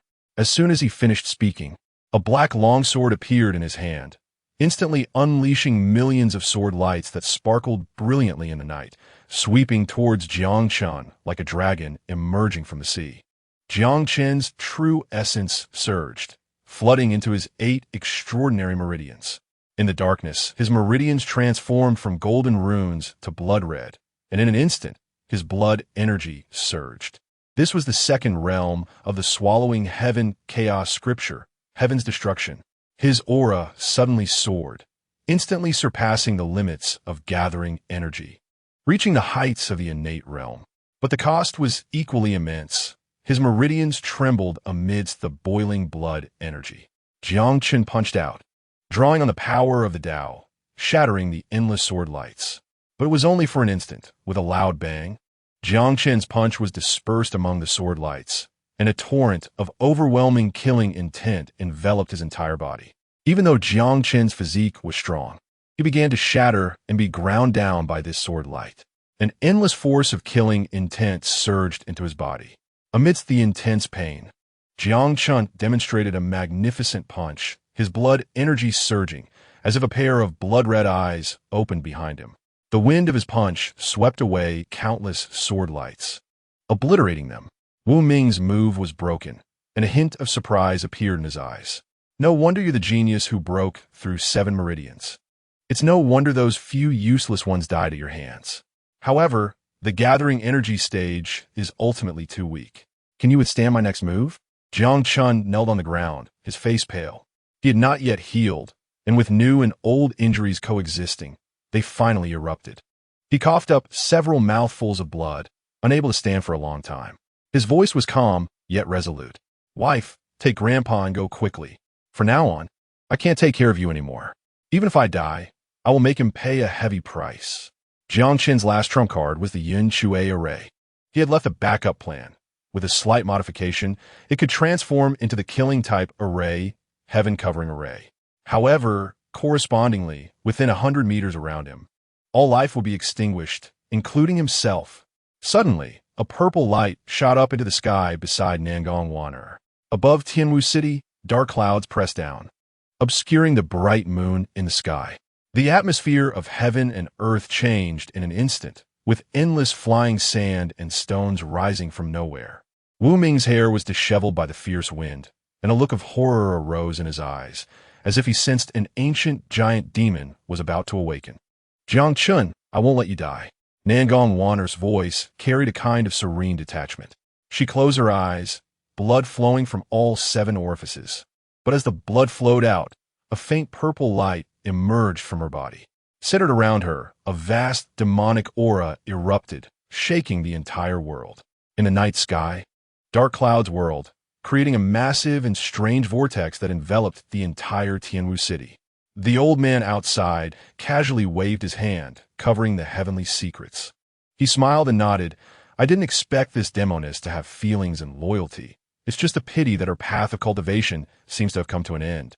In the courtyard, Wu Ming's expression was almost desperate as he maintained a stance with his sword horizontally, his gaze fixed on that woman. It was deathly quiet. He didn't dare to look away, and even his breathing seemed to stop in the silence. Time seemed to freeze at that moment, the only change being his pupils, which contracted to the extreme as if he had seen the most terrifying scene in this world. Even though he practiced the path of slaughter, he had never encountered someone with such overwhelming killing intent. Even the sect leader of Yunxia sect had never put such great pressure on him. Who on earth was this woman? Why did Lin Han like such a terrifying woman? He wanted to escape, but it felt as if he were sealed, unable to move at all. The wait for death was incredibly long. Finally, he moved, unleashing his true essence without reservation. A blood-colored sword energy suddenly appeared, causing explosive sounds wherever it passed. Not good. In a life-and-death moment, Jiang Chen's blood energy surged, instantly shielding Nangong Waner behind him. Time seemed to stop. Nangong Waner's beautiful eyes stared blankly at Jiang Chen. She never expected that the already severely injured Jiang Chen would stand in front of her. A mouthful of blood spurted out, and Jiang Chen felt as if his body had been crushed by a giant stone. Looking at Nangong Waner behind him, he wanted to speak, but could no longer make a sound. Jiang Chen, a wave of immense energy suddenly surged. Wu Ming's pupils dilated as he felt an overwhelming pressure far beyond his comprehension. The purple light shot into the sky, and, at that moment, the night seemed to be enveloped by the purple glow. Like a gentle breeze blowing by, his body collapsed, disintegrated, and vanished. Like a blood-stained plum blossom drifting away with the wind until it disappeared. The wind brushed against Jiang Chen's face, carrying a faint scent of blood. He slowly fell down, his eyes only reflecting a beautiful face, and then he slowly closed his eyes. Jiang Chen. In the bedroom, Jiang Chen was drenched in sweat, constantly shivering. Wu Ming's last sword struck with full force, and boundless killing intent severed Jiang Chen's meridians. Even feeding him a spirit pill couldn't alleviate his injuries. Jiang Chen, don't die. Wake up, Jiang Chen. Nangong Waner tightly embraced Jiang Chen, hoping to warm his body with her own warmth. Cough, cough, cough. Nangong Waner suddenly started coughing violently, letting out a painful groan. As she spat out a mouthful of blood, her body trembled violently in extreme pain. Jiang Chen, you have to wake up. Wake up. Her voice was filled with anguish and torment, as if she were enduring immense suffering. With a creak, a wooden staff pushed open the door, and a ragged old man walked in. He found a chair and sat down casually. After all, she was the holy maiden of the demon clan. How did she end up in such a dire situation? Struck by Lin's moonlight power and forced to operate her energy tonight, if she doesn't perish, she will be close to it. But it's all right. Looking at how sincere you both are, this kid can be considered to have died for a reason. Nangong Waner struggled to open her eyes and saw the old beggar she had encountered a few days ago. A hint of surprise flashed in her eyes. The old beggar appeared relaxed and leisurely, observing Jiang Chen with great interest. Unfortunately, this young lover of yours, so talented and promising, doesn't he know how to cherish what he has? He has taken on the burden of a killing sword. The path of slaughter is the most perilous. If a master doesn't come to his aid, he probably won't last until tomorrow morning. Chapter 31. Transformation. Nangong Waner looked at Jiang Chen, despair rising in her eyes. She tightly held Jiang Chen in her arms, tears silently streaming down her face, dripping onto Jiang Chen's face. Due to continuous severe injuries, Jiang Chen was now nearly out of energy. However, I do have a way to save him. It just depends on whether you're willing. Nangong Waner, already in despair, felt a glimmer of hope rise in her heart upon hearing the old beggar's words. She hurriedly said, "Senior, as long as you can save him, I will do anything." The old beggar chuckled. "This method comes at a great cost. You better think it over. Senior, he's my husband. If he dies, I definitely want to live alone. No matter the cost, I agree." The old beggar looked at Nangong Waner and said, "I know of a forbidden method that can connect the two of your meridians together. Naturally, Half of your power will also transfer to this kid. With your power, he can expel the killing intent within him. However, the old beggar paused before continuing. This forbidden method will destroy your own meridians. After implementing this method, your magic veins will be completely destroyed, your meridians severed, and you will undoubtedly die. Even if you're lucky enough to survive, you will become a cripple and will never be able to cultivate again. Such a great cost. Are you willing to bear it? Nangong Wanner's face turned as pale as snow. She had once been the pride of her family and the holy maiden of the Nine Tribulations demon sect, with an unlimited future ahead. She looked at Jiang Chen, seeing the blood at the corner of his mouth and the terrifying wound on his chest. When she came to Tianwu City, her original plan was simple: to hide in the city to recover her injuries and then return to the demon clan once healed. However, by a twist of fate, she ended up marrying Jiang Chen, and her life became colorful, no longer just about cold cultivation and family intrigue. Destiny had bound them together, and the coldness and indifference in her eyes gradually melted away, replaced by an irreplaceable tenderness. Jiang Chen had protected her with his life so many times. Now, it was her turn to protect him. Nangong Wanner turned to the old beggar, her gaze firm. "I am willing." The old beggar's eyes showed a hint of appreciation. A human came to kill Jiang Chen, but was saved by a demoness. Who would believe such a story? Without further ado, let us begin. Under the old beggar's instruction, Nangong Wanner's delicate fingers pointed at the major acupoints on Jiang Chen's body, activating the forbidden method. Her white wrist sank, and her magic power surged out like a raging tide, seemingly drawn by a powerful attraction, instantly rushing into Jiang Chen's sea of qi. As Nangong Wanner's power flowed into Jiang Chen's body, starting from his sea of qi, his extraordinary meridians shone with faint purple patterns, quickly spreading through his blood vessels. His arms, legs, torso, and even all acupoints glimmered with an eerie purple light. The magic power, after transformation, turned into pure, true essence, driving away the killing intent within Jiang Chen. As the forbidden method was put into practice, Jiang Chen, like a black hole, devoured Nangong Wanner's power. Intense pain spread to every corner of Nangong Wanner's delicate body, as if thousands of blades pierced through her veins. She nearly fainted from the agony. "Do not faint. Otherwise, you won't wake up," the old beggar shouted sharply.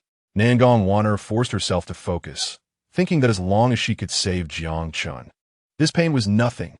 The indescribable pain continued, far exceeding what an ordinary person could endure. Not only was her power at stake, but even her life was slowly slipping away. Nangong Wanner's expression calmed down. She felt her magic veins shattering. Perhaps after the forbidden method was completed, she would no longer be able to wake up. She slowly opened her eyes, quietly looking at the man in front of her, then gently closed them again. Only a single tear quietly slid down the corner of her eye. "I truly want to be with you forever, but I can no longer accompany you on this journey." The two meridians seemed to connect, and the blood-colored runes received a surge of power, instantly brightening. Jiang Chen's extraordinary meridians glowed. True essence circulated throughout his body, bursting forth with a brilliant golden light. He was immersed in a mysterious realm as the rolling true essence surged in his sea of qi. The originally tough meridians began to shatter and heal, repeating over and over. With each healing, they became increasingly resilient, even broader than before. Golden runes manifested, refining every corner of his body, melding the runes with his muscles, creating divine rays that nourished him. At this moment, it was as if he had been reborn. This was an extraordinary opportunity that is hard to come by. The heaven-swallowing chaos sutra continuously operated, like a dried river swallowing a sudden downpour from the sky. He radiated brilliant light, as if a deity had descended to the world. The old beggar widened his eyes, looking at Jiang Chen as if he had seen a monster. This kid, could he really be the reincarnation of a deity? Don't say it's me. Even that 1 dozen have such a perverse talent. He laughed heartily. Looks like the old man is lucky. This disciple is barely worthy of me. As the heaven-swallowing chaos sutra operated, it gathered and purified all chaotic energies. Not to mention that bit of killing intent Even the moonlight power within Nangong Waner was nearly cleared away, transformed into beams of divine light that entered Jiang Chen's body. The shattered bones realigned, shining with golden runes, and the broken body was reborn, becoming even more indestructible. Even his five senses received a tremendous enhancement. This was a miraculous transformation. Jiang Chen underwent an unimaginable metamorphosis. If he was once just a genius in a small town, now his talent had soared again, and, simultaneously, his realm had risen to the fourth level of qi condensation. Uncertain how much time had passed, the aura finally calmed down. Jiang Chen slowly opened his eyes. In the bedroom, there was indeed an old beggar sitting in a chair, staring intently at him. It was the old man who had eaten his buns that day. "What are you doing here?" Jiang Chen asked in surprise. The old beggar squinted his eyes and answered without addressing the question. "Kid, you're quite lucky. With your physique, you could at least reach the 8th realm of the extraordinary in the future." At this point, Jiang Chen finally noticed Nangong Waner beside him. Her face was devoid of color, her body cold as ice. If it weren't for her faint breathing, Jiang Chen would have almost thought she was dead. To save you, she used the forbidden method, losing all her cultivation. She probably won't wake up again. Your wife has deep feelings for you. The old beggar's words struck Jiang Chen like thunder. His eyes widened, and his heart nearly stopped. The old beggar continued, "However, you are lucky. You have gained her entire power, equivalent to undergoing a transformation. Your talent is now extraordinary." Jiang Chen suddenly stood up, rushing toward the old beggar in a frenzy, gripping the old man's shoulders tightly. "I don't want any transformation, old senior. Do you have any other forbidden methods? Save her. Let her wake up." The old beggar's aura surged, sending Jiang Chen flying back several feet. "Do you think this is a joke? The cost of activating the forbidden method is enormous. How can it be reversed? She is undoubtedly dead. Not even I, nor the great Luo Golden Immortal, can save her." Jiang Chen gritted his teeth and nearly roared. "I can't let her die. There must be a way. There must be a way. I absolutely cannot let her die." The old beggar shook his head, sighed, and floated away. He had long anticipated this moment. The reason why the forbidden law was a forbidden law was that the cost was extremely high. From the first time he saw Nangong Waner, he recognized her identity. The enmity between the human and demon races ran deep as the sea. At first, he had no intention of letting this demon clan SAINTESS go, and even contemplated killing her along with Jiang Chen. However, after observing for these days, he gradually changed his mind and even developed feelings for Jiang Chen. He saw Jiang Chen swimming against the tide during the beast tide, disregarding his own life to delay the attacks of the demon beasts, and even single-handedly awakened the fighting spirit of all the martial artists in Tianwu City. He witnessed the touching relationship between Jiang Chen and Nangong Waner. In the face of life and death, they never hesitated for each other. On the contrary, those great clans, for their own selfish interests, were willing to abandon the city.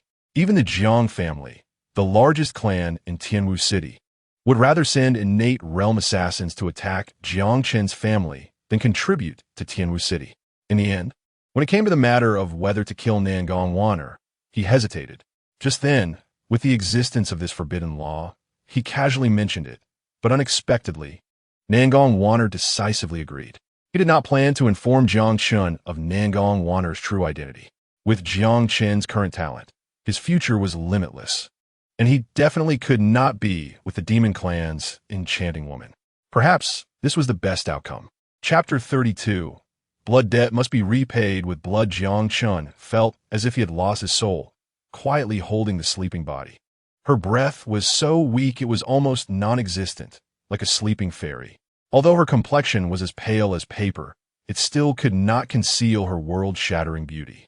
He remembered the first time he saw Nangong Waner by the street. As time passed, the distance between their hearts grew closer. He had thought that one day Nangong Waner would leave him, but he never imagined she would give her life for him. However, such a life was too heavy enough that Jiang Chen found it hard to bear.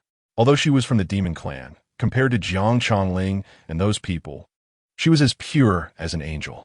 He slowly closed his eyes, a tear slipped down his cheek, and when he opened them again, the hatred and anger in his eyes burned like fire. Tianwu City, after the beast tide receded, began to rejuvenate. The collapsed houses started to be rebuilt. This time, the human experts took action and killed the demon emperor of the Beast Mountain, which also meant that there would be no more beast tide attacking Tianwu City for the next few decades. Everyone wore smiles on their faces. In front of a weapons shop, some residents of Tianwu City gathered here, chatting enthusiastically. If it weren't for Jiang Chen, our Tianwu City would have suffered. That's right. My whole family was saved by him. He broke through the 7 meridians at such a young age. A genius like him is rare in 100 years. My daughter was also saved by him. It's a pity that Jiang Chen was severely injured while defending the city during this beast tide. I hope it doesn't affect his foundation. Such a genius is the hope of our human race. Suddenly, one person exclaimed in shock, "Isn't that Jiang Chen?" P.S. Fine. What? How is that possible? I saw him yesterday. He was covered in wounds. How could he recover so quickly? Are you sure you're not mistaken? The crowd turned around and found Jiang Chen walking towards them. He was dressed in white, and those terrifying injuries had actually healed. His aura was even stronger than a few days ago. The crowd was astonished. Could it be that Jiang Chen had made progress again? However, at this moment, Jiang Chen's expression was cold, and a lingering killing intent surrounded him. Jiang Chen, you're okay. Thank you so much, Jiang family boy. You saved our whole family. Jiang Chen nodded in acknowledgement and walked straight into the weapons shop. I want a long spear, preferably a common weapon. Weapons for martial artists are divided into 10 levels, with levels below 3 being common weapons, levels 3 to 6 being spiritual weapons, and levels 7 and above being legendary divine weapons. In Tianwu City, a level 1 common weapon was already a remarkable existence. There happened to be a level 1 long spear made from refined iron, with master engraved runes on it. You are the hero of our Tianwu City. If you use it, I won't make any profit. A fixed price, 8,000 taels. Indeed, common weapons had never been below 10,000 taels before. The shop owner had already given Jiang Chen quite a discount.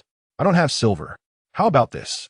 Jiang Chen took out 7 or 8 thumb-sized transparent crystals that faintly emitted light. The weapon shop owner's eyes lit up.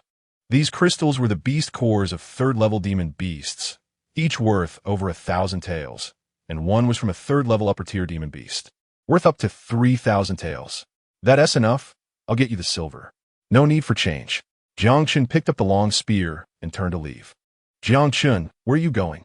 Jiang Chen's expression was emotionless as he softly uttered 2 words, "Kill." He then walked straight towards the Jiang family courtyard.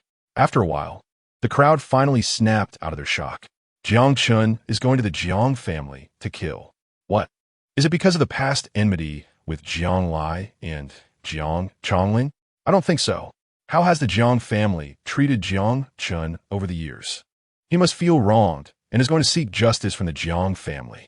Besides Jiang Chen's lineage, what else is the Jiang family made of? During the beast tide, they had so many experts and didn't even show their faces.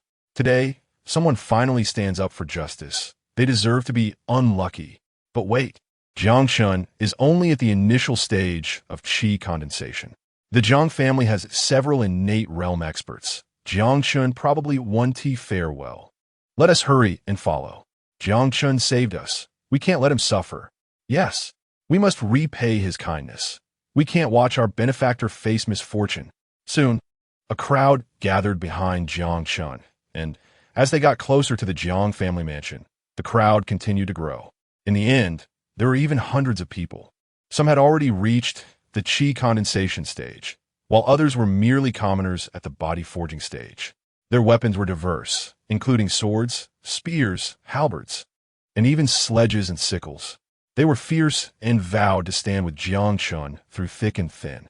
When they were still a few hundred meters away from the Jiang family, Jiang Chen turned back and cupped his hands to the crowd. Everyone, I appreciate your intentions, but this is my personal grudge, which also involves the genius of the Yunxia sect. Please do not interfere. If I face misfortune, I hope you can take care of my grandfather. This statement immediately stirred up a huge wave. The Yunxia sect, what a terrifying entity that was. Even the entire Tianwu City seemed insignificant in comparison, like a small village. If it were just offending the Jiang family. The crowd might rely on their numbers to save Jiang Chen. However, offending a giant like the Yunxia sect could lead to the entire family perishing.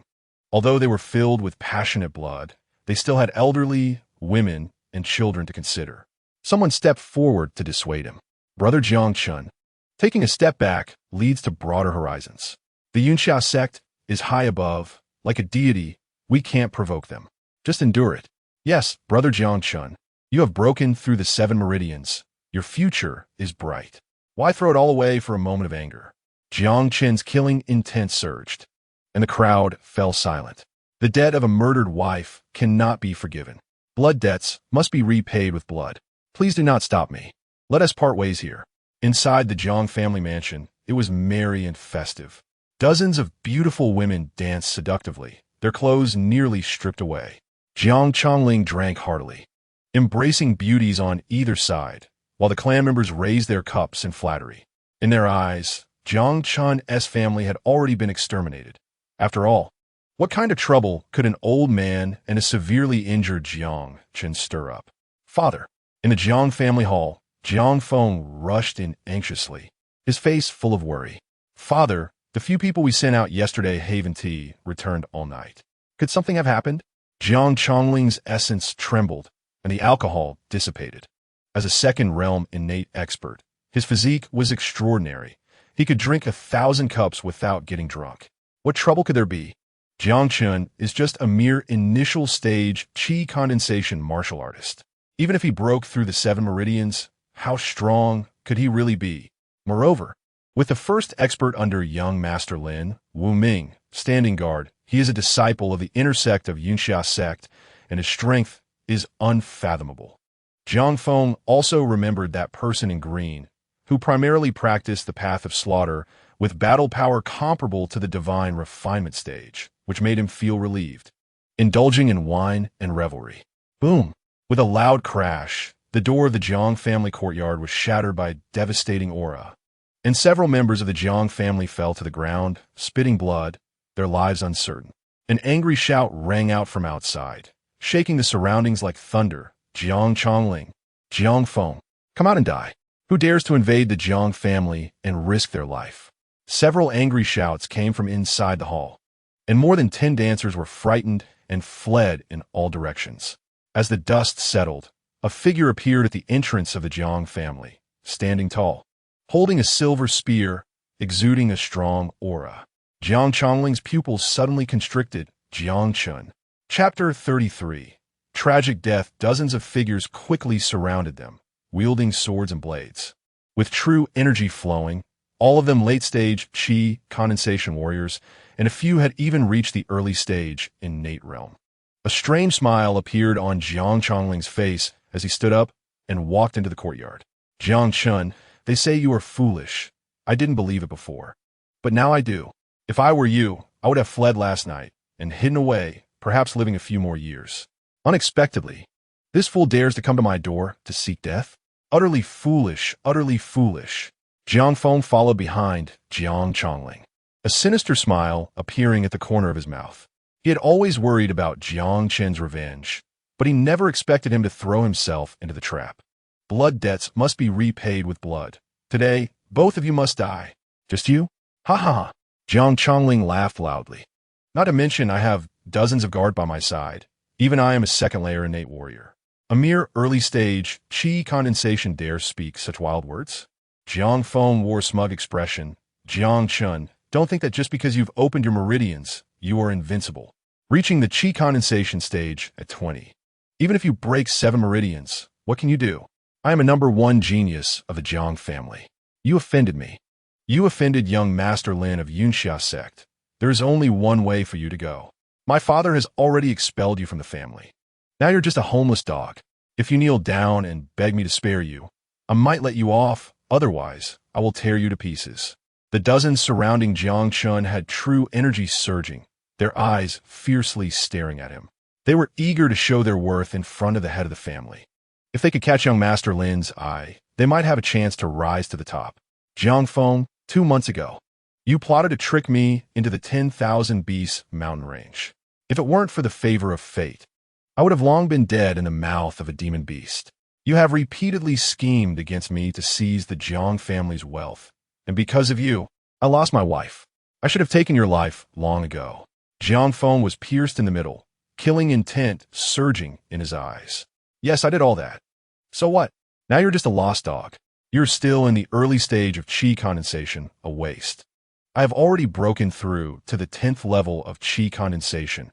I am the genius of the Jiang family, and you will forever live in my shadow." Jiang Chen's gaze was icy. This former hypocrite had finally torn off his mask of hypocrisy. 10th level of qi condensation? Then I want to see what you can do at that level. After learning about Jiang Chen's impressive performance in the city defense battle, Jiang Feng felt uneasy. But in recent days, having obtained the outer sect techniques from Yinxia sect, he progressed rapidly.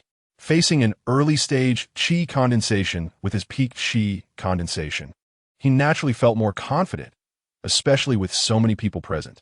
Even if he couldn't win, his father could save him.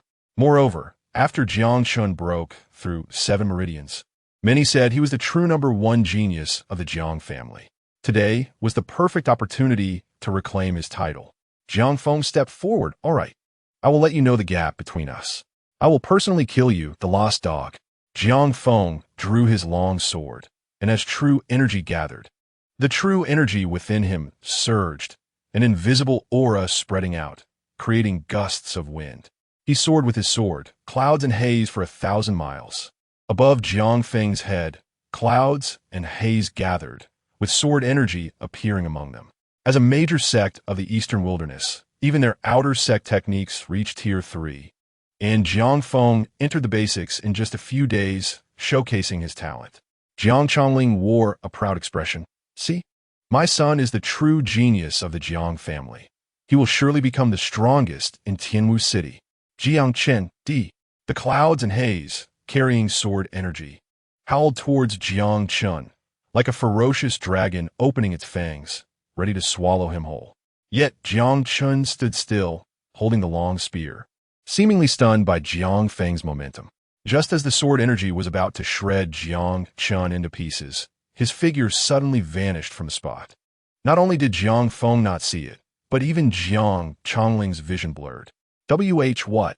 In the next instant, Jiang Chen's figure appeared behind Jiang Feng like lightning, his arms shining with golden patterns, and his right fist erupted. Boom! A wave of energy surged. A piercing scream echoed throughout the courtyard. In just one blow, Jiang Feng's back clothes were shredded, his spine broken by the strike, and the overwhelming force shattered his meridians. Impossible, impossible! His face turned pale, filled with fear and disbelief. Jiang Chen was just an early-stage qi condensation warrior. Even if he broke through 7 meridians, his battle power far exceeded his realm. But it shouldn't be possible for him to defeat him in one hit. How did he achieve this? Fear was written all over Jiang Feng's face, his body trembling in terror. "Dare to harm my son? Kill him!" Jiang Chongling roared. "Kill!" Dozens of people wielded swords and blades, charging at Jiang Chen. Jiang Chen's true energy surged in his sea of energy, the golden symbols in his meridians turning blood red. This was the 2nd level of the swallowing heaven chaos scripture, consuming immense energy. But at this moment, hatred filled his heart. He wanted to kill Jiang Feng and Jiang Chongling in the most brutal way. Boom! With a thrust of his spear, a wave of energy surged out, spreading around him. The remaining qi condensation warriors were sent flying, screaming as more than 10 fell to the ground in an instant. Only a few peak qi condensation and early innate realm experts managed to approach Jiang Chen. Great monument hand, golden wave fist, bone-crushing blade. They unleashed their strongest attacks, aiming to kill Jiang Chen in one blow. Jiang Chen's gaze was calm and cold. The long spear danced, creating millions of spear shadows. After acquiring Nangong Wanner's abilities, his strength was further enhanced, and the spear shadows were exceptionally fierce. One peak qi condensation warrior couldn't dodge in time and was turned into minced meat mid-air, a terrifying sight. Several innate warriors also retreated, not daring to face his edge. Jiang Chen's voice was deep and cold. "I said, I should have killed you long ago." Swish! The silver spear danced. No. A flash of silver light. Jiang Feng's legs shattered at the knees, blood splattering. Jiang Feng's pupils dilated in excruciating pain, letting out a blood-curdling scream, his body convulsing in agony. Fengya! Jiang Chongling looked at Jiang Feng's miserable state, his anger almost igniting. His aura suddenly erupted, disregarding everything as he charged at Jiang Chen, his hands transforming into claws. Lunging for Jiang Chen's throat. Bang! Jiang Chen's movements were incredibly simple, yet as fast as lightning. He gathered true energy in his left arm, which shone with a blood-red glow, as if enveloped in a layer of demonic light, and struck heavily at the attacking Jiang Chongling. A deux explosion sounded, like rocks piercing the sky. Jiang Chongling was sent flying, his tiger's mouth shattered, blood gushing. Half of his arm was spasming uncontrollably, and he looked at Jiang Chen with wide eyes, as if unable to believe what had just happened. As a second-layer innate warrior, he was actually injured by Jiang Chen, an early-stage Qi condensation warrior. What realm are you at? Jiang Chen's eyes showed no fluctuation. Over the years, Jiang Chongling and his son had harmed their family too many times, and Nangong Waner had even fallen into a coma because of them. At this moment, hatred filled Jiang Chen's heart. He raised his spear once again, and two spear lights flashed by, causing Jiang Feng's hands to be shattered. Spare me. Please spare me. I was wrong. I'm sorry. I beg you to spare me. Jiang Feng's cries echoed through the sky. He never imagined that Jiang Chen, the former waste, could possess such combat power, nor did he think he would be lying on the ground, crying and begging for mercy. But at this moment, fear had already occupied his entire heart. Spare you? Jiang Chen glared at all directions. Did you ever think of sparing me when you tried to kill me countless times? Did you think of sparing me when you sent assassins to kill my whole family? I will not kill you immediately. I will slowly torture you. I will make your father watch you be tortured to death. The pain you inflicted on me, I will return 100-fold, 1,000-fold. With a hiss, another spear light pierced Jiang Feng's groin like lightning. This scream was as terrifying as a ghost from the underworld, brutal to the extreme. Jiang Chen, I will tear you into pieces. Jiang Chongling watched helplessly as his son was tortured into an unrecognizable state. His face twisted in agony, and he suddenly surged forward, his true essence rolling out, his arms enveloped in black mist, even more terrifying than a demon beast. It was as if a fierce tiger was stomping on the ground, charging violently towards Jiang Chen, its speed so fast that even the air exploded. Jiang Chen's lips curled into a sinister smile as he suddenly lifted Jiang Feng with his spear and hurled him towards Jiang Chongling. Jiang Chongling had no time to dodge. His fists crashed heavily into Jiang Feng's body. That already horrific body flew like a broken sack to the courtyard wall 30 meters away, producing a dull impact sound. Fonger! A heart-wrenching cry. Jiang Feng's body went stiff and slowly fell to the ground, devoid of life.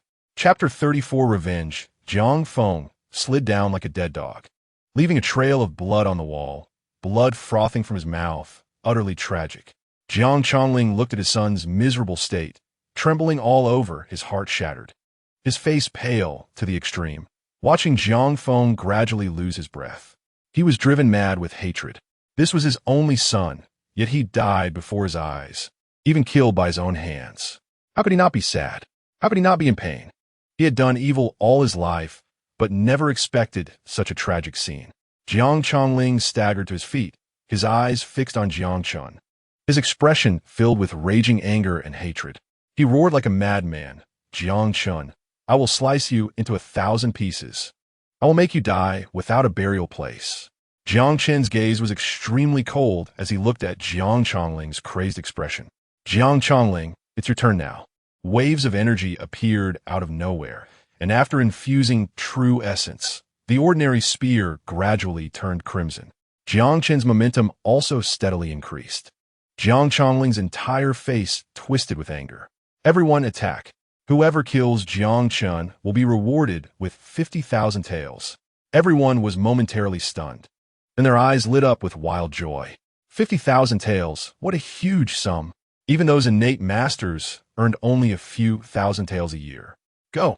A martial artist who had reached the second level of innate suddenly leaped up, wielding a 2-meter-long saber, his true essence surging the blade glowing with white light, illuminating the surroundings as he charged at Jiang Chen. Jiang Chen's figure flashed, his spear slashing through the air, a blood-colored wind blade slicing out. Upon collision, the wind blade shattered instantly, but at this moment, Jiang Chen's divine ability was unleashed, heavenly fire raging plains. Dozens of fireballs appeared in the sky, like meteors falling to the ground, descending upon the Jiang family courtyard. A gas condensation martial artist was struck by the flames, instantly turning into a fire person, collapsing in pain and turning to ashes. Altogether, dozens of figures surged in.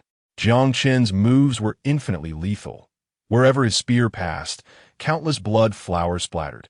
Those at the peak of gas condensation found it hard to withstand even one move. In just a few breaths, the courtyard had turned into a hellscape, filled with severed limbs and blood, exuding a strong, bloody scent. Dark clouds loomed overhead.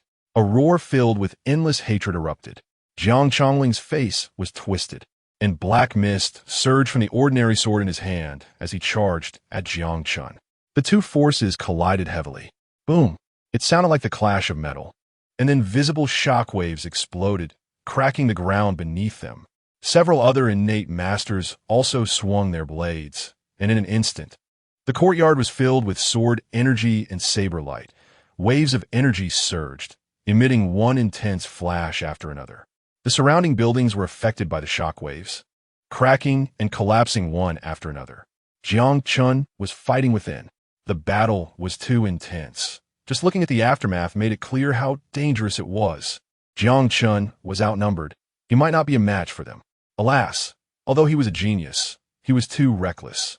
The Jiang family, as the #1 family in Tianwu City, had an unfathomable foundation with more than a handful of innate masters. Forget it. Let's take care of old Master Jiang. That could be considered repaying Jiang Chen for his kindness to us. Look, the Jiang family courtyard was shrouded in smoke and dust. A tall figure holding a spear exuded overwhelming momentum. Even from 1,000 meters away, one could still feel the terrifying aura of that person. That figure was fighting against several innate masters, and surprisingly, it seemed to have the upper hand. It was Jiang Chen. He was actually gaining the upper hand. Everyone was stunned. They initially thought the scene would be one of Jiang Chen bleeding profusely or even being severely injured or killed in the siege. No one expected that Jiang Chen could charge into the Jiang family single-handedly and still hold the upper hand. During the Demon Beast siege, the Jiang family, as the first family, not only did not send out a single soldier, but also took advantage of the Demon Beast siege to amass wealth. The residents of Tianwu City had long been resentful of their actions. Seeing the current situation, they were instantly filled with excitement. If it weren't for concerns about the talented disciples of the Yunxia sect behind the Jiang family, they would have rushed up to cheer. Boom! The battle intensified. Jiang Chen's blood surged, growing braver with each fight. His spear's combat power was unmatched, deflecting the incoming saber with a single thrust, then striking heavily at Jiang Chenling's chest. Puff! A blood arrow shot out, and Jiang Chenling's entire face contorted in pain as he flew backward, shattering the column behind him. If it weren't for his impressive physique as an innate master, he would have already met his end. The entire courtyard fell into a moment of stagnation. Several innate masters now had faint traces of blood on them, each one filled with deep apprehension and disbelief. A gas condensation early-stage martial artist was actually fighting against several innate martial artists and even gaining the upper hand. If this were to be said, no one would believe it unless this person's strength had reached a level comparable to the top talents of the 9 sects of the Eastern Wilderness. Yet, Jiang Chen had lived in Tianwu City all his life, learning only the most basic martial arts, which could only prove one thing. Jiang Chen's talent had reached a terrifying level. All of you attack. Kill him. The bounty is 50,000, no, 100,000 taels. Jiang Chenling roared in anger, but the innate martial artists exchanged glances, none daring to make a move. Jiang Chen walked step by step towards Jiang Chenling, his eyes full of icy killing intent. Jiang Feng's actions were all under Jiang Chenling's orders. In order to monopolize the Jiang family's assets, he spared no effort. You will die. As Jiang Chenling's voice fell, the black sword energy in his hand erupted, flying towards Jiang Chen with a piercing sound. A silver spear light cut through the darkness. Boom, boom, boom. The silver light collided with the black sword energy, ripples spreading wildly. As the silver light flashed, the sword energy shattered with a loud crash, and its momentum did not decrease, charging straight at Jiang Chongling. The originally fierce Jiang Chongling let out a scream. His body flew backward again, crashing into the ground. Boom! Until he crashed into several large trees in the courtyard and finally stopped. Jiang Chongling was spewing blood from his mouth and nose. His sternum caved in, and he had no strength left to fight. He struggled to get up several times, but fell back to the ground, looking at Jiang Chen, who was slowly approaching him, his eyes filled with resentment and fear. Jiang Chen, you can't kill me. I have already recognized young Master Lin Han as my master. If you kill me, he won't let you go. Not just you. Your whole family will pay for my death. Jiang Chen looked at Jiang Chongling coldly, raising the spear in his hand. In the distance, the sound of hurried footsteps approached, and dozens of officials in uniforms rushed over. The young man in luxurious clothing at the front shouted sternly, Jiang Chen, stop if you don't want to die. Seeing the newcomers, Jiang Chongling's face lit up with joy. He struggled to stand up, and although he was severely injured, a grim smile appeared on his face. Young Master Lin Han, no, Master, you finally came. Kill Jiang Chen and avenge Feng. Master, kill him. Before Jiang Chongling could finish speaking, a silver light suddenly flashed. The spear moved with incredible speed, and even Lin Han, a cultivator at the refining spirit stage, couldn't stop it in time. Puff! Jiang Chen's spear pierced directly through Jiang Chongling's chest, the surging blood energy crushing his lungs to pieces. I told you, today, you and your son must die. Chapter 35. Elder Huang Shichuan of Yunxia sect. At this moment, the courtyard was silent. Everyone stared blankly at Jiang Chen.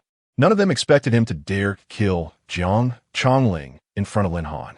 Watching Jiang Chongling being pierced by Jiang Chen's spear, dead beyond recovery, Lin Han's pupils suddenly contracted. It had been many years since he had seen anyone dare to defy him, and he wanted Jiang Chen to pay a heavy price. Lin Han's face turned ashen, his hands slightly trembling with anger. Good, very good. Lin Han took a deep breath, his chest heaving heavily, his expression growing darker. A strong killing intent and rage spreading throughout the Jiang family courtyard. Everyone felt a chill down their spines under the pressure, not daring to breathe. Only Jiang Chen looked directly at Lin Han, showing no sign of fear. Suddenly, a violent wave of energy surged towards him, and Jiang Chen felt as if a giant stone was crushing his chest. He was sent flying backward, and in the midst of the intense pain, his spear was driven into the ground, carving out a deep trench. Jiang Chen violently spat out a mouthful of blood, having endured a blow from a refining spirit expert. Yet he managed to hold on without falling, his eyes still fixed on Lin Han. Lin Han squinted his eyes. As a genius of Yunxia sect, he couldn't believe that he had failed to kill this person with a single strike, which was a great humiliation. Just as he was about to strike again, a commotion broke out. Countless people surged in from outside the courtyard, their footsteps dense and voices tumultuous, as if an army was rushing from all directions, shaking the ground. Soon, the entire Jiang family courtyard was surrounded by thousands of people, old and young, men and women. In just a short time, half the city had gathered at the Jiang family courtyard, intending to save Jiang Chen. The walls were filled with people, and their numbers were continuously increasing. Not to mention Lin Han, even Jiang Chen was somewhat stunned. Jiang Chen is a hero of Tianwu City. He cannot be killed. When the demon beasts attacked the city, Jiang Chen fought bravely, saving countless lives. Please do not kill Jiang Chen. My lord, I beg you to spare Jiang Chen. The noise was chaotic, each person speaking out. They were weak, but at this moment, they rushed into the courtyard, using their bodies to shield Jiang Chen. Once, Jiang Chen protected them with his life. Now, they wanted to protect him. Lin Han's killing intent surged. He had never had a good impression of these commoners, and these people were as weak as ants. If he wished, he could kill hundreds with a wave of his hand. The officials behind him also sensed Lin Han's murderous intent. The head of the local government, Gu Hai, hurriedly stepped forward. Young Master Lin, be cautious. This is Tianwu City. If you start a massacre, It may not be beneficial for you. Yes, senior brother Lin. Although these commoners are like ants, if this gets back to the sect, it may affect your future. Lin Han's disciples hurriedly advised against it. Guhai, the head of the local government, smiled ominously and said quietly, "Young Master Lin, leave this to me. I will ensure you are satisfied." At this point, Lin Han could only suppress his killing intent, nodding in agreement. "Everyone get back! Everyone get back!" Guhai swaggered to the front of the crowd, exuding authority, and the surrounding noise instantly quieted down. The scoundrel Jiang Chen trespassed into private property, armed and killed, injuring several people. The evidence is conclusive. According to the laws of the Eastern Wilderness, this person is to be arrested immediately. Anyone resisting arrest or harboring him will be treated as accomplices. His voice, amplified by true essence, spread out, and the crowd fell silent. According to the laws of the Eastern Wilderness, armed murder was a death sentence.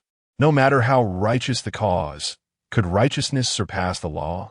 When the demon beasts attacked the city, not a single person from the Jiang family came out, which was a loss of righteousness.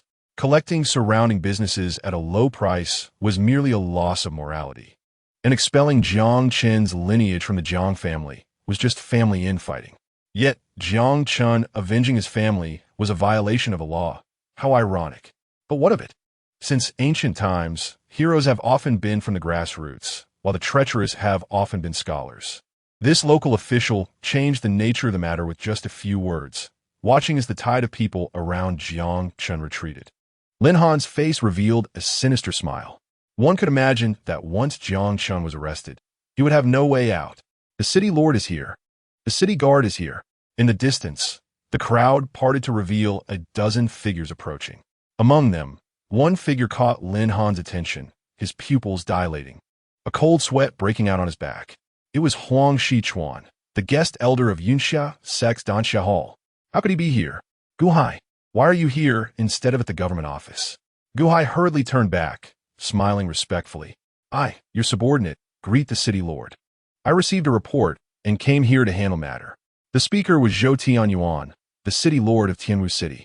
Beside him was a middle-aged man with graying hair, wearing a jade pendant bearing the Yunxia Sect's insignia, exuding an aura no different from that of an ordinary person. Guhai's heart sank. This person was from Yunxia Sect and was not an ordinary individual. Only those with profound strength would conceal their abilities. This man's cultivation level was likely far beyond what he, a mere first-level innate warrior, could perceive. Given the situation, Guhai steeled himself, since he had already made enemies. He no longer cared about anything else. Pleasing young Master Lin was the most important thing. Resolute, he turned to Zhou Tianyuan. City Lord, I have important matters to report. Zhou Tianyuan looked at Guhai. What is it? Guhai's face was serious. The scoundrel Jiang Chen trespassed into private property, killing Jiang Chongling and his son, and injuring countless members of the Jiang family. His crimes are heinous. I urge you to arrest him immediately to serve as a warning. Wait, a calm voice interrupted, and the speaker was the middle-aged man. What is the relationship between Jiang Chen and Jiang Lai? Zhou Tianyuan spoke respectfully. Elder Huang, Jiang Chen is indeed Jiang Lai's son. During the demon beast attack, it was he who single-handedly held back the demon beasts. Without him, Tianwu City would no longer exist. Jiang Chen is actually the son of my benefactor. Huang Shichuan was taken aback, then walked in front of Guhai, his expression gradually darkening like the sea. Are you saying that my benefactor's son trespassed into private property? A powerful aura surged towards Guhai, causing him to feel his legs weaken. However, he was still a first-level innate warrior, and he held himself up, not daring to speak a word. You also claim that my benefactor's son killed someone? Guhai's voice trembled. He began to regret his actions. Even the city lord treated this person with such respect. His status must be unimaginably high. Finally, he knelt in despair, trembling all over, cold sweat soaking his back. So what if he killed someone? Huang Shichuan's voice rumbled. Although he majored in medicine, his cultivation had reached the first level of true essence. Guhai only felt the world turn upside down as a powerful pressure crashed down on him. He suddenly spat out a mouthful of blood, his eyes filled with fear and shock. Lin Han's expression instantly stiffened. He never expected that a mere qi condensation warrior from Tianwu City would be connected to Huang Shichuan. In the Yangtze, Huang Shichuan was an elder of the Danxia Hall, and his master, Yan Xinjue, was an elder of the law enforcement hall, yet the two had been enemies for many years. Jiang Chen was my sworn brother Jiang Lai's son, which made him like my own child, let alone just killing a few people. Even if I were to massacre his entire family, who would dare to question me? Overbearing, arrogant. Huang Shichuan's few words were deafening, while Zhou Tianyuan beside him turned pale. After all, he was the city guard of Tianwu City, preaching love for the people every day, that a prince and commoner should be treated equally. But if Huang Shichuan, this big shot, were to take action, as long as he didn't rebel, who would dare to do anything to Jiang Chen? Jiang Chen looked at the middle-aged man in splendid attire, his heart churning. Who exactly was this person? The usually high and mighty city guard was like a servant in front of him. He couldn't remember when his father had such a powerful sworn brother. Chapter 36. The truth revealed. Lin Han's expression instantly stiffened. He never expected that a mere qi condensation warrior from Tianwu City would be connected to Huang Shichuan. In the Yangtze, Huang Shichuan was an elder of the Danxia Hall, and his master, Yan Xinjue, was an elder of the law enforcement hall. Yet the two had been enemies for many years. Lin Han, who had been silent, stepped forward at this moment, walked in front of Huang Shichuan, and slightly bowed. Yangtze Law Enforcement Hall's direct disciple Lin Han pays respects to Elder Huang of the Danxia Hall. That lofty figure, like a celestial being, Lin Han actually bowed to the old man, leaving everyone dumbfounded, unable to swallow their saliva. Today, Tianwu City seemed to have been favored by some deity. As a place that usually scorned even the lowest sects, unexpectedly had two major figures from Yangtze appear at once. One of whom was even an elder of the Danxia Hall, with an identity that was truly priceless. No wonder he dared to make such bold claims. Such a person, let alone being the city lord, even the county guard of Dongwang would have to treat him with respect. A law enforcement hall disciple? Huang Shichuan's expression turned cold. Lin Han, why aren't you properly cultivating in Yangtze and running around everywhere? Lin Han smiled and said loudly, I am following my master's orders to travel through Dongwang. Today, I just happened to catch this thief breaking into a private residence and committing heinous murders, which is why I acted justly to uphold the reputation of our Yangtze. I often hear my master speak highly of Elder Huang. Every time he mentions you, it is with great praise, saying that Elder Huang is upright and generous, holding a high position and never deceiving others. Yet I did not expect that the highly respected Elder Huang would be so overbearing, openly protecting a murderer. How can he win the hearts of the people with such actions? What qualifications does he have to be an elder of our Yangtze? Huang Shichuan fell silent, but his expression was somewhat grim. Although what Lin Han said was unpleasant, it was all reasonable, even though his status was high. He found it difficult to refute at that moment. Just then, the city guard Zhou Tianyuan spoke up. Young Master Lin speaks well. Such chivalry is truly deserving of being a disciple of Yangtze. However, I have heard some rumors that say young Master Lin has been lingering in brothels since arriving in Tianwu City, and even during the recent demon beast attack. You did not show up, while the murderer you mentioned fought bravely and held off the demon beast alone. I would like to ask, who is really tarnishing the reputation of Yangtze? Who is the real thief? Zhou Tianyuan had heard of Jiang Changling's family's actions, but since it was an internal family matter, he didn't want to intervene. However, he had a good impression of Jiang Chen, since he could lead the charge during the demon beast attack and fight for the citizens. He was definitely not a bad person. Jiang Chen's killing must have had its reasons. The suppressed crowd began to stir. Without Jiang Chen, our Tianwu City would have long been occupied by demon beasts. We will never agree to kill Jiang Chen. Yes, during the demon beast attack, Jiang Changling's family didn't even show their faces, and after the demon beast retreated, they took advantage to buy our properties at low prices. Such a person deserves to die. Over the years, how has Jiang Changling treated Jiang Chen? He forced Jiang Chen's family into the worst residence, and even spread rumors that his father Jiang Lai was a deserter. Such a person should have died long ago. What? Huang Shichuan's face twitched violently, and a murderous intent surged. He was furious, and a cold, killing intent poured out. He was a true essence realm expert. and the entire world seemed to grow cold under his overwhelming murderous aura. Who said Jiang Lai was a deserter? The person trembled and stammered. It was Jiang Chongling, the new head of the Jiang family, the one who was killed by Jiang Chen. Boom! A bolt of lightning fell from the sky, and Jiang Chongling's corpse turned to ashes in the thunder. The sudden change caused the entire place to gasp in shock. Huang Shichuan's voice choked slightly. Brother Jiang Lai fought bravely on the front lines, engaging in hundreds of battles, leading the charge each time, shedding blood for the front lines. Yet he was harmed by such a petty person behind his back. Such a beast should not live. The soldiers fighting on the front lines will not agree, nor will the countless souls who died in battle.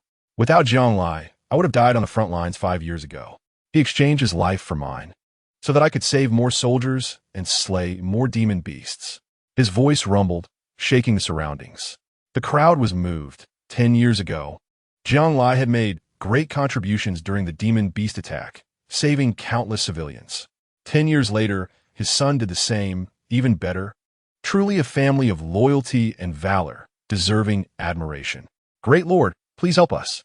A few elders were dragged out, seemingly having been tortured, their bodies covered in blood and scars, looking horrifying.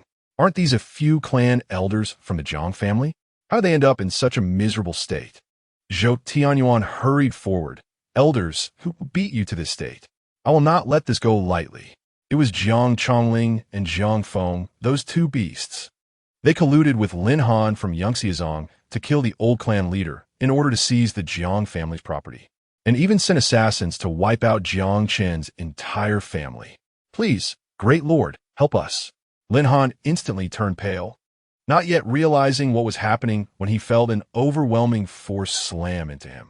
The protective chi of the refining spirit stage suddenly shattered, and he was sent flying, skidding across the ground for dozens of meters before finally stopping. Lin Han spat out a mouthful of blood, his face turning deathly pale. He had just escaped death. If Huang Shichuan had been a little heavier-handed, he would have died on the spot. Lin Han felt as if his liver and guts were splitting, his heart chilled. Huang Shichuan looked at Jiang Chen and asked anxiously, Jiang Chen, is your family all right? Jiang Chen looked at Lin Han, his eyes filled with anger and hatred. Watching his master, the celestial king Chongming, die tragically in his past life, and now experiencing this pain again, how could he endure it?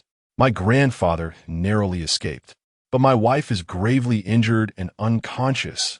She may never wake up again. Beast! Seeing Lin Han had harmed Jiang Chen's family to such an extent, Huang Shichuan was filled with rage, raising his hand to strike Lin Han dead. Uncle Huang, this man has a grudge against me for killing my wife. I cannot spare him. May I end his life myself to avenge my wife? Huang Shichuan thought for a moment and nodded. All right, he is now worse than a dog. You can rest assured and take action. Jiang Chen, holding a silver spear, walked towards Lin Han. A gust of wind swept by, his clothes rustling, and a cold, murderous intent radiated from his brows. As he walked, his garments billowed, and the killing intent soared to the sky. Seeing Jiang Chen filled with murderous intent, Lin Han's face turned pale, his hands trembling in panic. What do you want to do? He struggled to get up, but the pain in his body made him collapse again. What do you want to do? I am a genius of Yangxiazong. I am a direct disciple. I am the legitimate son of the Lin family. Don't kill me, you can't kill me.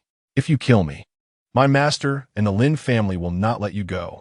Jiang Chen stared at the man in front of him, the legendary prodigy of Yunxia sect, who was now trembling in fear. His tone was cold, but it was a facade. His eyes were filled with dread and panic. As Jiang Chen approached him, he finally couldn't hold on any longer, collapsing to the ground, tears and snot streaming down his face. Please don't kill me. I was wrong. Spare me. Swish. A silver light flashed out. Lin Han let out a blood-curdling scream, his legs spasming in extreme terror, and he wet himself. This prodigy of Yunxia sect was actually so scared that he had lost control. Jiang Chen showed a hint of disdainful smile. This so-called great sect prodigy, the direct descendant of a noble family, was just a coward. Because of this coward, he lost his beloved and nearly lost his entire family. He wanted to personally torment Lin Han to death. Just as Jiang Chen was about to swing his gun again, a burly middle-aged man suddenly shot down from a rooftop, landing 10 steps away from Jiang Chen, exuding an overwhelming aura. He had a Lin character tattooed on his chest, his expression indifferent yet sinister. Seeing the newcomer, Lin Han felt as if he had found a lifeline. "Uncle Yuan, save me. Quickly, kill that kid, kill them all." Slap! The middle-aged man knocked Lin Han unconscious with a single palm strike. The force was so great that it shattered half of Lin Han's face, causing him to pass out. The middle-aged man bowed to Huang Shichuan. "Elder Huang, I am Yuan Liang, a guest elder of the Lin family. Lin Han indeed made a mistake, and you have punished him. Can you spare him this time for the sake of the Lin family and Yinxia sect?" Huang Shichuan gave a glance, signaling Zhou Tianyuan to pull Jiang Chen back, seemingly indifferent as he moved between Yuan Liang and Jiang Chen, his gaze growing colder. Life for a life. He is not dead yet. Yuan Liang, who thought he had already shown enough concession, laughed coldly. Whose life could be more precious than that of the future heir of the Lin family, the directly transmitted disciple of Yinxia sect? A thunderous sound erupted as Huang Shichuan suddenly unleashed his power, a golden wave sweeping across, creating dozens of air currents, a terrifying sight. Bang! Yuan Liang forcefully countered with his shoulder blade, his body shaking violently, and then he coughed up a mouthful of blood, yet he didn't retreat a single step. Half-step true element. Huang Shichuan's eyes showed a hint of surprise. He didn't expect Lin Han to have such a powerful expert by his side, even stronger than himself by half a point. But he looked at Yuan Liang without fear, mocking. "Do you think a half-step true element has the qualifications to make me back down?" Yuan Liang did not counterattack. He just stood there, forcibly swallowing a mouthful of blood, a sinister smile on his face. "Elder Huang, I know your abilities well. If I harm you, half of the experts in the Eastern Wilderness will pursue me. Even if you kill Lin Han, the Lin family might still be wary of your background and won't take action against you. But what about this junior here?" Huang Shichuan's raised hand suddenly stopped in midair. Although the Lin family was not among the 5 great clans or 7 prominent families, they were still one of the top 10 families in Dongwon County. How could they let the death of their direct descendant go? Moreover, Lin Han's master was the law enforcement elder Yin Xinjue, whose methods were even more ruthless than the Lin family's. Indeed, killing a Lin Han was merely lifting a hand for Huang Shichuan. It would only add 1 or 2 enemies. But what about Jiang Chen and his grandfather? Would they follow him every day? The pursuit of Jiang Chen's family would be endless. Soudainement, Yuan Liang's aura surgit, en overwhelming force émergée. And Jiang Chen's silver gun was instantly pulled towards him by that force, passing through Yuan Liang's sturdy body. He swayed twice and spat out another mouthful of blood. Just now, he had forsaken all his protective energy to let this spear heavily injure him. "I am a half-step true element warrior, and I am now severely injured. If this doesn't satisfy you, I will exchange my life for Lin Han's. Is this trade acceptable?" "You." Huang Shichuan's brows furrowed tightly, his anger reaching its peak. But his raised hand still hesitated to come down. Jiang Chen stepped forward and bowed to Huang Shichuan. "Uncle Huang, I request you to spare his life. He harmed my family. This grudge is unresolvable. One day, I will take revenge with my own strength. And besides, such trash is not worthy of you taking action personally." Yuan Liang looked at Jiang Chen. Although this young man was still quite young, his determination and talent were extraordinary, something he had rarely seen in his life. He could not condone Lin Han's actions, but unfortunately, he was merely a loose cultivator and had to rely on the Lin family to have a future. Moreover, his act of self-harm was not only for Lin Han, but also for Jiang Chen. If Jiang Chen truly killed Lin Han, it would indeed be a moment of satisfaction. But what about afterward? The Lin families and Yin Qianjue's revenge would be unbearable even for Huang Shichuan. Jiang Chen's family would be in real danger. Jiang Chen coldly looked at Lin Han. "Lin Han, today I won't kill you. 2 years later, I will go to Yunxia sect to find you. At that time, I will rely on my own strength, not anyone else's, to openly slay you." Huang Shichuan watched Jiang Chen's figure, feeling immensely gratified. Jiang Lai's son indeed carried the legacy of his father. Chapter 37. The Divine Dr. Chener. In the distance, the voice of Old Master Jiang Hai came through. He had woken up at noon and, upon learning that Jiang Chen had gone to the Jiang family's main estate seeking revenge, hurriedly rushed over. On the way, he heard that Jiang Chen had killed Jiang Feng and Jiang Zhongling, which eased his worries a bit. Suddenly, he saw a familiar figure and was shocked beyond belief. "You are," Huang Shichuan suddenly froze, tears welling up in his eyes. "You're Jiang Hai, Uncle Jiang."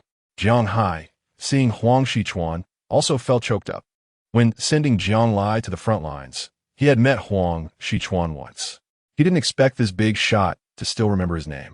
"You are Elder Huang." The old man has seen Elder Huang. Jiang Hai was about to bow, but Huang Shichuan tightly supported him. "How have you aged so much?"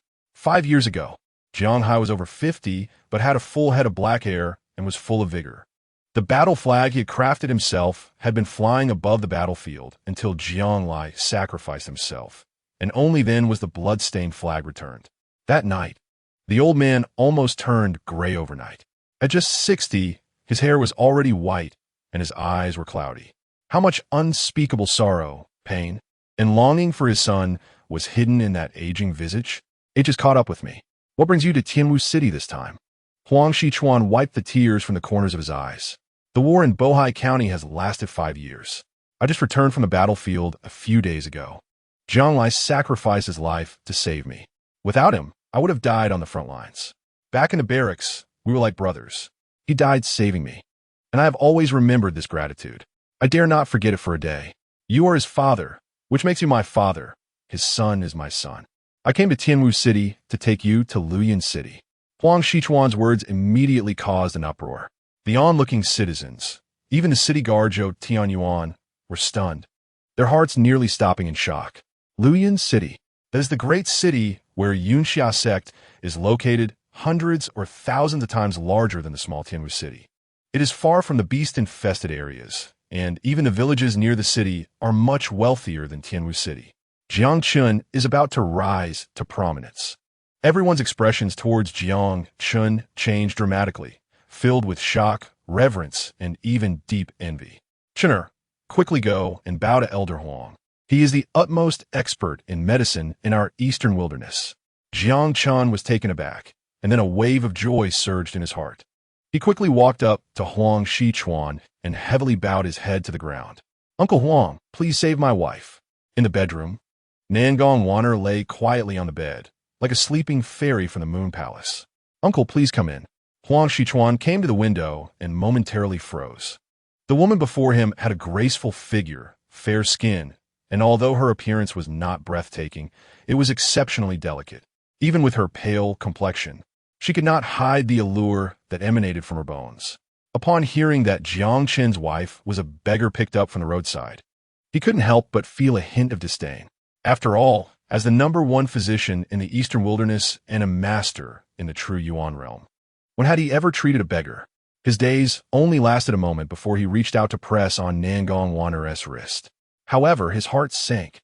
It was indeed, as Jiang Chen had said, even more serious than he had described. Her meridians were shattered like broken glass, and there was no vitality left in her body. If it weren't for the faintest breath still present, Huang Shichuan would have almost believed that Jiang Chen had brought him a corpse to diagnose. With such an injury, even Huang Shichuan felt a deep sense of helplessness. Not to mention restoring her meridians, it was impossible to even save her life. Observing Huang Shichuan's expression, the hope in Jiang Chen's eyes gradually faded. It was hopeless. They should prepare for the worst. By all accounts, she was already dead, but for some unknown reason, there was still a trace of strength supporting her.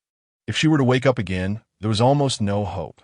Like a thunderclap on a clear day, Jiang Chen stood there in a daze, seemingly lost for a moment. Suddenly, his body swayed, and he violently spat out a mouthful of blood. It's not certain she can wake up, but she must wake up. "Uncle, you must have a way. Think of a solution." "Chener," Jiang Hai scolded upon seeing Jiang Chen's distressed appearance. "Elder Huang is the best physician in the eastern wilderness. If he says there's no way, then there's definitely no way. She is already dead. What we need to do is let her rest in peace and hold a grand funeral, which would be worthy of my granddaughter-in-law." "No, she's not dead." Jiang Chen rushed to the bedside to protect Nangong Wanner. "She is not dead. She still breathes. She is still alive. I have seen a divine doctor who said that there is no illness in the world that cannot be cured. All ailments can be treated. He is not a divine doctor. That's why he can't cure her. I must find a true divine doctor. There is no illness in the world that cannot be cured. All ailments can be treated. These words rang like thunder in Huang Shichuan's ears. He was first taken aback, but after a few seconds, his pupils suddenly widened, and a glimmer of realization rose in his heart. He murmured to himself, his eyes suddenly shining with divine light. All things in nature are born from one another. Life and death are cyclical, unending. All poisons in the world must have their antidote within 5 steps. If an illness can arise, it can also be cured.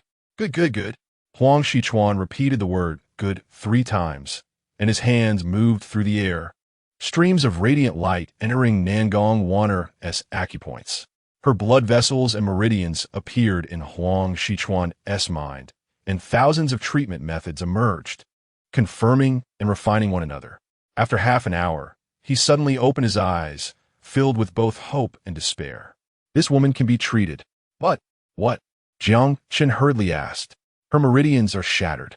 Even if by luck we manage to heal her, her path of cultivation will be irrevocably severed, and she will become a useless person, requiring care for her daily life. Living like this is no different from being dead. To rescue her like this may only add to her suffering. Are you sure you want to save her? Huang Shichuan's words made Jiang Chen's heart turn cold. If Nangong Wanner were just an ordinary martial artist, even if she could never return to the path of cultivation, he would accompany her for the rest of her life. But she was someone with immense power and a boundless future. To go from being a lofty genius to a useless person was an enormous drop, even 1,000 times more painful than dying outright. Finally, Jiang Chen made his decision, his gaze incredibly resolute. She became like this because she saved me. No matter what, I must awaken her. And as long as she is alive, there is hope for recovery. As long as she is alive, anything is possible. Even if she becomes a useless person, I will accompany her for the rest of her life. Huang Shichuan sighed. The youth's fervor was too hurtful. On the battlefield, he had seen too many injured soldiers who cried out in pain night after night, living worse than death. Yet he also felt a bit of comfort. After all, Jiang Chen was a person with feelings and righteousness. This time coming to Tianwu City, he had greater plans for Jiang Chen. I want to ask you something. The divine doctor who said all ailments can be treated, do you know who he is? Can you introduce him? Jiang Chen was momentarily stunned. This phrase was said by the saint of medicine from the immortal realm, whose medical skills were unparalleled and who was a friend of his master, the celestial king Chongming. How could he introduce him across the vastness of the universe? He could only apologize to Huang Shichuan. Uncle Huang, he was just a wandering doctor I encountered by chance. And we chatted for a bit. Huang Shichuan slammed his thigh in frustration, his hands trembling. His face turned red, filled with regret. You missed such a great opportunity. This person could break through the barriers of medicine with a single sentence. How could someone who can say such profound words be an ordinary person? His medical skills must have reached the level of reviving the dead, opening a new path. If you learned even a little from such a divine doctor, you could laugh proudly across the world. What a pity, what a pity. Such an opportunity lost. It will be hard to encounter again in this lifetime. Chapter 38. The shocked Huang Shichuan after nearly 2 hours of treatment. Sweat dripped from Huang Shichuan's forehead, as hundreds of true yuan needles were slowly withdrawn. He was panting and looking fatigued. The difficulty of repairing the heart meridians far exceeded what ordinary people could imagine. Even he had exhausted his strength to the limit. That's enough. Her heart meridian was too severely broken. This time, I have only repaired about 10 to 12%. If she is to recover, several more treatments are needed.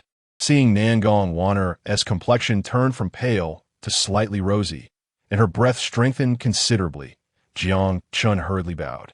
Thank you, Uncle Huang. I will never forget your great kindness. Huang Shichuan looked at Jiang Chen, but sighed. This child has good character, but lacks proper guidance. At 20 years old, he is still at the initial stage of qi condensation, focusing only on love affairs. If this continues, he will live his life in mediocrity. How can I face the deceased Jianglai? Come, follow me to the main hall. I have something to discuss with you. At noon, in the Jiang family's main hall, Huang Shichuan's expression was solemn as he paced back and forth. Absurd. Too absurd. Uncle Jiang, are you saying that Jiang Chen married that girl just to keep this house? Jiang Hai nodded heavily. If it weren't for fear of me, this old man, Jiang Chen wouldn't have rushed into marriage so hastily. This girl is good, but she is ultimately a beggar who fled from a disaster. Huang Shichuan's expression was grave. He felt both pity for the humiliation Jiang Hai and his grandson had suffered over the years, and shame for Jiang Chen marrying for the sake of a house. If he had returned earlier, even arranging some care through his friends, they wouldn't have ended up like this. On the front lines, the battles were harsh, with thousands of martial artists dying daily. Even those above the innate realm who were sent to him for treatment would often go sleepless for days on end, until someone finally took over his work a few days ago. But now it was different, since he had come to Tianwu City and met Jiang Chen. Such absurdities could no longer occur. Moreover, before Jiang Lai's death, they had already arranged a marriage, albeit in jest. However, when Jiang Lai sacrificed his life to protect him, it had already become a matter of utmost importance in his heart. On the table were delicious dishes from the best restaurant in Tianwu City. In the past, he would have enjoyed them heartily, but the atmosphere was now extremely oppressive. Jiang Chen, you're the son of my sworn brother Jiang Lai. Since your father has passed away, I am your father now. Traditionally, marriages are arranged by matchmakers and parents' orders, and I do not approve of your marriage. Uncle, Jiang Chen was about to speak, but was interrupted by Huang Shichuan. Don't rush to refute. First, answer my question. What is your current realm? 4th level of qi condensation. He looked at Jiang Chen, his face full of disappointment, feeling that his nephew had wasted several years without parental guidance. If he hadn't shown up in time, Jiang Chen's future might have been ruined. At 20 years old, he had only reached the 4th level of qi condensation. Such talent was not considered excellent even in Yunxia sect, let alone in Tianwu City. I plan to have you apprentice under the master of Xingchen Hall. Have you opened any meridians? For meridians? Jiang Chen shook his head. Huang Shichuan sighed. So that means 3 meridians. It's okay. I have some accomplishments in alchemy. With the aid of pills, even if you've only opened 3 meridians, I can help you progress to a level not weaker than those with 4 meridians. As for becoming a direct disciple of Xingchen Hall, that's out of the question. If it doesn't work out, you can apprentice under Lin Xiang, becoming an inner disciple of Yunxia sect. Not even 3 meridians? Huang Shichuan's cheeks twitched slightly. Could it be that Jiang Chen had only opened 2 meridians? His brows furrowed tightly. This was indeed problematic. Just stay by my side and be an alchemist apprentice. With my protection, Uncle, I have opened 7 meridians, Jiang Chen said truthfully. How many? Huang Shichuan thought he had misheard. 7 meridians. Huang Shichuan's expression suddenly turned ugly. Jiang Chen, having grown up without parental guidance, had already gone astray. When he first arrived in Tianwu City, he heard that Jiang Chen had killed someone. Such a reckless and violent character. If Jiang Chen had boasted about opening 5 meridians, he might have fooled some people, but to claim 7 meridians? What kind of talent achieves that? In the entire eastern wilderness, only Lin Xiye, who possessed the martial saint body, had such accomplishments, having received countless extraordinary opportunities and consumed many heavenly treasures, learning the highest techniques. And you, a down-and-out youth from a border town, dare to boast about breaking through 7 meridians? Jiang Chen, you disappoint me greatly. Lack of talent is fated. Your father has mentioned to me more than once that even if you only opened 2 meridians, I would still pave a great path for you. But for the sake of momentary pride, you tell such a lowly lie. I am very disappointed in you. Seeing Huang Shichuan's ashen face, Jiang Hai finally couldn't help but speak. Elder Huang, Chen has indeed opened 7 meridians. Huang Shichuan was about to explain the principles of meridian opening to Jiang Laozu when his right hand touched Jiang Chen's wrist and his whole body suddenly shook. His eyes fixated on Jiang Chen with an expression of extreme shock, as if he had witnessed the most incredible sight in the world. Impossible, absolutely impossible. Huang Shichuan muttered to himself, and with his other hand, he pointed at the major acupoints on Jiang Chen's body. A white light gathered in his eyes, and the meridians and bones of Jiang Chen appeared in his mind. His eyes widened again, his whole body trembling, his face filled with indescribable shock, disbelief, and ecstasy. His emotions had never been so out of control, as if he had seen a miracle. 7 meridians, indeed 7 meridians. And not just any 7 meridians. Both the run and do meridians were connected, and the martial meridians were wide and resilient. A miracle, a miracle. Jiang Chen was momentarily dumbfounded. In his past life, he focused on the path of immortality and did not understand martial arts very well. Uncle, is it difficult to open 7 meridians? Huang Shichuan calmed himself for a moment, but the wild beating of his heart wouldn't settle. The 8 extraordinary meridians are the foundation of a martial artist, which is why the Qi condensation realm can be called a martial artist. The number of open meridians largely determines a martial artist's future achievements. Generally, disciples of Yunxia sect only open 4 meridians. The more meridians opened, the greater the capacity of the Qi Si and the faster the flow of true essence. Opening 5 meridians results in several times the flow speed and storage capacity compared to those with 4 meridians. Huang Shichuan firmly grasped Jiang Chen's shoulders. With you having opened 7 meridians, compared to ordinary martial artists, the size of your Qi Si is almost dozens of times larger. Produce. With both the run and do meridians open, your cultivation speed is significantly enhanced. Currently in the Eastern Wilderness, even Lin Xie, who has opened 7 meridians, is just an ordinary 7 meridian practitioner, but you far exceed her. Being able to open 7 meridians is not solely based on talent. You must have encountered some extraordinary opportunity or guidance from a powerful person. Tell Uncle, was it that divine doctor who helped you? Jiang Chen didn't expect that opening 7 meridians would shock Huang Shichuan so much, and he could only nod. Yes, that divine doctor gave me a pill. It must be the effect of that pill. Huang Shichuan's face instantly changed, followed by deep shock and admiration, tears gradually welling in his eyes. His expression resembling that of a pilgrim. As a healer, not having met that divine doctor is indeed a lifelong regret, but meeting Jiang Chen, who had been guided by the divine doctor, is a great fortune.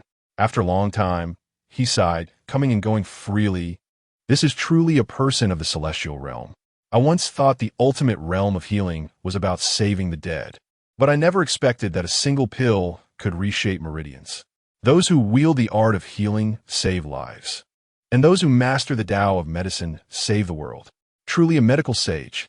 Though I pride myself as a divine doctor, well-versed in the principles of medicine, I never dared to hope for such ultimate skills. However, I now have a direction in my heart. If I follow the guidance of that great person, I will surely reach new heights in the medical path. As he spoke, he looked at Jiang Chen with an expression of awe. Jiang Chen repeatedly agreed, secretly thinking that he had just told a casual lie and hoped it wouldn't lead this divine doctor down the wrong path. Chapter 39. Nangong Waner awakens after a long time. Huang Shichuan finally regained his composure, and the way he looked at Jiang Chen changed, becoming many times more fervent than before. You have opened 7 meridians. I absolutely cannot agree to your marriage. With your qualifications, your future is limitless. How can you marry a beggar? When your father was alive, we made a marriage pact. Now that we have reunited, it is time to fulfill that pact. Don't be too quick to refuse. With a wave of Huang Shichuan's hand, a scroll unfolded, revealing a young girl with an enchanting demeanor, as radiant as a goddess. Her beautiful eyes sparkling with light. The girl smiled lightly, her eyebrows and eyes exuding nobility and elegance. In terms of appearance alone, she surpassed Nangong Waner by several measures, exuding an ethereal quality like a celestial being. Even though Jiang Chen was devoted to martial arts, he was momentarily entranced. Huang Shichuan noticed Jiang Chen's expression and felt a sense of pride. After all, his daughter had always been his greatest pride. This is my daughter, Huang Chue. Though she's only 18 this year, she has already reached the realm of refining spirit, having opened 6 meridians during Qi condensation, causing celestial phenomena and being accepted as a direct disciple by the sect master of Yunxia sect. Talent abound in Yunxia sect, but Chuiwei stands at the forefront. This matter is not because you opened 7 meridians that I bring it up. Even if you were just a body-refining martial artist, I would still feel at ease marrying my daughter to you. simply because you are the son of my sworn brother, Jiang Lai. Your father, Jiang Lai, was loyal and righteous, and being able to become brothers with him is my lifelong honor. You are Jiang Lai's son. I believe you will not disappoint me." Jiang Chen fell silent. He had never imagined such a huge fortune would fall into his lap. But now it was really happening. Perhaps if he just nodded, wealth, status, and an extraordinary beauty that others dream of would be within his grasp. Memories of moments with Nangong Waner floated in Jiang Chen's mind, and he spoke with firm determination. "Even if she becomes a cripple, I will not leave her. Uncle, although she is not as pretty as your daughter and may only be a commoner who cannot cultivate for the rest of her life, and sometimes is lazy and has a bad temper, she is my legally wedded wife. You know, a man cannot just abandon his wife." Huang Shichuan did not expect Jiang Chen to make such a choice. He was very disappointed that such a piece of unpolished jade would be captivated by such a woman. He was well versed in the art of healing and could see at a glance that this Waner possessed an alluring body. If he did not correct this soon, Jiang Chen would become infatuated with this kind of frivolous woman. Huang Shichuan was furious. "Jiang Chen, I can treat her injuries, but once she recovers, you must break off with her. As your uncle, I cannot watch you make a mistake over and over again. This matter I will decide. Uncle, I cannot comply." Jiang Chen's tone was firm. "Jiang Chen, so obsessed with women, how can you be a true man? How can you face the spirit of your father, Jiang Lai? In the heavens, enough, Elder Huang. Jiang Chen is not a man who is infatuated with women. Since their marriage, they have been sleeping in separate rooms." The old man Jiang Hai, who had not spoken for a long time, finally spoke up. "Chener, I know you value love and righteousness, but you are still young. In the future, you will walk completely different paths. Logically, I shouldn't say this, but since you made a promise at your wedding, as long as you succeed in condensing your energy, she can leave at any time. No one understood his grandson better than him. Jiang Chen had always been this way. If others treated him well, he would return it 100-fold. It's all my fault as this old man. If it weren't for Chener worrying about me not being able to survive outside the city, he wouldn't have come up with this idea. My son and grandson are both too stubborn."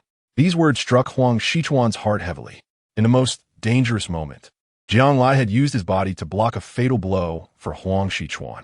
As a warrior at the 10th level of the innate realm, Jiang Lai had countless opportunities to escape, yet he unhesitatingly gave the chance to survive to himself, using his life to hold back the attack of the demon beast, buying himself a glimmer of hope.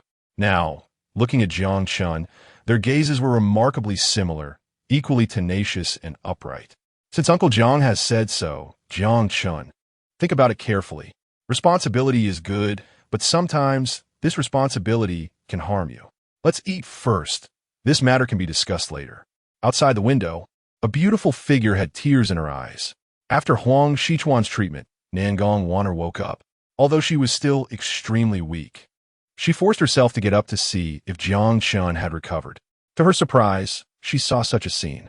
She stared blankly at Jiang Chen, her gaze becoming increasingly hazy.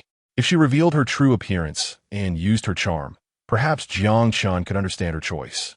But her current appearance could not compare to the beauty in the painting, and their identities were worlds apart. Yet when Jiang Chen mentioned her, his gaze was so gentle, and though his words were obviously hurtful, they filled her with a sense of security. Through her misty vision, Jiang Chen's face was deeply etched in her heart, and tears streamed down uncontrollably like rain. Creak! Nangong Waner pushed the door open and entered. Jiang Chen was taken aback for a moment, then overjoyed, exclaiming, "You've woken up?" Huang Shichuan also looked slightly shocked, knowing that this woman was seriously injured, and even though he had found a way to treat her, it was difficult for her to recover so quickly. Could it be that a miracle had occurred? Nangong Waner faced Huang Shichuan and slightly bowed, weakly saying, "Thank you for saving my life. Waner will repay your kindness in the future." Then she turned to Jiang Chen, her expression calm. "Jiang Chen, our marriage was never real. Once I recover a bit, I will leave Tianwu City, and perhaps we will never meet again in this life."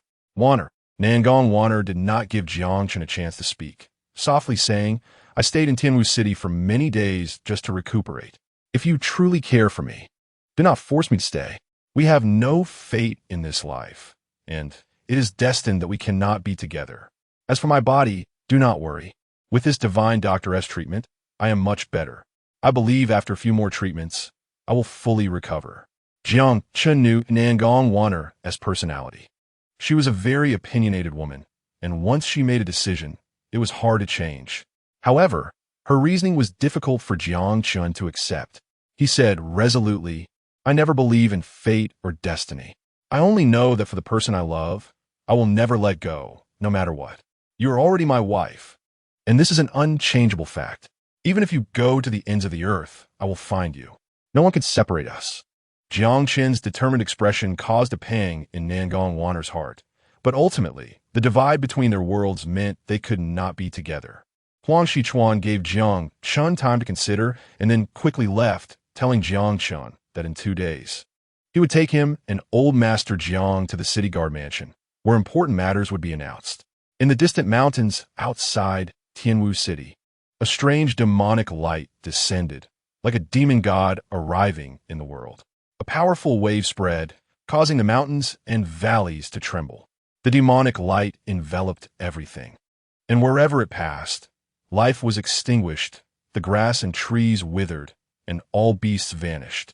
Finally, everything fell into silence, and the figure revealed itself. A woman in a black robe. Her beauty should be of national caliber, but her aura was terrifying to the extreme. Wherever she passed, the demonic light shone brightly, threatening to tear apart heaven and earth. An old man in ragged clothes appeared at this location, carrying a gourd, his steps unsteady, swaying like a drunken man as he climbed the mountain. Yet with each step, he traversed dozens of feet, and every step released countless sword energies. When he reached the woman, behind him, countless flying swords materialized, the sword intent sharp enough to shatter space. Old drunkard, get out of the way. I'm here to find my disciple. If you obstruct me again, I will slaughter your entire human race for miles. The old man casually waved his sleeve, and a giant sword covered in runes appeared, instantly growing to a height of 10,000 feet, its sword light towering through heaven and earth. What's wrong? I've traveled the world, won some battles, lost some too, but I've never been afraid of fighting. If you're not convinced, let's have a fight. The woman was extremely angry. This old man was the most combative. If he got entangled with her, she would probably never be able to find her disciple. The two races of humans and demons have not had conflict for hundreds of years. Are you trying to provoke a war between our races? Upon hearing this, the old man calmed down. No need to look for her. I found your disciple for you. However, the situation might not be very good. If you want to see her, I'm afraid you'll have to wait a while. Chapter 40. Shaobahai today could be said to be the most lively day in the history of the city guard mansion. Tianwu City was merely a small border town in the East Wilderness, at the very bottom of the human world, while the Yuxia sect, one of the 9 sects of the East Wilderness, was the overlord of the East Wilderness. The difference in their status was like that of clouds and mud. Upon hearing that an elder from the Yuxia sect was personally visiting Tianwu City, it instantly ignited excitement for thousands of miles around. Countless powerful individuals rushed over, hoping to build a relationship with this important figure and soar to new heights. In the morning, the entrance to the city guard mansion was crowded to the point of being impassable. It wasn't just the nobles from surrounding towns. Even families from several major cities miles away had come to visit, and most were the decision-makers of their respective families and sections. Though there were many people, no one dared to make a noise, all whispering to each other, fearing to disturb the important figure from the Yuxia sect. At this moment, when Jiang Chen arrived, those who recognized him instantly brightened up, forgetting their previously reserved attitudes, and hurriedly approached him. Young Master Jiang, I have long known that Jiang Chongling and his son are not good people. I haven't wanted to tell you, but never had the chance. Yes, we have always been speaking up for you. We wanted to teach that beast Jiang Chongling a lesson, but family matters delayed us. I hope young Master Jiang can forgive us. These once high and mighty figures in Tianwu City now looked at Jiang Chen with flattering expressions. A middle-aged fat man, who seemed to be around 50 years old, approached him dressed in luxurious clothing, his proud demeanor gone, replaced with a smiling face. Uncle Jiang, don't look at me as if I'm 30 years younger than you. I am younger in generation. In terms of seniority, I should call you uncle. When you soar to great heights in the future, don't forget your little nephew. This is a small token of my appreciation. Please accept it. Jiang Chen took the storage bag and found it to be a fourth-grade monster core. This person was truly generous. And mine too. Young Master Jiang. Please accept mine as well. Clear the way. A deep voice rang out, and the crowd surrounding Jiang Chen instantly dispersed. A tall and serious-looking man walked towards Jiang Chen, exuding an unmatched, powerful aura. Lihe realm. This is an unparalleled strongman that ordinary people might never encounter in their lifetime. What does he want? Could he be Jiang Chen's enemy? He slowly walked up to Jiang Chen, his eyes like lightning, and his expression grave. Suddenly, he straightened his back momentarily, his serious expression turning into one of flattery. Young Master Jiang, you truly are the dragon among the phoenixes, having opened the 7 meridians. Elder Huang is fortunate to have a junior like you. It's truly enviable. I am Zhao Su, the sect master of the Tianlang sect. A few years ago, I suffered some internal injuries, and with Elder Huang's arrival, I requested a spirit pill from him. Hearing that you have successfully condensed your qi, this is a 4th-tier weapon. The Cold Cloud Spear, perfect for a martial artist in the qi condensation stage. The people around were speechless. Why act so grand while flattering someone? It made everyone think he was here to seek revenge. Besides, which qi condensation martial artist could use a 4th-tier weapon? Even a martial artist in the 4th realm, the spirit refinement stage, might not be able to exchange their entire fortune for such a divine weapon. Suddenly, another gust of fierce wind swept through, even more imposing than that of the Tianlang sect master. Zhao Su, have you no shame?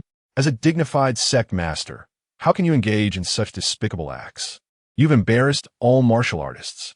Jiang Chen, my good brother, I am Duan Xian, the Lord of Heishui City. We hit it off at first sight. How about we become brothers? This 4th-tier golden silk mysterious wing armor is prepared for you. Please wear it first. I have arranged an incense table here. Just come over to go through the process. The aristocratic families of Tianwu City were dumbfounded. The separation and reunion realm is an existence that dominates any location. Yet here they were, acting so obsequiously. They felt a twinge of regret. They had many opportunities to befriend Jiang Chen, but had not cherished them. Now, in this scene of flattery towards Jiang Chen, they had lost their chance to step forward. In the blink of an eye, there were already over 10 martial artists from the separation and reunion realm gathered, and there were several powerful figures in the initial true essence realm in the courtyard. They had received Elder Huang's favors on the front lines, with some even feeling it was a life-saving grace. They were eager to step forward, but out of respect, they held back. In the East Wilderness, Elder Huang Shichuan, known as a generation's divine doctor, had a status that even surpassed the sect master of Yinxia sect. After all, he was not only exceptional in medicine, but also renowned in alchemy. In the martial world, one either relies on enlightenment or on spirit pills. Even true essence realm powerhouses long to possess a pill refined by Huang Shichuan. Even if they couldn't use it themselves, their sons and nephews would always need it. Jiang Chen, come in. Huang Shichuan stepped out from the courtyard, timely stopping this farce. In fact, this was Huang Shichuan's intention. Otherwise, Jiang Chen might still be unaware of how dire his circumstances were and how low his cultivation was. Huang Shichuan did not want Jiang Lai's son to be content living in a small place like Tianwu City for his entire life. The envy in the eyes of the crowd shone brightly. The Jiang family was about to soar to great heights and would likely never return to Tianwu City again. They were relieved they had not offended the Jiang family before. Otherwise, they would truly have trouble sleeping and eating. Having missed the opportunity to form connections before, now they wanted to, but it was too late. In the courtyard, the open space was filled with tables, chairs, and utensils. To the north was a high platform with 3 large incense pillars flickering dimly. All the guests attending the meeting gathered in their designated spots. Some innate experts didn't even have seats, but no one dared to voice their objections. For they all knew very well the immense power this elder of the 9 sects of the East Wilderness wielded. Elder Huang is here. A loud shout echoed from the back of the residence, and the crowd immediately quieted down, all eyes converging on the source of the voice. Eager to catch a glimpse of the divine, Dr. Huang Shichuan. Soon, A middle-aged man dressed simply and with a gentle demeanor walked through the throng, followed by an elderly man in gray, whose thin face and immense presence seemed to overshadow half the world, as if he were a black hole. A supreme powerhouse. The pupils of the crowd suddenly constricted. Some experts had already recognized this elderly man's identity. Elder Xiao Bahai of the Qinglong Hall of Yunxia sect. A peerless powerhouse at the 10th level of true essence, who had once single-handedly slain a 7th-tier monster on the battlefield. His killing power was said to be the strongest in Yunxia sect. Why did he personally come to Tianwu City? Was something significant about to happen? The city lord of Tianwu, Zhou Tianyuan, personally led the way, his demeanor respectful. However, seeing the envious gazes from guests whose realms were far superior to his own, he couldn't help but feel a sense of pride. After all, being associated with powerful figures like Huang Shichuan and Xiao Bahai meant he would soon rise to prominence. Huang Shichuan stepped onto the platform, turning to invite Jiang Hai to the central grand chair. He slightly bowed and addressed the crowd. 5 years ago, my brother Jiang Lai sacrificed himself to save me, and I have always remembered it. Jiang Lai is both my benefactor and my brother. He has passed away, so his father is now my father, and his son is my son. Today, I invite you all for 2 reasons. First, starting today, I will take Jiang's uncle as my adoptive father. The filial piety Jiang Lai could not fulfill will be carried out by his brother. I ask you all to witness this. The crowd erupted in whispers. Elder Huang is taking this old man as his adoptive father? My heavens, did I hear that right? This old man, with his white hair and no fluctuation of true essence, looked almost like an ordinary farmer. How could he be qualified to be Elder Huang's adoptive father? Elder Huang truly is a man of great loyalty, repaying kindness 100-fold. Jiang Lai has indeed died for a worthy cause. Everyone was almost stunned, their jaws dropping to the ground. The dozen or so true essence realm powerhouses seated below had their eyes nearly bulging out. Huang Shichuan's status was so revered that he willingly took such an ordinary elder as his adoptive father, even if his son had once saved Huang Shichuan's life. Achieving such a thing was rare. The crowd looked at Huang Shichuan with a mix of respect and admiration. Furthermore, my nephew Jiang Chen will be participating in the apprenticeship ceremony to become Elder Xiao Bahai's disciple. The whispers turned into an uproar. Who is Xiao Bahai? He is a powerhouse on the cusp of the divine travel realm, and even in the entire East Wilderness. He is a supreme figure whose every step can shake the 4 corners. If that were the case, it would be one thing. But Xiao Bahai not only possesses profound cultivation and invincible combat power, but he has also always been proud and has never taken a disciple. What kind of price did Huang Shichuan pay to convince this aloof elder of Yunxia sect to accept a disciple? Xiao Bahai stepped forward, his aura overwhelming like the heavens. And even though he was also a true essence realm powerhouse, the gap between the 1st and 10th levels was immense. Those seated in the audience felt an immense pressure, a sense of helplessness rising within them. This person was invincible. The 9 sects of the East Wilderness indeed possess extraordinary strength, far surpassing ordinary sects. Xiao Bahai looked at Jiang Chen and said arrogantly, I am Xiao Bahai, the law elder of the Qinglong Hall of Yunxia sect. After becoming my disciple, you will return to Yunxia sect to cultivate. Although you have opened 7 meridians, being my disciple is only barely acceptable. If it weren't for old Huang saving my life on the battlefield, I wouldn't have taken you as my disciple. Chapter 41. The Life of a Martial Artist. Shared with family's grief, Jiang Chen frowned, standing in the center without making any moves. After practicing the Swallowing Heaven Chaos Sutra, although his realm was low, his cultivation speed was astonishingly fast, mainly due to the benefits of devouring. If he merely closed himself off without seeking opportunities, it would be like passing through a treasure mountain without entering. The battlefield was the most suitable place for him to enhance his strength. Moreover, the recent monster siege had shown him how difficult it was for humanity to survive. If everyone feared the monsters and dared not step forward, how could humanity hope for a future? Chinner, quickly kneel and bow. Elder Xiao is one of the top 3 experts of Yunxia sect. Being able to take him as your master is a blessing for you. Huang Shichuan urged, originally intending to bring Jiang Chen back to Yunxia sect and then find him a master. Unexpectedly, Xiao Bahai happened to pass by Tianwu City, and even more unexpectedly, after expressing his request, Xiao Bahai actually agreed. It should be noted that although they were both elders, Xiao Bahai held a particularly transcendent status within the sect, being unrivaled below the divine travel realm. Even some early-stage divine travel powerhouses were not his match. If Jiang Chen could become a disciple of such a powerful figure, Jiang Laiquan would surely be pleased if he knew. Jiang Chen, who had been standing silently at the lower end, remained quiet. Chinner quickly bowed down. Huang Shichuan urged, feeling anxious inside. Could it be that Jiang Chen had been enchanted by that demoness? Finally, Jiang Chen took a step forward, clasped his hands in salute, and said, Elder Xiao, if I become your disciple, will I be able to go to the front lines to kill demon beasts? Xiao Bahai was somewhat displeased, saying, as my disciple, do you still need to go to the front lines to kill demon beasts? Rest assured, with me here, we'll talk about killing demon beasts when you reach the Harmony Realm. As for weapons, techniques, and martial resources, I have everything. This statement once again caused shock among those below. Only reaching the Harmony Realm before going into the field. What kind of treatment was this?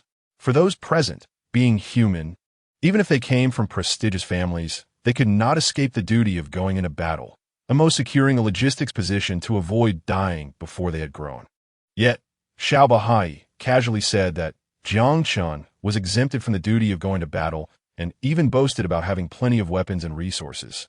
This meant Jiang Chen's martial path would be incredibly smooth. He would need to go to the battlefield until he reached the Harmony Realm, and once there, as long as he didn't seek death, those low-level demon beasts wouldn't be able to harm him. Everyone was envious, but could they really be envious? This person was Xiao Bahai, a fierce character known for killing 7th-tier demon lords single-handedly.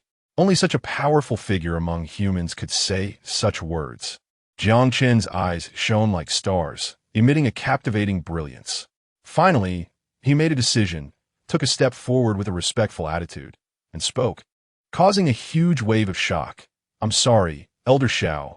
Jiang Chen does not have the fortune to become your disciple. Boom! Like a thunderclap. Not only did those present freeze, but even Jiang Hai and Huang Shichuan became anxious. The usually quiet Elder Jiang Hai stood up, trembling, and said, Jiang Chen, quickly kneeled down and apologized to Elder Xiao. To be able to become Elder Xiao's disciple is a blessing that our Jiang family has earned over several generations. Elder Xiao, I will kneel before you. The child is ignorant. Please forgive him. Huang Shichuan hurriedly supported Elder Jiang, as he was his adoptive father. Even though Xiao Bahai held a noble status, he couldn't allow him to bow. At this moment, the gazes of everyone below towards Jiang Chen changed. This kid couldn't he possibly be out of his mind, could he? To be able to become Xiao Bahai's disciple was such a great blessing, such an opportunity. Even priceless existences don't have the chance to meet Xiao Bahai, yet Jiang Chen actually rejected this tremendous opportunity. Those who initially had a good impression of him began to secretly despise Jiang Chen, thinking to themselves that Jiang Chen must have acknowledged Huang Shichuan as his uncle. Knowing he would have no worries in life, wanting to rely on this uncle to squander and enjoy life, no longer wanting to achieve anything in martial arts. Such a person was merely lucky. If he weren't Jiang Lai's son, he would probably only deserve to beg on the streets, and no one would want to glance at him. Jiang Chen, do you know how rare this opportunity is? Do you know how much Elder Huang sacrificed to get you this chance? A stern rebuke rang out, startling everyone. The one reprimanding Jiang Chen was actually Zhou Tianyuan, the lord of Tianwu City. He was truly angry. Huang Shichuan, with such a noble identity, had lowered himself to ensure Jiang Chen could become Xiao Bahai's disciple, bowing his head and bending his back. When had such a legendary healer ever been so humble? He even brought out many precious pills and herbs, each worth a fortune, causing a stir in the outside world. Such a rare opportunity was given up by Jiang Chen with a single sentence.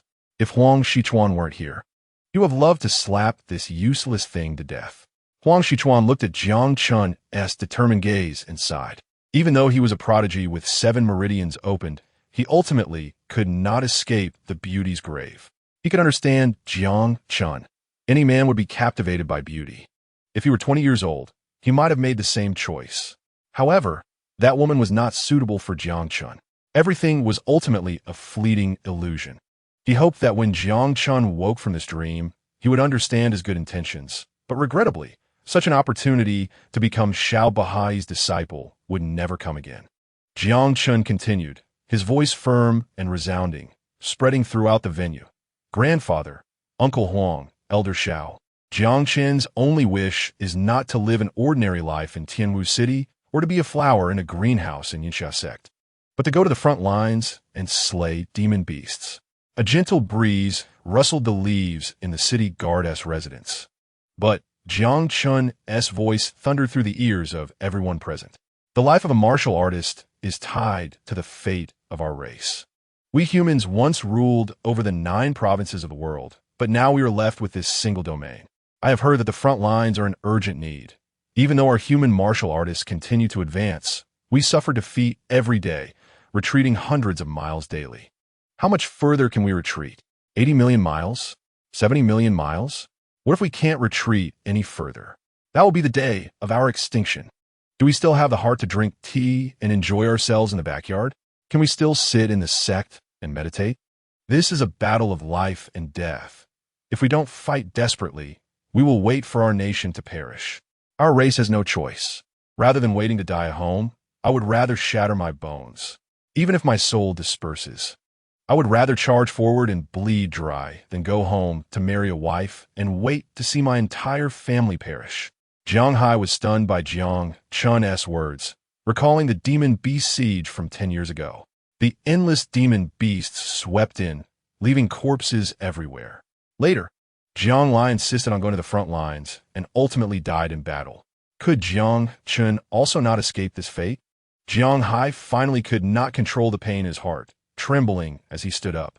Jiang Chen, are you trying to make the Jiang family extinct? The old man's eyes brimmed with tears as he shouted angrily. He had already lost his only son on the battlefield. Did he have to watch his grandson die there too? Jiang Chen, however, was resolute. Grandfather, my father told me that when our race is in peril, we cannot stand idly by. In the past, I had not condensed my qi, so I was not a true martial artist. Now that I have successfully condensed my qi and opened 7 meridians, I will no longer sit idle. When our human race sweeps across the world and drives these foreign races out of the 9 provinces, then, if Elder Xiao is willing, I will become your disciple. The venue fell silent. Jiang Chen's words ignited a spark in their hearts, and they looked at him with fiery eyes, not knowing how to express their complex emotions.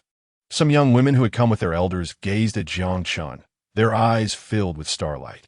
Those who had once despised Jiang Chen all lowered their heads in shame. Many of them had even spent huge sums to avoid going to battle. Compared to Jiang Chen, how despicable they were to look down on such a young man who was willing to charge into death without hesitation. Although he was of low rank, he was the true martial artist of the human race. Xiao Bahai watched Jiang Chen, his heart stirred for a long time. This young man, although only at the 4th level of qi condensation, embodied the hope of humanity. It was because of people like him that humanity had not perished. Suddenly, a terrifying aura surged into the sky, and the silent Xiao Bahai radiated divine light from his body, flesh and blood exuding divine brilliance. As if a mortal was evolving towards divinity. It seemed that a deity was chanting the scriptures, and the great Tao was being imprinted with inscriptions on his body. With streams of light covering the surroundings, illuminating all directions. This is the divine travel realm. My goodness, I must be seeing things. Elder Xiao has broken through to the divine travel realm. We have gained another top powerhouse in the East Wilderness. To witness the true essence realm stepping into the divine travel realm with my own eyes, I have no regrets in this life. Some powerhouses of the true essence realm looked astonished and envious, knowing that while it seemed there was only one realm difference between true essence and divine travel. Even if they spent their entire lives, they would never touch the threshold of divine travel. Although Xiao Bahai was only half a step into divine travel, if his heart was not unbound, he would forever be trapped in true essence. Unexpectedly, a few words from Jiang Chen had broken Xiao Bahai's mental blockage.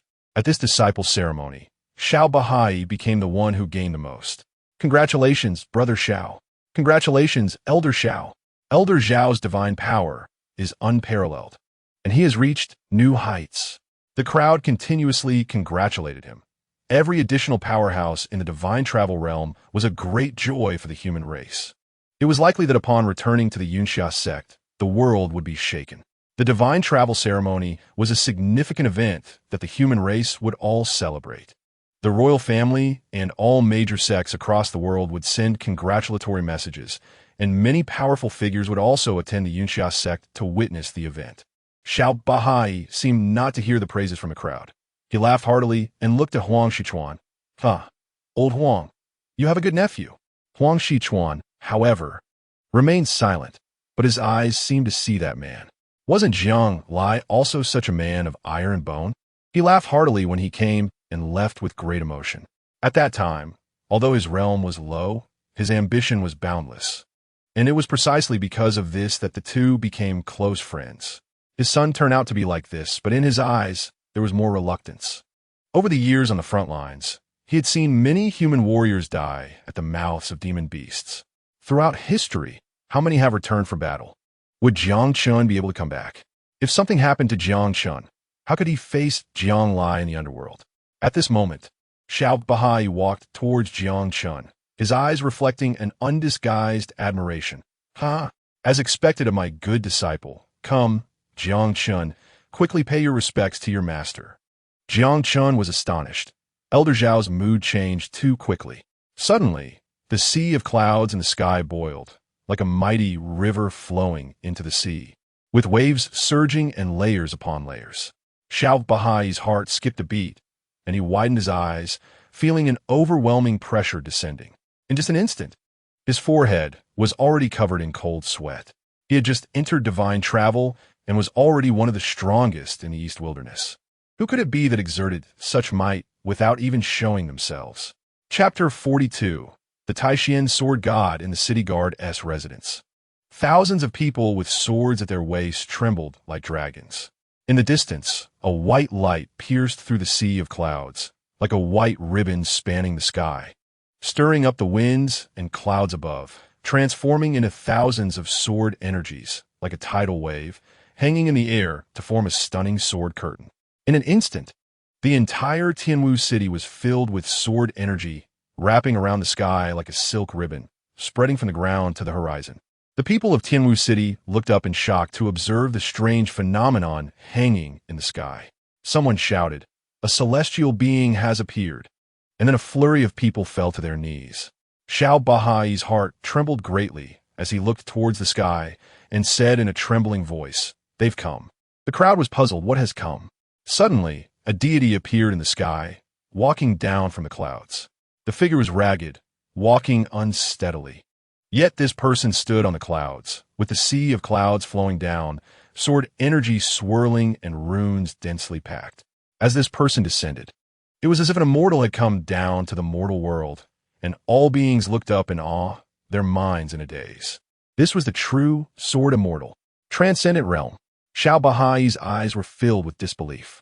This statement was like thunder, shocking everyone to the core.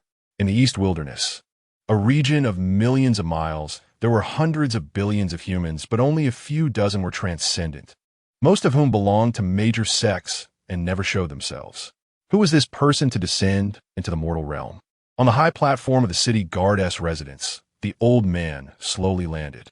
His clothes were tattered like a beggar, and the wine gourd in his hand was still muddy, exuding an unfathomable aura like the sea. When the flattering words reached the old man's ears, they made him furious. And he scolded, "You've lived for hundreds of years. Do you have no discernment? Transcendent? You're the transcendent. I am a genuine ninth realm entering the saint." As if blown by a cold wind, upon hearing the word transcendent, everyone instantly stared wide-eyed, their throats struggling to swallow. The martial arts had 10 realms, with the 9th realm being the peak. The strongest human beings in the world today were merely at the peak of the 9th realm. and no one had broken through to become a 10th realm martial artist in the past 1,000 years. This person was a 9th realm entering the saint. And, counting on fingers, there were only 2 or 3 such figures in the entire East Wilderness. How could he descend into Tianwu City? Was something significant about to happen in the East Wilderness? In the courtyard, over 1,000 martial artists, whether they were 5th realm merging or 6th realm true essence. Even Xiao Bahai, who had just entered divine travel, hurriedly knelt on the ground. 1,000 years ago, when demons descended, the human race could barely hold on, more so because a few remaining human powerhouses were present. At this moment, how could anyone dare not to bow? Their eyes shone with intense reverence. A merging realm powerhouse was even shedding tears, saying, "To witness our race's powerhouse is worth living for." Xiao Bahai, being the most profound in cultivation and with broader knowledge, asked, "May I ask if the esteemed elder is Yun Changqing, the Taishan sword god?" Yun Changqing. There are 9 major sects in the East Wilderness, but even combined, the other 8 sects can't compare to the Taishan sword sect, because this old sword god of the entering saint realm had once single-handedly charged into the demon territory, killing several 10th realm demon emperors and forcing an 11th realm demon god to flee, shattering a physical body to escape with his life. Has the esteemed elder come for some instructions for us? Whatever is within our ability, we will not refuse, even if it means death. Instructions? The old beggar frowned coldly. If I had been a moment later, my disciple would have been snatched away. Disciple? Xiao Bahai was stunned. Then his expression changed drastically as he exclaimed, "Elder Yun, are you referring to Jiang Chen?" The old beggar put away the gourd, turned to his sleeve, and sneered. "What nonsense could it be you? With your talent. Even if I teach you bit by bit, you would only reach divine travel in this lifetime. A disciple like this is not worth taking." Turning to face Jiang Chen, he forced a smile, "But this kid Jiang Chen is quite to my taste. Kid, do you know who I am? If you worship me as your master, you won't suffer." The old beggar's mockery made Xiao Bahai's expression twitch. He had just stepped into divine travel and was already a notable figure in the East Wilderness. Yet in the mouth of the old sword god, he seemed so insignificant. The crowd, including Huang Shichuan, was dumbfounded, seemingly unable to believe what was happening. Zhou Tianyuan was dazed for a long time, cold sweat pouring down. What kind of fortune did this Jiang Chen possess? Not only was he favored by Xiao Bahai, but even this old sword god held him in such high regard, even wanting to personally accept him as a disciple. Just a moment ago, he had reprimanded Jiang Chen. If Jiang Chen held a grudge, what would he do? In the midst of pouring cold sweat, he heard Jiang Chen say, "Thank you, esteemed elder." But Jiang Chen has been accustomed to a carefree life since childhood and does not intend to take a master. The old beggar thought he had misheard and took a while to react. "Kid, do you know how many people in this world are lining up to worship me as their master? Don't mention divine travel. Even those at the 8th realm of transcendent would love for me to guide them. Such a great opportunity has fallen on you. And you say you don't want it?" Jiang Chen had practiced cultivation in his previous life. Although martial arts and cultivation were 2 completely different paths, he also had his own principles. The kindness shown by the immortal king, Chongming, to Jiang Chen was akin to a rebirth. How could he betray that? Even if this old man held an extraordinary position in this realm, he did not wish to change his master. "Esteemed elder, it's not that Jiang Chen is unwilling, but I have had a master. Although my master has long passed away, he treated me as if I had been reborn. How could I change to another sect? Please forgive me, esteemed elder." Furthermore, Jiang Chen did not want to live under another's wing indefinitely. After some time, he wished to go to the front lines, and only through life and death trials could he truly walk the path of a martial artist. The old beggar's murky eyes sparkled with a strange light as he circled around Jiang Chen several times, increasingly fond of him, and finally burst into hearty laughter. "Good lad, you resemble an old friend of mine, but your martial arts talent far surpasses that of my old friend. That girl Lin has learned about 70 to 80% of my sword intent, but the old man's sword techniques have yet to be passed down. Since you don't wish to be my disciple, I won't force you. However, you must learn my sword techniques, whether you want to or not. You have to learn. I don't expect you to reach the pinnacle and carry on my Taishan sword Dao. But if you want to go to the front lines to slay demons, then use my sword techniques to kill as many as you can. The more, the better."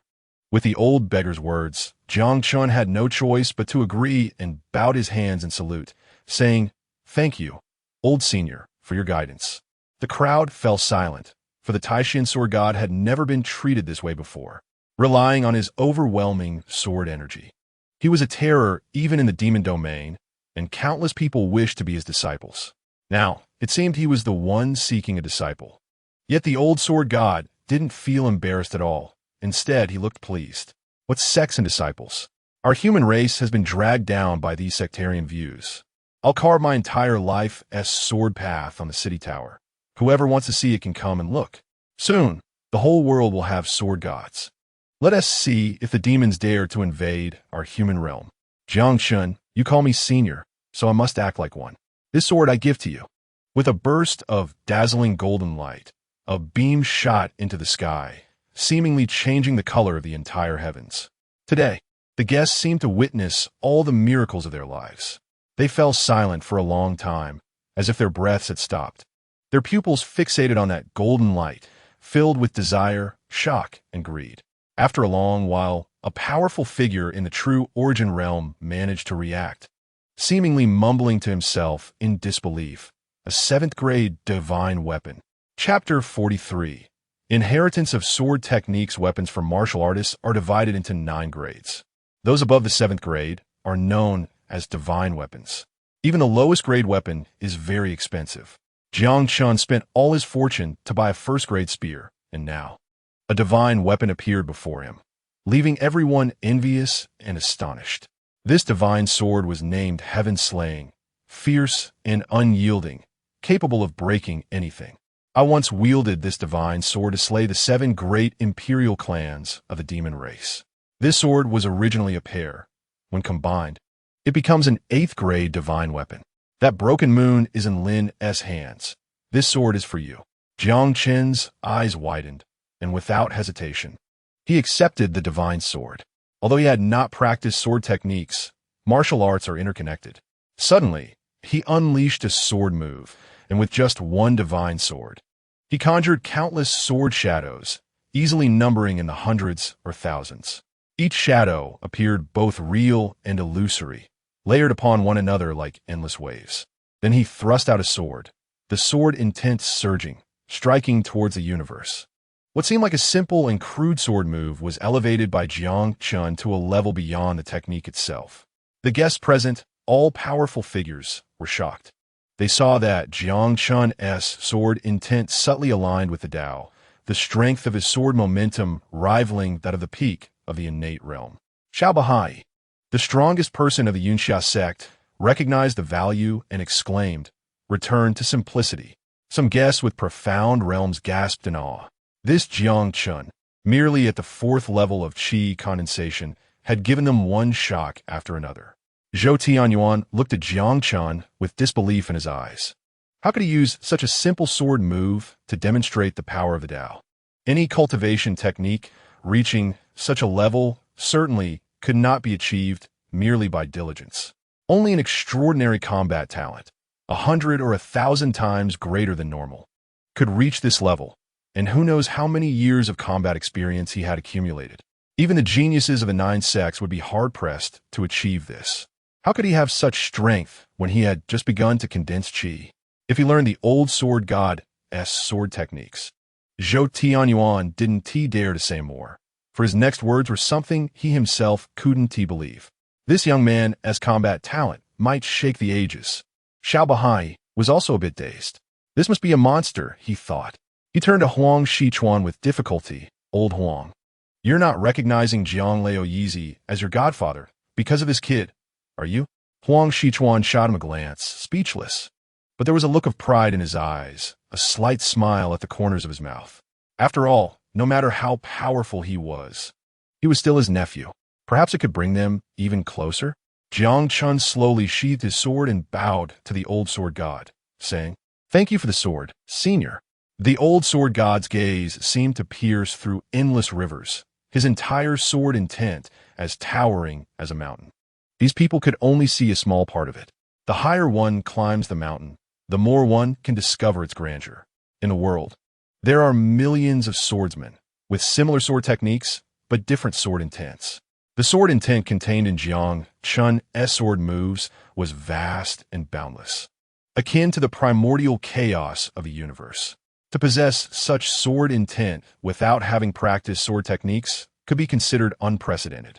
The blue is born from the indigo and surpasses it. My sword techniques on you might reach an even higher level. The old sword god laughed heartily, his spirit exuberant, shaking the surroundings. Such a high praise shocked everyone. Huang Shichuan was particularly pleased, as if the old sword god was praising him. Senior, you flatter me. Jiang Chen didn't let Xiao Bahai's protection make him complacent. Although he felt gratitude, he showed no signs of pride. Huang Shichuan secretly praised him. With such temperament, Jiang Chen was indeed a dragon among men, and with his daughter Huang Qiyao, they seemed a perfect match. The news of the old sword god descending into Tianwu City and Xiao Bahai achieving the divine travel would soon spread across the eastern wilderness. After the ceremony, Xiao Bahai hurried back to the Yunxia sect, and all the guests departed, each wearing a smile. After all, they had not only seen the legendary Taishan sword god, but had also witnessed the miraculous breakthrough to the divine travel realm. Most importantly, perhaps due to Huang Shichuan's good mood, each person received a third-grade pill personally refined by him, which was a tangible benefit. As the sun slowly set amidst the laughter of the crowd, the old sword god spoke with a hint of meaning.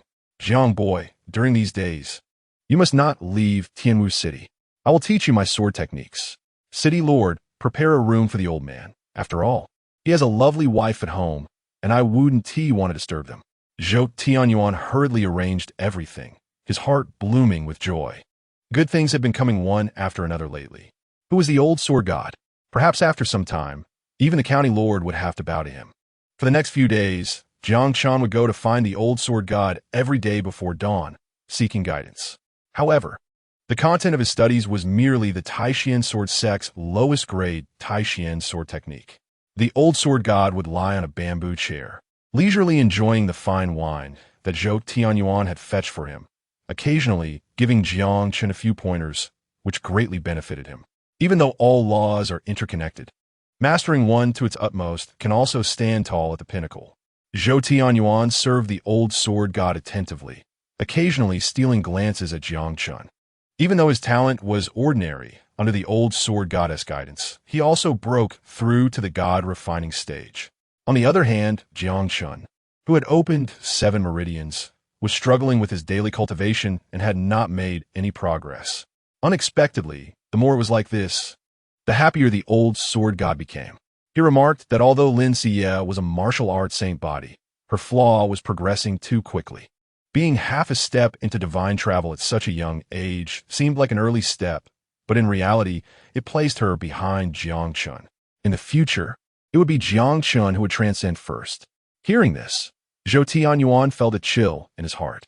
As a martial artist who had just entered the god refining stage, discussing the topic of transcending to sainthood with others was something even the leaders of the 9 sect would not dare to say so arrogantly. Yet, the old sword god was an exception. Sometimes the old sword god would let Zhou Tianyuan feed Jiang Chen the sword, and both would use the Taishan sword technique. Zhou Tianyuan, relying on the god refining stage, often won against Jiang Chen in battles without using true essence. Perhaps in retaliation for Jiang Chen not apprenticing himself, the old sword god would occasionally show favoritism, offering a few pointers to Zhou Tianyuan, which left Jiang Chen in a sorry state, covered in wounds and bruises. Drawing a round of mockery from the old sword god. With your little skills, you still dare to go to the front lines to fight? You'll die 8 times a day. Jiang Chen, even if you don't want to save face for yourself, you should at least save face for your father. If I were you, I wouldn't let those beasts kill me. I'd rather commit suicide. Jiang Chen, however, didn't mind at all, knowing that this was the old sword god's way of honing him. Only through relentless improvement could he attain the true essence of the sword path.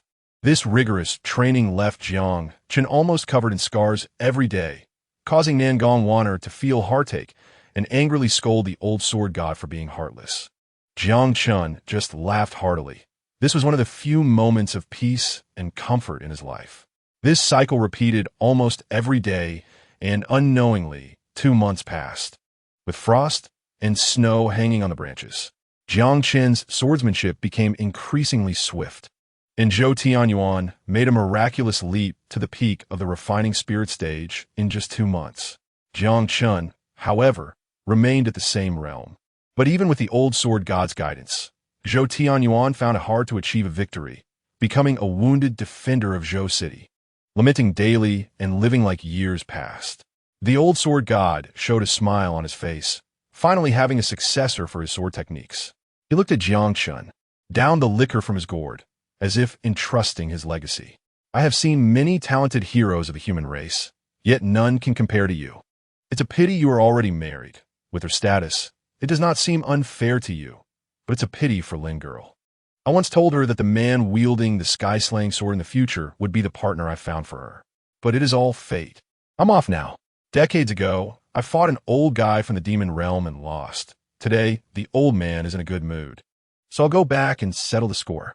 After imparting his teachings, that day, the old sword god rose from the mortal realm, sword in hand, plunging alone into the demon realm for 100,000 miles, shattering the heavens and turning the land into a crimson wasteland. In 100 years, there was no news of the old sword god.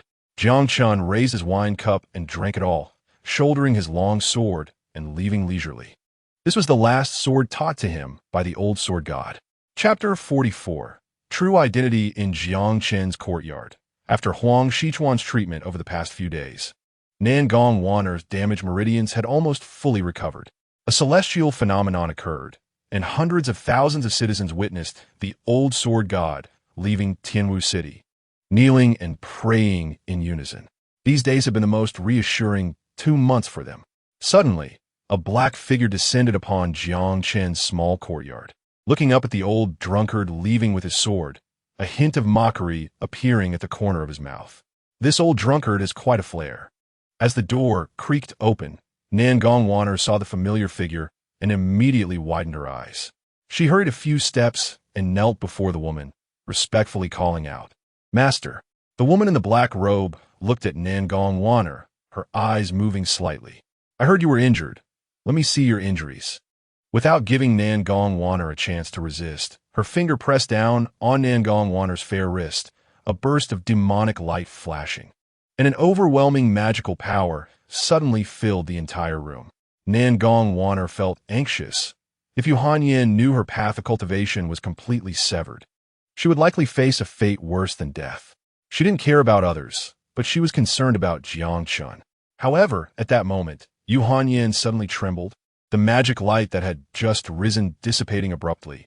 Her phoenix eyes fixated on Nangong Wanner, her face unable to hide her excitement and shock, as if she had witnessed something incredible. How could this be possible? Nangong Wanner had never seen her master like this before and became increasingly panicked. "Master, everything was voluntary on my part. If you want to punish someone, punish me." Vania. Yu Hanyin had never lost her composure like this since becoming the leader of the Nine Tribulations demon sect, but now her heart was racing uncontrollably, no matter how she suppressed it. "Such a significant matter. Why didn't you tell me right away?" Nangong Wanner's expression darkened. Her 8 extraordinary meridians were shattered, and she was the one in the most pain. The long-accumulated grievances and bitterness poured out at that moment, and she was soon in tears. Yu Hanyin's eyes also glistened with tears. She could understand Nangong Wanner. With such a great opportunity, who wouldn't he be overwhelmed with joy? "Wanner, tell me, how did you manage to practice the Nine Tribulations demon technique to the highest level? Was it due to guidance from a master, or some heavenly fortune?" "Huh? What happened, master?" Nangong Wanner looked up, stunned. "Your demonic veins have been reshaped. Though the new demonic veins are just born, they are incredibly resilient, inscribing the highest battle patterns of our Nine Tribulations demon technique upon them. The profound meaning contained within is immense, born from death. Truly remarkable." Yu Hanyin's words left Nangong Wanner dizzy. Wasn't she a waste with her meridian severed? Even if that elder helped her, she couldn't return to her previous state. But how could Master say she had practiced the Nine Tribulations demon technique to the highest level? She was a powerful demon, and she certainly wouldn't deceive her. The look in Master S' eyes could not possibly be fake. Could it be Jiang Chen? She recalled the scene when she first saw the golden battle patterns in Jiang Chen's bloodline. During the use of forbidden techniques, their bloodlines and meridians resonated, and she had transferred her power to Jiang Chen. At the same time, the golden battle patterns in Jiang Chen's meridians merged into her own, causing a tremendous change in her body. There was shock in her eyes. Who exactly was Jiang Chen? Why did he have the highest battle patterns in his meridians? The Nine Tribulations demon technique is one of the 10 most powerful techniques of the demon race, but aside from the founder, no one has ever reached the highest level. Do you know what it means to have the highest battle patterns in your demonic veins? It means that in the future, when you cultivate the Nine Tribulations demon technique, there will be no bottlenecks, and the magical power stored in your meridians will be even purer. Not to mention me, even the ancestors have never reached such heights. In the future, you will surely reach a level higher than mine. No wonder you Haven T returned to the demon race for so long. It turns out you have such great fortunes. Warner, tell me what happened during this time. A human who is cultivated to the highest demonic technique would cause an enormous commotion if this matter were spread. But it is very likely that neither the human nor the demon races would allow it. Nangong Warner pondered for a moment and said, "Not long ago, my meridians were damaged, and I thought my path of cultivation was cut off, but unexpectedly, the reshaped meridians underwent changes, perhaps due to the protection of the ancestor." Yu Hanyin sensed a different emotion in Nangong Warner, but did not pursue it further. Perhaps this is fate. Vanya, you must return with me immediately to enter seclusion and cultivate. Our Nine Tribulations demon sect will rise because of you. Master, can you give me a few more days? After Yu Hanyin left, Nangong Warner fell into deep thought, her turbulent heart unable to calm for a long time. There was joy in the reshaping of her meridians, but more so, there was sorrow at the thought of leaving. Volnat Yembuk. Today, I gave Zhou City's defender another beating. As Jiang Chen pushed open the door, a fragrant aroma wafted into his nose. He saw Nangong Warner setting kanji on the table. Come, have some kanji. Watching Jiang Chen drink the kanji bit by bit, Nangong Warner remained silent for a long time before finally saying, "I am about to leave." Jiang Chen paused, pretending to be relaxed, and said, "I am also about to leave. Do you want to know my identity?" Jiang Chen held Nangong Warner's hand. "I said before, whenever you want to tell me, you can. Now I know you have only one identity, and that is my wife." Nangong Warner's eyes moved slightly, and she whispered, "What if I am a demoness of the demon race?" "What being a demoness?" Jiang Chen said boldly, not forgetting to tease her. "Aren't you still my wife? Cool me. Let me see your demoness abilities." Nangong Warner took off the talisman around her neck, and with a flash of light, an absolutely beautiful figure appeared, plunging the air into silence. The breathtaking beauty made everyone in the world hold their breath, as if heaven had poured all its effort into this face. Her enchanting eyes were soul-stirring, resembling the most captivating sorceress in the world. Her features seemed to be crafted by divine hands, perfectly sculpted to the point of not resembling anything earthly. Regardless of gender, everyone would be left in a daze upon seeing such an extraordinary face. Jiang Chen had never seen such a beautiful woman. His body felt as if it had been electrified, tingling all over, and his blood seemed to boil. He was completely mesmerized, his eyes glazed over, his consciousness drifting away, as if his soul had left his body.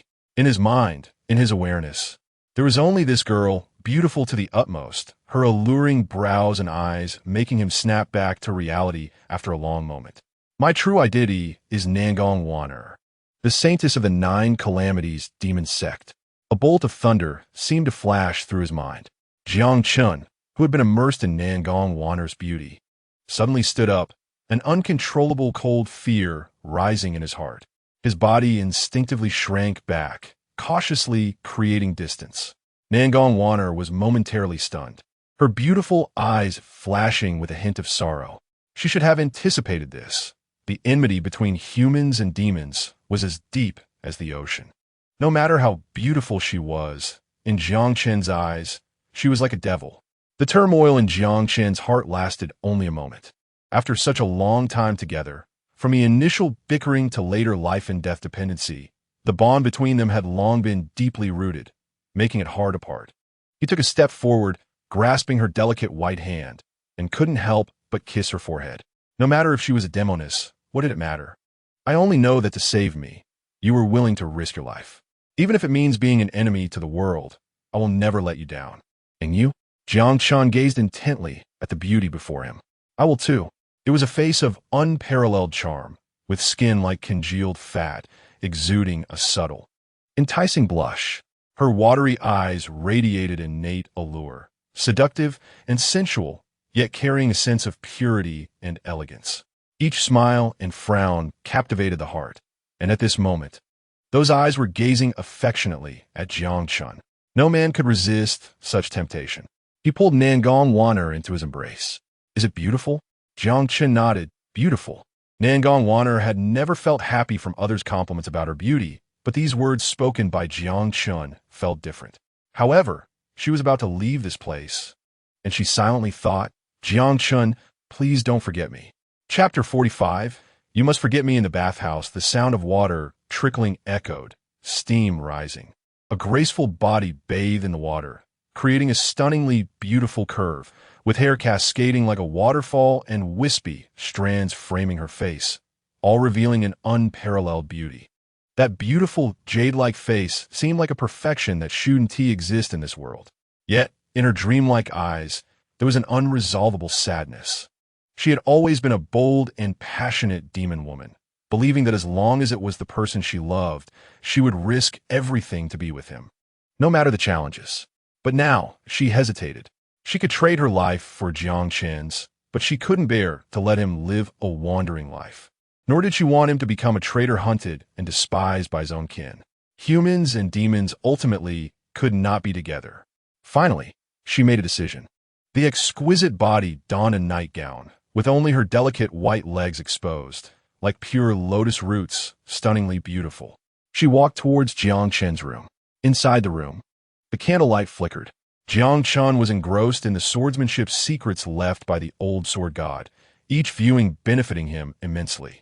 When he saw Nangong Waner enter the room, a faint fragrance wafted towards him. Even after having seen her true form, it still took him a moment to return his focus from that stunning face. So late? Aren't you asleep yet? As the door creaked shut, the red candle extinguished, and that exquisite body fell into Jiang Chen's embrace. The next morning, the chirping of birds awakened the slumbering Jiang Chen. Looking at the beautiful face beside him, he realized it wasn't a dream. Jiang Chen secretly marveled. Indeed, she was a demoness. She hadn't stopped for a moment the entire night. If it were an ordinary person, they would have long since succumbed. He noticed that the beauty in his arms seemed to be disturbed by the bird calls, her long eyelashes fluttering for a moment, her beautiful eyes opening a slit before slowly closing again. With a soft hum, she tightened her embrace around Jiang Chen. He gently withdrew his arm from her smooth, delicate body, leaning down to softly kiss her forehead, calling out Waner. In truth, Nangong Waner was already awake. Recalling the madness of the previous night, a blush crept on her fair face. But in this moment of intimacy, she couldn't bear to let go of her beloved. So she simply held Jiang Chen and pretended to sleep. Jiang Chen felt the warmth on her cheeks and neck and knew she was awake. He smiled slightly and kissed her cheek, softly calling her wife. Nangong Waner's heart blossomed with joy, and she suddenly opened her eyes, her beautiful gaze still reflecting the lingering passion of the previous night, filled with tenderness and allure, showing no signs of sleepiness. After a night of intimacy, her already stunning beauty became even more breathtaking, her cheeks flushed with the warmth of spring, adding a thousand-fold charm to her delicate figure. In her lazy softness, she was dazzlingly beautiful, yet made one reluctant to look too long, fearing that one's soul would become entranced and unable to escape. Jiang Chen couldn't help but sigh. Indeed, there were such beautiful women in the world. A demoness. Upon hearing her lover's praise, Nangong Waner's eyes sparkled with delight. Her delicate, pink arms wrapped around Jiang Chen's neck like a serpent. Jiang Chen chuckled. A demoness otherwise. How could she only sleep when dawn was approaching? Nangong Wanner's beautiful eyes twinkled mischievously. Can't hold on for just a little while? Our demon men are not like you. Jiang Chen paused. What? Do you have other men in the demon realm? The exquisite body playfully nestled closer to Jiang Chen, her cheek buried deep in his neck, her delicate fingers caressing his back. A trace of sadness flashed in her beautiful eyes, but her voice was utterly unrestrained. Of course, I have many lovers in the demon realm, 10 or 8 of them. I'll be going back in a few days. So you better not fall in love with me. Otherwise, you might not find a wife as beautiful as me and end up single for life. The hint of sadness faded, and her delicate hand gently caressed Jiang Chen's cheek. She looked seriously at his face, her beautiful eyes filled with tenderness, as if she were whispering to herself or a wife giving her husband reminders before parting. She softly said, "After I leave, you must forget me." Jiang Chen nodded, his expression tender as the sea. "Rest assured, I will definitely forget you." Only then did Nangong Wanner feel relieved. With a twist of her bare, delicate body, she turned over onto Jiang Chen, her curvaceous figure entwined with him, her ample chest pressing against his. Jiang Chen felt the ultimate pleasure that only a heavenly person would qualify to enjoy, clearly sensing the intoxicating fragrance wafting from her body, drifting into his nostrils. Then lingering in the room, Nangong Wanner playfully bit Jiang Chen's straight nose and said coyly, "Make sure to rest during the day and continue at night. If you serve this holy maiden well, I'll give you a gift before I leave." In a few days, Jiang Chen would head to the battlefield. Huang Shichuan seemed to be wary of interrupting their last moments together, and Hen Ti stepped into this courtyard since he had treated Nangong Wanner. On this day, he arrived early at the Jiang residence and solemnly called Jiang Chen into the main hall. Looking at Jiang Chen, who had been full of energy just a few days ago, but now appeared haggard, he sighed slightly. After all, he was just a young man, immersed in the fragrance of beauty, not knowing whether this child was willing to leave. "Jiang Chen, the situation at the front lines in Bohai County is urgent, and the conscription has been moved up. Your father once guarded the Guyu Pass. Are you willing to go there to carry on your father's will?" Jiang Chen's lethargy vanished in an instant, and his eyes suddenly shot out a cold light, filled with fighting spirit, like a blade about to be unsheathed. "I have long been prepared." Huang Shichuan gently stroked his beard and laughed heartily. "Ha ha! Good job. You truly are Jiang Lai's son. It will be dangerous ahead. I have something to give you. This is a 5th grade armor called the Golden Scale Mail. It can withstand attacks from beasts below the 4th grade. Also, there's a 5th grade light skill, the Carefree Escape." Jiang Chen solemnly accepted it. This armor and light skill were worth their weight in gold. Even disciples of the Yunxia sect would find it hard to obtain. Yet at this moment, this elder generously offered them to Jiang Chen, hoping that he could survive on the life-and-death front lines. Were this ring? Jiang Chen's pupils suddenly constricted. A spatial ring. If a storage pouch had a space of 1, then the space of a spatial ring would be 1,000. The spirit herbs and precious blood stored within would not lose their potency over time. This was a treasure, worth as much as the 2 heavy treasures, and even Huang Shichuan, who was wealthy and of high status, could only own one at most. "Uncle, this is too precious. I cannot accept it." However, Huang Shichuan forcibly stuffed the ring into Jiang Chen's hand. "Take it. The battlefield is fraught with danger. The beasts are fierce. And at any moment, you could be on the brink of life and death. Your father passed away young. Do you want the old man to send off a white-haired person to bury the black-haired one? Inside, there are some spirit herbs and elixirs that were originally meant as a gift for Elder Shao, but he returned them, though you have already condensed your energy. The battlefield is perilous, and injuries are inevitable. Any injury could lead to extremely serious consequences." Huang Shichuan spoke as if he were entrusting his son about to go to war. When Jiang Chen opened the spatial ring, he was stunned. Tens of thousands of spirit pills floated within, and there were even piles of spirit herbs stacked like small mountains, exuding a mist of spiritual energy, shimmering with brilliant colors. And a fragrant aroma wafted through the air, dreamlike and surreal.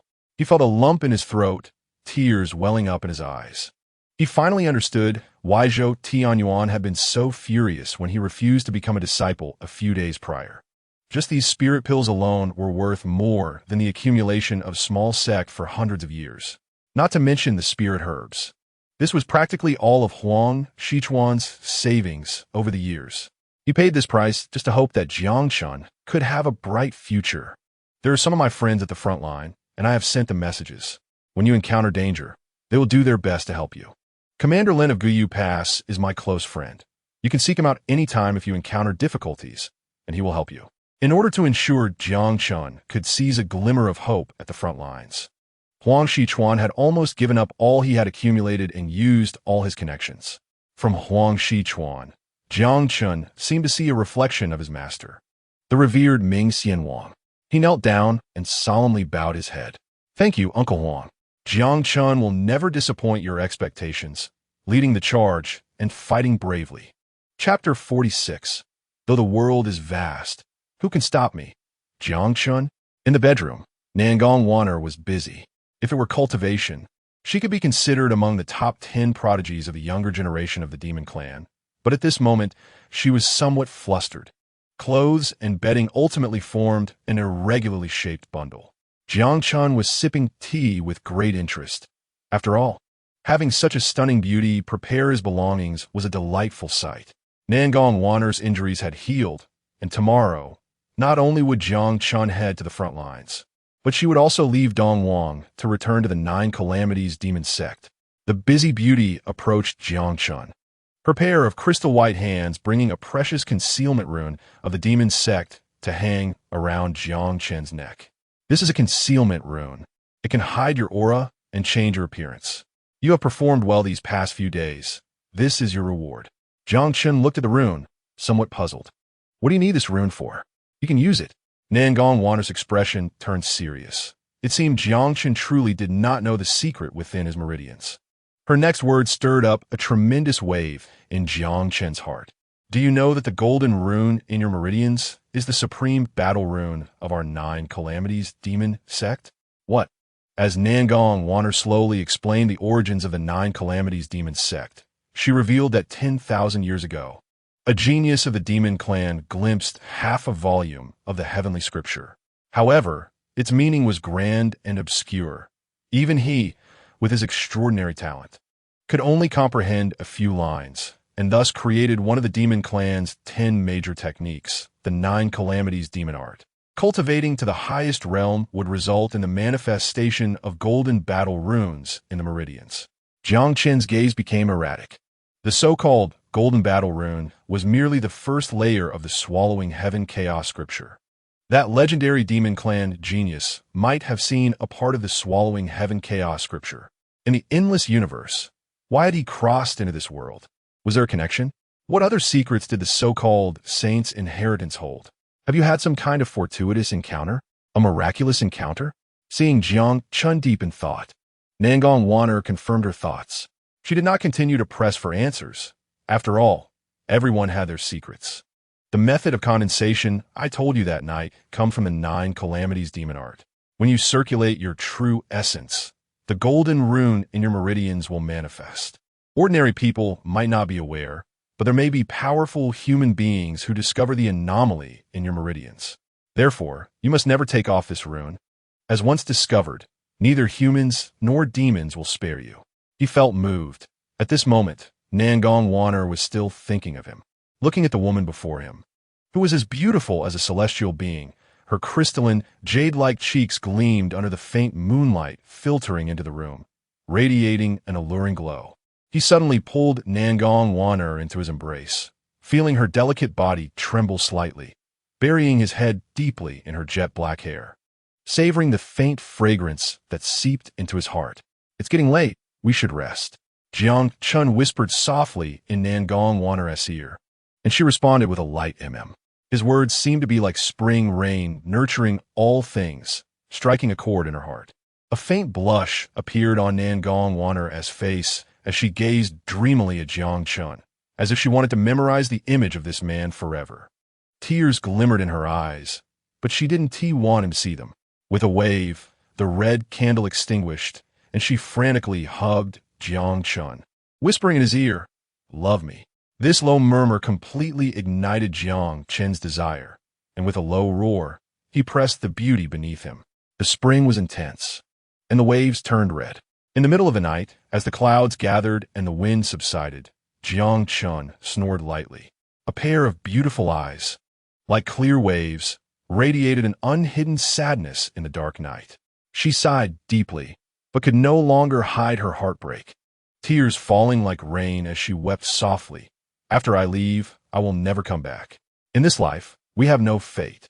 If there is a next life, I will never be a saintess again. I want to be an ordinary person, to grow up with you, to eat, walk, get married, have children, grow old with you, and die together. But that will all be in the next life. In this life, you must forget me. You must live well, find someone you like to marry, and walk through life peacefully. Let that woman live the life I wanted to live. Jiang Chen, you must forget me. It's enough for me to be sad alone. You must live happily. Finally, the day of parting arrived. Outside Tianwu City, after bidding farewell to old Master Jiang, Jiang Chen escorted Nangong Waner to the city outskirts. The two figures stood facing each other, seemingly happy to return to the demon clan. Nangong Waner's delicate face showed joy as she approached Jiang Chen. Speaking lightly, I'm leaving. Don't you want to chat a bit more? It's only morning. It's not late to leave in the afternoon. There was a hint of pride in her eyes. What's wrong? Are you reluctant to part with me? There are many men in the demon clan who are infatuated with this saintess. It seems there will be one more admirer in the human race. But don't daydream. This saintess is destined to be unattainable for any of you. All right, stop crying like a woman. It's just a fleeting fate. Be a little more carefree. I'm leaving. Jiang Chen was speechless. Who was crying? He didn't even know who had cried all night and disturbed his rest. Will you come back? Jiang Chen asked, sensing the reluctance in his gaze. Nangong Waner felt a pang in her heart, but still forced herself to suppress her sadness. Shaking her head, I've made my decision.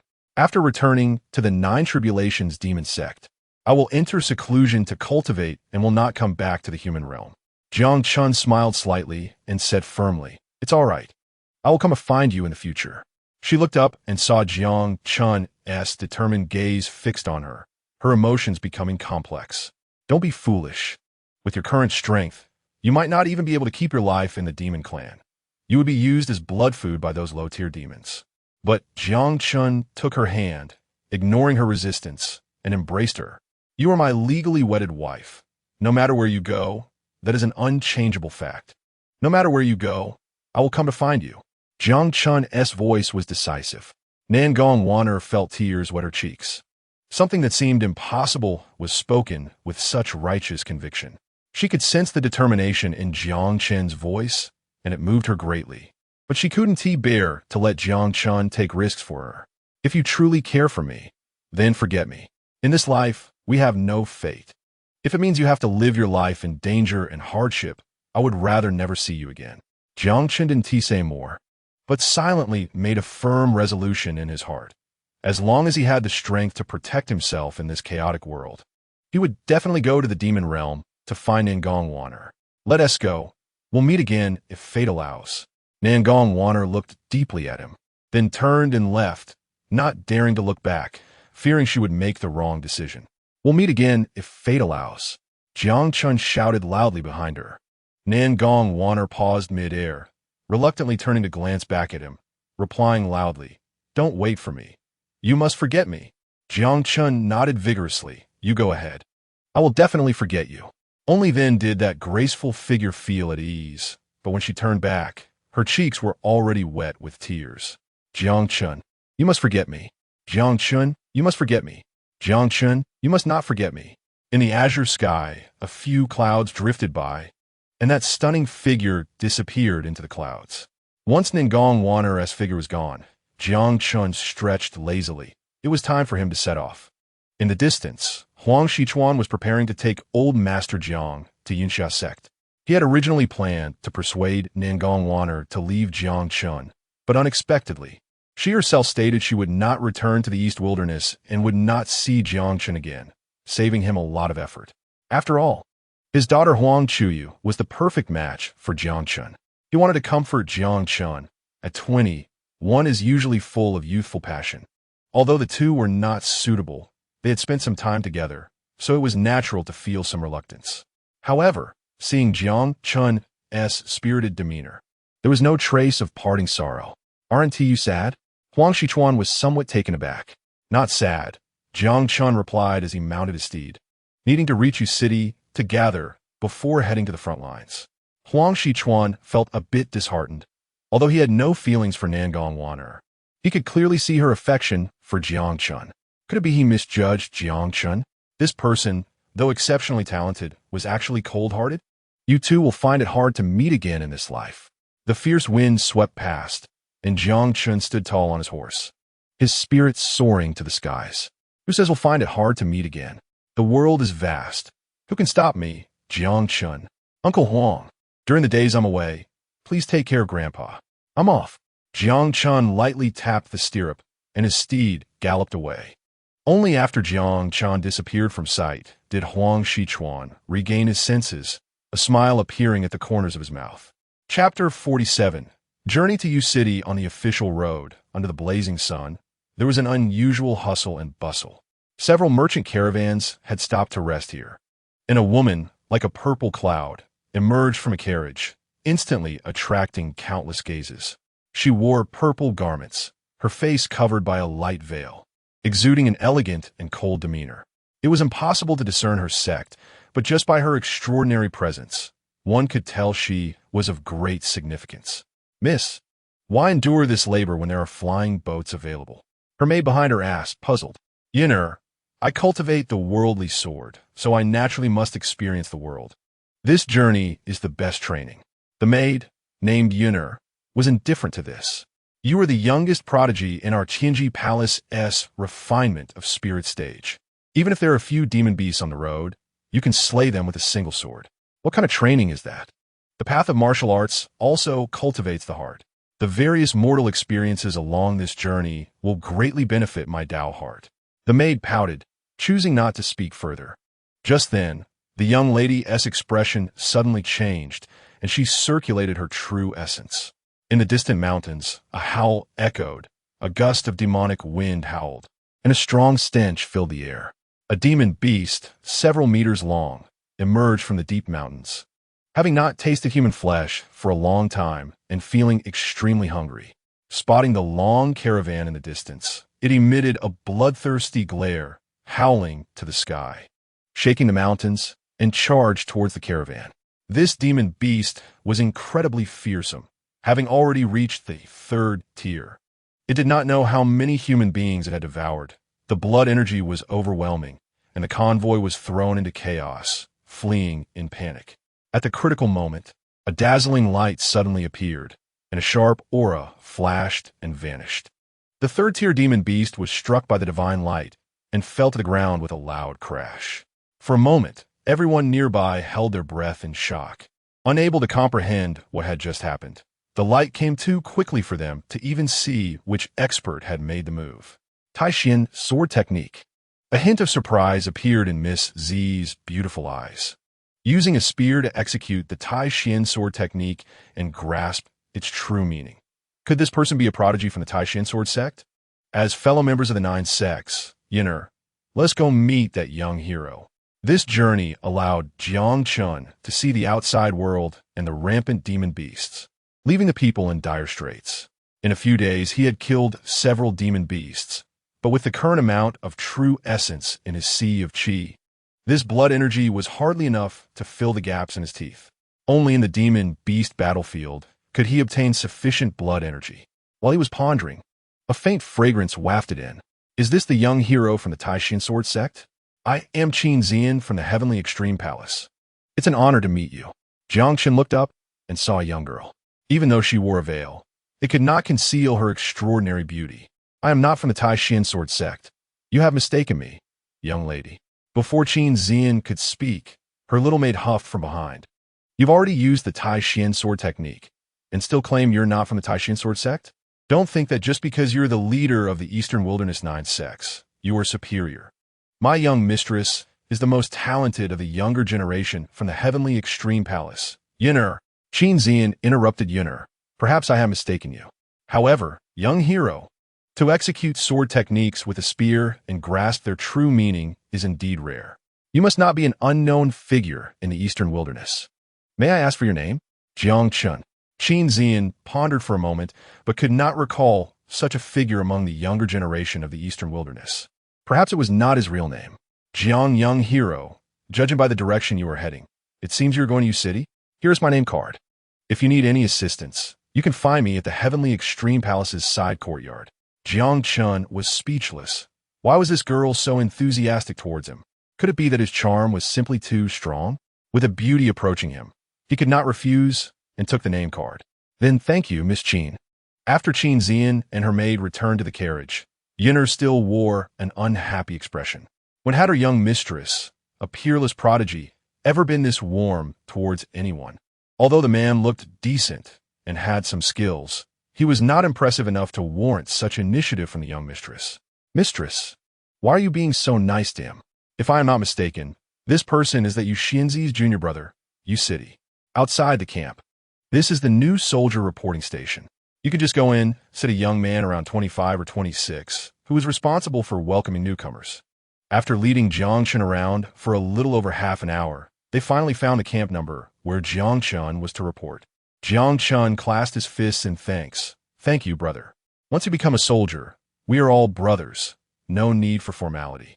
I'm from the 5th Guard Regiment. See you if fate allows. The young man left with a bright smile and turned away. Hundreds of thousands of human soldiers gathered. The situation at the front line of Bohai County was tense. Just in the solitary Gu Valley, they had recruited millions of human martial artists this time. Most of these martial artists were at the body forging stage, some only 15 or 16 years old, with youthful faces, while others were middle-aged, with graying hair at their temples. Most wore simple clothing, coming from impoverished families. The officer in charge of registration had a loud voice and an arrogant attitude.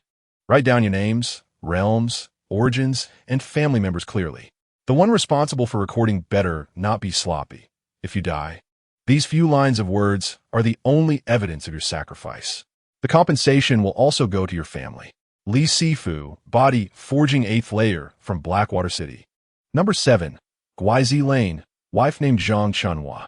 Chen Yud, body forging 7th layer from Yin Mountain City. My father is named Chun Zhanzhong. Wu Hao, body forging 10th layer from Yu City S. Wu family village. The soldiers registering lifted their heads, impatiently saying, "What's your family member's name? Don't waste time. There are many people behind." The young boy, only 18 or 19 years old, with a simple smile, scratched his head awkwardly. My mother died early, and my father and brother died on the front lines a few years ago. I'm the only one left at home. There's no one else. The surrounding noise was interrupted by this timid voice, falling into a deathly silence. Some people had tears in their eyes. After years of war, how many good men never returned? How many sons lost their fathers? How many white-haired people sent off their black-haired children? These people had low realms on the battlefield. They might not survive a single day, but without them, the past could not hold for even a day. They exchanged their meager lives for every inch of land for humanity. At this moment, the boy still wore a shy smile, fully aware of what would happen on the front lines, yet he did not feel tragic, as if this was how it should be. The officer changed his previously arrogant demeanor, walking to the young man with standard military steps. His expression was solemn, as if on a pilgrimage. I, Sun Chenglong, the commander of the 7th Guard Regiment at Gu Valley, salute the family of the martyr Wu Hao. Surrounding soldiers shouted in unison, their movements synchronized. Salute to the family of the martyr. Wu Hao was startled, his cheeks flushed red, and he hurriedly returned a less than standard military salute. Suddenly, from a great distance, the sound of horses neighing could be heard. Even from afar, one could feel the majestic presence of the fine horse, adorned with a saddle of dazzling brilliance. Worth a fortune, the young man on the horse was even more striking, exuding vigor and confidence. He reined in his horse and strode over. Sun Chenglong frowned slightly and muttered, "Damn it, another rich second generation coming to gild himself." Jiang Chen strode over, clasping his fists. Tianwu City, Jiang Chen, Condensation Chi 4th layer. Here, to report. Immediately, whispers arose around him. He is a Condensation Chi warrior. No wonder he has such an imposing presence.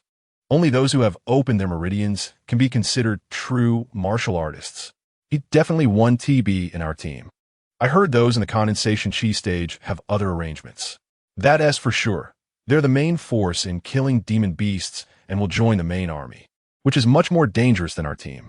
Everyone cast respectful glances at Jiang Chen. Sun Chenglong looked at the young man in luxurious clothing before him, feeling even more disgusted. But what could he do? He had already heard Jiang Chen's name yesterday. The upper echelons had made special arrangements, claiming he was a descendant of a remarkable figure and must be placed at the back. You are Jiang Chen? Lucky you, having good parents. You will report to the northeast camp at the main tent's archives, responsible for keeping battle zone records. Don't worry, it's very safe there. If demon beasts reach your location, our human race is not far from extinction. The soldiers who had come to enlist immediately lost their respect for Jiang Chen, even showing disdain in their eyes. At a time when humanity was facing extermination, there were still those adept at scheming, taking advantage of the blood of frontline soldiers to gild themselves. How detestable! Jiang Chen frowned slightly, feeling that the officers seemed to have a strong opinion of him. But he still clasped his fists and saluted yes. Sir. Sun Chenglong glanced at Jiang Chen, picked up the amplification artifact, and walked to a higher place, his voice echoing far and wide. Brothers, from today on, you are soldiers of my 7th Guard Regiment. You must understand that we are not like those second-generation rich kids behind, who indulge in pleasures. We are the warriors on the front lines of humanity. The 7th Guard Regiment is the most valiant regiment, with a history of 130 years. 84,531 have sacrificed to defend our territory. How many times have our predecessors crawled out of mountains of corpses and seas of blood, burying their fallen comrades' bodies, wiping their own blood? As long as the demon beasts do not retreat, we must keep fighting. Once you become a soldier of our 7th Regiment, even if you are left with just one arm or one leg, you must use that arm or leg to kill the demon beasts. You are asked to fill in the information, not for the mere 30 or 50 taels of compensation, but in the hope that someone can take your souls back to your hometown and tell your parents that you did not bring shame to them. The voice is thunderous. The words are heroic, yet no one fears. They clench their fists, tears of blood welling in their eyes.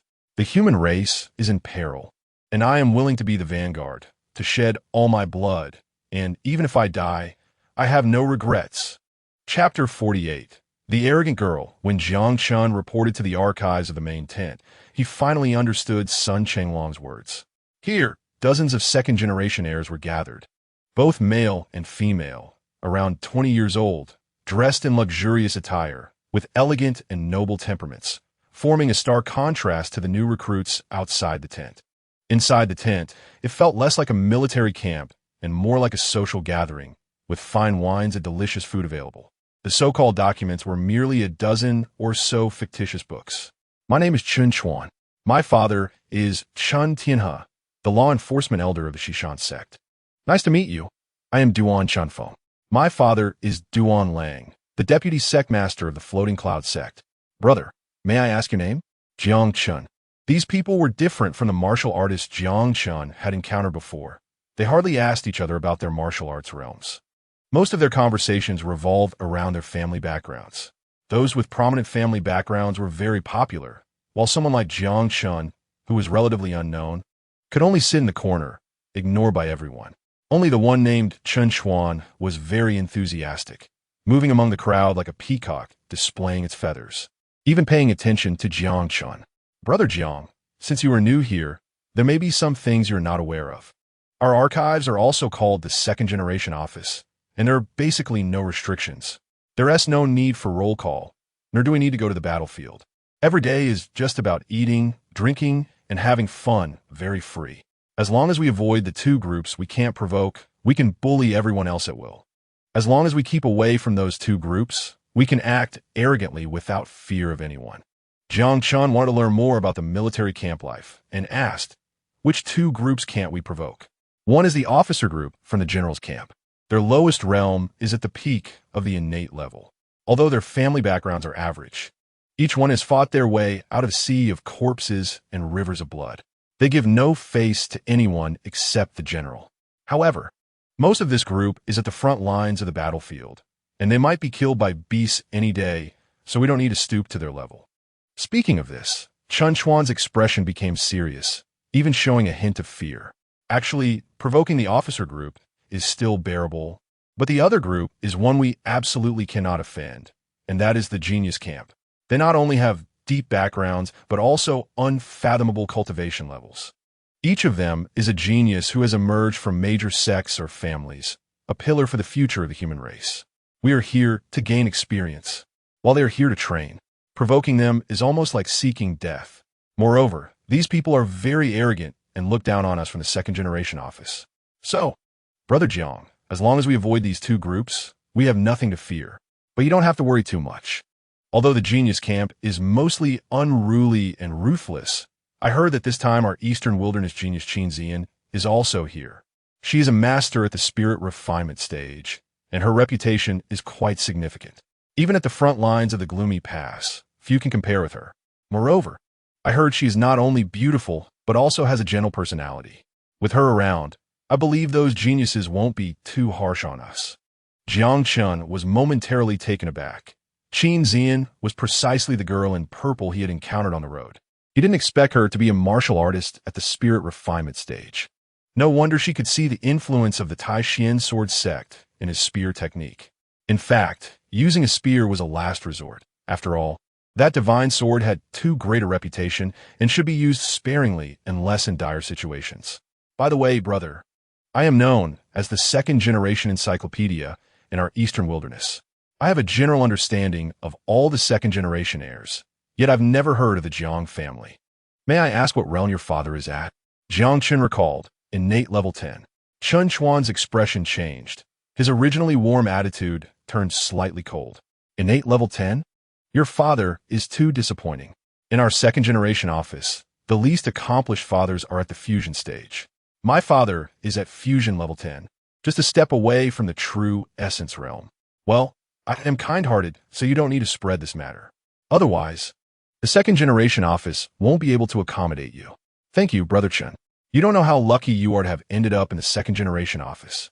There is no safer place in the entire military camp than our second-generation office. As long as you serve the second-generation heirs well, once your military service ends, anyone can help you secure a future. With footsteps approaching the entrance, the previously noisy tent suddenly fell silent. A group of young martial artists passed by, their spirits high, each exuding an incredibly powerful aura. However, when their gazes swept through the tent, a trace of disdain flickered in their eyes.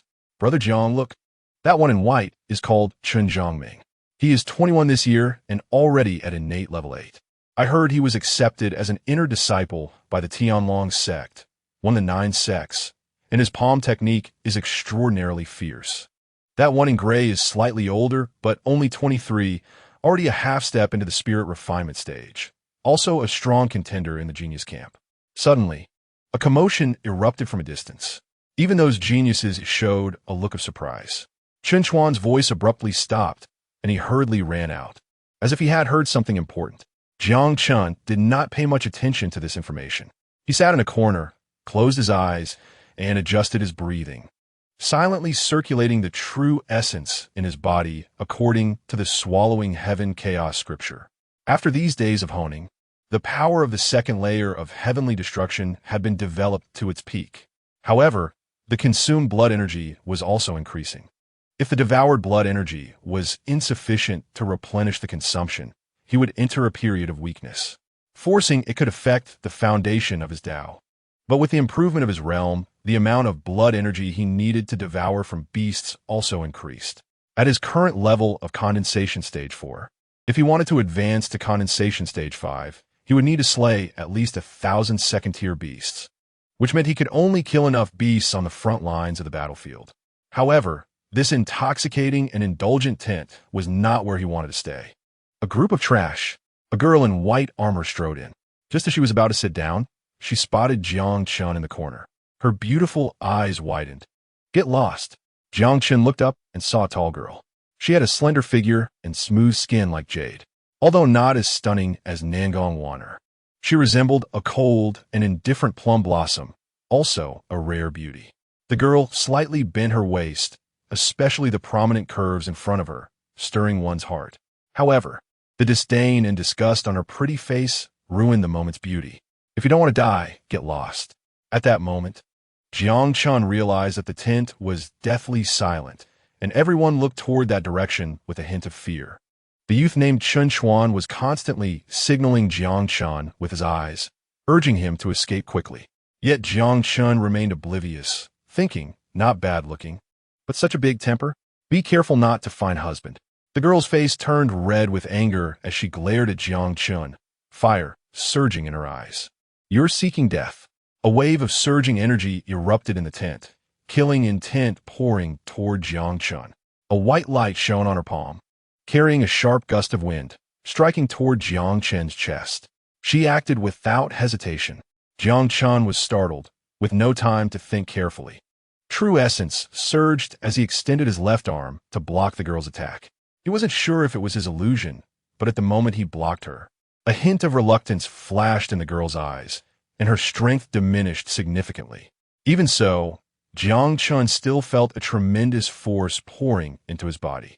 However, with his rich combat experience, he transformed his right hand into a palm and suddenly attacked forward.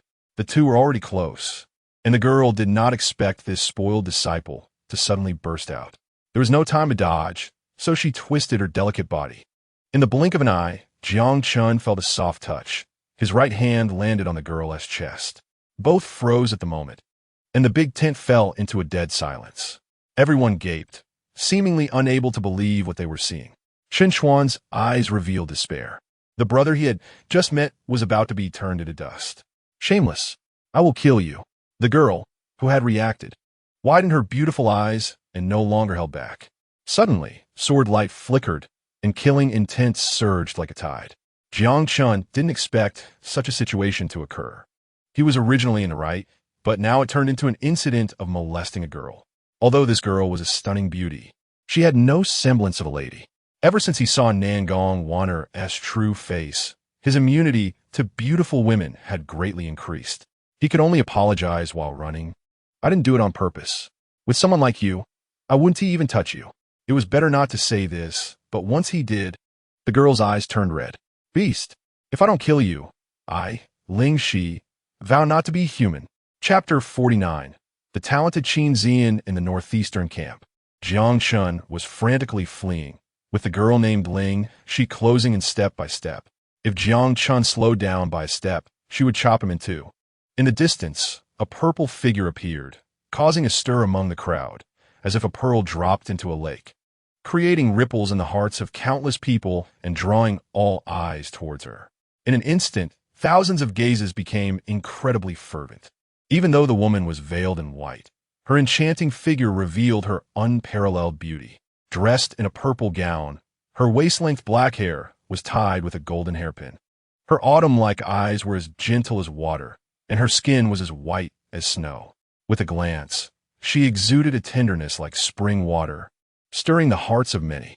It seemed all the beauty in the world was condensed in her eyes, transforming into a divine charm. The gentle and warm aura instantly infected everyone, even making them forget her graceful curves. It was a softness that should not appear in chaotic times. A ray of sunlight broke through the dark clouds in the sky, shining on this beauty, making her appear like a fairy from the heavens. The unparalleled genius of Tianji Palace, Qin Zian, was said to be born with a Tao heart, with an immeasurable future ahead. This statement immediately stirred the crowd, with everyone's mouths agape, staring intently at the beauty, their eyes devoid of any lewdness, instead filled with an unreachable reverence. Qin Zian, it's really Qin Zian. She actually came to the front lines. Indeed, she is a genius of our human race.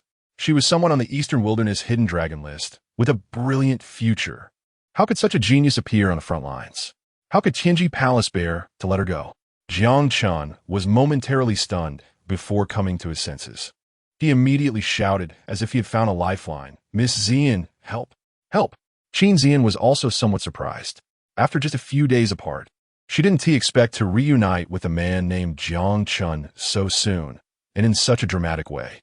A sharp sword energy suddenly erupted, forming a sword domain of over 10 meters, powerful enough to turn a chi condensation martial artist into dust. Stop! Qin Zian raised her hand, and several sword lights shot out, dispelling the sword domain. Ling Shi looked at this purple-clad fairy with slight wariness in her beautiful eyes. You are Qin Zian? This matter has nothing to do with you. Step aside. I want to kill this lecher.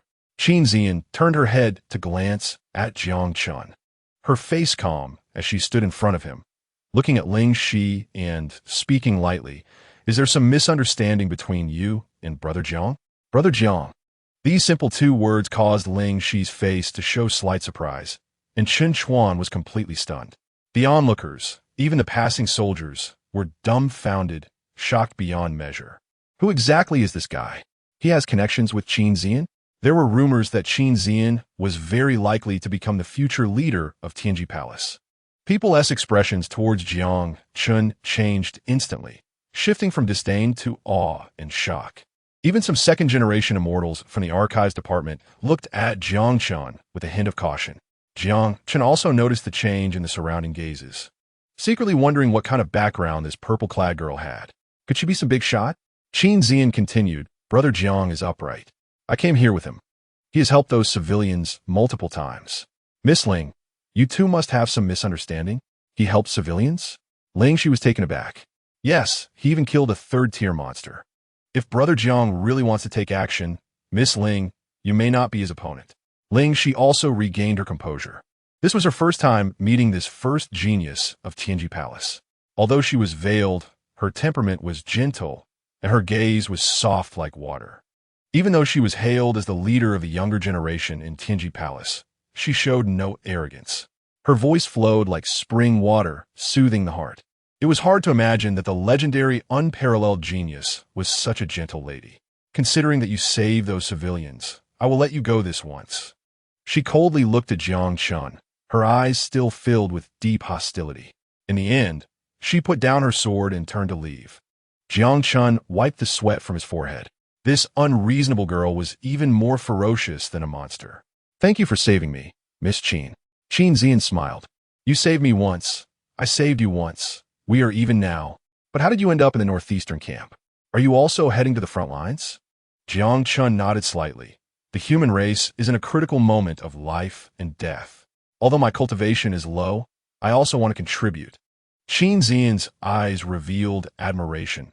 If everyone were like you, my 9 domains would not be left with only 1 domain. Which defense regiment are you in? Is it also the genius camp? Jiang Chen felt somewhat embarrassed, as the reputation of the second-generation immortals was quite poor. In the archives department, Qin Zian's beautiful eyes sparkled as she smiled. With you here, the strength of the archives department will greatly increase. I am in the genius camp, not far from you. If you need help, you can come find me anytime. As Jiang Chen watched the graceful figure of Qin Zian leave, Chen Chuan approached at some point, his eyes filled with stars. No wonder she is the fairy Zian. She is extraordinary and gentle as water. If you need help, you can come find me anytime. That voice is enough to melt my heart. Hey, Brother Jiang, how do you know Fairy Zian?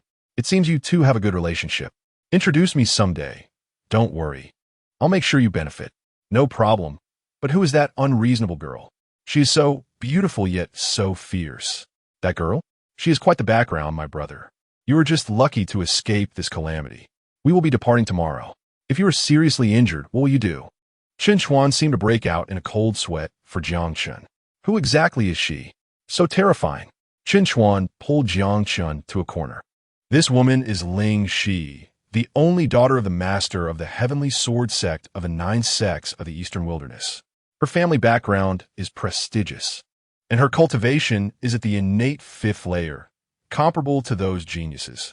She treats civilians fairly well, but when she sees us second-generation immortals, she is unreasonable and ruthless. My cousin almost got beaten to death because he said the wrong thing. Jiang Chen's expression turned serious. This woman looked good, but turned out to be so vicious. Isn't there anyone to manage her? Manage her? Who dares to manage her? What kind of existence are the 9 sects of the Eastern Wilderness? Her father is the master of one of the 9 sects. Moreover, she was a late-born daughter and is spoiled to the extreme. Forget it. We can't afford to provoke her. Let us just avoid her. It seems we are in for some tough days ahead.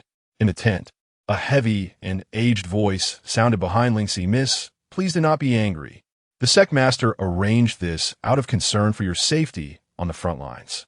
Although the archives are filled with pampered individuals, they are quite secure, and I hope you can understand the sect master's good intentions. How could Qin Zian enter the genius camp while I am only worthy of this second-generation position? Uncle Feng, go find my father, go find the general. I refuse to accept this." The old man sighed deeply. "Qin Zian is slightly older than you and is already at the second level of the refining spirit stage. On the battlefield, it is inevitable that powerful demon race prodigies will appear. If your identity is revealed, you will surely become a thorn in their side. With your talent, you will undoubtedly become a formidable warrior in the future. Furthermore, with your status, how can you be compared to those common martial artists?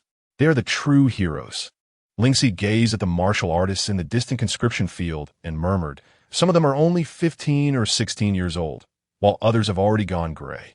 Their strength is so weak that they haven't even reached the qi condensation stage. They do not know whose sons they are, nor whose fathers they are. Once they enter the battlefield, they are separated from the world." The next day, millions of troops set off, a truly spectacular scene. The city walls of Yuecheng stretched for dozens of miles, and on top of the walls, hundreds of thousands of residents awaited. Lanterns gradually rose, sending blessings and farewells to the soldiers heading to the front lines. Hundreds of giant flying ships were stationed outside the city, crafted by powerful human cultivators, majestic and imposing. Countless families of soldiers gathered outside the military camp, hoping to catch a glimpse of their sons or husbands among those boarding the ships. But the distance was too great, and they could only see tiny figures like ants. "Sir, how long will this war last? 10 years? Or 8? Please give us a straightforward answer so we can wait for them to come home." At this moment, the camp officer displayed some authority, adjusting his helmet. "Just wait at home. Why would it take 10 or 8 years? We'll drive those damned beasts away in just a few months. They'll all be back." He turned his head, fearful that others would see the tears in his eyes. He had told this lie 1,000 times, and now he was saying it again. "Son, Mom is waiting for you to come back. Adam, you must come back. A child cannot be without a father." They believed the officer's words, shouting out voices that their families could not hear, as if these voices would float to their ears on the wings of their thoughts. Those men who once wielded shovels and plowed fields now carried swords and guns. They were not heroic nor powerful, but they marched forward without hesitation. Because of them, the human race was able to endure. The giant flying ships slowly ascended, gradually disappearing into the sky. Only when the massive ships were no longer visible did the crowd begin to disperse. As the sunset cast its glow, the distant green mountains were lush, and nearby smoke curled from cooking fires. Thousands of lights lit up, and banners waved across the miles. On the front lines, millions of demon beasts clashed with human warriors, splattering blood everywhere. A body-refining warrior had his chest pierced by sharp claws, his eyes slowly losing their luster. Before dying, he seemed to see his hometown again and that beautiful, ethereal girl. Chapter 50. The sect's vegetative state in a room on the flying ship. Chun Chuan was speaking passionately in front of a group of second-generation immortals. "Brothers, our current cultivation is low, and our strength is weak, but we're the pillars of our families. Some of us bear the heavy responsibility of continuing our family line, so we must adhere to 2 words. Be cautious. This is not fear, but wisdom. Think about it. Our status is so noble. If we encounter danger, it would lead to more of our comrades sacrificing themselves to save us. At that time, the officers will blame us, our enemies will mock us, our masters will accuse us, and our consciences will condemn us.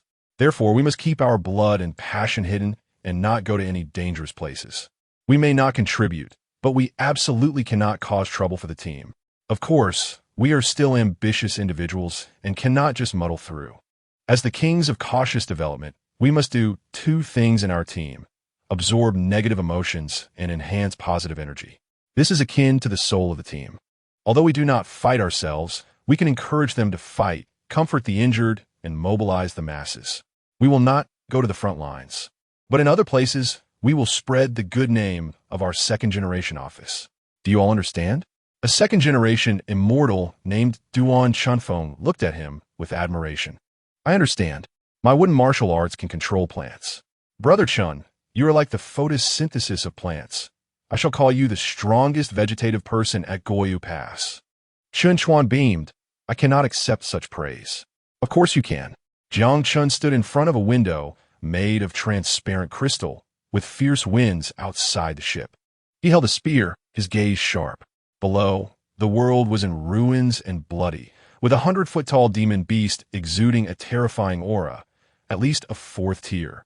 Wherever it passed, mountains crumbled, and countless low-tier demon beasts rushed up to engage in fierce combat with human warriors, who used their flesh and blood to forge walls to protect their homeland. His father, Jiang Lai, had once been a part of this flesh-and-blood barrier. On the million-mile front lines, the bloody brutality repeated every day. The ferocious demon beast flashed by, but Jiang Chen's fighting spirit soared. His bloodline was boiling, and the spear in his hand seemed to sense its master's killing intent, emitting a faint hum. At that moment, Chun Chuan walked over and introduced him to the others. This is my little brother, Jiang Chen, only at the 4th level of qi condensation. I hope everyone will take care of him for my sake. Sure, Jiang brother. Who is your father? Just as Chun Chuan was about to stop Jiang Chen, he heard Jiang Chen say, he is an ordinary human martial artist, at the 10th level of innate talent, who sacrificed himself on the battlefield a few years ago. The originally warm expressions around them instantly turned cold, and some even revealed disdain.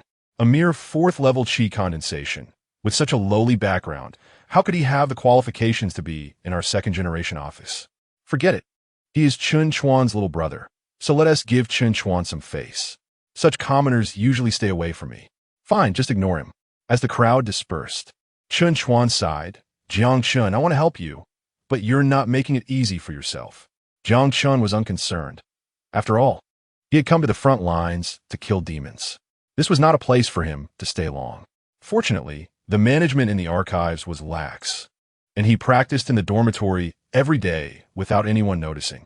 The dormitory arranged on the flying ship was small, but this was due to special treatment. Otherwise, he would only be able to sleep in a shared room with dozens of people, which gave Jiang Chen a feeling reminiscent of his early days on the path of cultivation.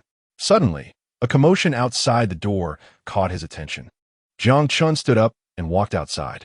Outside the dormitory was an activity area, and at that moment, dozens of people had gathered to watch. A few of them were in military uniforms that were different from ordinary people. If nothing else, they should be the elite offspring of the genius camp, many of whom came from prestigious families and were undoubtedly talented. Jiang Chen, are you here to watch the excitement? Chun Chuan greeted Jiang Chen enthusiastically, showing no sign of discrimination due to his humble background. Brother Chen, what happened? A new recruit walked into the wrong dormitory and ended up in the genius campus quarters. That guy named Gao Ping was unreasonable and gave the recruit a good beating. We're just here to watch the excitement. These genius camp members are usually arrogant and overbearing, so we mustn't provoke them. You're too much. The flying ship is so big. Our brothers just walked into the wrong door.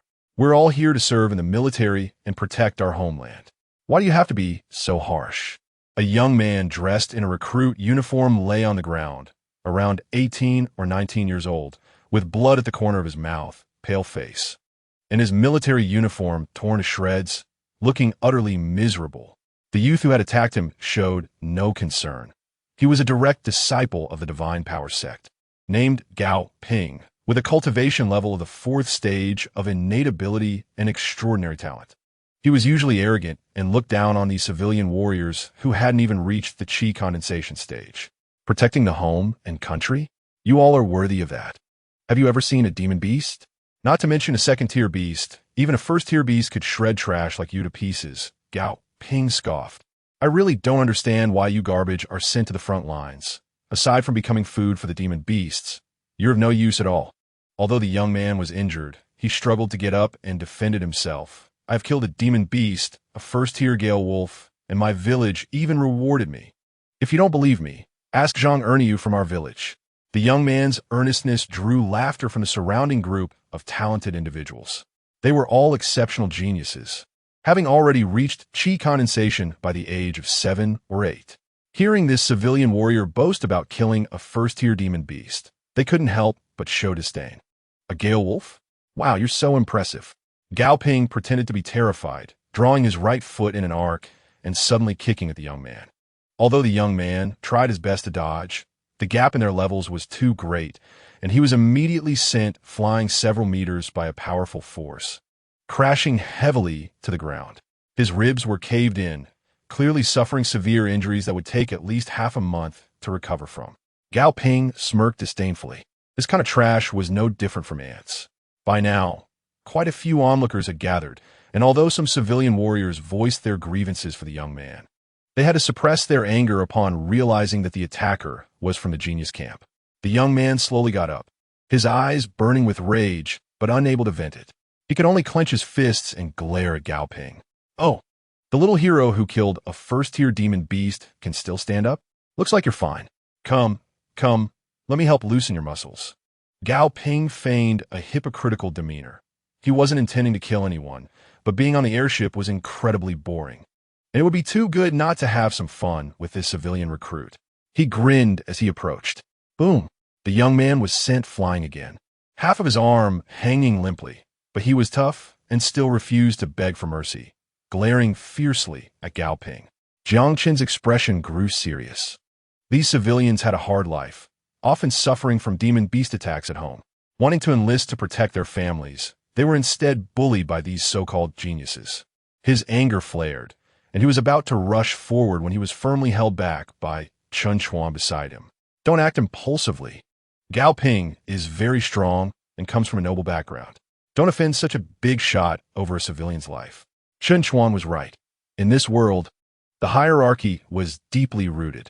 For geniuses of noble birth, not to mention injuring a few civilians, even killing one or two would go unpunished, even seen as a matter of course. Seeing Jiang Chen wanting to help the young man, they immediately intervened. Some of the geniuses also couldn't stand it and advised, just let it be. These civilians are not worth the trouble. With this little strength, they will just be cannon fodder for us on the battlefield. It was hard to come by such a good show. How could it end so quickly? They were bored to death on the airship. Gao Ping, give him another kick. I have healing pills. He won't die. Sister Wu had spoken, and Gao Ping smirked. How about this kick? Gao Ping's left leg swung out, and a flash of light appeared. He suddenly felt a sharp pain in his knee, lost his balance, and fell heavily to the ground, landing in a rather embarrassing position.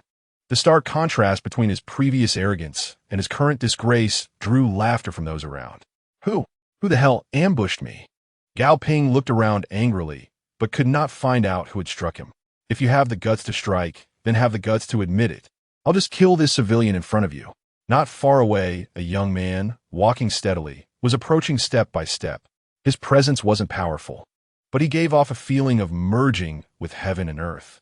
Chen Chuan looked at Jiang Chen, walking forward with a face of despair. Having a sense of justice is good, but you have to know the situation. Offending the genius camp over a civilian is simply foolish. Jiang Chen stood in front of the injured young man, sternly saying, Does the genius camp have the right to bully others at will? We're all going to the front lines together. Why use such heavy hands? Going to the front lines together? Gao Ping sneered coldly. Do these civilians even deserve to be compared with us? Besides, I didn't bully him. We were just sparring, right? Yes, this civilian warrior initiated the challenge to Gao Ping. It's normal to be injured if he's not as skilled. Gao Ping had already gone easy on him. If he had used all his strength, this kid wouldn't even be alive. Furthermore, in a fight, injuries like broken legs and arms were common. The surrounding members of the genius camp chimed in, defending Gao Ping and taking the moral high ground to prevent any backlash. What a good excuse if punches have no eyes, now that a great battle is imminent, and the human race is in danger. You still have some use.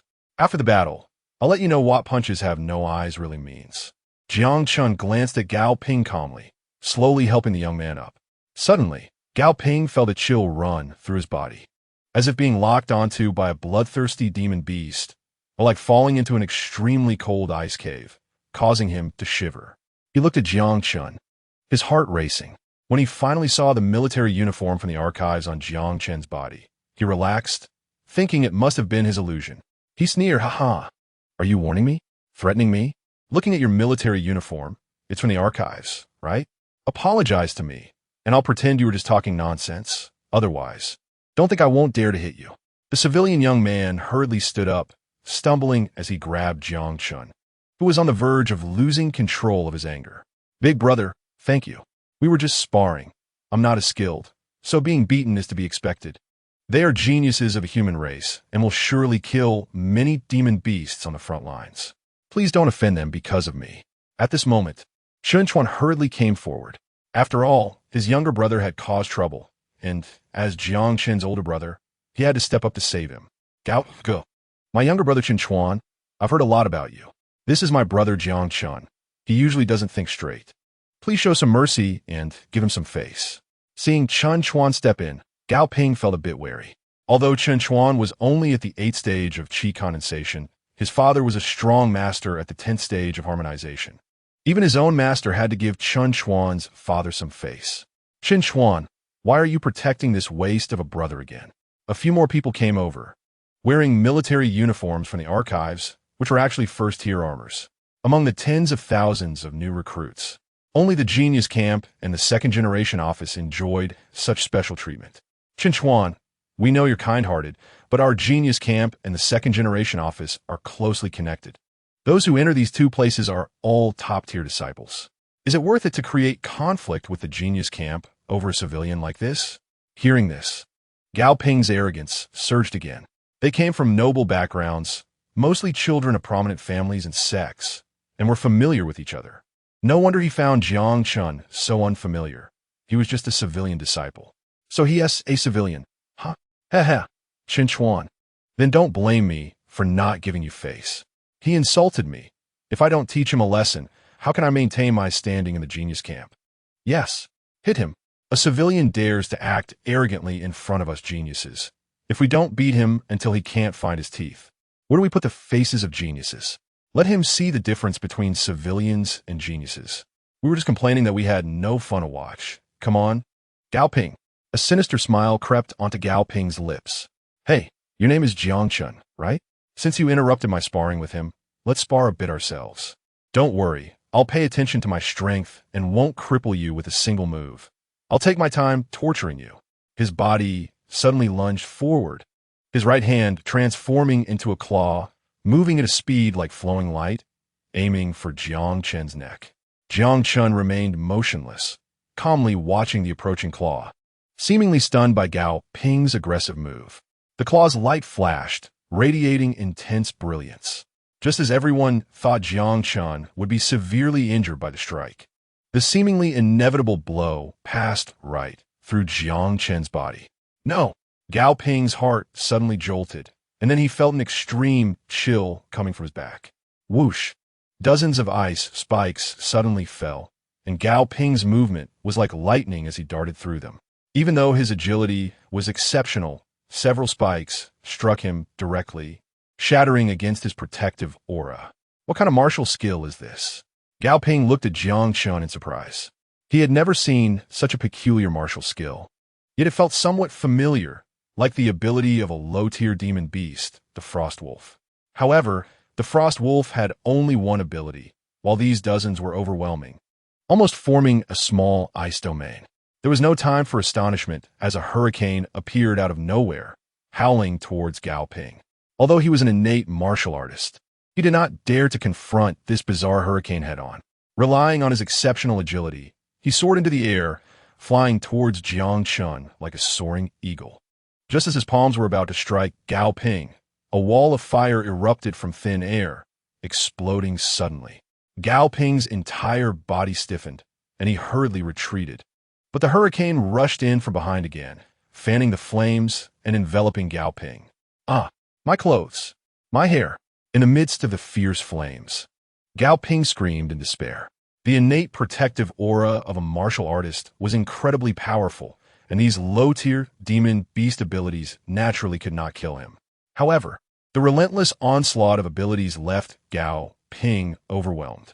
After a few breaths, the flames finally dissipated, leaving only a completely naked Gao Ping, his face covered in soot. with not a single piece of clothing left on him, not even a hair. After a brief silence, several young girls screamed and then ran away with flushed cheeks. Ah, pervert. The expression of the people from the genius camp was incredibly grim. Gao Ping, a fourth-level innate martial artist, was considered an upper-middle expert even in the genius camp. To fail to hit Jiang Chen and end up burned completely naked was simply the height of humiliation.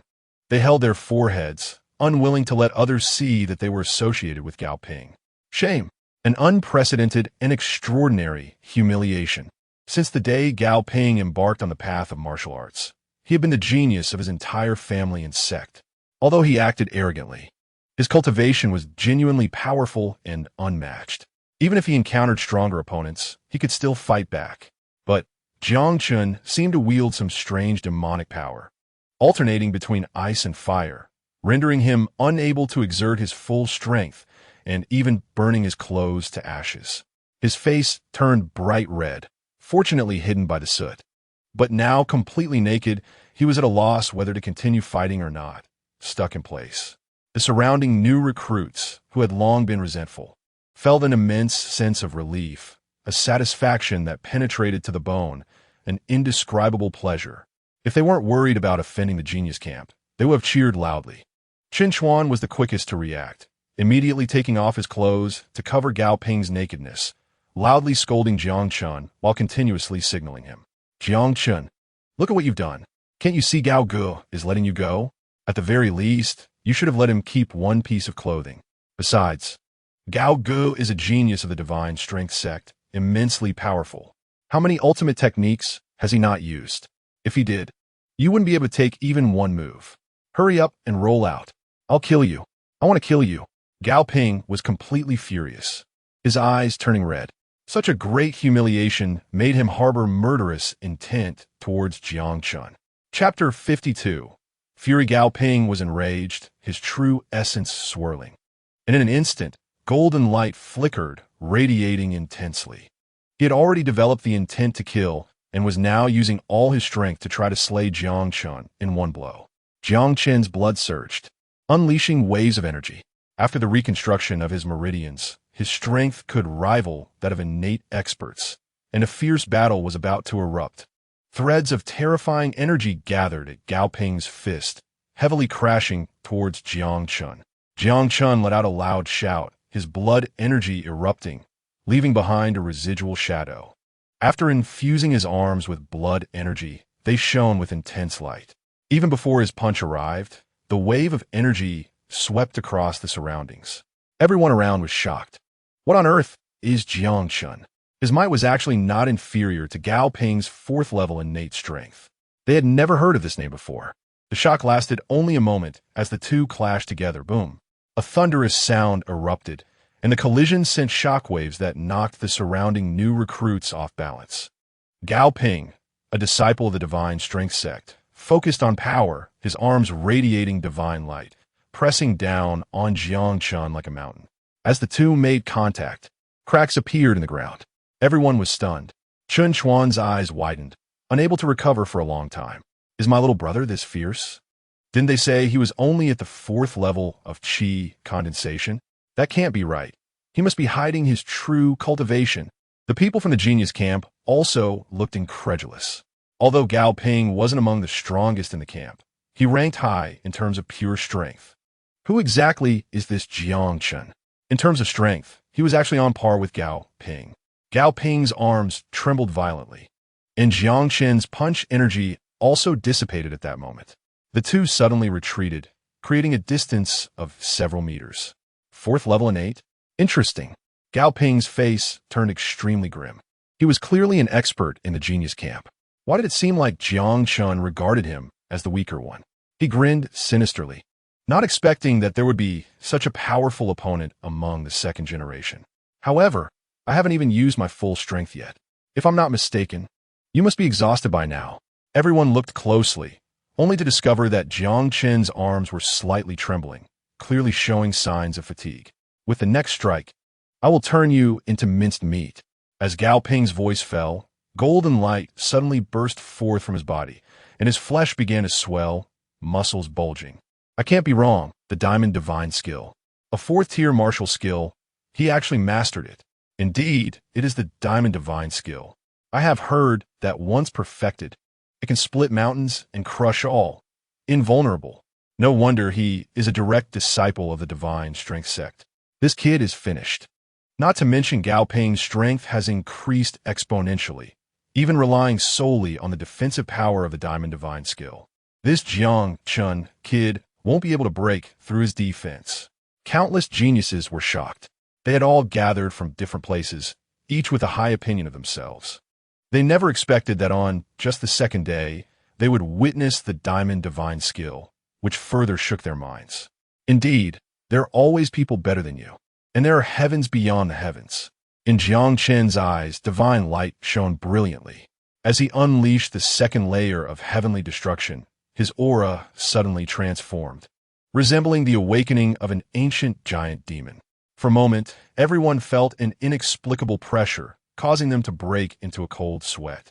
The wind surged and clouds swirled as Jiang Chen threw a punch, like a dragon emerging from the abyss, unleashing thousands of fist shadows.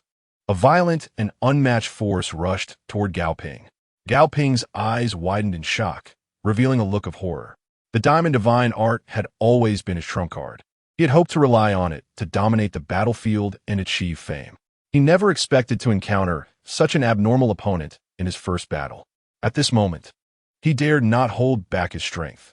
His true essence flowed like he was risking his life, his whole body radiating golden light, resembling a deity. But what could a deity do? When their fists collided, Gao Ping was already in despair. His golden body shattered like fragile porcelain, initially just a few cracks, but soon spreading all over. With a loud bang, it was impossible to tell how much golden light exploded. After a blinding flash, Gao Ping flew out, crashing heavily to the ground, his body covered in blood, looking utterly miserable. Everyone was stunned, especially friends who understood Gao Ping's strength. What kind of person was Jiang Chen? He had defeated Gao Ping, who had mastered the Diamond Divine art, with sheer power. They had once thought Jiang Chen would use his diverse skills to outmaneuver Gao Ping until his true essence was exhausted. But they never expected that he could shatter the supposedly invincible Diamond Divine art of the same realm with just brute force. As the heavenly destruction dissipated, Jiang Chen walked step by step toward the struggling Gao Ping on the ground. The sparring had just begun. Why couldn't you stand up? You haven't even killed a beast yet, and you attack your own kind. A warrior like you. Do you deserve to be called a genius? Do you know who this kid you just beat up is? Gao Ping retreated in fear, horrified. Who is he? Is he the son of some elder or sect leader? Jiang Chen's cold gaze swept around, and those so-called geniuses, upon realizing Jiang Chen's terror, all lowered their heads, not daring to meet his eyes. Then Jiang Chen looked at those second-generation heirs. You so-called geniuses only know how to climb relationships and bully the weak. This little brother you injured severely. I heard about him the first day I joined the army. His name is Wu Hao, from the Wu family in Yueqing. His whole family died on the battlefield. Now, he is the only one left at home, and he is also going to the front lines. Unexpectedly, he wasn't defeated by the beasts, but by you, this so-called genius. Jiang Chen's voice was cold, like a roar. He kicked heavily at Gao Ping's abdomen, the force generating a wave of energy. The young man named Wu Hao had tears in his eyes, and his heart felt as if it had been brutally torn open. Thank you, big brother. I know the person who beat me was right. I'm not even at the chi condensation stage. I'll just be cannon fodder on the battlefield. Maybe I won't survive a day. But my whole family died on the battlefield, and I want to die with them. I'm not afraid of death. I'm just afraid of dying before I reach the battlefield. If that happens, they won't be able to find me. In an instant, everyone at the scene fell into silence, a sense of indescribable sorrow silently spreading. So people already had tears in their eyes. Jiang Chen looked at this simple young man and said, "What are you talking about regarding death? Why did your family go to the beast battlefield? It was because they wanted to defend the land behind them to let you live. You must live well, not just for yourself, but for your sacrificed family." The boy was only 18, yet he showed a complex smile. I really want to die alone. Jiang Chen was silent for a moment, then raised his head. His eyes filled with uncontrollable fury. They're the common people you look down upon. They have fought for so many years, and so many have died for what? They have bled dry. Is it just for you bunch of ungrateful wretches? He strode toward Gao Ping in a rage, each step suppressing his anger. If it weren't for his rationality, he would have almost wanted to kick this so-called genius Gao Ping to death. Gao Ping felt Jiang Chen's killing intent and trembled like a leaf, his eyes filled with fear. Don't kill me. I was wrong. I know I was wrong. Please don't kill me. Suddenly, a clear and melodious voice came from afar. Stop. What are you doing? A man in a white robe was walking toward them from a distance. He looked about 25 or 26, tall and upright, exuding righteousness. And beside him was a woman in red, her beauty ethereal. The two looked like a pair of perfect beings, instantly overshadowing everything around them. Brother Chu Chuan. Oh my God, I'm not mistaken. It really is Brother Chu Chuan. Is that Chu Chuan from the Heavenly Sword sect? He is a genius of the third stage of spirit refinement. Heavens, I must be seeing things. The strongest in the past genius camp was only at the second stage of spirit refinement. With Brother Chu here, our strength has increased. No, look behind him. There are a few more people. Gong Sun Yun, Du Mao, and Su family's female, genius Su Ping. How could such figures personally come to the front lines? In despair, Gao Ping felt like he had found a savior, his tears nearly spilling over. Brother Chu, save me. Chu Chuan approached with a serious expression, giving Gao Ping a fierce glare. You are also my disciple from the Eastern Wilderness. What kind of behavior is this? He then turned to Jiang Chen, his expression darkening. Is this your doing? You are Jiang Chen, relying on qi condensation to fight against the innate? No wonder Miss Qin praises you so much. That's right, it's me. Jiang Chen had never seen this person before, but inexplicably felt a sense of hostility from him. Chu Chuan narrowed his eyes, looking down on Jiang Chen with disdain, his gaze as if a deity looking down at ants. Fighting and injuring others in public on the flying ship, you really have guts. Your background is ordinary. Although I don't know what means you used to get into the archives, as your senior brother, I warn you, don't do what you shouldn't do, and don't provoke women you shouldn't provoke. Even if Miss Qin protects you, I can't guarantee there won't be any accidents. Chu Chuan had investigated Jiang Chen's background. His father was only at the 10th stage of innate, and he didn't know what kind of luck he had to enter the second generation. This was fine, but who in the Eastern Wilderness didn't know that Lingxi was his little junior sister? He personally came to the front lines at the sect leader's arrangement. Yet this person dared to publicly tease Lingxi. How could he endure this? Jiang Chen did not feel intimidated by the vast difference in their realms. Instead, he met his gaze head-on. Who do you think you are to tell me what to do?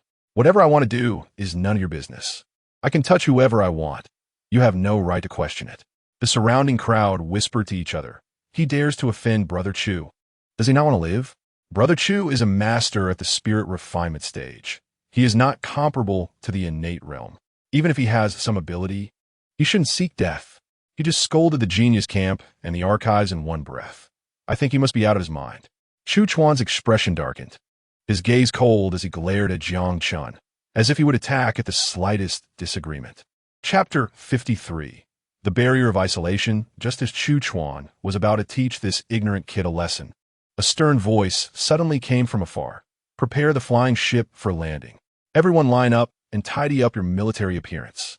Take care of your luggage. The flying ship shook in the sky as it slowed down, indicating that they were getting closer to the Great Pass. Suddenly, the previously cold-faced Chu Chuan smiled. You're lucky, but there is still a long way to go. As your senior brother, I will take good care of you. A few sycophant from the archives hurriedly added, Brother Chu, this person is just a commoner. He doesn't know how he got into the archives. We are not with him. Chen Chuan looked at the few traitors with an unhappy expression. Since we are in the same place, we are brothers who live and die together. How can you betray so easily? Jiang Chen, however, smiled gently at Chen Chuan. Thank you, Brother Chen.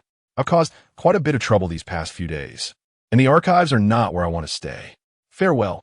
The Great Pass is as tall as iron, in the vast and boundless Gobi Desert. Only a few withered wild grasses sway in the wind. A towering city gate, reaching a height of 100 feet, stands majestically, with walls on either side also several dozen feet high. The runes on it shimmer, capable of withstanding attacks from beasts below the third tier. This is Guyu Pass. known as the First Pass of Bohai County. Located on the outskirts of human territory, outside the pass are dried bloodstains and corpses everywhere. The air filled with a suffocating smell of blood. Almost every day, a great battle begins.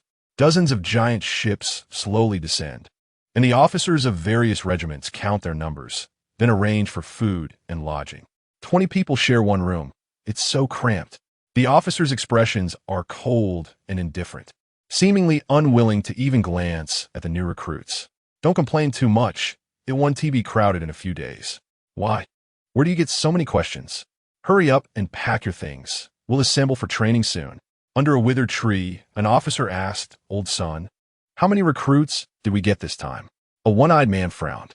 Sun Chenglong, the commander of the 7th Regiment, sighed. 8 armies, a total of 730,000. Fewer and fewer, he added. The young have not yet grown up, and the old are passing away. With years of war, the number of people is decreasing. There is no time left. He is the chief instructor responsible for training. In the past, it took a month to prepare for battle, but now it has been reduced to 10 days. There is no time. The beast's assaults are becoming fiercer, and all battlefields are short of troops. Perhaps one day, Guyu Pass will also become a beast territory. Report to the chief instructor. Assembly is complete. Each regiment returns to their respective camps to begin training. Yes, at the 7th Defense Regiment S Camp, 3,000 new recruits stand at attention in the field. Sun Chenglong's voice is as hard as steel, resonating in everyone's ears. Once you join our 7th Regiment, there is no cowardice allowed. If you survive today, you've gained something. If you die tomorrow, it's honorable. Our only lesson is to face the beasts without fear, without retreat, and to fight bravely. Although you've forged your bodies, many of you have never seen a beast on the battlefield. I fear you won't even have time to draw your swords before you wet yourselves. Today, our training exercise is beast combat. Sir, I've killed beasts. I'm not afraid, said a dark-skinned recruit. Sun Chenglong sneered. Killed a few first-tier beasts, and you think you're capable? Let me tell you, although most on the battlefield are first-tier, there are still plenty of second-tier beasts. Some are even third-tier. Their ferocity and brutality are beyond your imagination. Li Meng, bring out that ghost-faced ape. As the canvas was pulled up, a giant ape, 3 meters tall, appeared in a massive cage. Its face was ghastly, exuding a terrifying aura, though it seemed somewhat listless due to the loss of one of its arms. Upon seeing the crowd, it suddenly stood up and roared at them, its vicious eyes seeming to want to tear all these humans apart. Its sharp fangs dripped with drool. To it, these humans were the most delicious blood food. Although still in the cage, some recruits were already scared to the ground. This is a second-tier, ghost-faced ape. Didn't you say you weren't afraid of beasts? Gulme, you'll be the first to participate in training. The recruit turned pale, his legs trembling. Sir, at this moment, he couldn't even speak. Are you scared already? Do you know how many of our compatriots have been slaughtered by them? How much territory has been occupied? How many elders and brothers have perished at the mouths of beasts? Blood debts must be repaid. We will not rest until we avenge them. The soldier's teeth were almost crushed from clenching. National grievances and personal hatred. We will not rest until we are avenged. I'll go first. I'll kill this beast. Hatred made them fearless, and they all rushed forward. Sir, I'm not afraid anymore. I'll go first. A young man, wielding a long knife, stepped forward. As the cage opened, the ghost-faced ape roared and charged out. If not for the iron chain around its neck, it would have directly dashed into the crowd and torn the recruits apart. Beast, I'll slay you. The young man leaped high, his true essence surging as he swung at the ghost-faced ape. But in an instant, he was sent flying, blood spilling on the spot. Medical team, treat him. Next. I'll go. Although veteran soldiers were there to protect the recruits and save them in critical moments, many new soldiers were still injured. Sun Chenglong watched the recruits continually fall and rise again. He didn't want to train them in such a brutal manner, but there was no time. In half a month, these troops would be sent to the front lines. When they see the tide of beasts coming at them, how would they respond? Only by doing this could these new recruits gain the ability to fight. The officer responsible for protecting the recruits stood by the tent. trying hard not to recognize any of the new soldiers. Once he got to know them, he would develop feelings, and when they died, he would feel sorrow. This was the method he devised to avoid feeling sad. A new recruit caught his attention. He looked around 20 years old, but the killing intent emanating from him was stronger than that of many veteran soldiers. He held a silver spear, his expression calm, standing at the entrance of the camp like a sharp blade drawn from its sheath. Sun Chenglong also noticed Jiang Chen and immediately remembered this young man's identity. He asked irritably, "What is up? Didn't your second-generation cultivators have instructors? Why are you here? I want to join the 7th Regiment." Sun Chenglong thought he misheard. "Did you not hear what I just said? Our 7th Regiment does not accept cowards. We're not like you second-generation cultivators. If you want to be like us, just wait for your entire clan to perish." Jiang Chen stepped in front of Sun Chenglong. "I want to kill beasts. That's why I want to join your 7th Regiment. I've asked around. The positions that the 7th Regiment defends are always the most dangerous places at Guyu Pass." Sun Chenglong wanted to laugh. Does this second-generation cultivator know what danger is? I've seen many self-righteous second-generation cultivators who think that because their parents and elders gave them high-grade armor, they can run to the front lines. When they see the ferocious appearance of the beasts, they wet themselves. To protect them, even more brothers are sacrificed. Get lost. I don't want to curse or hit anyone. Our 7th Regiment is not something anyone can just enter. Do you think a few passionate words will convince me? Do you see the knife on my waist? I've used it to slay countless beasts and many deserters. The count is beyond measure. At Guyu Pass, I've fought from 17 to 45. The horrors of the battlefield are not told to you to avoid scaring someone like you into wetting yourself. Get lost. Since I'm here, I want to leave. How can you accept me?" Jiang Chen stood firm, showing no intention of leaving. Sun Chenglong glanced at Jiang Chen. "You're at the 4th level of qi condensation, right? Have you seen how my soldiers are trained? If you slay this ghost-faced ape, I'll let you join my regiment." Chapter 54.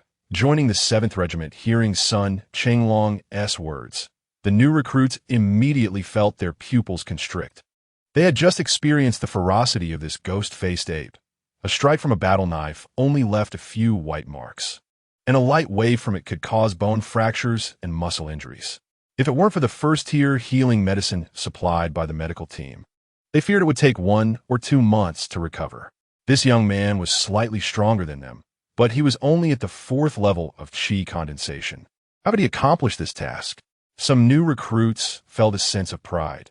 Our regiment is not something that can be casually entered, even if you're a martial artist at the qi condensation stage. It's a deal. Jiang Chen picked up a spear and moved forward. It seemed they wanted to see Jiang Chen being chased by the beasts.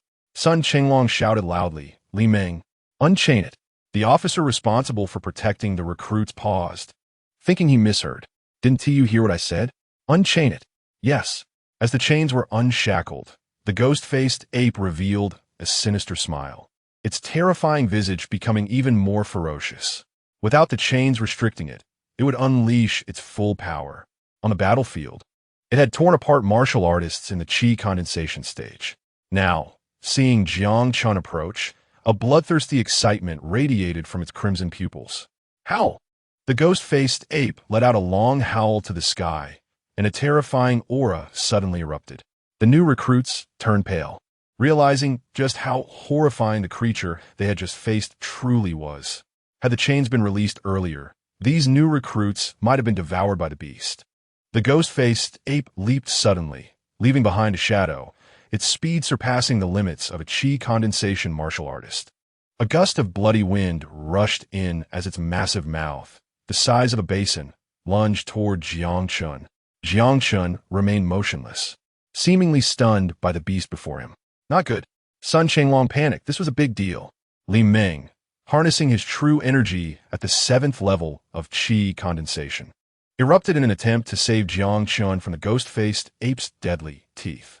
But it was too late. The ghost-faced ape, determined to die, wanted to taste human flesh one last time before its end. Its gaze was frenzied and excited, as if it could soon savor the deliciousness of human meat again. Time seemed to freeze as the distance between the monstrous mouth and Jiang Chen gradually shrank. 2 meters, 1 meter. Suddenly, Jiang Chen moved. A silver light shot up into the sky, and the massive ghost-faced ape froze midair. Moments later, with a whoosh, the resilient body of the ghost-faced ape shattered instantly. A rain of blood drifting through the 7th Regiment's camp, bloody yet beautiful. Everyone was stunned, seemingly unable to believe this terrifying and awe-inspiring scene. Li Meng unconsciously swallowed, walking to Sun Chenglong's side. "Commander, did you see that clearly?" Sun Chenglong snapped back to reality from his extreme shock. "I saw it clearly. All right, I have other matters to attend to. Arrange for him to train with us." Li Meng looked speechless.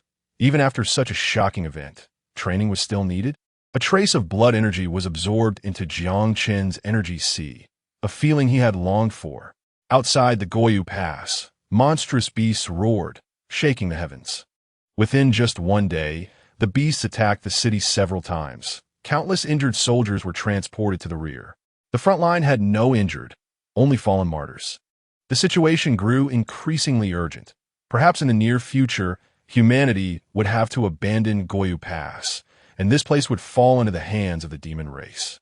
Inside the general's tent, Lin Pudi, the commander of Goyu Pass, wore a terrifyingly grim expression. "General, the Vanguard camp has reported that the demon race's prodigies have arrived. The demon race will likely launch a large-scale attack, treating Goyu Pass as their training ground." Lin Pudi furrowed his brows tightly. He had defended the city for decades, rising from a small soldier to the position of commander through remarkable military achievements. Yet, during these decades, humanity's defenses had retreated hundreds of thousands of miles, with countless fallen soldiers. Was another retreat upon them? His heart bled with sorrow. The demon race has prodigies. Do we not have our own?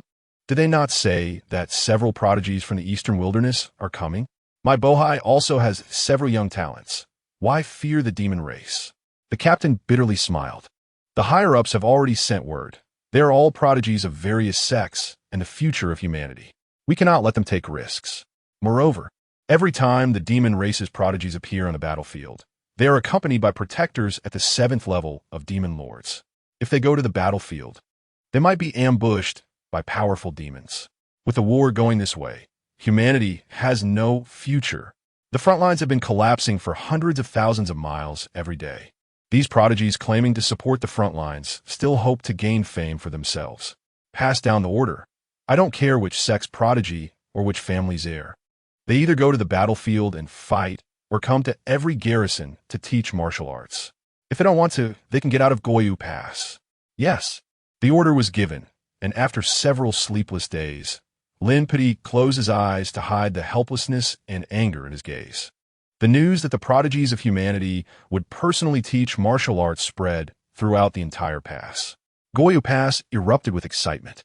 Even those veterans who usually held themselves in high regard were now eagerly anticipating the prodigies' teachings. For them, the martial techniques they practiced were at most second tier.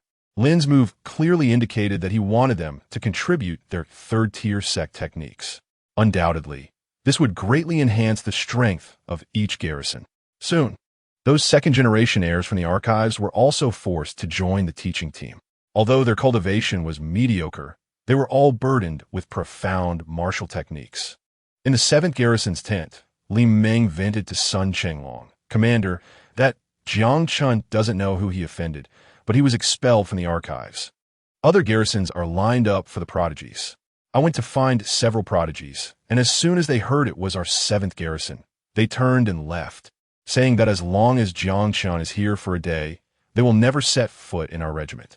With just over half a month until we hit the battlefield, the brothers are counting on this martial technique to survive a few more days. If not, should we expel Jiang Chen?" Sun Chenglong glared at Li Meng. "He passed the exam. He is one of us in the 7th Regiment. Our 7th Regiment has never abandoned any brother since its establishment. What's wrong? Just because someone offered a little benefit, you're willing to sell out a brother? You've been in the 7th Regiment for so long, and you haven't learned any of the regiment's spirit." This iron-willed man had reddened eyes, tears nearly spilling over. "Commander, I'm not afraid of death, but I'm afraid for these brothers. If they learn the martial techniques taught by those prodigies, they might survive a few more days." Sun Chenglong ignored him, waving his hand irritably. As the commander of a garrison, He understood the key better than Li Meng. But he would never abandon any member of the 7th Regiment for a third-tier martial technique. No abandonment, no giving up, was the spirit left to him by the previous commander. Commander, Jiang Chen requests an audience. Let him in. Jiang Chen stepped into the tent and succinctly said, I have a way to help the soldiers of the 7th Regiment elevate a major realm within half a month. What? Sun Chenglong suddenly stood up, incredulous. Do you think I'm a 3-year-old child?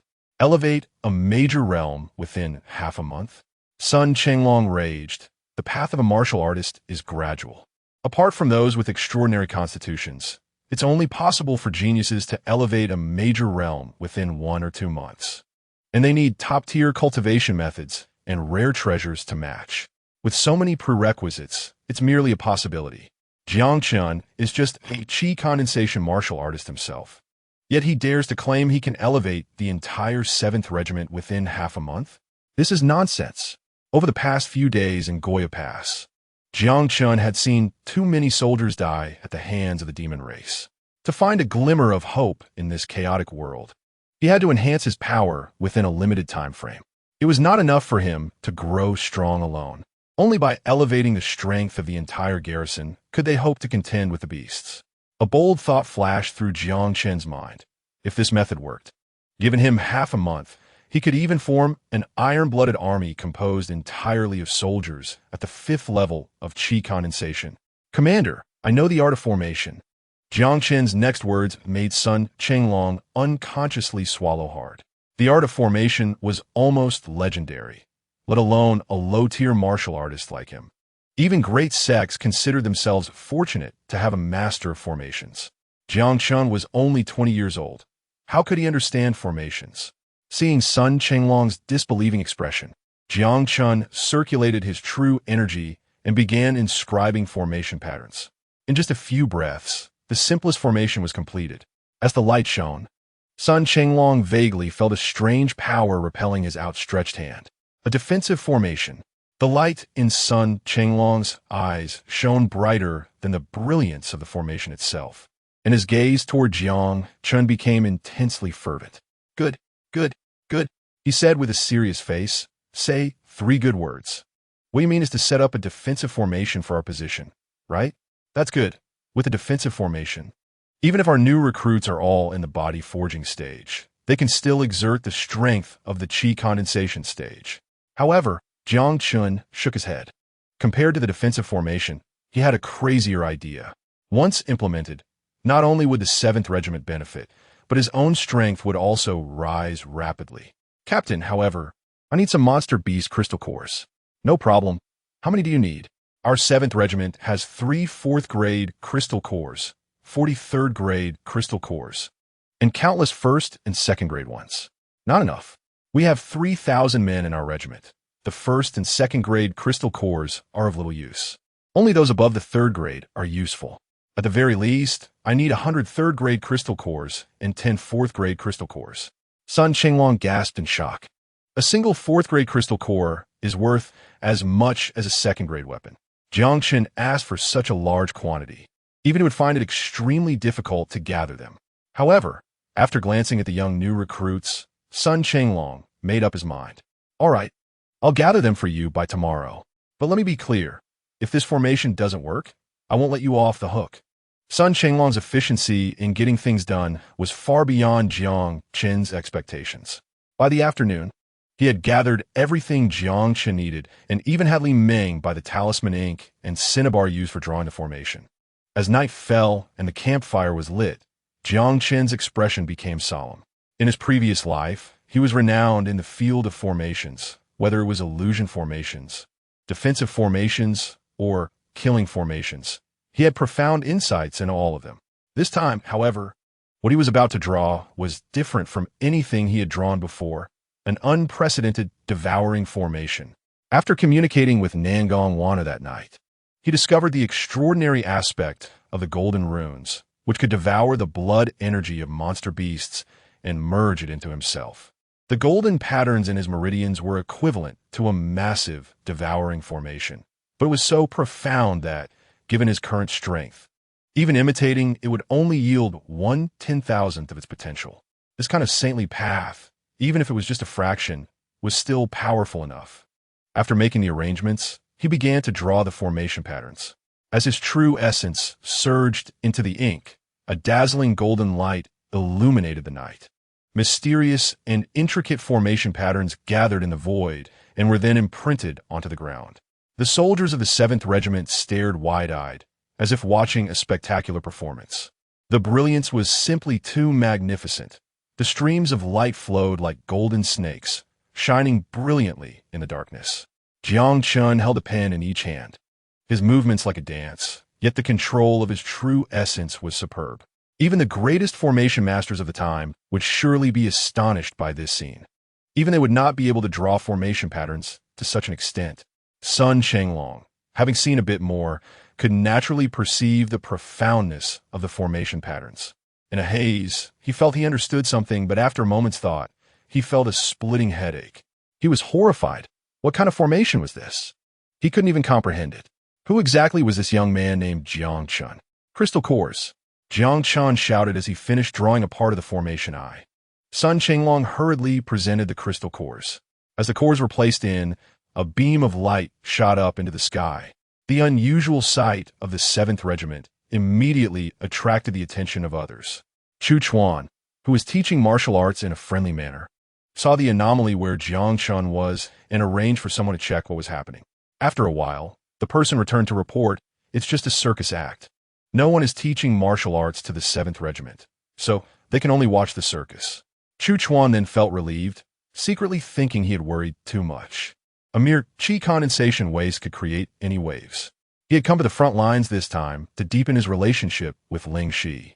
Although the Morong family's female genius was good, how could she compare to the daughter of the head of the 9 sects? Thinking of this, a lewd smile appeared at the corner of his mouth. As long as he pretended to be approachable, a person for the country and the people, he didn't believe this little girl wouldn't fall for his charm. At this moment, many passing soldiers had gathered outside the 7th Regiment. They faced life and death every day. And now, seeing the brilliant golden snake-like performance, they stopped in their tracks, adding a touch of interest to their harsh military lives. Jiang Chen's brush moved rapidly. One formation pattern after another was completed, swiftly and accurately placing the formation eyes. His figure moved faster and faster, until finally, it seemed like only a continuous flickering afterimage could be seen. Outside the 7th Regiment, a pair of beautiful eyes focused on that afterimage. From a casual glance, at first to a look of astonishment in the end, it happened in just a few breaths. Qin Zian found that the formation patterns were extraordinarily divine. She was already exceptionally perceptive and immediately fell into comprehension. But in just a moment, her head throbbed painfully, and she suddenly spat out a mouthful of blood. "Miss." The maid behind her hurriedly handed her a handkerchief. "Miss, what's wrong?" Qin Zian's eyes were filled with horror. The backlash of the Great Path. What kind of formation is this? It's even more terrifying than the Taishan Sword Sect's mountain-protecting formation. It is known that the first great formation of East Wilderness is the Taishan Sword Sect's mountain-protecting formation. The maid's mouth dropped wide open in shock. Although she was Qin Zian's maid, she was also a genius of the 5th layer of the innate stage.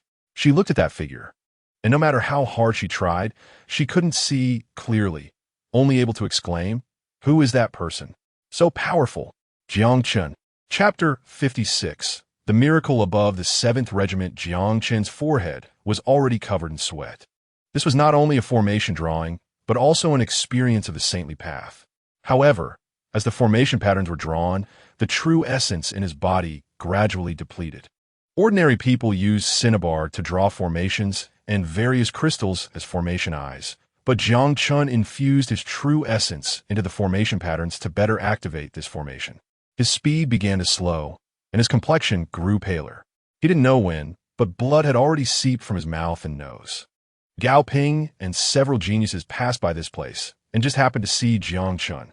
Although he had been defeated by Jiang Chen, he had gained Chu Chuan's favor and was currently flourishing in the genius camp.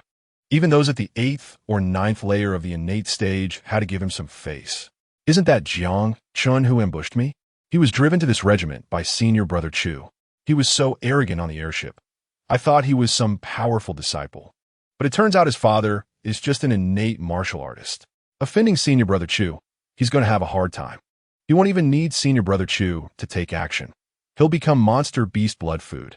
In more than half a month, these defense regiments would be stationed on the battlefield. With such cannon fodder in the Qi condensation stage, who knows how many would die every day? At this moment, Jiang Chen was highly focused, seemingly oblivious to everything outside.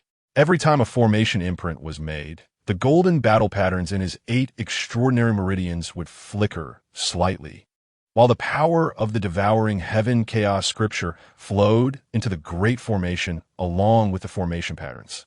This was a true saintly skill, surpassing the imagination of ordinary people. A quarter of an hour passed, half an hour passed, 2 hours passed. Aside from the 7th Regiment, the initially curious passers-by gradually left. It was now deep in the night, and everyone in the 7th Regiment was concentrating on Jiang Chen's actions. Outside the camp, that purple figure stood still, seemingly immersed in the scene. Finally, Jiang Chen's movements came to a halt. He closed his eyes and focused. 108 formation eyes silently rotated in his mind, perfectly matching the numbers of Tiangang and Disha. After stopping for just a few breaths, that figure danced with both hands, and 108 beams of light accurately shot into the formation eyes. At that moment, a terrifying aura surged above the 7th Regiment, as if a deity had descended. The brilliant light exploded in the night sky like a blazing sun, illuminating the entire solitary fortress. It was as if the heavens had issued a decree, and the spiritual energy of the entire realm gathered towards the formation. Countless spiritual energies poured down like an ocean, instantly flooding the 7th Regiment's camp. Qin Xian's eyes widened, her initial shock turning into a state of dumbfoundedness. Having experienced countless tribulations, she had long since faced everything with calmness, but this scene made her lose her previous composure. After all, she had never witnessed such a miraculous sight. As the last beam of light returned to the formation eye, Jiang Chen, who had already reached his limit, suddenly collapsed, blood spurting from his mouth. Jiang Chen, he has exhausted his energy. Quickly get him some medicine. Get back. With a soft reprimand, Qin Xian quickly stepped forward and took out a spiritual pill, placing it into Jiang Chen's mouth. Although the pill could nourish Jiang Chen's body, it could not repair his mental strength. Eventually, he could no longer hold on and fell into a deep sleep. Lin Pedi was analyzing the map when suddenly a powerful aura descended, causing him to feel a sense of pressure. He was startled. Could it be that a demon lord or greater demon had arrived? He flew out and witnessed a scene he would never forget. At a camp in Guyu Pass, a golden light curtain descended from the sky, transforming into beams of light that landed on the camp. And the spiritual energy was so abundant it was comparable to a sacred land. How could this be? This situation was beyond his comprehension. Sacred lands are rich in spiritual energy, making them ideal training grounds. But even sacred lands could not possibly have such dense spiritual energy. With his knowledge as a 10th level true essence cultivator, he couldn't understand it at all. Could a powerful being have descended upon Guyu Pass? Not just Lin Pedi, but almost all the strong individuals in Guyu Pass were alarmed, quickly flying towards that direction. The closer they got, the denser the spiritual energy became. When they got closest to the 7th Battalion, the density even reached dozens of times the normal level. What would happen if they entered? The 3,000 new soldiers provided the answer. The spiritual energy was thick like juice, flowing into their bodies and merging with their energy seas. Some who were half-step into the Qi gathering stage immediately began to gather Qi, with various phenomena appearing. Did I see that wrong? He clearly has a lower cultivation than me. How did he start gathering Qi first? He broke through to the 4th meridian. This person could enter a major sect as a disciple. No, look at that one. He broke through the 5th meridian, a true prodigy.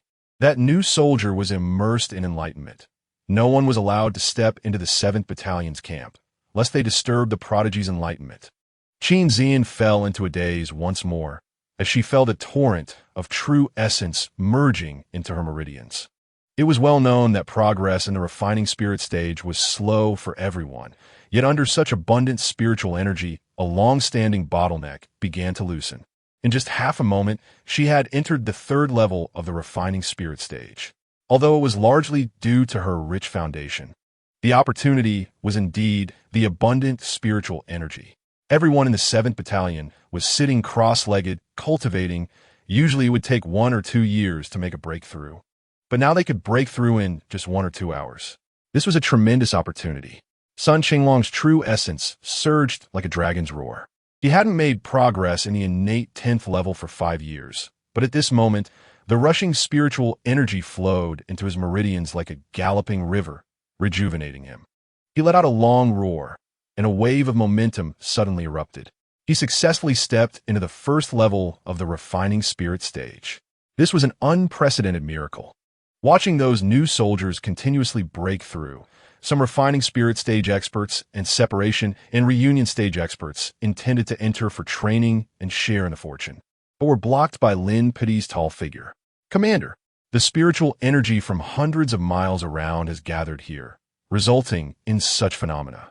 If you step in, even if all this energy is absorbed into your bodies, you may not be able to make a breakthrough. Instead, for these new soldiers, it is a tremendous opportunity. They quickly noticed the anomaly in the 7th Battalion. The formation here was like a vortex devouring the spiritual energy of heaven and earth, with the spiritual energy from hundreds of miles converging here. What kind of phenomenon was this? Could it be that a god had descended to the world? Jiang Chen gradually awakened from his unconsciousness, but he smelled a strange, fragrant aroma. He slowly opened his eyes, and before him was a veiled woman. He could almost feel Qin Zian's smooth skin and faint fragrance. Upon seeing Jiang Chen wake up, her beautiful eyes revealed a look of joy. "You're awake." Being held by such a charming woman, with her tightly toned thighs only a thin veil away from his cheek, Jiang Chen's heart raced. He struggled to sit up but collapsed again due to exhaustion. "You've exhausted your mental strength to the limit. Don't push yourself. Just lie down and rest."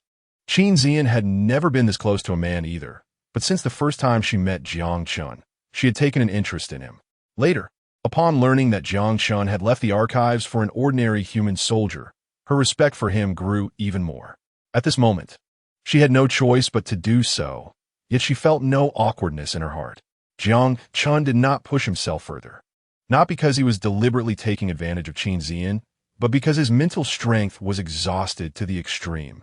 A wave of fatigue spread throughout his body, making it nearly impossible for him to move. Engraving the path of the saint was far from as simple as it seemed. A single misstep could lead to the loss of all previous efforts. Jiang Chen closed his eyes to adjust his breathing. The domineering aspect of the Swallowing Heaven Chaos Sutra was its ability to devour the blood and energy accumulated by demon beasts over the years. Although the spiritual energy here was rich, Jiang Chen was still devouring it like a black hole. However, for his nearly monstrous true essence reserves, it was still far from enough. But for those in the body forging stage, it was like being in a sacred land. For a whole day and night, phenomena of qi gathering emerged one after another in the 7th Battalion. Almost all the body-forging warriors had stepped into the qi gathering stage, with the strongest breaking through the 5th meridian and more than a dozen at the 4th meridian. Even the weakest had broken through the 2nd meridian. They were like they had been pumped with adrenaline, constantly consuming the spiritual energy. It wasn't until the morning of the 3rd day that the phenomena above the 7th Battalion gradually disappeared. At this time, Chu Chuan's anger had reached its peak. Chapter 57. I am not afraid of death, it's that Jiang Chen's doing. How did he manage to do this? Chu Chuan's eyes turned red.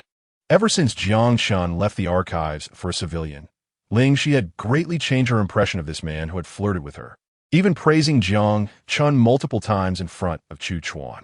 He originally thought that after Jiang Chen reached the lowest level of the defense battalion, he would behave more honestly, and he could find an opportunity to eliminate him. Unexpectedly, in just a few days, Jiang Chen had caused such a huge commotion that even Commander Lin was alarmed. Below, Gao Ping and the others trembled. After following this Chu Shixiang, they realized he was not the benevolent and approachable person rumored in the outside world. Not only was he irritable, but he also either beat or scolded his subordinates, only being a bit gentler towards those few prodigies who were also in the refining spirit stage. Chu Shixiang, That Jiang Chen seems to have learned some formation techniques from somewhere, managing to attract the spiritual energy of heaven and earth. However, it seems he also paid a great price to set up this formation, as he fell unconscious for a day and night. He's just a waste at the qi gathering stage. Even if he knows how to set up formations, what can he do? The gap between him and Chu Shixiang is still as wide as the heavens and earth. When we reach the battlefield, life and death will still be in our hands. Chu Chuan scanned them with a cold gaze, secretly thinking he had overthought it. Jiang Chen was merely a qi gathering stage warrior, whether in cultivation, family background, or appearance. He could not be compared to himself. Even if Ling Shi's view of him had changed, she would never come to like such a weakling. In his sleep, Jiang Chen felt his body floating in the air, swaying amid the wind and waves, as if a beautiful woman was approaching him, gently wiping the sweat from his forehead. In his hazy state, he seemed to see a stunning face, the woman's brow and eyes like a painting, gentle as water, appearing both near and far. Gradually, that beautiful face overlapped with Nangong Wanner. He saw it clearly, reaching out to pull her, but grasped at nothing. Wanner's face disappeared in the dream. He opened his eyes again, only to find himself in a woman's boudoir. Is the person you like named Wanna? A voice as alluring as spring water came from beside him, though it carried a slightly resentful tone. Jiang Chen suddenly woke up, and, just as he was about to get up, he discovered he was completely naked, not wearing a single thread. His eyes widened in shock. Qin girl, what exactly have you done to me? Although Qin Zian was wearing a veil, she was so embarrassed by Jiang Chen's words that her face turned red. Before she could speak, her maid Yunner stepped forward and scolded, "You are so ungrateful. My lady kept vigil over you all night while you were unconscious. And this is how you treat her. In the East Wilderness, countless young talents pursue my lady, and you only know how to set up a formation. What is so impressive about that?"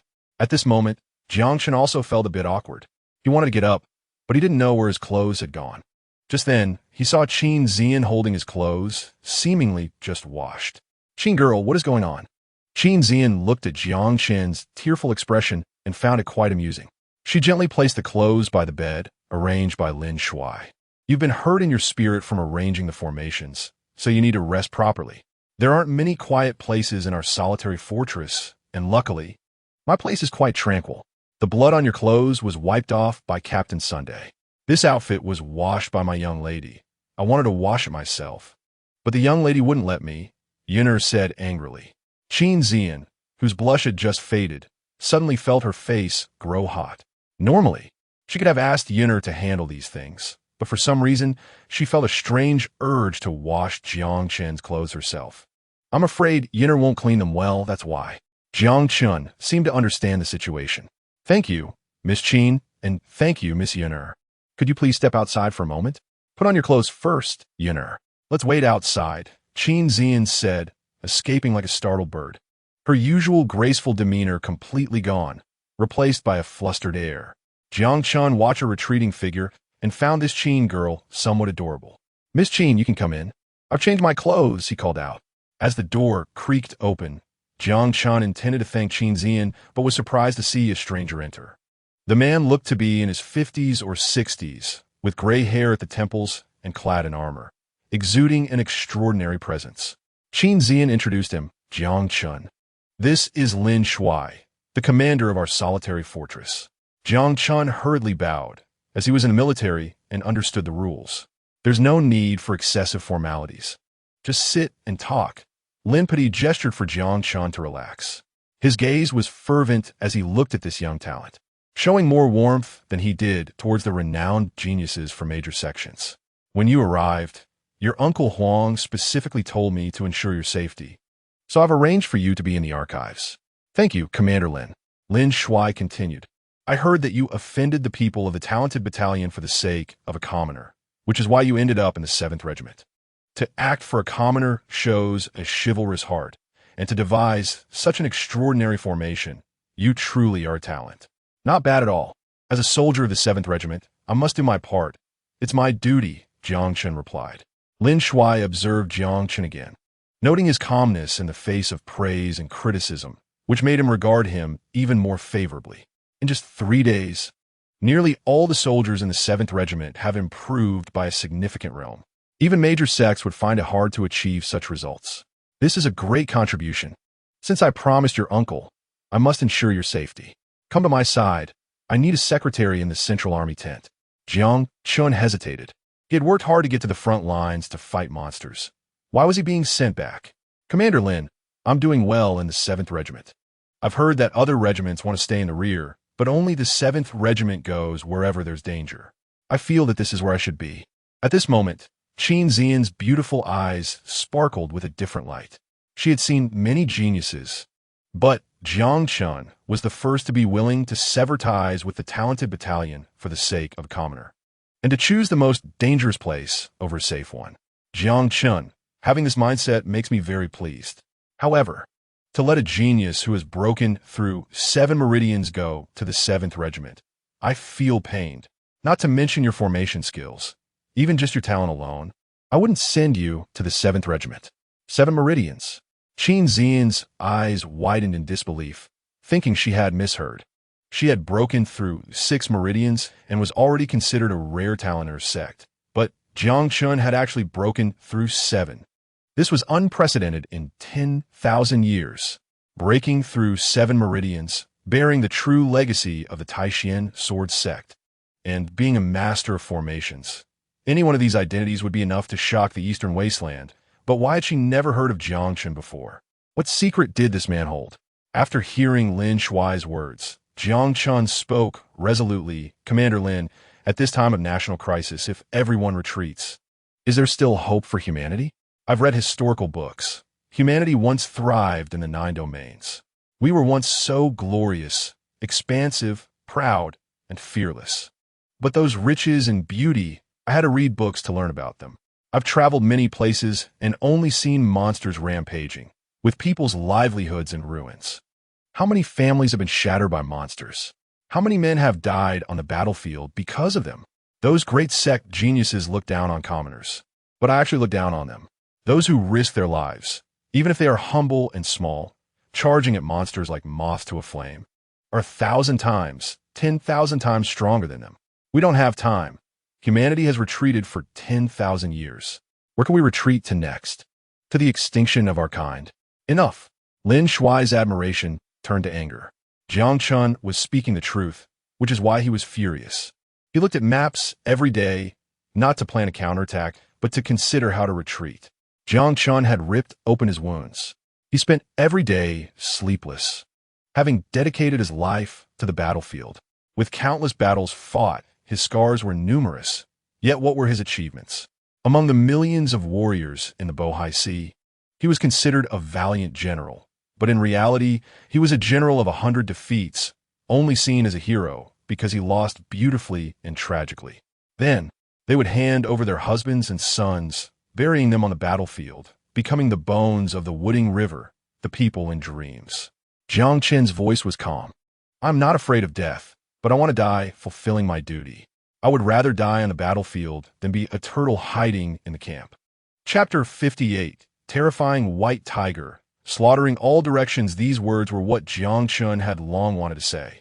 In his previous life, he was a strong warrior of humanity and had never experienced the slaughter of his kind by other races. Arriving in this world, the scenes he witnessed shocked him and chilled his heart. It seemed that everyone accepted being slaughtered and invaded by the monster race as a matter of course. From the moment he crossed over to this world invaded by demons, Jiang Chen knew he had no choice. The hatred of country and family destined him to step onto the battlefield. Regardless of his past or present, Jiang Chen had never been afraid. The path of the Great Way is to go against the heavens. If I am not afraid of heaven, why should I fear monsters? Qin Xian gazed at Jiang Chen in a daze. From him, she felt an aura she had never seen before. Despite possessing such heaven-defying talent, he regarded himself as just an ordinary pawn. Though a pawn may be small, who has ever seen me take a step back? Lin Pidi felt dejected and exhausted. Since leading the troops, he had been as tense as a bowstring pulled to its limit. His outward calm concealed his repressed madness, but he was ultimately a general. He looked at Jiang Chen, fire burning in his eyes. Forget about the 7th Regiment. Come and be the commander of my officer corps. The room fell silent. Qin Zian and Yun'er widened their eyes. The name of the officer corps was known to all. They were a group of warriors who had emerged from Sea of Blood, though their backgrounds were humble. Even disciples from major sects and talented heirs would never underestimate them. Among their peers, their combat power was terrifying. Having Jiang Chen lead them was like stepping to the heavens. With this experience, Jiang Chen's future was unimaginable, and even the great powers of humanity would take notice of him. Even if Jiang Chen was a genius, he was merely a qi condensation stage warrior, while the weakest in the officer corps was at the peak of the innate stage. To make a qi condensation warrior the commander of the officer corps seemed unbelievable to them. However, Lin Pei's expression was extremely serious, and he stared intently at Jiang Chen, as if trying to use his authority to compel him to agree. Jiang Chen fell silent for a moment before responding, "I am currently a soldier of the 7th Regiment. There is a saying in the 7th Regiment, we do not abandon a brother. I do not want to abandon them." At this point, Qin Zian and Yun'er were no longer surprised by Lin Pei's decision. They were astonished by Jiang Chen. Such overwhelming glory falling upon him would leave few unaffected. Yet Jiang Chen remained completely unmoved.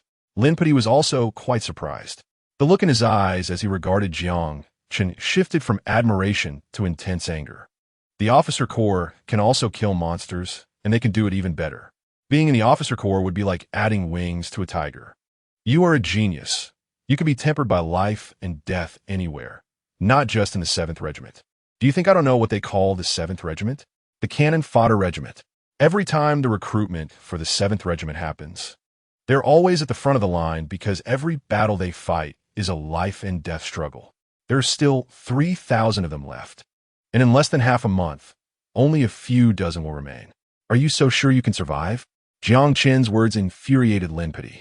He never gave advice. Instead, he spoke about the 7th Regiment as if it were garbage.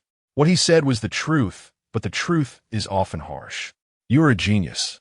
Your abilities should shine in more important places, not in that cannon fodder regiment. Do you believe that if that formation were set up by the officer corps, they could withstand an army of 100,000? Jiang Chen's gaze seemed to pierce through mountains and rivers, as if he could see the white mourning cloths hanging in millions of homes, the countless bones left on the battlefield, and Jiang Lai, who had once died on the battlefield. Although he had never seen his father with his own eyes, the 7th Regiment was already good enough. They say we are a cannon fodder regiment, so let's prove them wrong. Although we are small, we can still emit light and warmth. Lin, I know what you were thinking. Even the demon race, whom we consider foolish, knows to temper themselves with the blood of human soldiers. Trees do not grow under a tree. They all understand this principle. Why don't we understand? Seeing that Jiang Chen was still arguing back, Lin Pei stopped talking. He was surprised that he had spoken to this extent. I've said what I needed to say. Don't expect that when you go to the 7th Regiment, I will send someone to protect you. The 7th Regiment is the most capable regiment. We don't need protection. Lin Pei's voice turned extremely cold, his hair almost smoking with anger. Well, then I want to see how the 7th Regiment fights bravely on the front lines. Lin Pei turned and left. From Jiang Chen, he saw the self he wanted to become deep down. There are 1,000 reasons to be cowardly, but only one reason to be brave. Jiang Chen showed what it means to have integrity, something he had never seen in those prodigies. Thank you, I'm leaving. The atmosphere in the room, now consisting of 2 women and a man, became somewhat strange. You look exhausted. Why not rest for another night? No need, time is tight. If I don't return now, the 7th Regiment might really become the cannon fodder regiment, as Lin said. Then Qin Zian said nothing more and began to pack Jiang Chen's belongings. In fact, Jiang Chen hardly had any belongings, but his package now contained some extra items, food and necessities. Women are always more meticulous than men, even if these things don't belong to Jiang Chen. What is this? Is it like a longevity cloth? Yuna rushed in from outside, having found it in Jiang Chen's clothes. It's my father's relic. There was nothing left on the front line, just this battle flag. What a strange battle flag. When it was unfolded and they saw the small characters, Qin Zian and Yun'er's eyes shifted from a brief daze to a sudden mistiness. Human race in peril. Demons fierce, fortunate to have a son, willingly volunteering, carrying a flag, always by my side, to wipe blood when injured, to wrap my body when dead. Facing death with courage, never forgetting my original heart. Jiang Chen is back. Brother Jiang is back. The soldiers of the 7th Regiment saw Jiang Chen healed, each face filled with unhidden surprise and respect. After experiencing that miraculous night, each of them had gained a tremendous boost. Even those with the worst talents had improved a few small realms. Those once nearly weak soldiers now seemed energized, constantly training, with martial skills in the camp flourishing. The sounds of shouting echoing through the entire barracks, and the gazes directed at Jiang Chen were filled with gratitude and admiration. "You're back." Sun Qinglong looked a bit surprised to see Jiang Chen return, as Lin had clearly informed him that Jiang Chen was a rare talent to be kept close. Yet he didn't expect Jiang Chen to come back to the 7th Regiment. "I'm a soldier of the 7th Regiment. Where else would I go?" Jiang Chen joked, delivering a heavy punch to Sun Qinglong's chest, only to be met with a protective energy that made his arm tingle. Jiang Chen was slightly surprised. "Have you reached the spirit refinement stage?" Sun Qinglong replied somewhat proudly.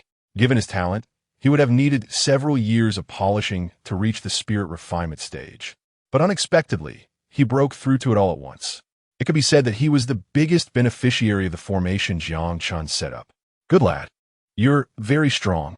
Even a beginner innate martial artist might not have your strength." "That's right. Thanks to you, I'm at the spirit refinement stage now." Sun Qinglong took Jiang Chen around the entire camp. Jiang Chen gained some understanding of the new recruits and also discovered several shortcomings. Time was getting tighter. Although their realms had improved, their combat experience was too poor. Once they reached the battlefield, they might not be able to unleash their true strength. Sun Qinglong sighed. "Yes. These days, I've been capturing a few more demon beasts for practical training, trying to help them slowly get used to this life and death struggle. In fact, this is already quite good. Excluding the officer corps and the main force under the great general, our regiment's combat power is already at the upper level. Although these new recruits have improved in strength, it seems they will lose half of them before they can truly become warriors." Jiang Chen said nothing more, secretly calculating how to refine the 7th Regiment to make it a truly battle-hardened army. Half a month passed in the blink of an eye. The new recruits were about to head to various positions, facing the demon beasts. Boom! On the tower of Goyu Pass, Lin Pudi suddenly stood up. His aura of the 10th level of true essence erupted explosively. His hair was gray, and his eyes emitted a dazzling light as he stared intently at the far distance outside the pass. Dark clouds rolled in the sky, and flashes of black light flickered among them, exuding a terrifying pressure. A 7th level demon lord. A great demon has descended. The top experts in Goyu Pass quickly rushed to the city wall, their expressions filled with horror. The strength of a 7th level demon lord is comparable to that of a divine wanderer. Could it be that Goyu Pass cannot hold out? Under the black clouds, a white jade chariot hovered high in the sky, pulled by demon beasts with overwhelming ferocity, roaring towards the heavens, at least 4th level. What kind of existence is this, to have such momentum? Lin Pudi's eyes glowed with a reddish-gold light. He saw an incredibly evil white tiger sitting inside. Although it exuded a demonic aura, proving it was only 4th level, the faint glow on its fur still indicated its immeasurable nobility. A prodigy of the demon race. The bloodline of the white tiger can reach the 9th level of demon emperor upon maturity. This is a royal bloodline. That 7th level demon lord is the protector of this white tiger. A terrifying scene appeared in the sky. Amidst the thick black clouds, an enormous head emerged, resembling a dog or an ox, with one eye the size of 100 meters. This 7th level demon lord revealed its true form, exuding immense ferocity. And the entire Goyu Pass fell into silence. Not to mention the new recruits about to go to battle. Even the veterans were trembling at this moment. The celestial sword of heaven. A low chant echoed, and a sword light appeared on the city tower. This was the sword of a peerless powerhouse, the sword light majestic. Invincible. That sword light sliced through the sky, directly charging at the giant demon, a terrifying shockwave wreaking havoc in the world. In an instant, it crossed 100 miles. After the sword light, darkness descended. A roar came from the high heavens, and the giant mouth exhaled thunder, colliding with the sword light. Boom! In an instant, dozens of miles of gravel and stone in the Gobi were crystallized. The wind howled. Heat surged. Everyone retreated. But Jiang Chen seemed completely unfazed by the heat, only staring intently into the distance, his eyes filled with a thirst for power. Everyone, take action. Lin Commander. Under orders. Several figures soared into the air, rushing towards the 7th-level demon. In the distant sky, thunder rumbled as both sides were locked in fierce battle. Howl! The white tiger let out a long howl, and it seemed as if the entire world was shaking. Its eyes flashed with fierce light, as if a deity had descended, leaping down from the chariot. The demonic energy surged, and the fierce flames blazed. Lin Pity's pupils constricted. It was going to undergo trials. As a bloodline of the Demon Emperor, it intended to temper itself with the lives of human warriors. In that position, the human warriors were ruthlessly slaughtered by it, bloodlight bursting forth. The sounds of killing shaking the heavens.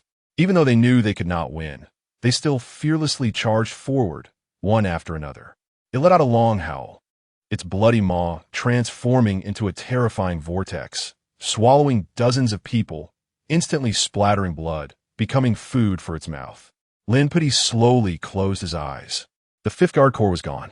His fists were tightly clenched, even his teeth biting into his flesh. But he could not take action. He was the commander of Goyo Pass. Once caught in an ambush, it would mean disaster for the entire Goyo Pass.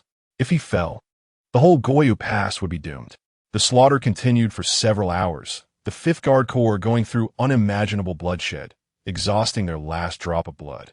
The captain of the 1st level of spirit refining had his chest and abdomen pierced by sharp claws, gradually losing vitality. Howl! The white tiger was drenched in the blood of the human race, its eyes filled with a savage pleasure, relishing in the slaughter of humans. The white jade carriage descended, a hurricane rolling, and under the protection of the 7th-level demon lord, the white tiger swaggered away, as if it had just enjoyed a lavish feast. In the barracks, the damned beast, the son of a dog beast, I'll kill you. You dog of the beast. The human warriors had tears of blood in their eyes, their anger soaring, hate and sorrow filling the air, yet they felt powerless. On the city wall, miss, let's go back. A powerful elder in black followed behind the tall girl, but her eyes were filled with a strange light, full of desire. Elder phone, this is the life I want to live. That tiger will definitely die under my sword. Chapter 59. Stepping into the Valley of Death in the main hall of the Commander S camp at Goyu Pass, Lin Pity sat in the main seat. Several strong warriors beside him, stained with blood. Even though they were all true Essence Realm experts, they could only barely hold on against the 7th-level Great Demon. Hundreds of guard captains sat below, and when everyone was present, Lin Pity scanned the crowd. The position at Death Valley had been lost, and all the officers and soldiers of the 5th Guard Corps had perished. The crowd fell silent. From the city wall, they had also seen that terrifying scene. Even if they were stationed, they would meet the same fate. Gentlemen, the demon beast have retreated. Who is willing to take over the 5th Guard Corps defense? Hundreds of guard captains remained silent. None spoke. They were not afraid of death, but they did not want to die like that at the hands of the demon beasts. Although the 5th Guard Corps had met a tragic end, it was not heroic. After a long silence, a voice finally spoke up. We, the 7th Guard Corps, are willing to take over the 5th Guard Corps and defend the Death Valley position. Sun Chenglong stood straight. His colleague beside him tried to pull him back, but was shaken off. We, the 7th Guard Corps, are willing to defend the Death Valley position, and we will not retreat, even if we die. Even if it is a demon emperor, we will pull out a few of its teeth. I am willing to sign a military order. Lin Pity's expression was complicated. Sending these brothers to their deaths felt like his heart was being cut with a knife. But if he abandoned the front line, retreating a little today and a little tomorrow, one day the human race would have nowhere left to retreat. And that would be the time of their extermination. You don't need to sign a military order. At the logistics department, give the 7th Corps more refined iron armor, and give a bit more of the 1st-level weapons. As for food and supplies, give them what they need. At this point, don't treat the brothers poorly. Yes. Commander Lin. The meeting dispersed. Suddenly, Lin Pity called out, Hey, you're Sun Chenglong, right? Sun Qinglong nodded. I remember you. Go. Yes. The entire 5th Guard Corps was wiped out. Jiang Chen stood at the end of the line, his mind buzzing from Sun Qinglong's voice. He remembered the 5th Corps soldiers he had promised to meet at Goyu Pass. Their smiles seemed right before him. 3,000 warriors. None return alive. Some mock them. But I admire them, because even the last man, they did not take a step back. I am in complete awe of such human warriors. You have bad luck, running into a commander like me who is not afraid of death. Life has its time, and death has its day. Their 5th Guard Corps has fallen, and our 7th Guard Corps will take over. We are not those cowards who hide in our parents' arms, nor are we the 2nd-generation rich who only know how to eat. Drink and have fun. I will tell you the truth. Don't say you new recruits with 9 lives can exchange 1 life. Even an elite troop would not dare to take on this fight, but I still accepted it. We will step over the corpses of our brothers and make those demon beasts pay their debts. I don't want to say any flowery words.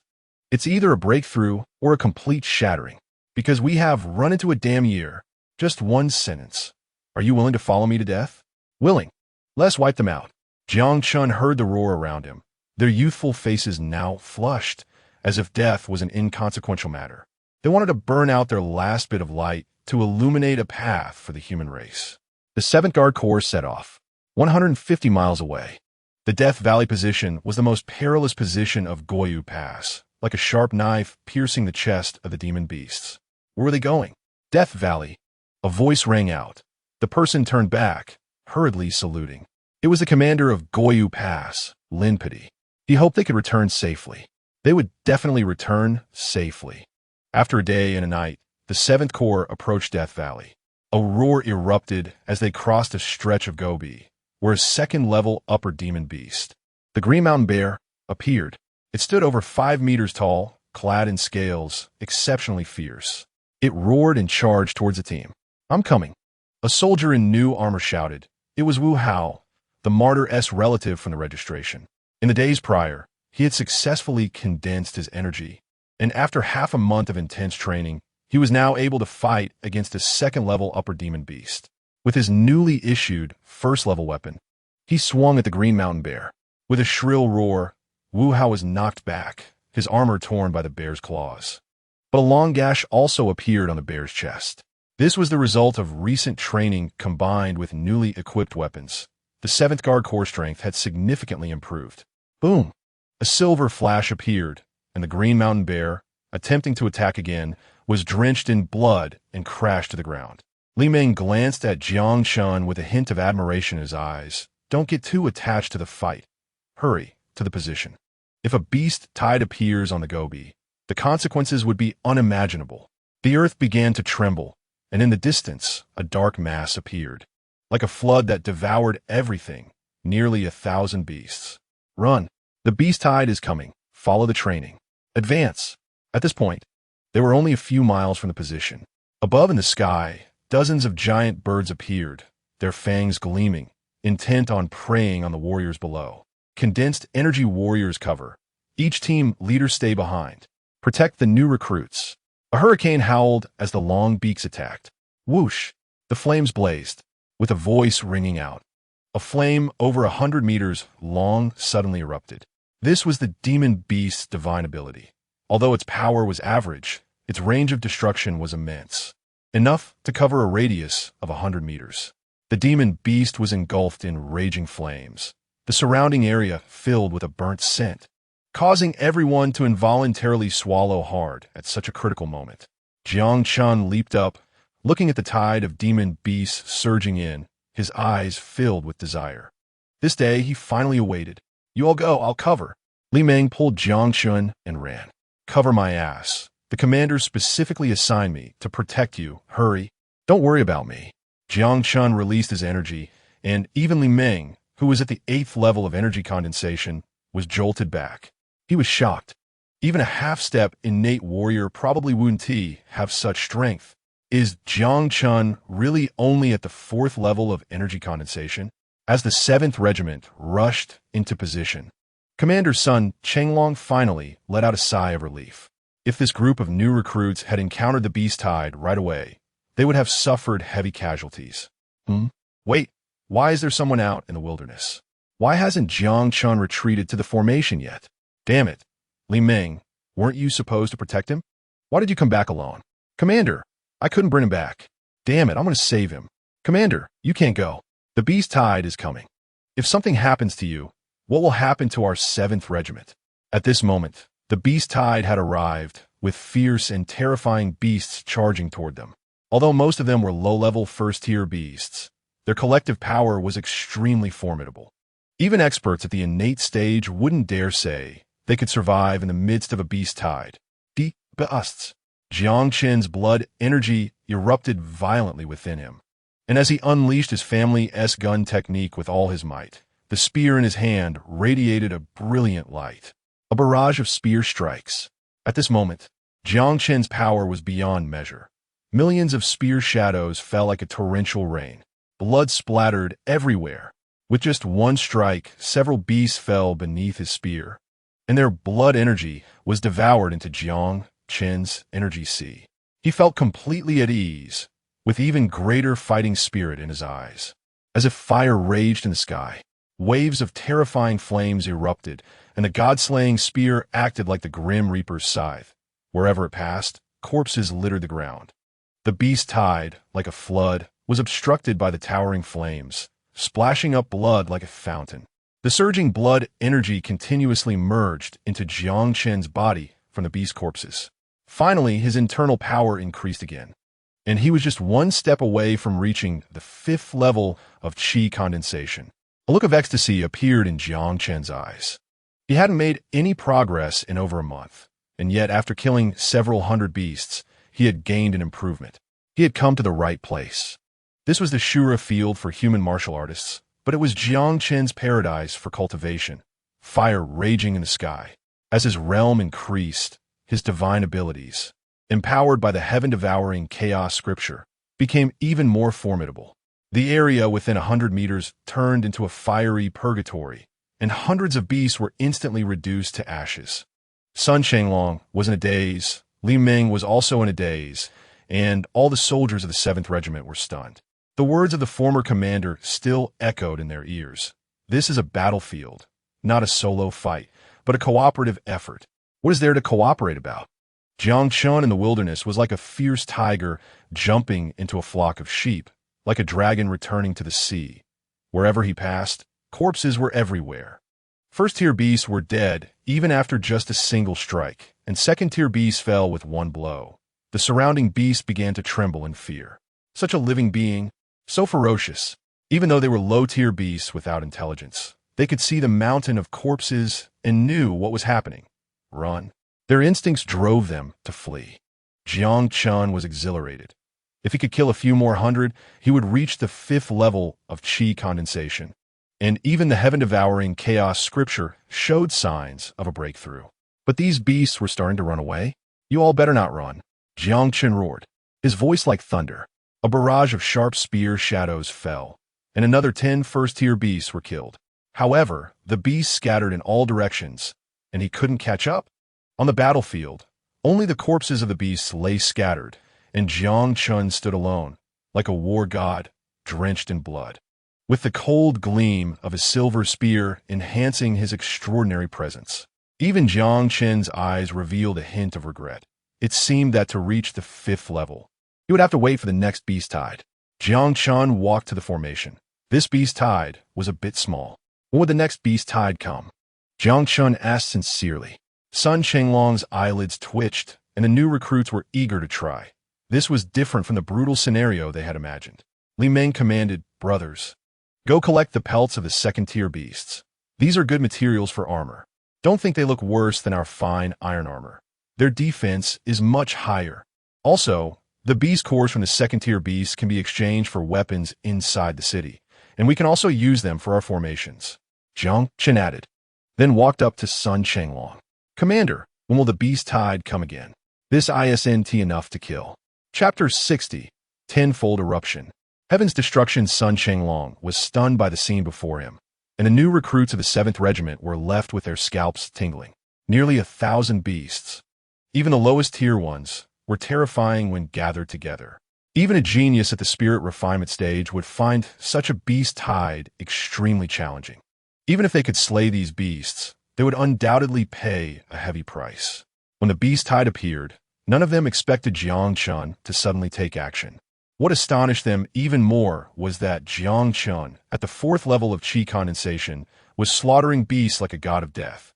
And he wasn't even out of breath. In fact, his aura was even stronger than before. Even those geniuses probably didn't possess such terrifying killing power. Sun Chenglong couldn't help but swallow hard, and after a while, he returned to his senses. Although he had a new understanding of Jiang Chen's strength, he still sternly reprimanded him. Jiang Chen, do not be reckless. This beast hide can only be considered small-scale. When the beasts attack the city, there will not only be these 1st and 2nd-tier beasts, but also 3rd and even 4th-tier beasts. Their power is tremendous. If you get caught in the middle, no one will be able to save you. Jiang Chen nodded. He had experience being besieged by beasts while guarding Tianwu City. It could be said to be a life-and-death situation. Although he gained a lot in that battle, he had also nearly lost half his life. If the beasts really numbered in the thousands, Jiang Chen would certainly not foolishly charge and to seek death. Commander, is our formation here? Sun Chenglong nodded and then walked to a higher ground. Brothers, bring out the fallen comrades from the 5th Regiment. Let us give them a proper burial. Only then did Jiang Chen notice that there were many corpses of former comrades in the formation's alleys. Some were left with only limbs and broken arms, while others barely retained a human shape. Suddenly, he saw a familiar figure. It was him, the young man who had guided him. Once full of vigor, he now lay in eternal rest underground. Jiang Chen picked up the half-corpse and walked out of the formation. The long night was approaching. Fewer than 1,000 of the 3,000 soldiers from the 5th Regiment remained, some already old, some still very young. Everyone gathered earth for the pyre, and all stood in silence. Sun Chenglong had been through too many moments like this and had no time to grieve. He had to continue fighting the beasts. As night fell, not bad, Brother Jiang. Even innate warriors may not be as fierce as you. Li Meng, the captain of the small team, handed Jiang Chen a small bottle of white liquor. This was hard currency on the battlefield, indicating that he had already considered Jiang Chen one of their own. Jiang Chen took a swig. It was extremely spicy. Brother Chen, you're really fierce. What were those few moves called? Can you teach us? In the alley, a young man looked at Jiang Chen with admiration. This young man was named by Tai Jun, already 24 years old. Perhaps due to malnutrition, he was thin and small, calling everyone brother. That's my family's gun technique, but I use a spear while you use a knife. This martial skill isn't interchangeable. Li Meng patted by Tai Jun. Don't be rude and ask about other people's martial skills. Learn the knife techniques taught in our military camp well. They are no less than 2nd-tier martial skills. For ordinary martial artists, it wasn't necessarily the case that the higher the tier of the martial skill, the stronger the power it could unleash. True essence was the foundation for a martial artist's advancement, and the stronger the martial skill, the more true essence it required. These qi condensation martial artists had difficulty unleashing even a high-tier martial skill due to their limited true essence. Just like the previous Sandow, lacking true essence. The martial skills he displayed were merely superficial. With Jiang Chen's fierce performance, everyone's spirits improved, and they all took a few small sips of liquor, quickly bonding together. In a dark corner, Sun Chenglong looked sadly at the new recruits. According to military orders, drinking was not allowed on the battlefield. But he knew that these 3,000 soldiers, even after the first wave of beast attacks, would suffer at least a 50% loss. Old veterans like Li Meng were few in number, with only 100 left in the 7th Regiment. They were the soul of the 7th Regiment. As long as they were present, the regiment would not disperse. However, just thinking about these vibrant lives that would wither away in the coming days made his heart bleed. But there was nothing he could do. This was the state of the world.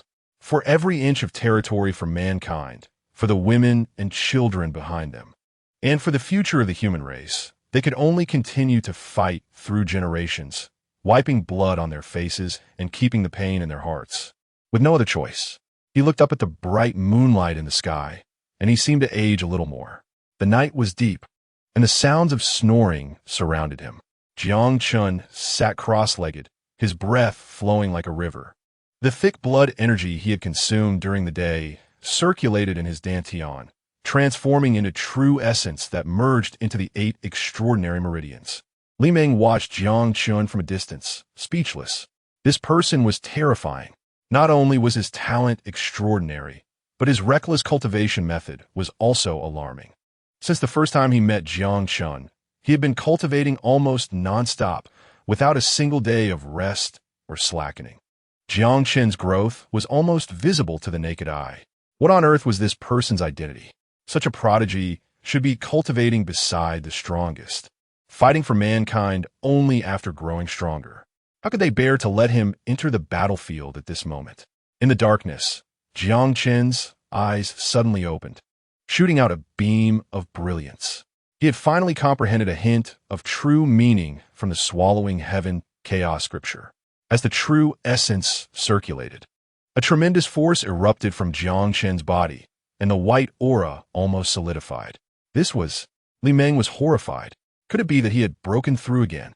Jiang Chen felt the meridians in his body heating up, and the once fluid blood energy was boiling, with a surging power crashing through his entire body like a tsunami.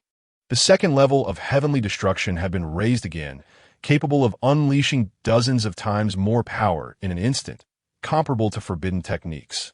After absorbing Nangong Wanner's power, his meridians had been reshaped, becoming several times wider and tougher. But even so, using this move still came at a great cost.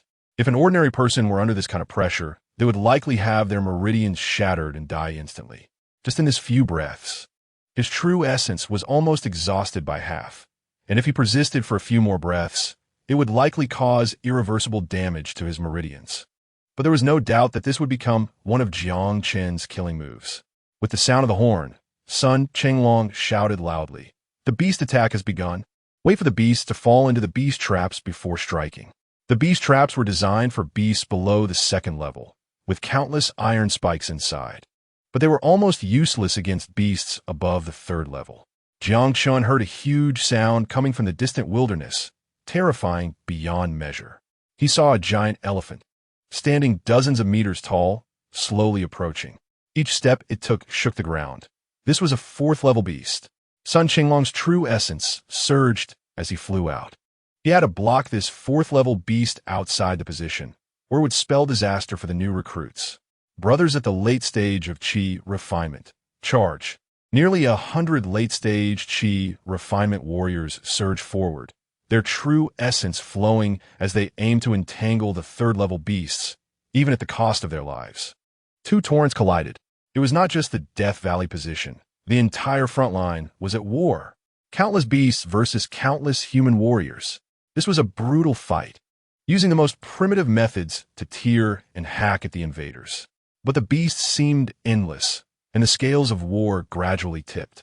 Even as human warriors rushed forward one after another, the entire front line was still slowly retreating. Among the beast horde, a third-level griffin showed its fierce eyes and roared as it charged at a Qi refinement warrior. In just a few breaths, that warrior was torn in half by its claws. Damn it! Li Meng aura exploded. His body suddenly swelling several inches as he leaped up like a giant spirit descending, swinging his second-level giant axe at the griffin. The griffin looked at him with disdain, spread its wings, and its claws clashed with the giant axe, creating a loud noise. Li Meng was sent flying back. The strength of a third-level beast was comparable to that of a congenital warrior, and these Qi refinement warriors were still too weak. It flapped its wings, intending to devour him. Suddenly, a wave of heat emerged. The griffin's indestructible claws shattered as a young man holding a silver spear appeared in front of it.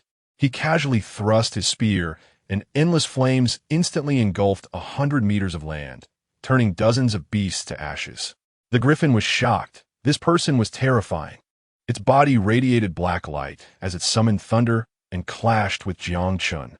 In just a few exchanges, Jiang Chen pierced the griffin's skull with a spear, and before he could celebrate, the entire 7th Regiment was embroiled in a bitter battle. Jiang Chen flew rapidly, using the flames to their fullest extent, leaving no enemy standing in his wake. Several third-level beasts charged at him frantically. A giant bird screeched in the sky, its body icy, unleashing a storm of ice shards. This was a beast technique possessed only by third-level beasts. Seeing countless beasts under its command die at Jiang Chen's hands, how could it endure? Another giant bull roared, its single horn emitting a white beam aimed to pierce Jiang Chen. Jiang Chen's blood energy surged as he activated the heavenly destruction forbidden technique. In an instant, he unleashed a power several times greater. The sky erupted with flames, resembling a rain of fire from the heavens, ceaselessly pouring down. The ice shards melted instantly, their momentum unbroken, charging toward the third-level beasts. The giant bird cried out in despair, and the beast bull retreated. The flames surged like a flood, overwhelming everything. The third-level beasts let out mournful cries as they fell from the sky, their blood energy merging into Jiang Chen's dantian, enhancing his momentum. An unparalleled aura erupted from Jiang Chen's body, and the silver spear danced like a storm, impenetrable. His fighting spirit soared, causing the giant bull to flee in fear, while several beasts met tragic ends under its iron hooves. There was no escape. Even though the fifth-level lightness technique carefree travel gifted by Huang Shichuan had only reached the first level, when fully exerted, his speed was like a shooting star. The bull's head fell, and its body crashed to the ground. Watching Jiang Chen's frenzied slaughter, the blood of the veterans boiled. It had been so long since they had fought so freely. With the third-level beast gone, they hacked and slashed with abandon, blood boiling. Charge! Kill them all! Wipe out those damn beasts! The new recruits had long forgotten Sun Chenglong's instructions and rushed out of the trenches, engaging in a chaotic battle with the beasts. Jiang Chen's killing intent surged, but he did not forget to turn back and shout, "Damn it! The bull is dead! Stop chopping wildly! Pull back the fire technique! Today's meal is beef." Saying this, he raised his spear again, and more third-level beasts noticed the young man rampaging among the thousands of beasts. They roared in anger. "We must take down this person first." A silver-haired cheetah locked its gaze on Jiang Chen. Though it was only over 2 meters long, the aura it emitted was almost approaching the fourth level. This beast was exceptionally domineering. One stomp shattered the ground as it leaped up like a bolt of lightning. Not good. Jiang Chen was struck in the chest by the cheetah's charge and spat out a mouthful of blood. If it were an ordinary Qi refinement warrior, they would have been split in half. But Jiang Chen's body was far from comparable, and he was protected by fifth-level armor. The fighting spirit in Jiang Chen's eyes burned fiercely as he moved. The silver spear danced, killing several more beasts. Suddenly, a giant tortoise the size of a house soared into the sky, crashing down toward Jiang Chen. The silver spear shone brightly, instantly sinking into the tortoise's shell. Just at that moment, the cheetah found another opportunity. As Jiang Chen was unable to withdraw his spear, it leapt up again, its force tremendous. Weighing tens of thousands of pounds, 100-foot whirlwind swept up as if it were going to smash Jiang Chen into minced meat. Boom! Jiang Chen moved, releasing the long spear, operating the forbidden method, and his feet stomped on the ground, shaking the mountains and rivers. He grabbed the cheetah's claws, and the immense power knocked Jiang Chen back over 100 meters. He spat out blood, a hint of ferocity flashing in his eyes. Jiang Chen let out a loud roar, exerting force with both hands. Blood energy surged. The cheetah's roar abruptly stopped as it was torn in half. Blood rained down, and Jiang Chen casually discarded the beast's severed limbs as if throwing away trash, his killing intent soaring as he stepped forward. This terrifying scene was deeply etched in the eyes of the soldiers of the 7th Regiment and witnessed by countless demon beasts. As lower beings, they feared strong opponents even more, and the demon beasts began to scatter. The demon beasts were afraid. Charge! The soldiers of the 7th Regiment were filled with hatred and battle intent. Having been slaughtered by demon beasts for too long, they had suppressed their anger for too long. Today, they were going to have a thorough and exhilarating kill. Under the fierce charge of the soldiers of the 7th Regiment, the demon beasts began to collapse. Sun Chenglong wielded a 3rd-tier weapon, battling back and forth with a 4th-tier giant elephant, raising clouds of dust. Suddenly, He turned around and saw countless demon beasts charging towards him. Not good. There was an ambush. High-level demon beasts, or the leaders of demon beasts, possessed intelligence comparable to that of humans. Sun Qinglong's eyes filled with despair. Brothers in arms, today we sacrifice ourselves for our clan. Even in death, we have no regrets. He raised his arm and shouted, "Long live the human race. The human race shall prosper. Long live the 7th Regiment." Tears of blood flowed from his eyes. Today, he would fight to the death to slay this giant elephant. Damn demon beasts. I'm going to fight you. Sun Qinglong's killing intent surged, but the demon beasts seemed completely oblivious to him, all rushing towards the endless wilderness. Sun Qinglong held this stance for over 10 seconds, yet not a single demon beast attacked him, until Li Meng appeared with a group of new recruits in front of Sun Qinglong. Looking at Sun Qinglong's tear-streaked face, Li Meng was stunned. "Captain, why are you so moved while fighting a demon beast?" Sun Qinglong turned around. Not only had the 4th-tier giant elephant lost its earlier ferocity, but was also fleeing madly. He was bewildered. What happened? Did a powerful expert come to support us? An expert, a particularly fierce expert. Everyone was excited. "Captain, Jiang Chen is amazing." In the alley, report to the captain, the count is complete. Originally 3,109, now 2,981. How much? Sun Qinglong thought he had misheard. 2,981. You mean in such a large-scale beast attack, we only lost over 100 brothers? Li Meng nodded. Sun Qinglong excitedly paced back and forth, circling the command post a few times, and finally walked up to Jiang Chen, his face full of smiles. "Our 7th Regiment defeated 80,000 demon beasts with 3,000 martial artists.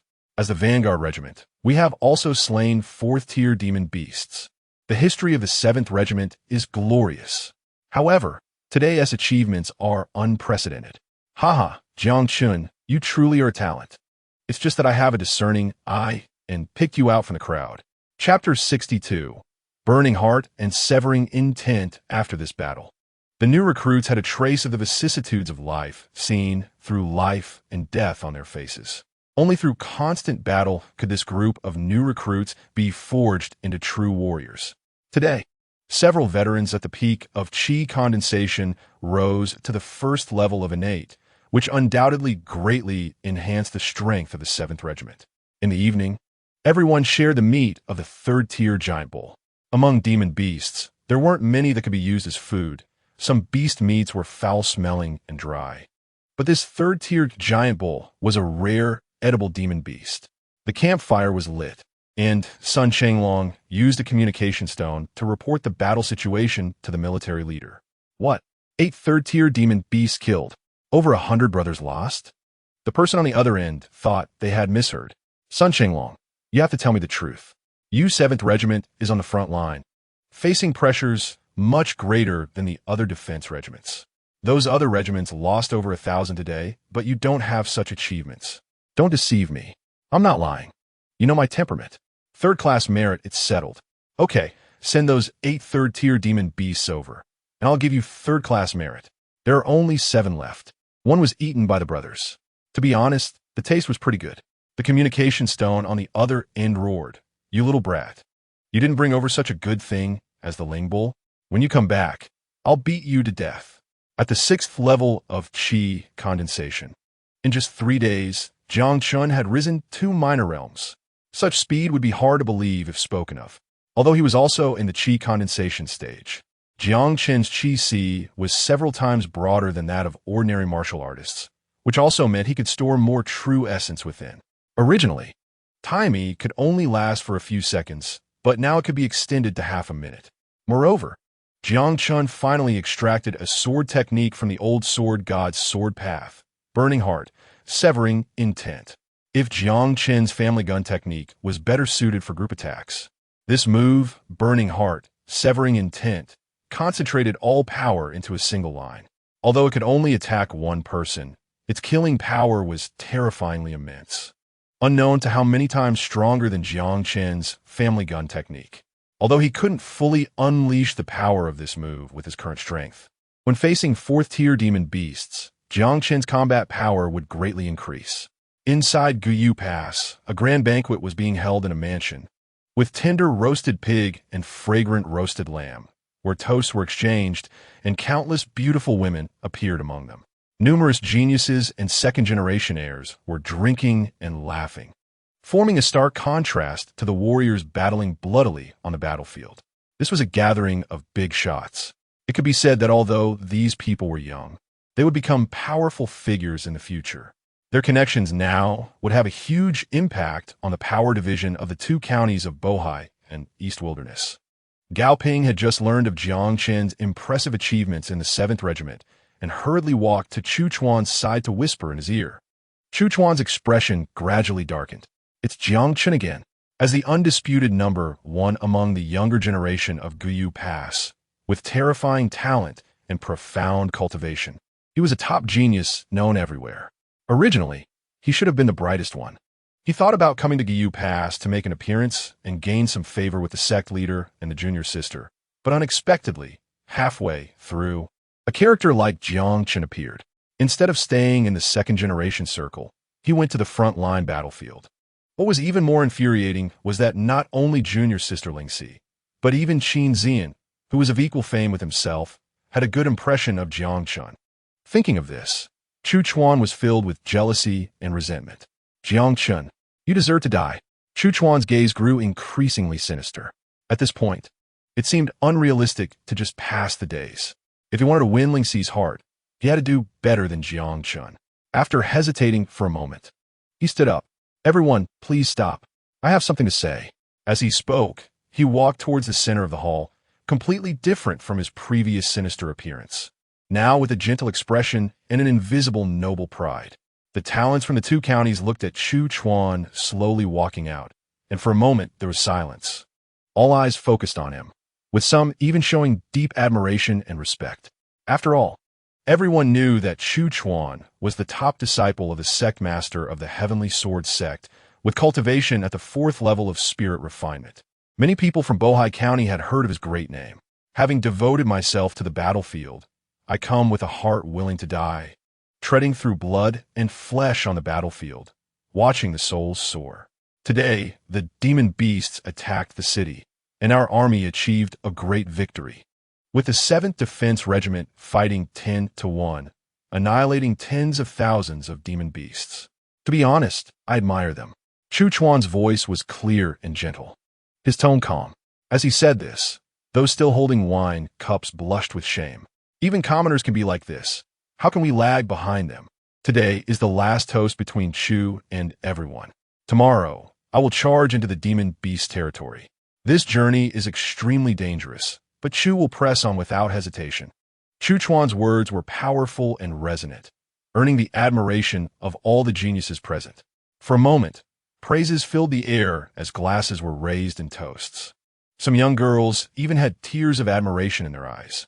Watching the enthusiastic crowd, Chu Chuan felt a secret sense of pride. What monster's territory? All he needed to do was circle around behind the monsters, avoiding direct confrontation, and when he returned, he could easily claim the credit for the achievements. Idiots like Jiang Chen only knew how to risk their lives. Chu Chuan had reached this point not just through talent, but more importantly, through wisdom. Who knows by then? His junior sister might even fall in love with him, the returning hero. As long as he secured the position of the leader of the Tianjin sect by taking down Ling Si, it would be a done deal. With this thought, Chu Chuan's smile grew even brighter. Captain, I need to discuss something with you.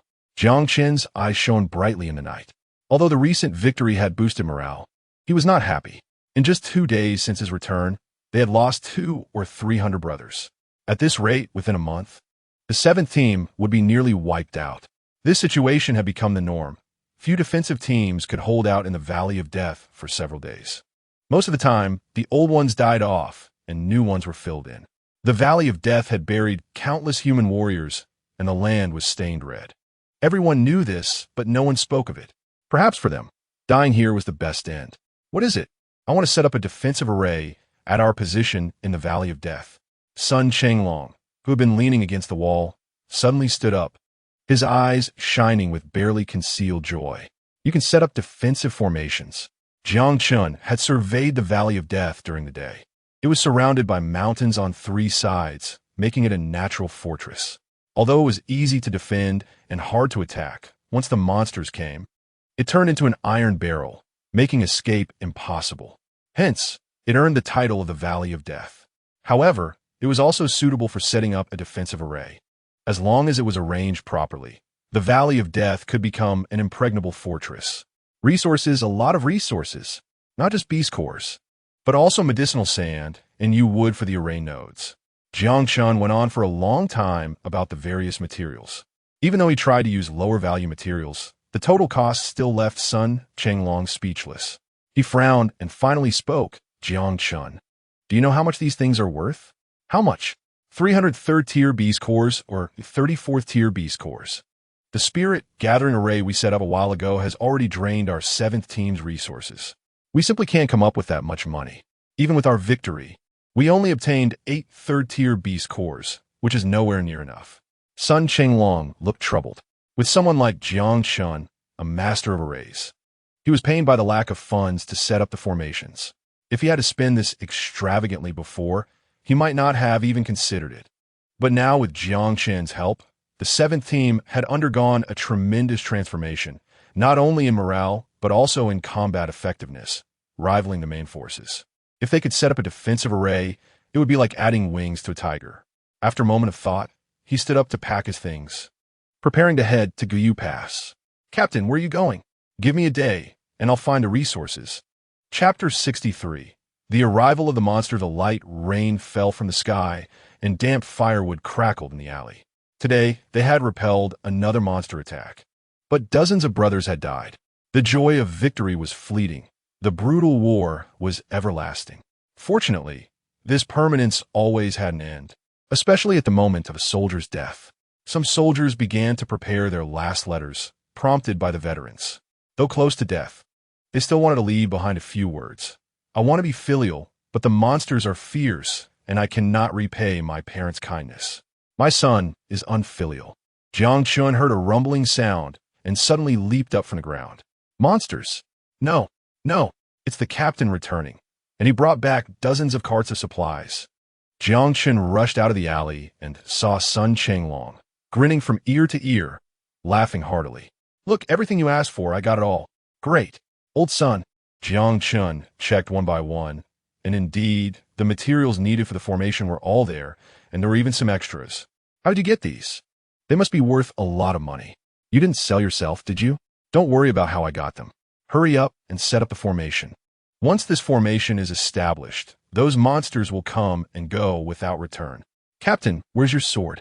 Li Meng was the first to notice something was off with Sun Chenglong. His family heirloom, a third-tier treasure sword, was always by his side, flaunted on his waist daily, having accompanied him in slaying countless monsters. But now it was nowhere to be seen. Sun Chenglong found a spot to sit down next to the just unloaded materials. It's just an external object. It's just a sword. I found more than 10 people. Damn it, they're poorer than I am. The whole team couldn't scrape together a single tael of silver. Jiang Chen, it's still you guys at the records office who have money. You could just open your mouth for 200 third-tier beast cores. How can I agree to that? That's my family heirloom. It costs extra. I need at least 400 for setting up the defensive array. They all thought I was joking. Just when I mentioned your name, Jiang Chen, they were all dumbfounded. Someone who can set up a spirit gathering array can't possibly set up a mere defensive array, right? Jiang Chen, you really made me proud. Making those second-generation immortals suffer. I've never been so impressive in my life. In the end, 400 beast cores, not a single one less. Sun Chenglong laughed happily, but no one around him was smiling. That sword, he had always kept it next to his pillow while sleeping. Everyone listened. The group fell silent. A bunch of cannon fodder heading to their deaths. The leading cannon fodder sold the only valuable thing he had on him, just to give everyone a few more days to live. Since the day they arrived in the Valley of Death, no one had thought about returning alive, but they all wanted their deaths to be a little more glorious. Jiang Chen began to get busy, arranging how to carve the array grooves and set up the array nodes. He was utterly preoccupied, perhaps for those second-generation immortals. 400 third-tier beast cores were just a few days' worth of food money, but for these 3,000 soldiers, it was the hope of survival. Sun Chenglong, An inconspicuous captain of cannon fodder, always wanted to tell himself in his life of having nothing, to fight a decent battle before dying. Now it was time. Finally, after a day and night of busy work, a beam of light shot up into the sky, and the array was completed. In the blink of an eye, a month later, in the Valley of Death, in just 30 days, the monsters launched 18 attacks, even with the defensive array protecting them, along with Jiang Chen. The god of death, the seventh team of 3,000 soldiers was left with only half. What a brutal war this was. Jiang Chen looked at the vibrant lives from yesterday, now turned into corpses after a fierce battle. Some even maintained the posture of wielding their swords at the moment of death, their eyes wide open, unyielding even in death. The wounded and the unwounded lived together because there were hardly any unwounded left. As soon as the horn sounded, anyone who could move had to crawl up and fight with the remains of their lives. There were many people, but it was very quiet. The pain was so intense that there were no groans left. Only the last obsession remained. Only one person stood alone outside the position, thin and tall, one hand supporting a large flag like a shroud, and the other holding a blood-stained spear, exuding a terrifying aura. In the 18 monster attacks, Jiang Chen did not know how many monsters he had killed. 30,000? 40,000? He couldn't remember. He simply swung his spear indifferently, immersed in the slaughter, allowing the monsters to be ferocious, whether in siege or ambush. Even against dozens of third-tier monsters, he never retreated an inch. His momentum was like an abyss. Even though Captain Sun Chenglong had already reached the first level of refining the spirit, at this moment, he doubted whether he was a match for this god of death. Yes, the god of death. He must be a god of death walking among them. He had seen disciples of great sects and prodigies from powerful clans, but he had never seen anyone with such killing power. One person could rival 1,000,000 soldiers. Wherever he passed, corpses lay everywhere. It was precisely because of his existence that the 7th Regiment still remained, condensing Qi to the 10th level. After a month of slaughter, although he appeared exhausted, the Qi, meridians, and blood energy within him had reached their peak, and his cultivation had attained the 10th level of Qi condensation, only a step away from the innate level. As for the old sword goddess sword techniques, he could barely execute the second form. If the old sword god were here, he would surely be speechless in shock, because the Taishan sword technique, while immensely powerful, is exponentially difficult to cultivate. Even after years of practice, one might not achieve the same level as Jiang Chen. It was Jiang Chen's exceptional combat talent and almost monstrous cultivation methods that created such a miracle. Perhaps it could be said that his current strength was not as good as that of a master in the early stage of divine refinement, but on the battlefield, his killing power far surpassed that of the 4th realm of martial arts, divine refinement. Meanwhile, on a towering peak in the demon clan territory, a once spiritually rich sect lay in ruins.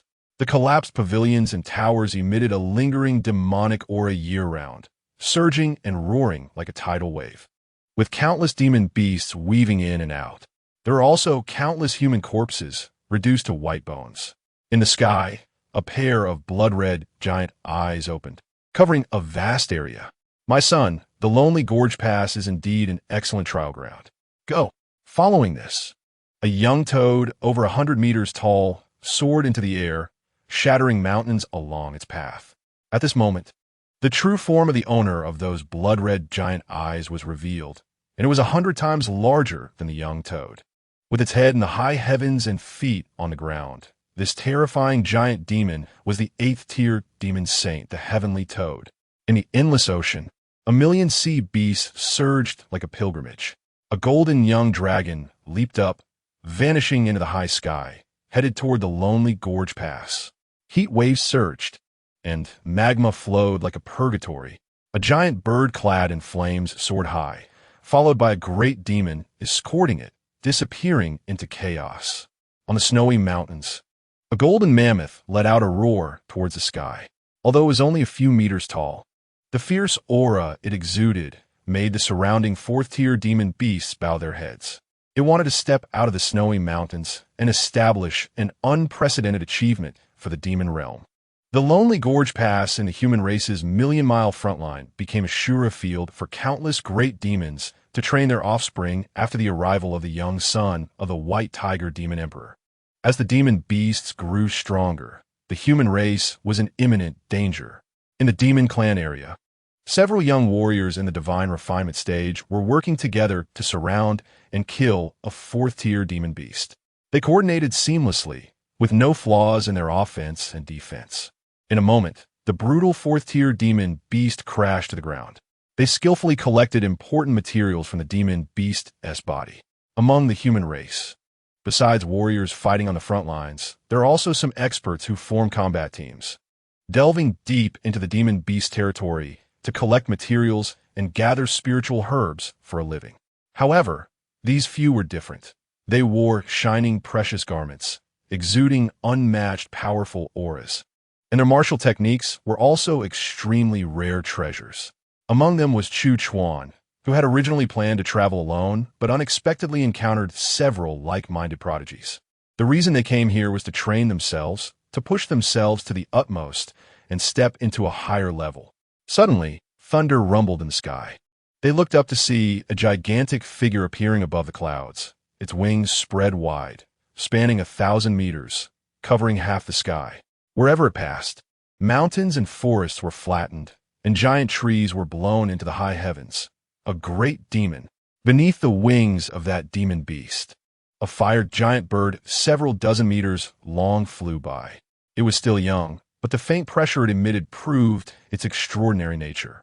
That terrifying great demon was merely its protector, the ancient demon beast by Fawn. As the demon clan prodigies descended, they could not stay here for long. They quickly returned to the lonely Gorge Pass. Chapter 64. The prodigies of the human race boom. The horn sounded, and, at the end of the wilderness, a dark tide of beasts surged forth. This was already the umpteenth attack. Beast assault. Sun Qinglong shouted for the soldiers to prepare for battle. He looked up and saw the beast horde, like a mountain flood, rushing forward with a thunderous roar. Behind the first and second-tier demon beasts, there were two massive creatures, each step shaking the ground, exuding boundless terror. Fourth-tier demon beasts. There were actually two of them. Deputy Commander Jiang. I'll leave one of the fourth-tier great demons to you. Sun Qinglong grinned, drawing his long knife.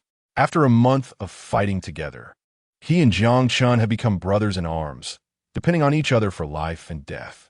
Once they recognized each other, they were inseparable, unwilling to let Jiang Chen off this broken ship of the 7th Regiment. No problem. In the past, it was always Sun Qinglong who tangled with the great demons. But this time the scale of the beast assault was far greater than the previous waves, with two great demons, making it a tough battle. Let us go. Jiang Chen and Sun Qinglong soared into the air. As they approached the beast tide, the two were even more shocked. Nearly 100 third-tier demon beasts. This battle would surely be a deadly fight for the 7th Regiment. Several figures appeared from the horizon, their auras powerful, their precious weapons shining brightly. Beast assault? A young man in light blue brocade spoke. He had an outstanding demeanor and handsome features. He was Chu Chuan, a prodigy of the Heavenly Sword sect. After a month of battle, he had advanced another small realm, reaching the 4th level of divine refinement. At this moment, looking at Jiang Chen, a hint of disdain flashed in his eyes. After all, there was a 2-realm gap between them, and he looked at Jiang Chen as if he were an ant.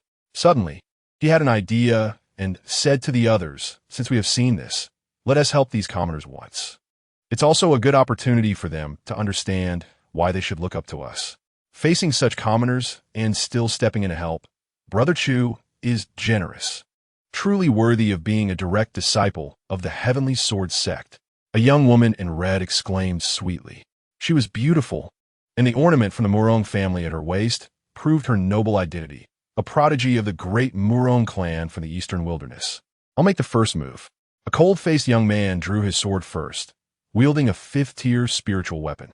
The true essence of the 1st level of divine refinement erupted, and beams of sword light shone, slashing downwards. Jiang Chen and Sun Qinglong were attracted by the change above. Human prodigies had descended. Sun Qinglong's eyes lit up with surprise as the sword light flashed, and dozens of demon beasts perished. White rainbow piercing the sun, with a soft chant. Another prodigy made a move. A blazing white light surged like an ocean, splattering the blood of the demon beasts. The few of them had proud expressions, as if looking down upon the world. Their moves were incredibly powerful. In just a few breaths, nearly 10,000 demon beasts had already been killed or injured. This scene and this momentum stunned Sun Chenglong. Our clan's prodigies are indeed impressive. Jiang Chen, let us go help. Sun Chenglong merged his true essence into his long knife, slashing at the fourth tier great demon. Clang! With a crisp sound, Sun Chenglong's long knife shattered, and he spat out blood, flying backward. It turned out that a prodigy had made a move. We will attack. You must not approach. The red-clad young woman had a cold expression, looking down below. It was she who had just severed Sun Chenglong's weapon, looking for death. Jiang Chen was furious, blood energy surging, ready to kill this woman. No! Sun Chenglong desperately held Jiang Chen back. As fellow humans, how can she be so ruthless? We cannot spare her. You are not her opponent. After all, they helped the 7th Regiment. It's nothing for me to be slightly injured. I was too impulsive. Old son, Jiang Chen was even angrier. When did you become so cowardly? Do you have any of the 7th Regiment's bloodiness? Sun Chenglong turned to look at the brothers behind him. Without them, how many of us can the 7th Regiment still have left? Jiang Chen fell silent. Even if he was strong, it was impossible for him to kill all the demon beasts alone. At this moment, Li Meng and the others had already rushed over, glaring at the several prodigies in the distance. Captain, why did that group of bastards hurt you? Captain, are you all right? Sun Chenglong shook his head. I'm tough. I'm fine. Let us return to the trench. Damn it, I'll fight them. Sun Chenglong pushed Jiang Chen aside and kicked up. What you understand? Isn't it better for brothers to die fewer times? The several proud figures in their hands had spiritual weapons shimmering with light. Lightning, thunderfire, ice shards, and sword energy, forcing the demonic beasts to retreat. 2 4th-tier great demons were surrounded and killed by them, crashing to the ground. They hovered in the air, looking down at the crowd below, their powerful aura making everyone retreat, nearly suffocating. Although they were all human, they were the chosen ones, akin to deities. One of the proud figures spoke coldly, as if a god were delivering a decree. As the chosen ones, if we take action, you must not approach recklessly. Step back a mile and bow in salute. That innate martial artist, you disturbed us, sever one arm, and I will spare your life. I spare your mother. Jiang Chen leapt up. Blood energy surged into his spear, radiating a sky-high silver light. The land that his brothers fought for with their lives was being so despised and humiliated by these proud figures. Seeking death. The proud figure's expression was cold. How dare mere pawn strike at him? To offend our majesty, you will undoubtedly die.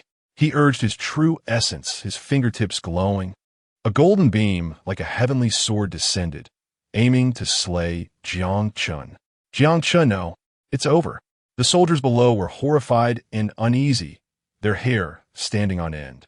Although they were far apart, the power emanating from that beam made everyone's hearts tremble. A few of them showed disdain. How dare a mere pawn wave a spear at a god? They deserve to die. Boom! The spear blade collided with the beam. Golden light exploded. And Jiang Chen's momentum did not decrease, like a black lightning bolt, charging towards that proud figure. Bold! The proud figure was shocked, feeling humiliated, his anger rising. No longer holding back. I represent the human race. I will slay you. The vast voice rumbled like thunder, shaking the heavens and earth. Martial artists below the innate level covered their ears. This was thunderous sound, a 4th-tier martial skill. This person had reached great success.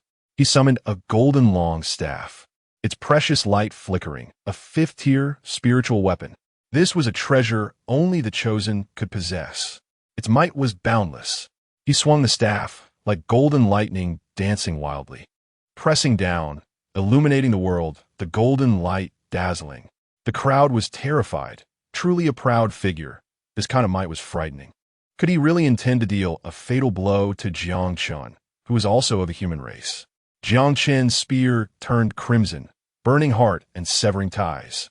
When the two met, golden lightning filled the sky, wanting to drown Jiang Chen, But on the crimson spear, red ripples surged out, and the thunder vanished, leaving only the spear and staff colliding. Boom! Both were sent flying. Jiang Chen landed in the wilderness, kicking up a cloud of dust. Jiang Chen, quickly go save Jiang Chen. The soldiers of the 7th Regiment rushed up in a panic. As the dust settled, a figure stood tall, exuding a strong battle intent. Jiang Chen had a trace of blood at the corner of his mouth, but his battle intent was overwhelming. Lin Che, can you do it? You couldn't kill this pawn in 2 moves. The woman in red had a hint of mockery at the corner of her mouth. The proud figure named Lin Che was furious, his palm faintly aching.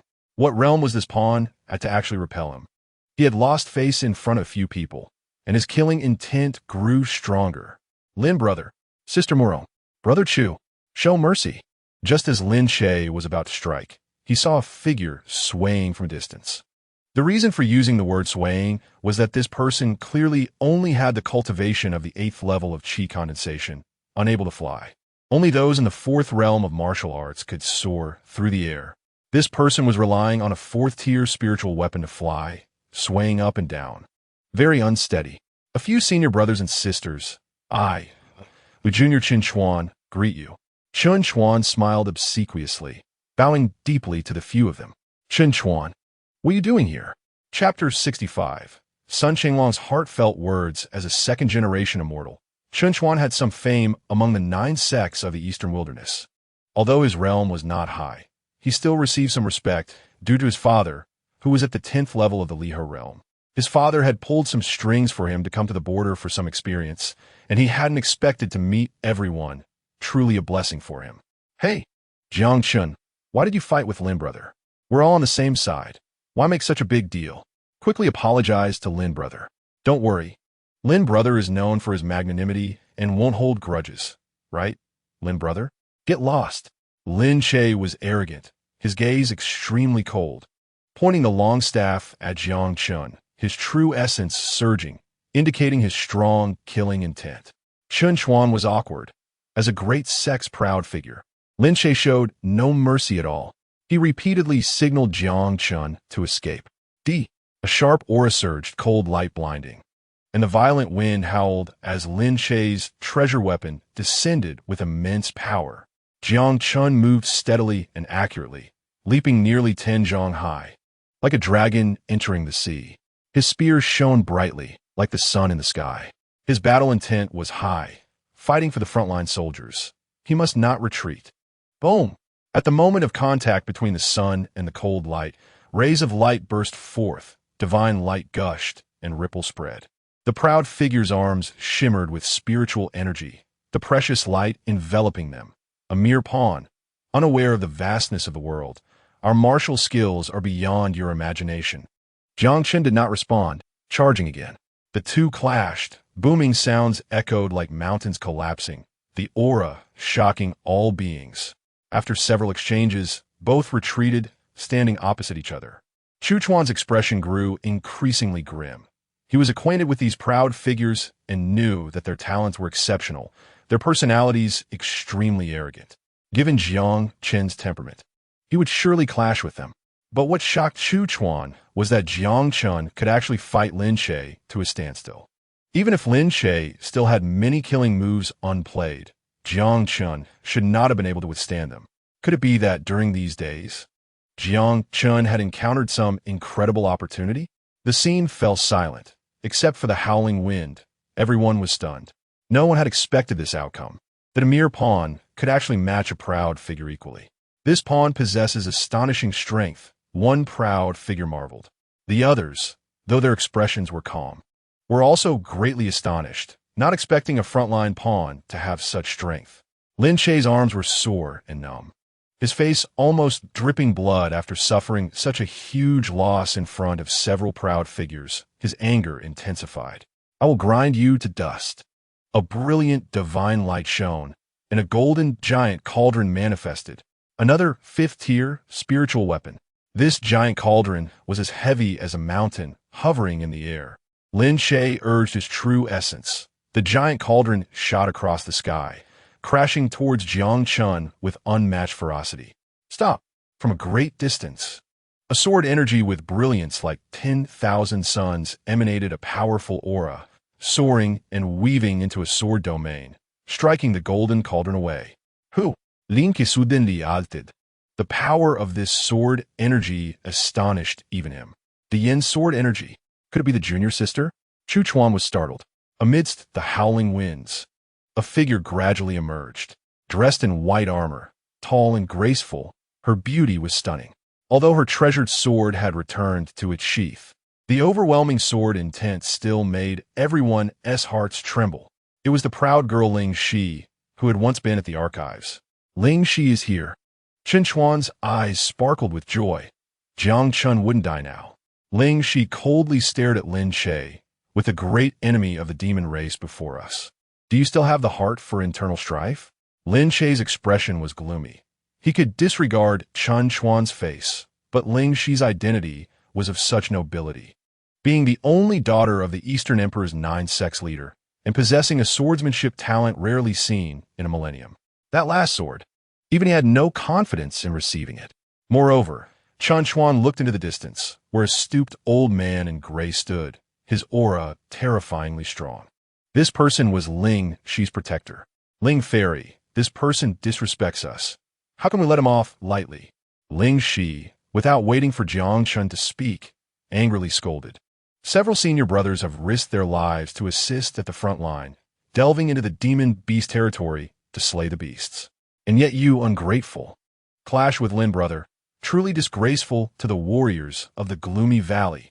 Li Meng stepped forward to defend himself. It's them. But he was firmly held back by Sun Chenglong. These human prodigies were powerful. There was no reason to argue with them. If he stepped forward now, it would only make them angrier and put Jiang Chen in a worse position. Chen Chuan smiled broadly. Lin Shixiang, this person is not very bright. Engaging with someone like him would only tarnish your reputation. Jiang Chen put away his spear and stopped arguing with these people. In this world, only those with strength could reason. He understood why Sun Chenglong was stopping him. Fighting with these prodigies from big sects would only drag the 7th Battalion into trouble. Li Meng, let's go. Clearly, it's them, he said uselessly. Let's go. However, did you not hear what I said? Let's go. The soldiers of the 7th Battalion suppressed their anger and walked towards the blood-stained trenches. Behind them, the laughter of the clan prodigies continued, and everyone was enthusiastic. As if it were a warm spring day, Ling Shi glanced at Jiang Chen with slight regret. If she hadn't scolded him with the methods of these few people, today's matter would have been hard to resolve. After hesitating for a moment, she ultimately did not explain and turned to leave. In the alley, the defensive formation was in shambles due to the onslaught of the beasts. Although there were beast cores supplying energy, facing the endless tide of beasts, the formation was still severely damaged, functioning at less than half its capacity, and casualties were continuously increasing. However, holding the Death Valley for a month was already a miracle. Jiang Chen handed Sun Chenglong a spirit pill. During these days, he had taken many spirit pills from his spatial ring. Otherwise, the casualties in the 7th Battalion would have been even greater. Sun Chenglong silently accepted the spirit pill. He was originally a proud person, but for the sake of the brothers behind him, he could only endure. Are you all right? Jiang Chen shook his head. If he continued to fight with that prodigy named Lin Che, he was confident he would win. Moreover, he had yet to draw his sword, which was equivalent to training under the burden of life and death. When a moment to draw his sword came, he would surely shine brilliantly. You should leave the 7th Battalion.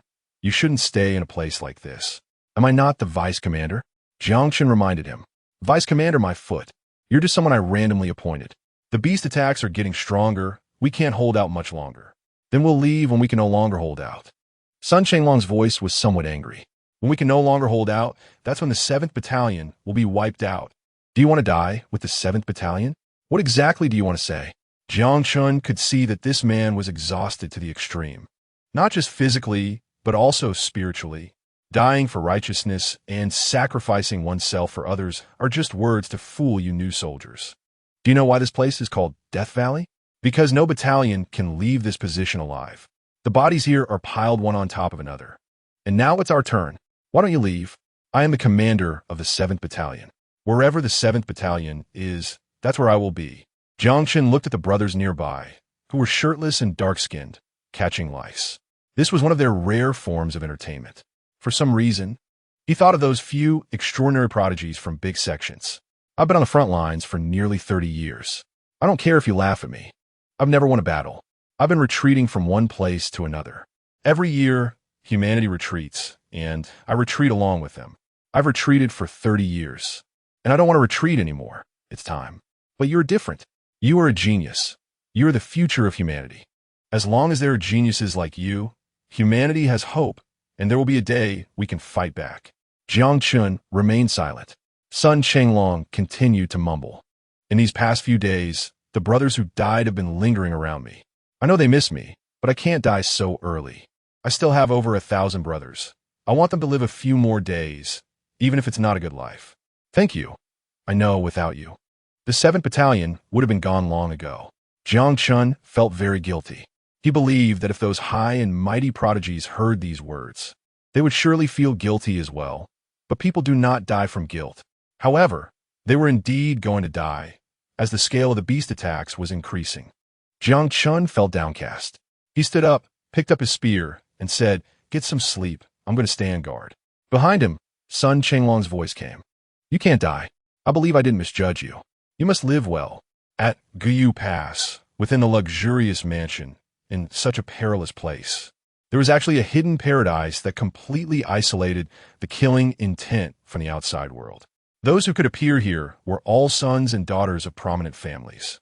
The few people surrounded in the center were even more extraordinary, with a powerful aura and exceptional presence. Sitting at the head was Chu Chuan from the Tianjin sect. His black hair was like ink, with strands of golden light blooming in his eyes, and the pupils seemed to evolve into a sword domain, extraordinarily powerful. Beside him were 4 men and 1 woman, who were prodigies accompanying him. Although they tried to suppress their aura, the pressure they inadvertently radiated still displayed their extraordinary strength. Some exceptionally beautiful women were showcasing their alluring figures and stunning appearances, hoping to catch the eye of a prodigy, so their family could soar to great heights. Senior Brother Chu, you are truly unparalleled. To slay 5th-tier, great demons in the demon realm is truly the dragon among men. Humanity is fortunate to have prodigies like you. A few people at the pass spoke, having slain tens of thousands of beasts with just a few moves, displaying great audacity and impressive spirit, earning our admiration. An old man appeared, his aura like the sea. He was one of the few who had fought against 7th-tier beasts a few days ago. He was the strongest of the Zishan family, with a cultivation level reaching the 1st layer of true essence. Upon seeing Chu Chuan, he smiled slightly. The Tianjin sect is indeed remarkable, producing such a gifted genius. You can't be even 30 yet, and you've already cultivated the slaying immortal sword to the 6th layer. Given time, you'll surely be famous throughout the world. Chu Chuan smiled. Senior Zishan, you flatter me.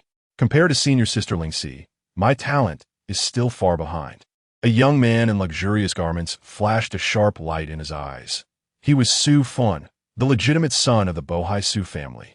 With a provocative look towards Chu Chuan, he said, "I've heard that the first time you held a sword, you directly entered the condensation stage and broke through 6 meridians. With such talent, how about we have a battle?" He resembled a dragon, having practiced ancient martial arts and grasped its true essence, radiating an ancient and powerful aura that made one's mind tremble. "You want to spar with Senior Brother Chu? I would certainly like to teach you a lesson, so you know the heights of heaven and depths of earth." Miss Murong Yuang, spoke with thunderous authority, lightning and fire swirling around her. After spending time together, she had developed feelings for Chu Chuan and naturally couldn't bear to see someone she admired humiliated. "Hee. The prodigies from the eastern wilderness are so arrogant in our Bohai County. It seems they want to provoke us." A voice came from afar, and several people were riding the wind, their aura unmatched, shaking the mountains and rivers. The prodigies of Bohai County sensed the arrival of the eastern wilderness prodigies and felt the urge to fight. The hearts of those present were shocked. This banquet was fraught with undercurrents, no longer something at their level could interfere with. If things went wrong, these prodigies would settle their differences today and see who the true prodigy was. Suddenly, there was a commotion in the distance. The night was deep, and the bright moon hung high. A woman in purple clothes stepped onto the moon, floating in the air, exuding an ethereal aura. Her cold eyes looked down on everyone. Her skin was like her face covered with a white veil, hiding her snowy complexion and red lips, but her hazy beauty sparked endless imagination. Resembling a celestial being descending from the night sky, or a pure and aloof Tianshan snow lotus, revealing a stunning beauty. The breathtaking scene in the night sky left everyone in a daze. Their eyes were filled with fascination, yet they did not dare to harbor any lustful thoughts. As her status was too noble, she was Qin Zian, the most promising prodigy of the Tianji Palace. Suddenly, a trembling voice rang out. She can already perform the Tianji Palace's ultimate technique at such a young age. This sentence, like a thunderclap, shocked everyone present, and their gazes toward the woman in the sky changed as well. Only those who had cultivated the supreme skill floating lotus leaf of the heavenly extreme palace to an extremely profound level could possess the ability to manifest such a miraculous phenomenon beneath their feet. The worst among those who could produce such an anomaly would at least be at the separation and reunion realm. Yet this woman was merely at the early stage of spirit refinement. How could she possibly achieve this? Just how terrifying was her comprehension? Qin Zian, Chu Chuan, and Su Fun, among other top-tier talents, revealed deep apprehension in their eyes. Although they were also at the spirit refinement stage, they were already in their late 20s, while Qin Zian was only in her early 20s. Not only was her cultivation profound, but her control over true essence had also reached an extraordinary level. Even though they were also exceptional talents among thousands, they still fell far short compared to Qin Zian's heaven-defying gifts. Junior Sister Zian, it's been a month since we last met, and you've improved again. Congratulations. Chu Chuan suppressed the wariness in his eyes and feigned delight, seemingly genuinely congratulating her. Qin Zian's expression remained indifferent, forming a stark contrast to Chu Chuan's enthusiasm. With a great battle approaching, do you still have the heart for internal strife? Such passion, why not spill your blood on the battlefield? This statement resounded loudly, and there was a hint of shame in the eyes of the crowd. After all, the soldiers outside the pass were currently fighting to the death against the demon beasts, while these people were busy hosting a banquet to curry favor with the talents. Chu Chuan hurriedly reassured everyone, Junior Sister Zian's words are different. These few talents have spent months honing their skills in the demon beast region, slaying countless demon beasts. Although they are not fighting on the front lines, the number of demons they've slain is not inferior to that of the soldiers at the front. Indeed, these talents have killed innumerable demons in the demon beast region, and their return is also to report some information. A robust voice came forth. It was Lin Pidi, the commander of Guyu Pass. He was clad in silver armor, exuding an imposing presence.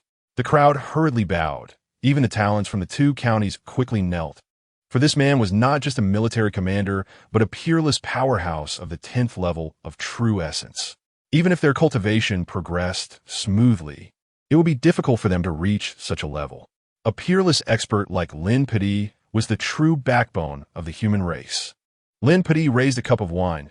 Everyone, the war is arduous, and the demon race's talents have arrived. Guyu Pass is likely to become a battlefield of slaughter. Please leave quickly to avoid any unforeseen events. What? The demon race's talents have come. The demon god's offspring from a few days ago is terrifying. The crowd whispered among themselves, their eyes filled with panic. After all, everyone knew that the demon race's talents possessed the formidable ability to fight above their rank. Even a 4th-tier demon talent could easily crush spirit refinement martial artists, and that demon god's offspring could slaughter those at the separation and reunion realm. The eyes of those talents also showed fear. Although they were all talented, their strengths were vastly different. Perhaps only Chu Chuan, Su Fun, and a few top-tier talents could barely contend with demon talents of the same rank. A cold voice rang out. The demon race's talents have arrived. Does our human race have no talents? Commander Lin, I am willing to be the vanguard and slay the demon talents. The speaker was none other than Qin Zian. Lin Pidi looked at her with appreciation. Qin Zian was the one he had the highest hopes for. Although she came from a distinguished background, She often appeared at the front lines and was able to make progress in battle, stepping into the realm of step-by-step lotus creation. Such talent and determination assuredly indicated she would become a powerful figure in the future. Miss Qin, with a talent like you in the human race, there will surely be a day when we reclaim the 9 provinces. However, now is not the time.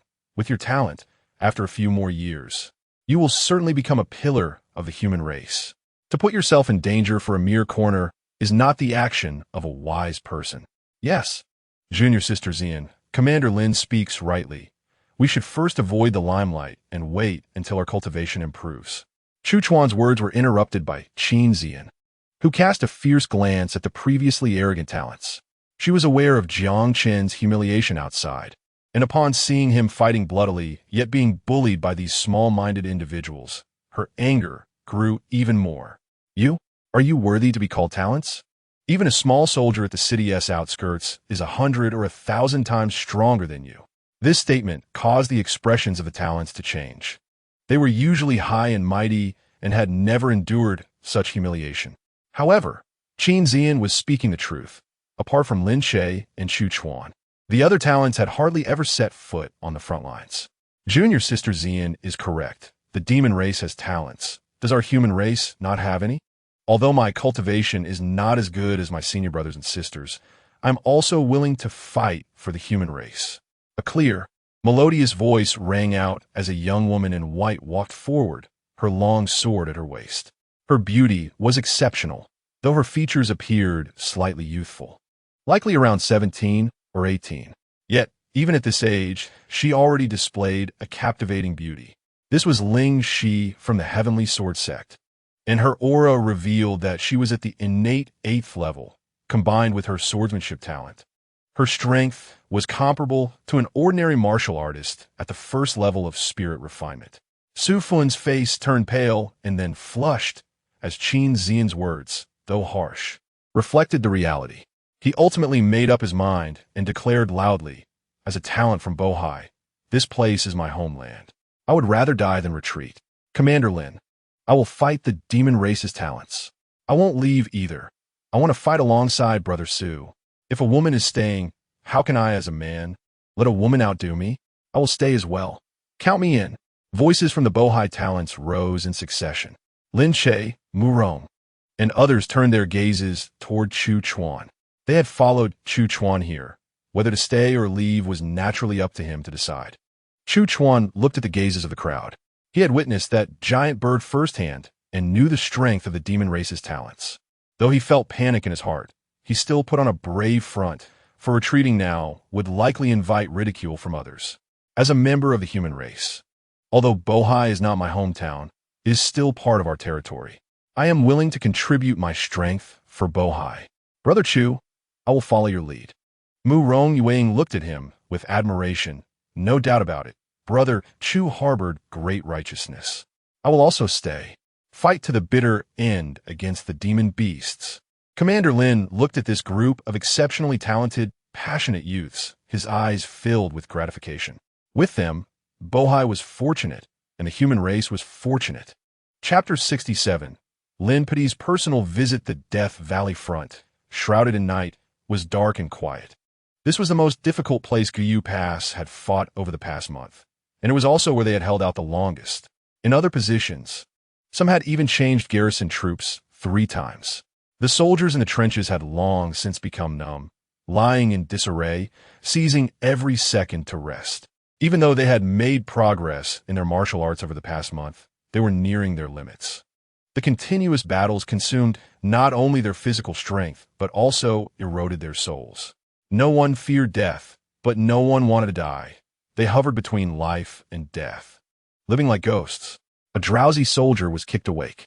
Just as he was about to curse, upon seeing who it was, he instantly stood straight, his body trembling with excitement, his eyes nearly brimming with tears.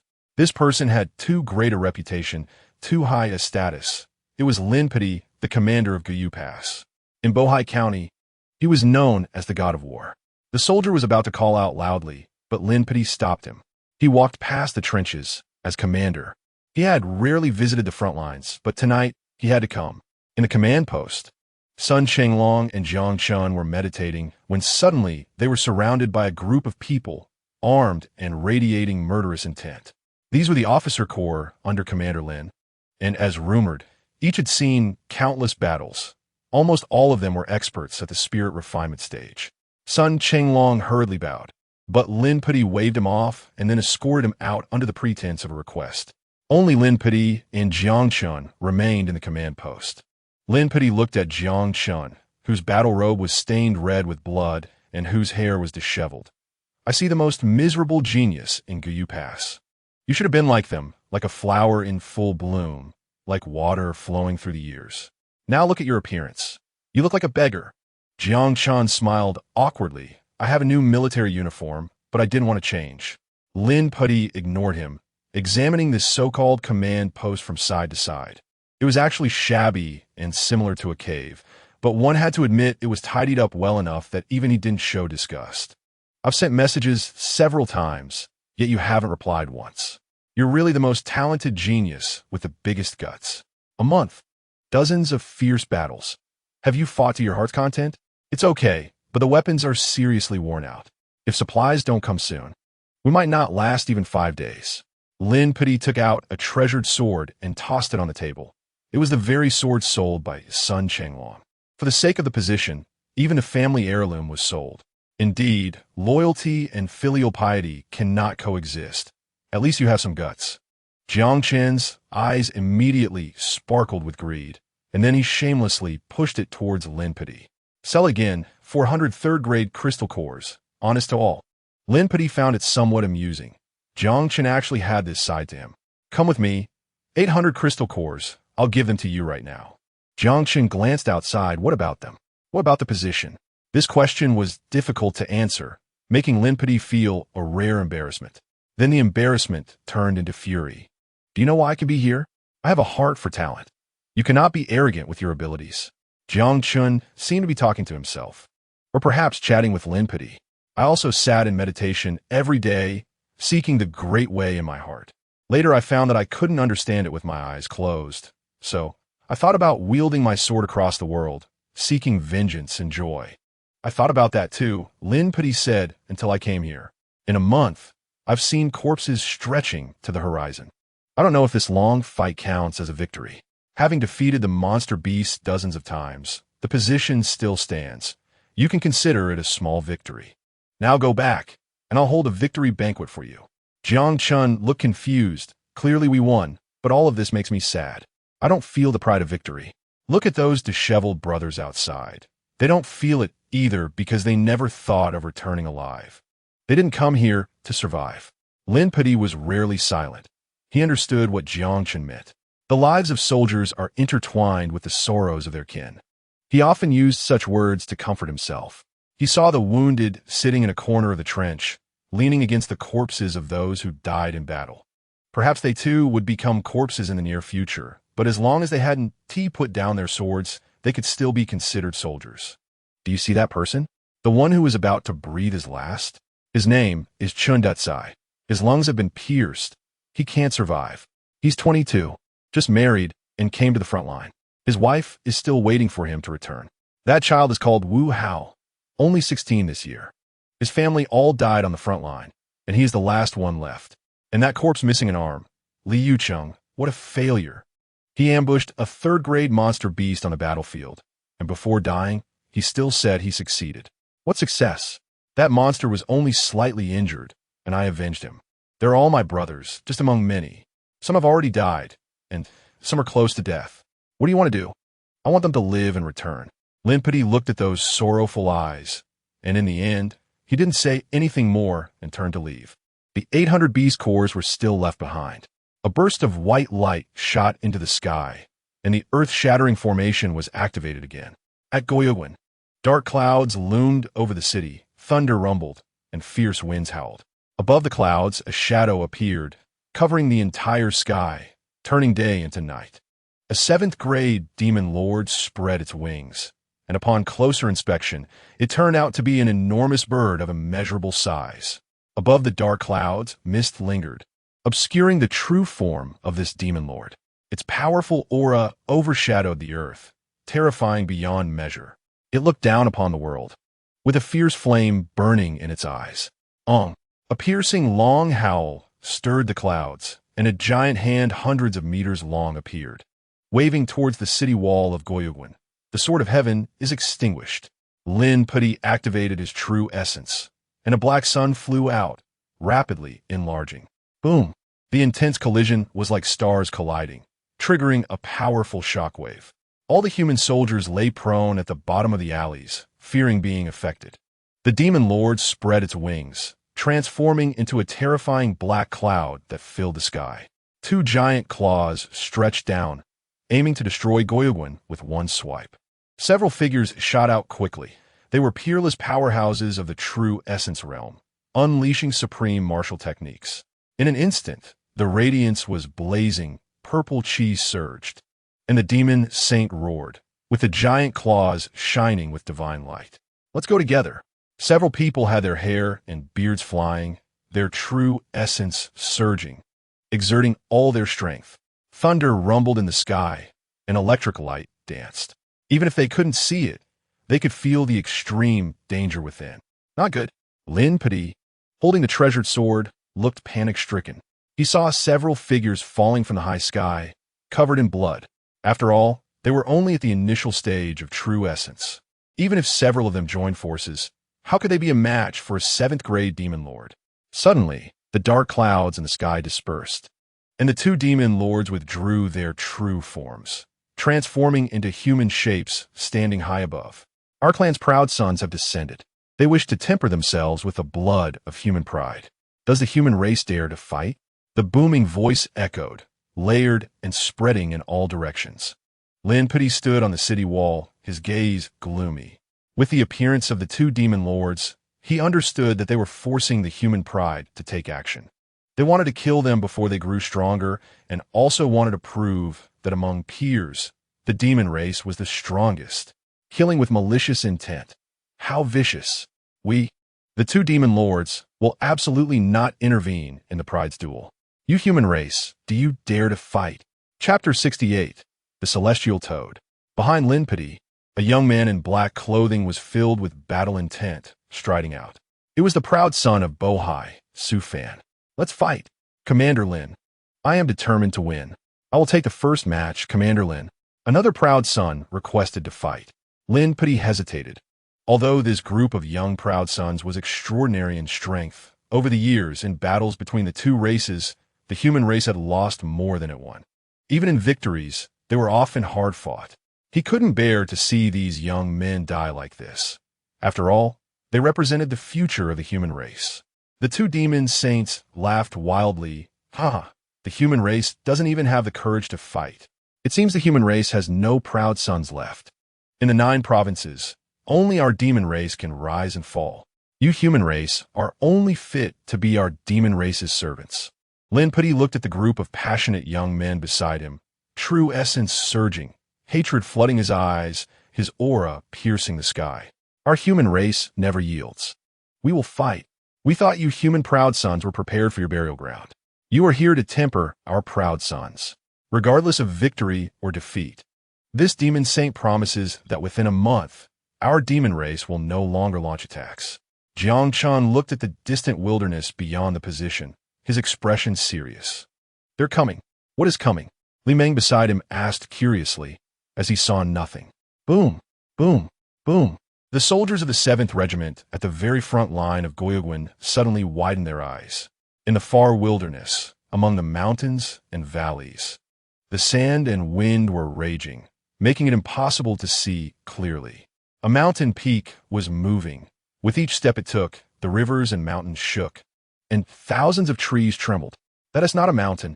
When its form became clear, everyone couldn't help but gasp in shock. It was a giant toad hundreds of meters high.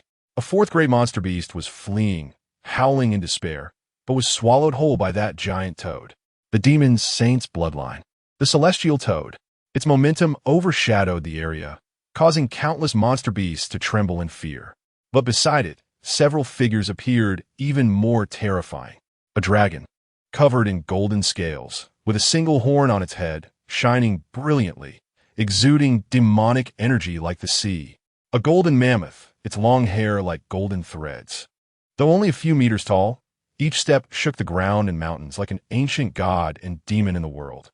A blood-colored centipede several dozen meters long slithered forward, with 7 giant eyes on its head, flashing with 7 colors when opened and closed, each eye containing different powers, forcing all beasts to retreat. A fierce long howl came from behind them, piercing through gold and splitting stone. Its entire body was crimson, resembling an ancient variant. The vermilion bird, with eyes like 2 blood moons, releasing an aura that made the earth tremble and the sea boil. The bloodline of the 9th grade demon emperor, the Bai Fong. A dozen powerful figures stood several dozen miles away from the Death Valley. The eagle demon lord in the high sky gathered the laws in both palms, and runes filled the sky. In front of the Death Valley, a gigantic stone fell from the sky, and, after a loud boom, it turned into an arena with a radius of 10 miles, with rules faintly visible. This is the spiritual weapon used to battle the strong of the human race. You beasts! There are even traces of our human warrior's blood on it. You dare to insult my human race like this, and I will make you pay in blood. This was once a spiritual weapon of a true essence realm expert, used for the disciples to spar, but unexpectedly, it has now become a trial ground for the demon beast prodigies. The hatred of the human warriors is immense, but there is nothing they can do.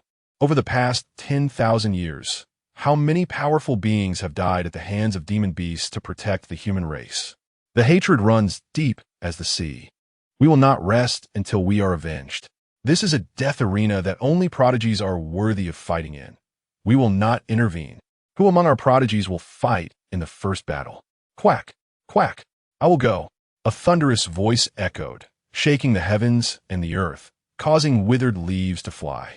The entire world seemed to freeze, and a terrifying aura surged like a mountain flood. Thousands of demon beasts fell silent in an instant, while the human warriors trembled in fear, shaking all over. The toad, the size of a small mountain, transformed into human form. This is a power only possessed by those with a bloodline above the demon emperor. It descended like a demon king, exuding a terrifying might. And the endless wilderness fell into silence. Even in human form, it was still incredibly fierce, with a body of yellow and green, bulging eyes that shone with a frightening light, and black mist swirling from its mouth. It leaped with both feet and instantly crossed hundreds of meters, landing on the arena, while thousands of beasts knelt behind it, trembling under the pressure of its bloodline. The celestial toad took the stage, and the once eager prodigies fell silent. Although the celestial toad was only at the 4th tier, its bloodline was so noble that only peak refining spirit realm warriors could resist it. Among these human prodigies, the highest realm was only that of Chu Chuan and Su Fun at the 4th stage of refining spirit. It could be said that the human race had no chance of winning. What was most terrifying was that, although the celestial toad was powerful, the dozen terrifying figures behind it were each stronger than the celestial toad. How could this prodigy battle end? Were they just going to deliver themselves to death? On the wilderness arena, the celestial toad stood above, its might unmatched, while the human prodigies remained silent for a long time. The celestial toad wore an arrogant expression, its ugly yellow-green face showing obvious mockery, and the 2 demon lords high in the sky revealed disdain in their eyes. If the human prodigies dare not fight, they would protect the path for the prodigies to slaughter the human soldiers. If they could not even endure a trial, then the human race at Guyu Pass had no reason to exist. I will fight the first match. Qin Xian stepped forward, her graceful figure radiating killing intent. She had initially planned to fight in the later matches, knowing that the demon prodigies would only grow stronger as the battles progressed. But now, as the prodigies were intimidated by the celestial toad's aura, no one dared to show themselves. Let me. Finally, someone stood up. As a prodigy from Bohai, he was naturally proud. Seeing the celestial toad so arrogant, how could he endure? Luoyu, be careful. A streak of light flashed, and the true essence of his first stage of refining spirit surged within Luoyu. The aura he emitted shocked the human warriors. How powerful! Not inferior to that demon beast prodigy. The human race might win. When Luoyu truly stood before the celestial toad, He felt the overwhelming pressure. Even the fifth-tier demon beasts he had battled in the demon beast realm were not so powerful. Bohai's Chixing Tower, refining spirit first stage, Luo Yu. No need to say your name. After all, you will soon become a corpse. The celestial toad's voice dripped with obvious sarcasm. As a descendant of the demon emperor, it had the right to be proud. Today, I will slay you, this demon beast, and let you experience the might of our human race. The celestial toad's disdain ignited Luo Yu's fury. He soared into the sky, the spiritual weapon's true essence entwining in his hand, flashing with dazzling red light, smashing towards the celestial toad's face. The human race is truly weak. The celestial toad raised its webbed hands, the demon light flickering in its palms, transforming into purple radiance that surged out, crashing heavily against the spiritual weapon and unleashing a powerful storm. Luo Yu felt a tremendous force surge into his body, his face displaying pain. However, facing such a demon prodigy, life and death were at stake. So he unleashed his killing move, pouring all his true essence into it, summoning a hurricane with a terrifying momentum. Stars fall. Truly a prodigy. The human warriors showed excitement, and Sun Chenglong praised continuously. Although he was also at the first stage of refining spirit, he was far from the prodigies. He could say that, despite his battle experience, he could not withstand 3 moves against Luo Yu. All flash and no substance. The celestial toad let out a sinister laugh, its arms suddenly swelling to several meters in size. One hand blocked Luo Yu's killing move, while the other giant hand slapped towards Luo Yu. Bang! The spiritual weapon in Luo Yu's hand trembled, his true essence collapsed, and his face turned pale in an instant. He let out a muffled groan and was sent flying, his body leaving a white mark on the arena. A severe pain shot through his chest and abdomen, and he finally could not suppress the blood energy within, spitting out a mouthful of fresh blood, clutching his chest, unable to rise again. Haha, with such waste, you dare to call yourself a prodigy. The celestial toad laughed wildly, transforming into its original form, towering over 100 meters tall, resembling a mountain, its eyes gleaming with ferocity. Luo Yu's eyes showed terror as he saw that giant mouth descending. Luo Yu, junior brother Luo. A horrific scene unfolded as the celestial toad opened its giant mouth and swallowed Luo Yu whole. With a sound of crunching, the prodigy Luo Yu was actually devoured alive by the celestial toad. Chapter 69. Another crushing defeat. 1,000,000 human beings were horrified. Such a powerful human prodigy was so easily defeated. How strong must the demon prodigies be? Dozens of human prodigies stood frozen, feeling cold in their hearts. They had thought that even in defeat, they could preserve their lives. But unexpectedly, in just 2 exchanges, Luo Yu was eaten alive, which was simply terrifying. The eyes of several demon beast prodigies revealed mockery. Their elders had sent them here for training. If their opponents were only of this level, what was there to train for? They looked at each other, filled with fighting spirit. If the human race was weak, they would have to battle to see who the true number 1 prodigy was. The human warrior's eyes were filled with restraint, hatred, anger, and fear. Chu Chuan was sweating profusely. Even he might not win against this celestial toad, fearing he would end up like Luo Yu. Lin Puti's eyes were extremely serious. Luo Yu was one of the few prodigies in Bohai, and facing such a demon beast, he was easily defeated. Were they truly facing extinction? The celestial toad laughed maniacally. This battle was incredibly easy. It did not descend, arrogantly looking at the human race. Do any human prodigies dare to take the stage? The prodigies felt as if their livers and gallbladders were about to burst, all pondering who could withstand such demon beasts. Although Luo Yu was not among the strongest of the human prodigies, his strength was still mid-tier. If he could be defeated so easily, what good would it do for others to step forward? What is going on? The human race. Do they not even have a prodigy willing to take the stage? The celestial toad laughed wildly, its voice shaking the surroundings. I will go. Another human prodigy took the stage, with the sound of wind and thunder behind him. He practiced the 5th-tier martial technique, Thunder Palm, and had reached great success, making him one of the top experts among the Bohai prodigies. Bohai Xian Guang Association. Refining Spirit 2nd Stage, Chunbing, 9 heavens of wind and thunder. The celestial toad transformed into its original form. Its body is large as a mountain, blocking half the sky. It opened its giant mouth, quack. This time it did not use its physical strength, instead opening its mouth to unleash a blue wave, with a diameter of several dozen meters, targeting this human prodigy. This was a divine technique from the bloodline of the demon saint with boundless power. The wave shone brightly, like a blade, and the lightning summoned by the human prodigy named Chun Bing was instantly shattered, and then his body was torn apart in midair, blood splattering dozens of meters. Everyone was stunned. The heavenly toad was too powerful to resist. Some soldiers in the positions showed signs of despair.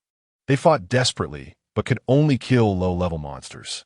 Faced with such a terrifying existence, death was the only option. Lin Puti's expression was icy. After 2 consecutive devastating defeats in front of 1 million soldiers, he naturally knew what that meant. In a battle between armies, once the fighting spirit was lost, the defense would collapse without a fight. The reason he didn't let these outstanding individuals engage in battle was that he had considered this situation. But what was worse was that he didn't expect the defeats to be so thorough, almost without any ability to fight back. At the Death Valley position, they were closest to the thunder and could see clearly. Watching the human geniuses so easily killed by the monster race-esque geniuses, the soldiers of the 7th Regiment were gritting their teeth until they bled.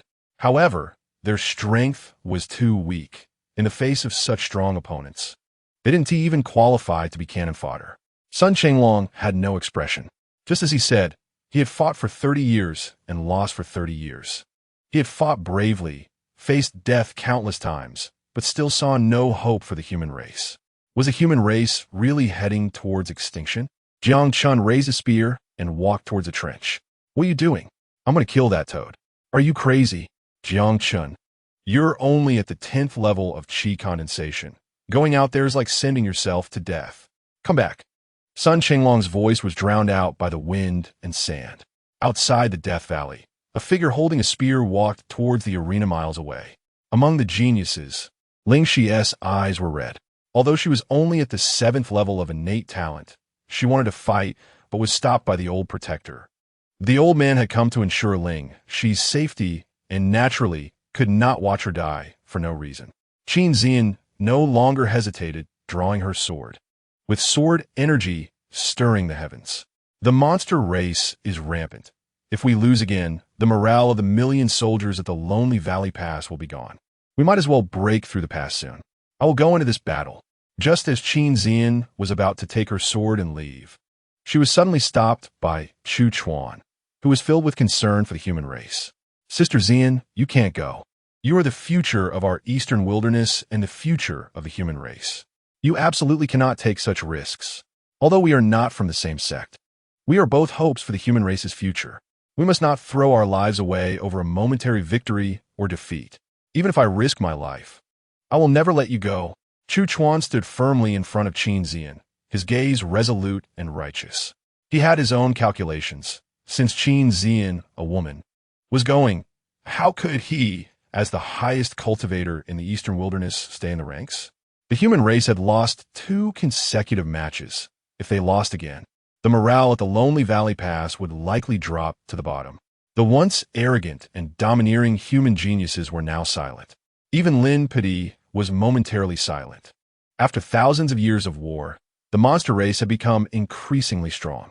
Even though the human race occasionally had geniuses emerge, one person's strength could hardly change the overall trend, while the monster race grew stronger day by day.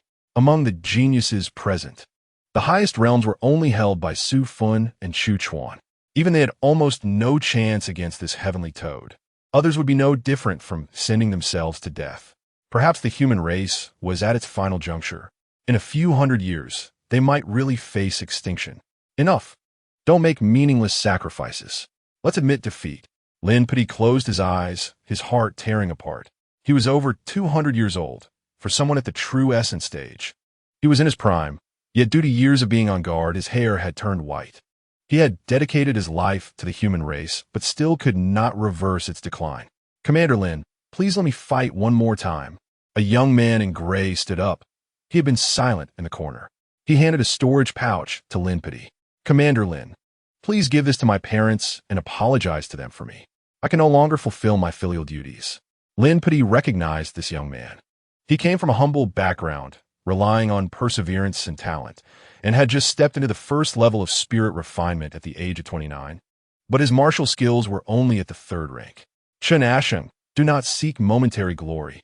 But Chen Asheng interrupted Lin Pity. Commander Lin, does the human race still have a future? He then scanned the gathered geniuses, his gaze finally resting on Qin Zian. Human geniuses? A bunch of men who are not even as good as a woman. To be called geniuses alongside you is truly a shame for me. Chen Asheng. His eyes were cold. The reason he hadn't fought earlier was that he had just communicated with his sect to arrange for his affairs. All the geniuses bowed their heads. They thought themselves brave, but when faced with death, they were afraid. Commander Lin, I'm going. Wait. Lin Pity looked at Chen Asheng's determined demeanor with tears in his eyes. He took out a sharp blade from his storage ring, shining brightly. It was a 5th-rank spirit weapon. This sword is called Demon Slayer, forged by Master Ouyang from the Bohai Sea. Today, I will give you this sword to help you slay the demon. Chen Asheng laughed heartily, his spirit soaring. Thank you, Commander Lin, for the sword. I will risk my life to slay this demon. Chapter 70. The 7th Regiment S. Minor Soldier. Jiang Chen comes to battle. Is there no one from the human race who dares to compete? Not even the courage to ascend the platform? The human race is doomed. Ha ha ha. The two great demon lords laughed loudly, their voices shaking the surroundings, echoing around the lonely valley pass for hundreds of miles. Millions of soldiers were filled with rage, but felt incredibly sad because the monster race's geniuses were unmatched, and the human race had no hope of victory. From a Joshuan mountain in Bohai, Chen Asheng, here to slay demons. A gray sword light broke through the heavens and pierced the arena. The gray-clad young man exuded a calm aura, even weaker than the two previous combatants. The heavenly toad's arrogance erupted. Ha ha, another useless one has come. Not even as good as those two just now. Today I will feast. Chen Asheng stepped forward with the demon slayer's sword, and the myriad things converged into one, reversing the blood flow. As he moved, the wind stirred. As he stopped, it was as if nothing existed. True essence extinguished. Boom! In an instant, the earth trembled, and boulders flew. The gray figure erupted with a blood-red brilliance, spreading across the entire arena, as if thunder from the 9 heavens had sounded. The arena became a blood-red ocean, smoke and lightning intertwined. The blood energy surged like a river, extending for miles, even suppressing the heavenly toad's momentum. The gathered geniuses were surprised.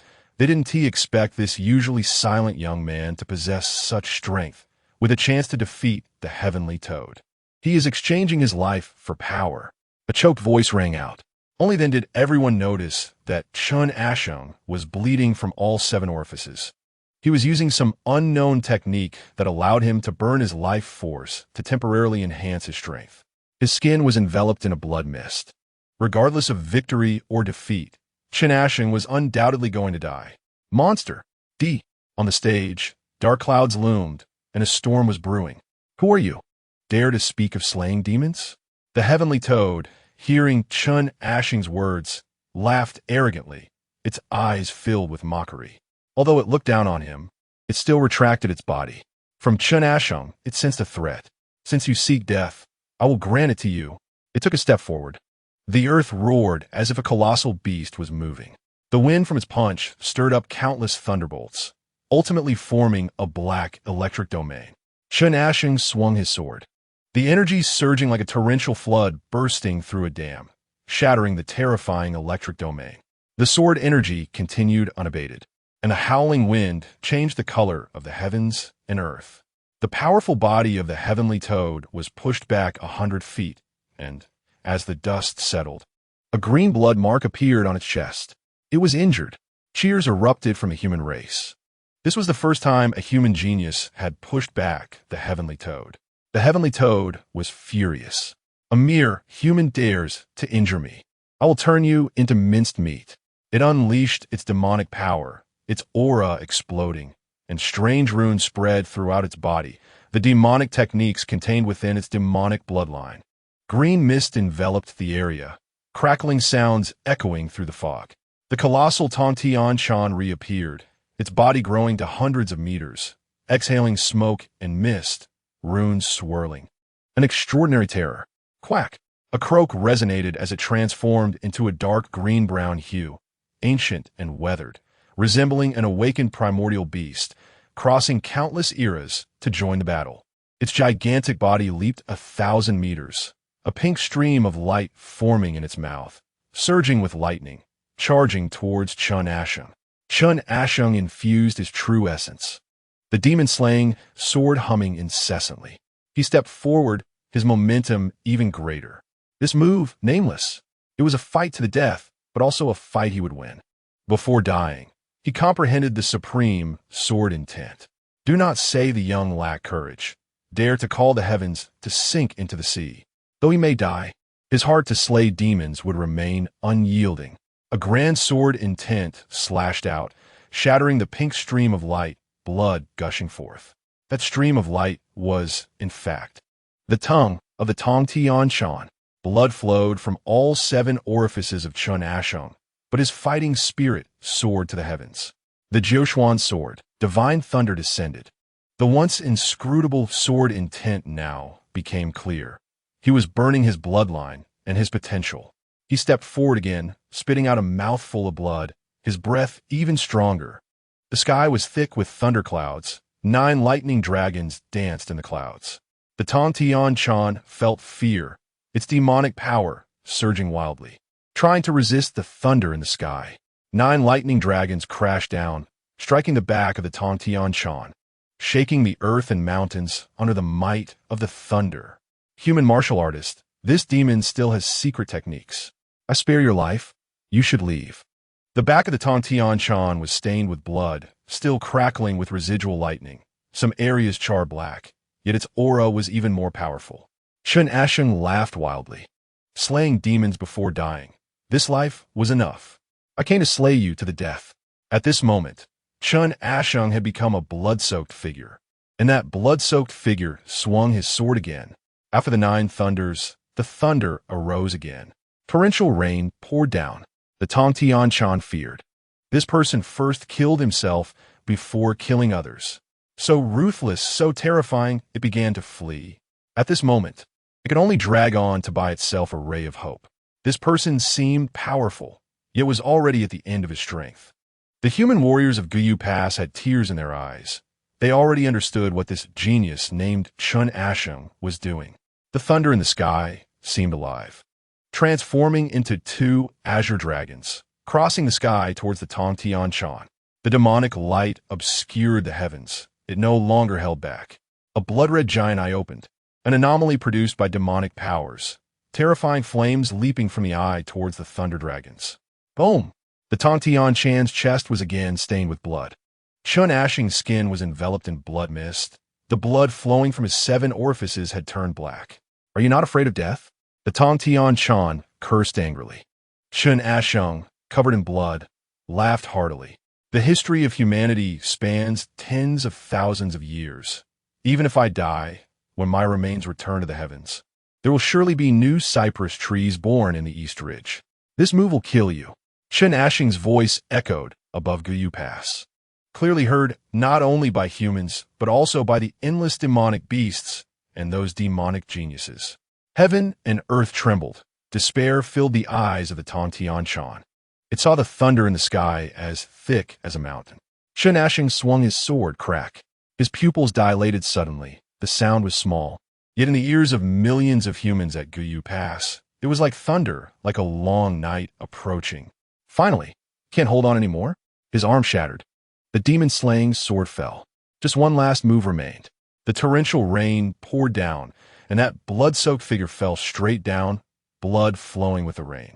Lin Pudi slowly closed his eyes, preventing tears from flowing out.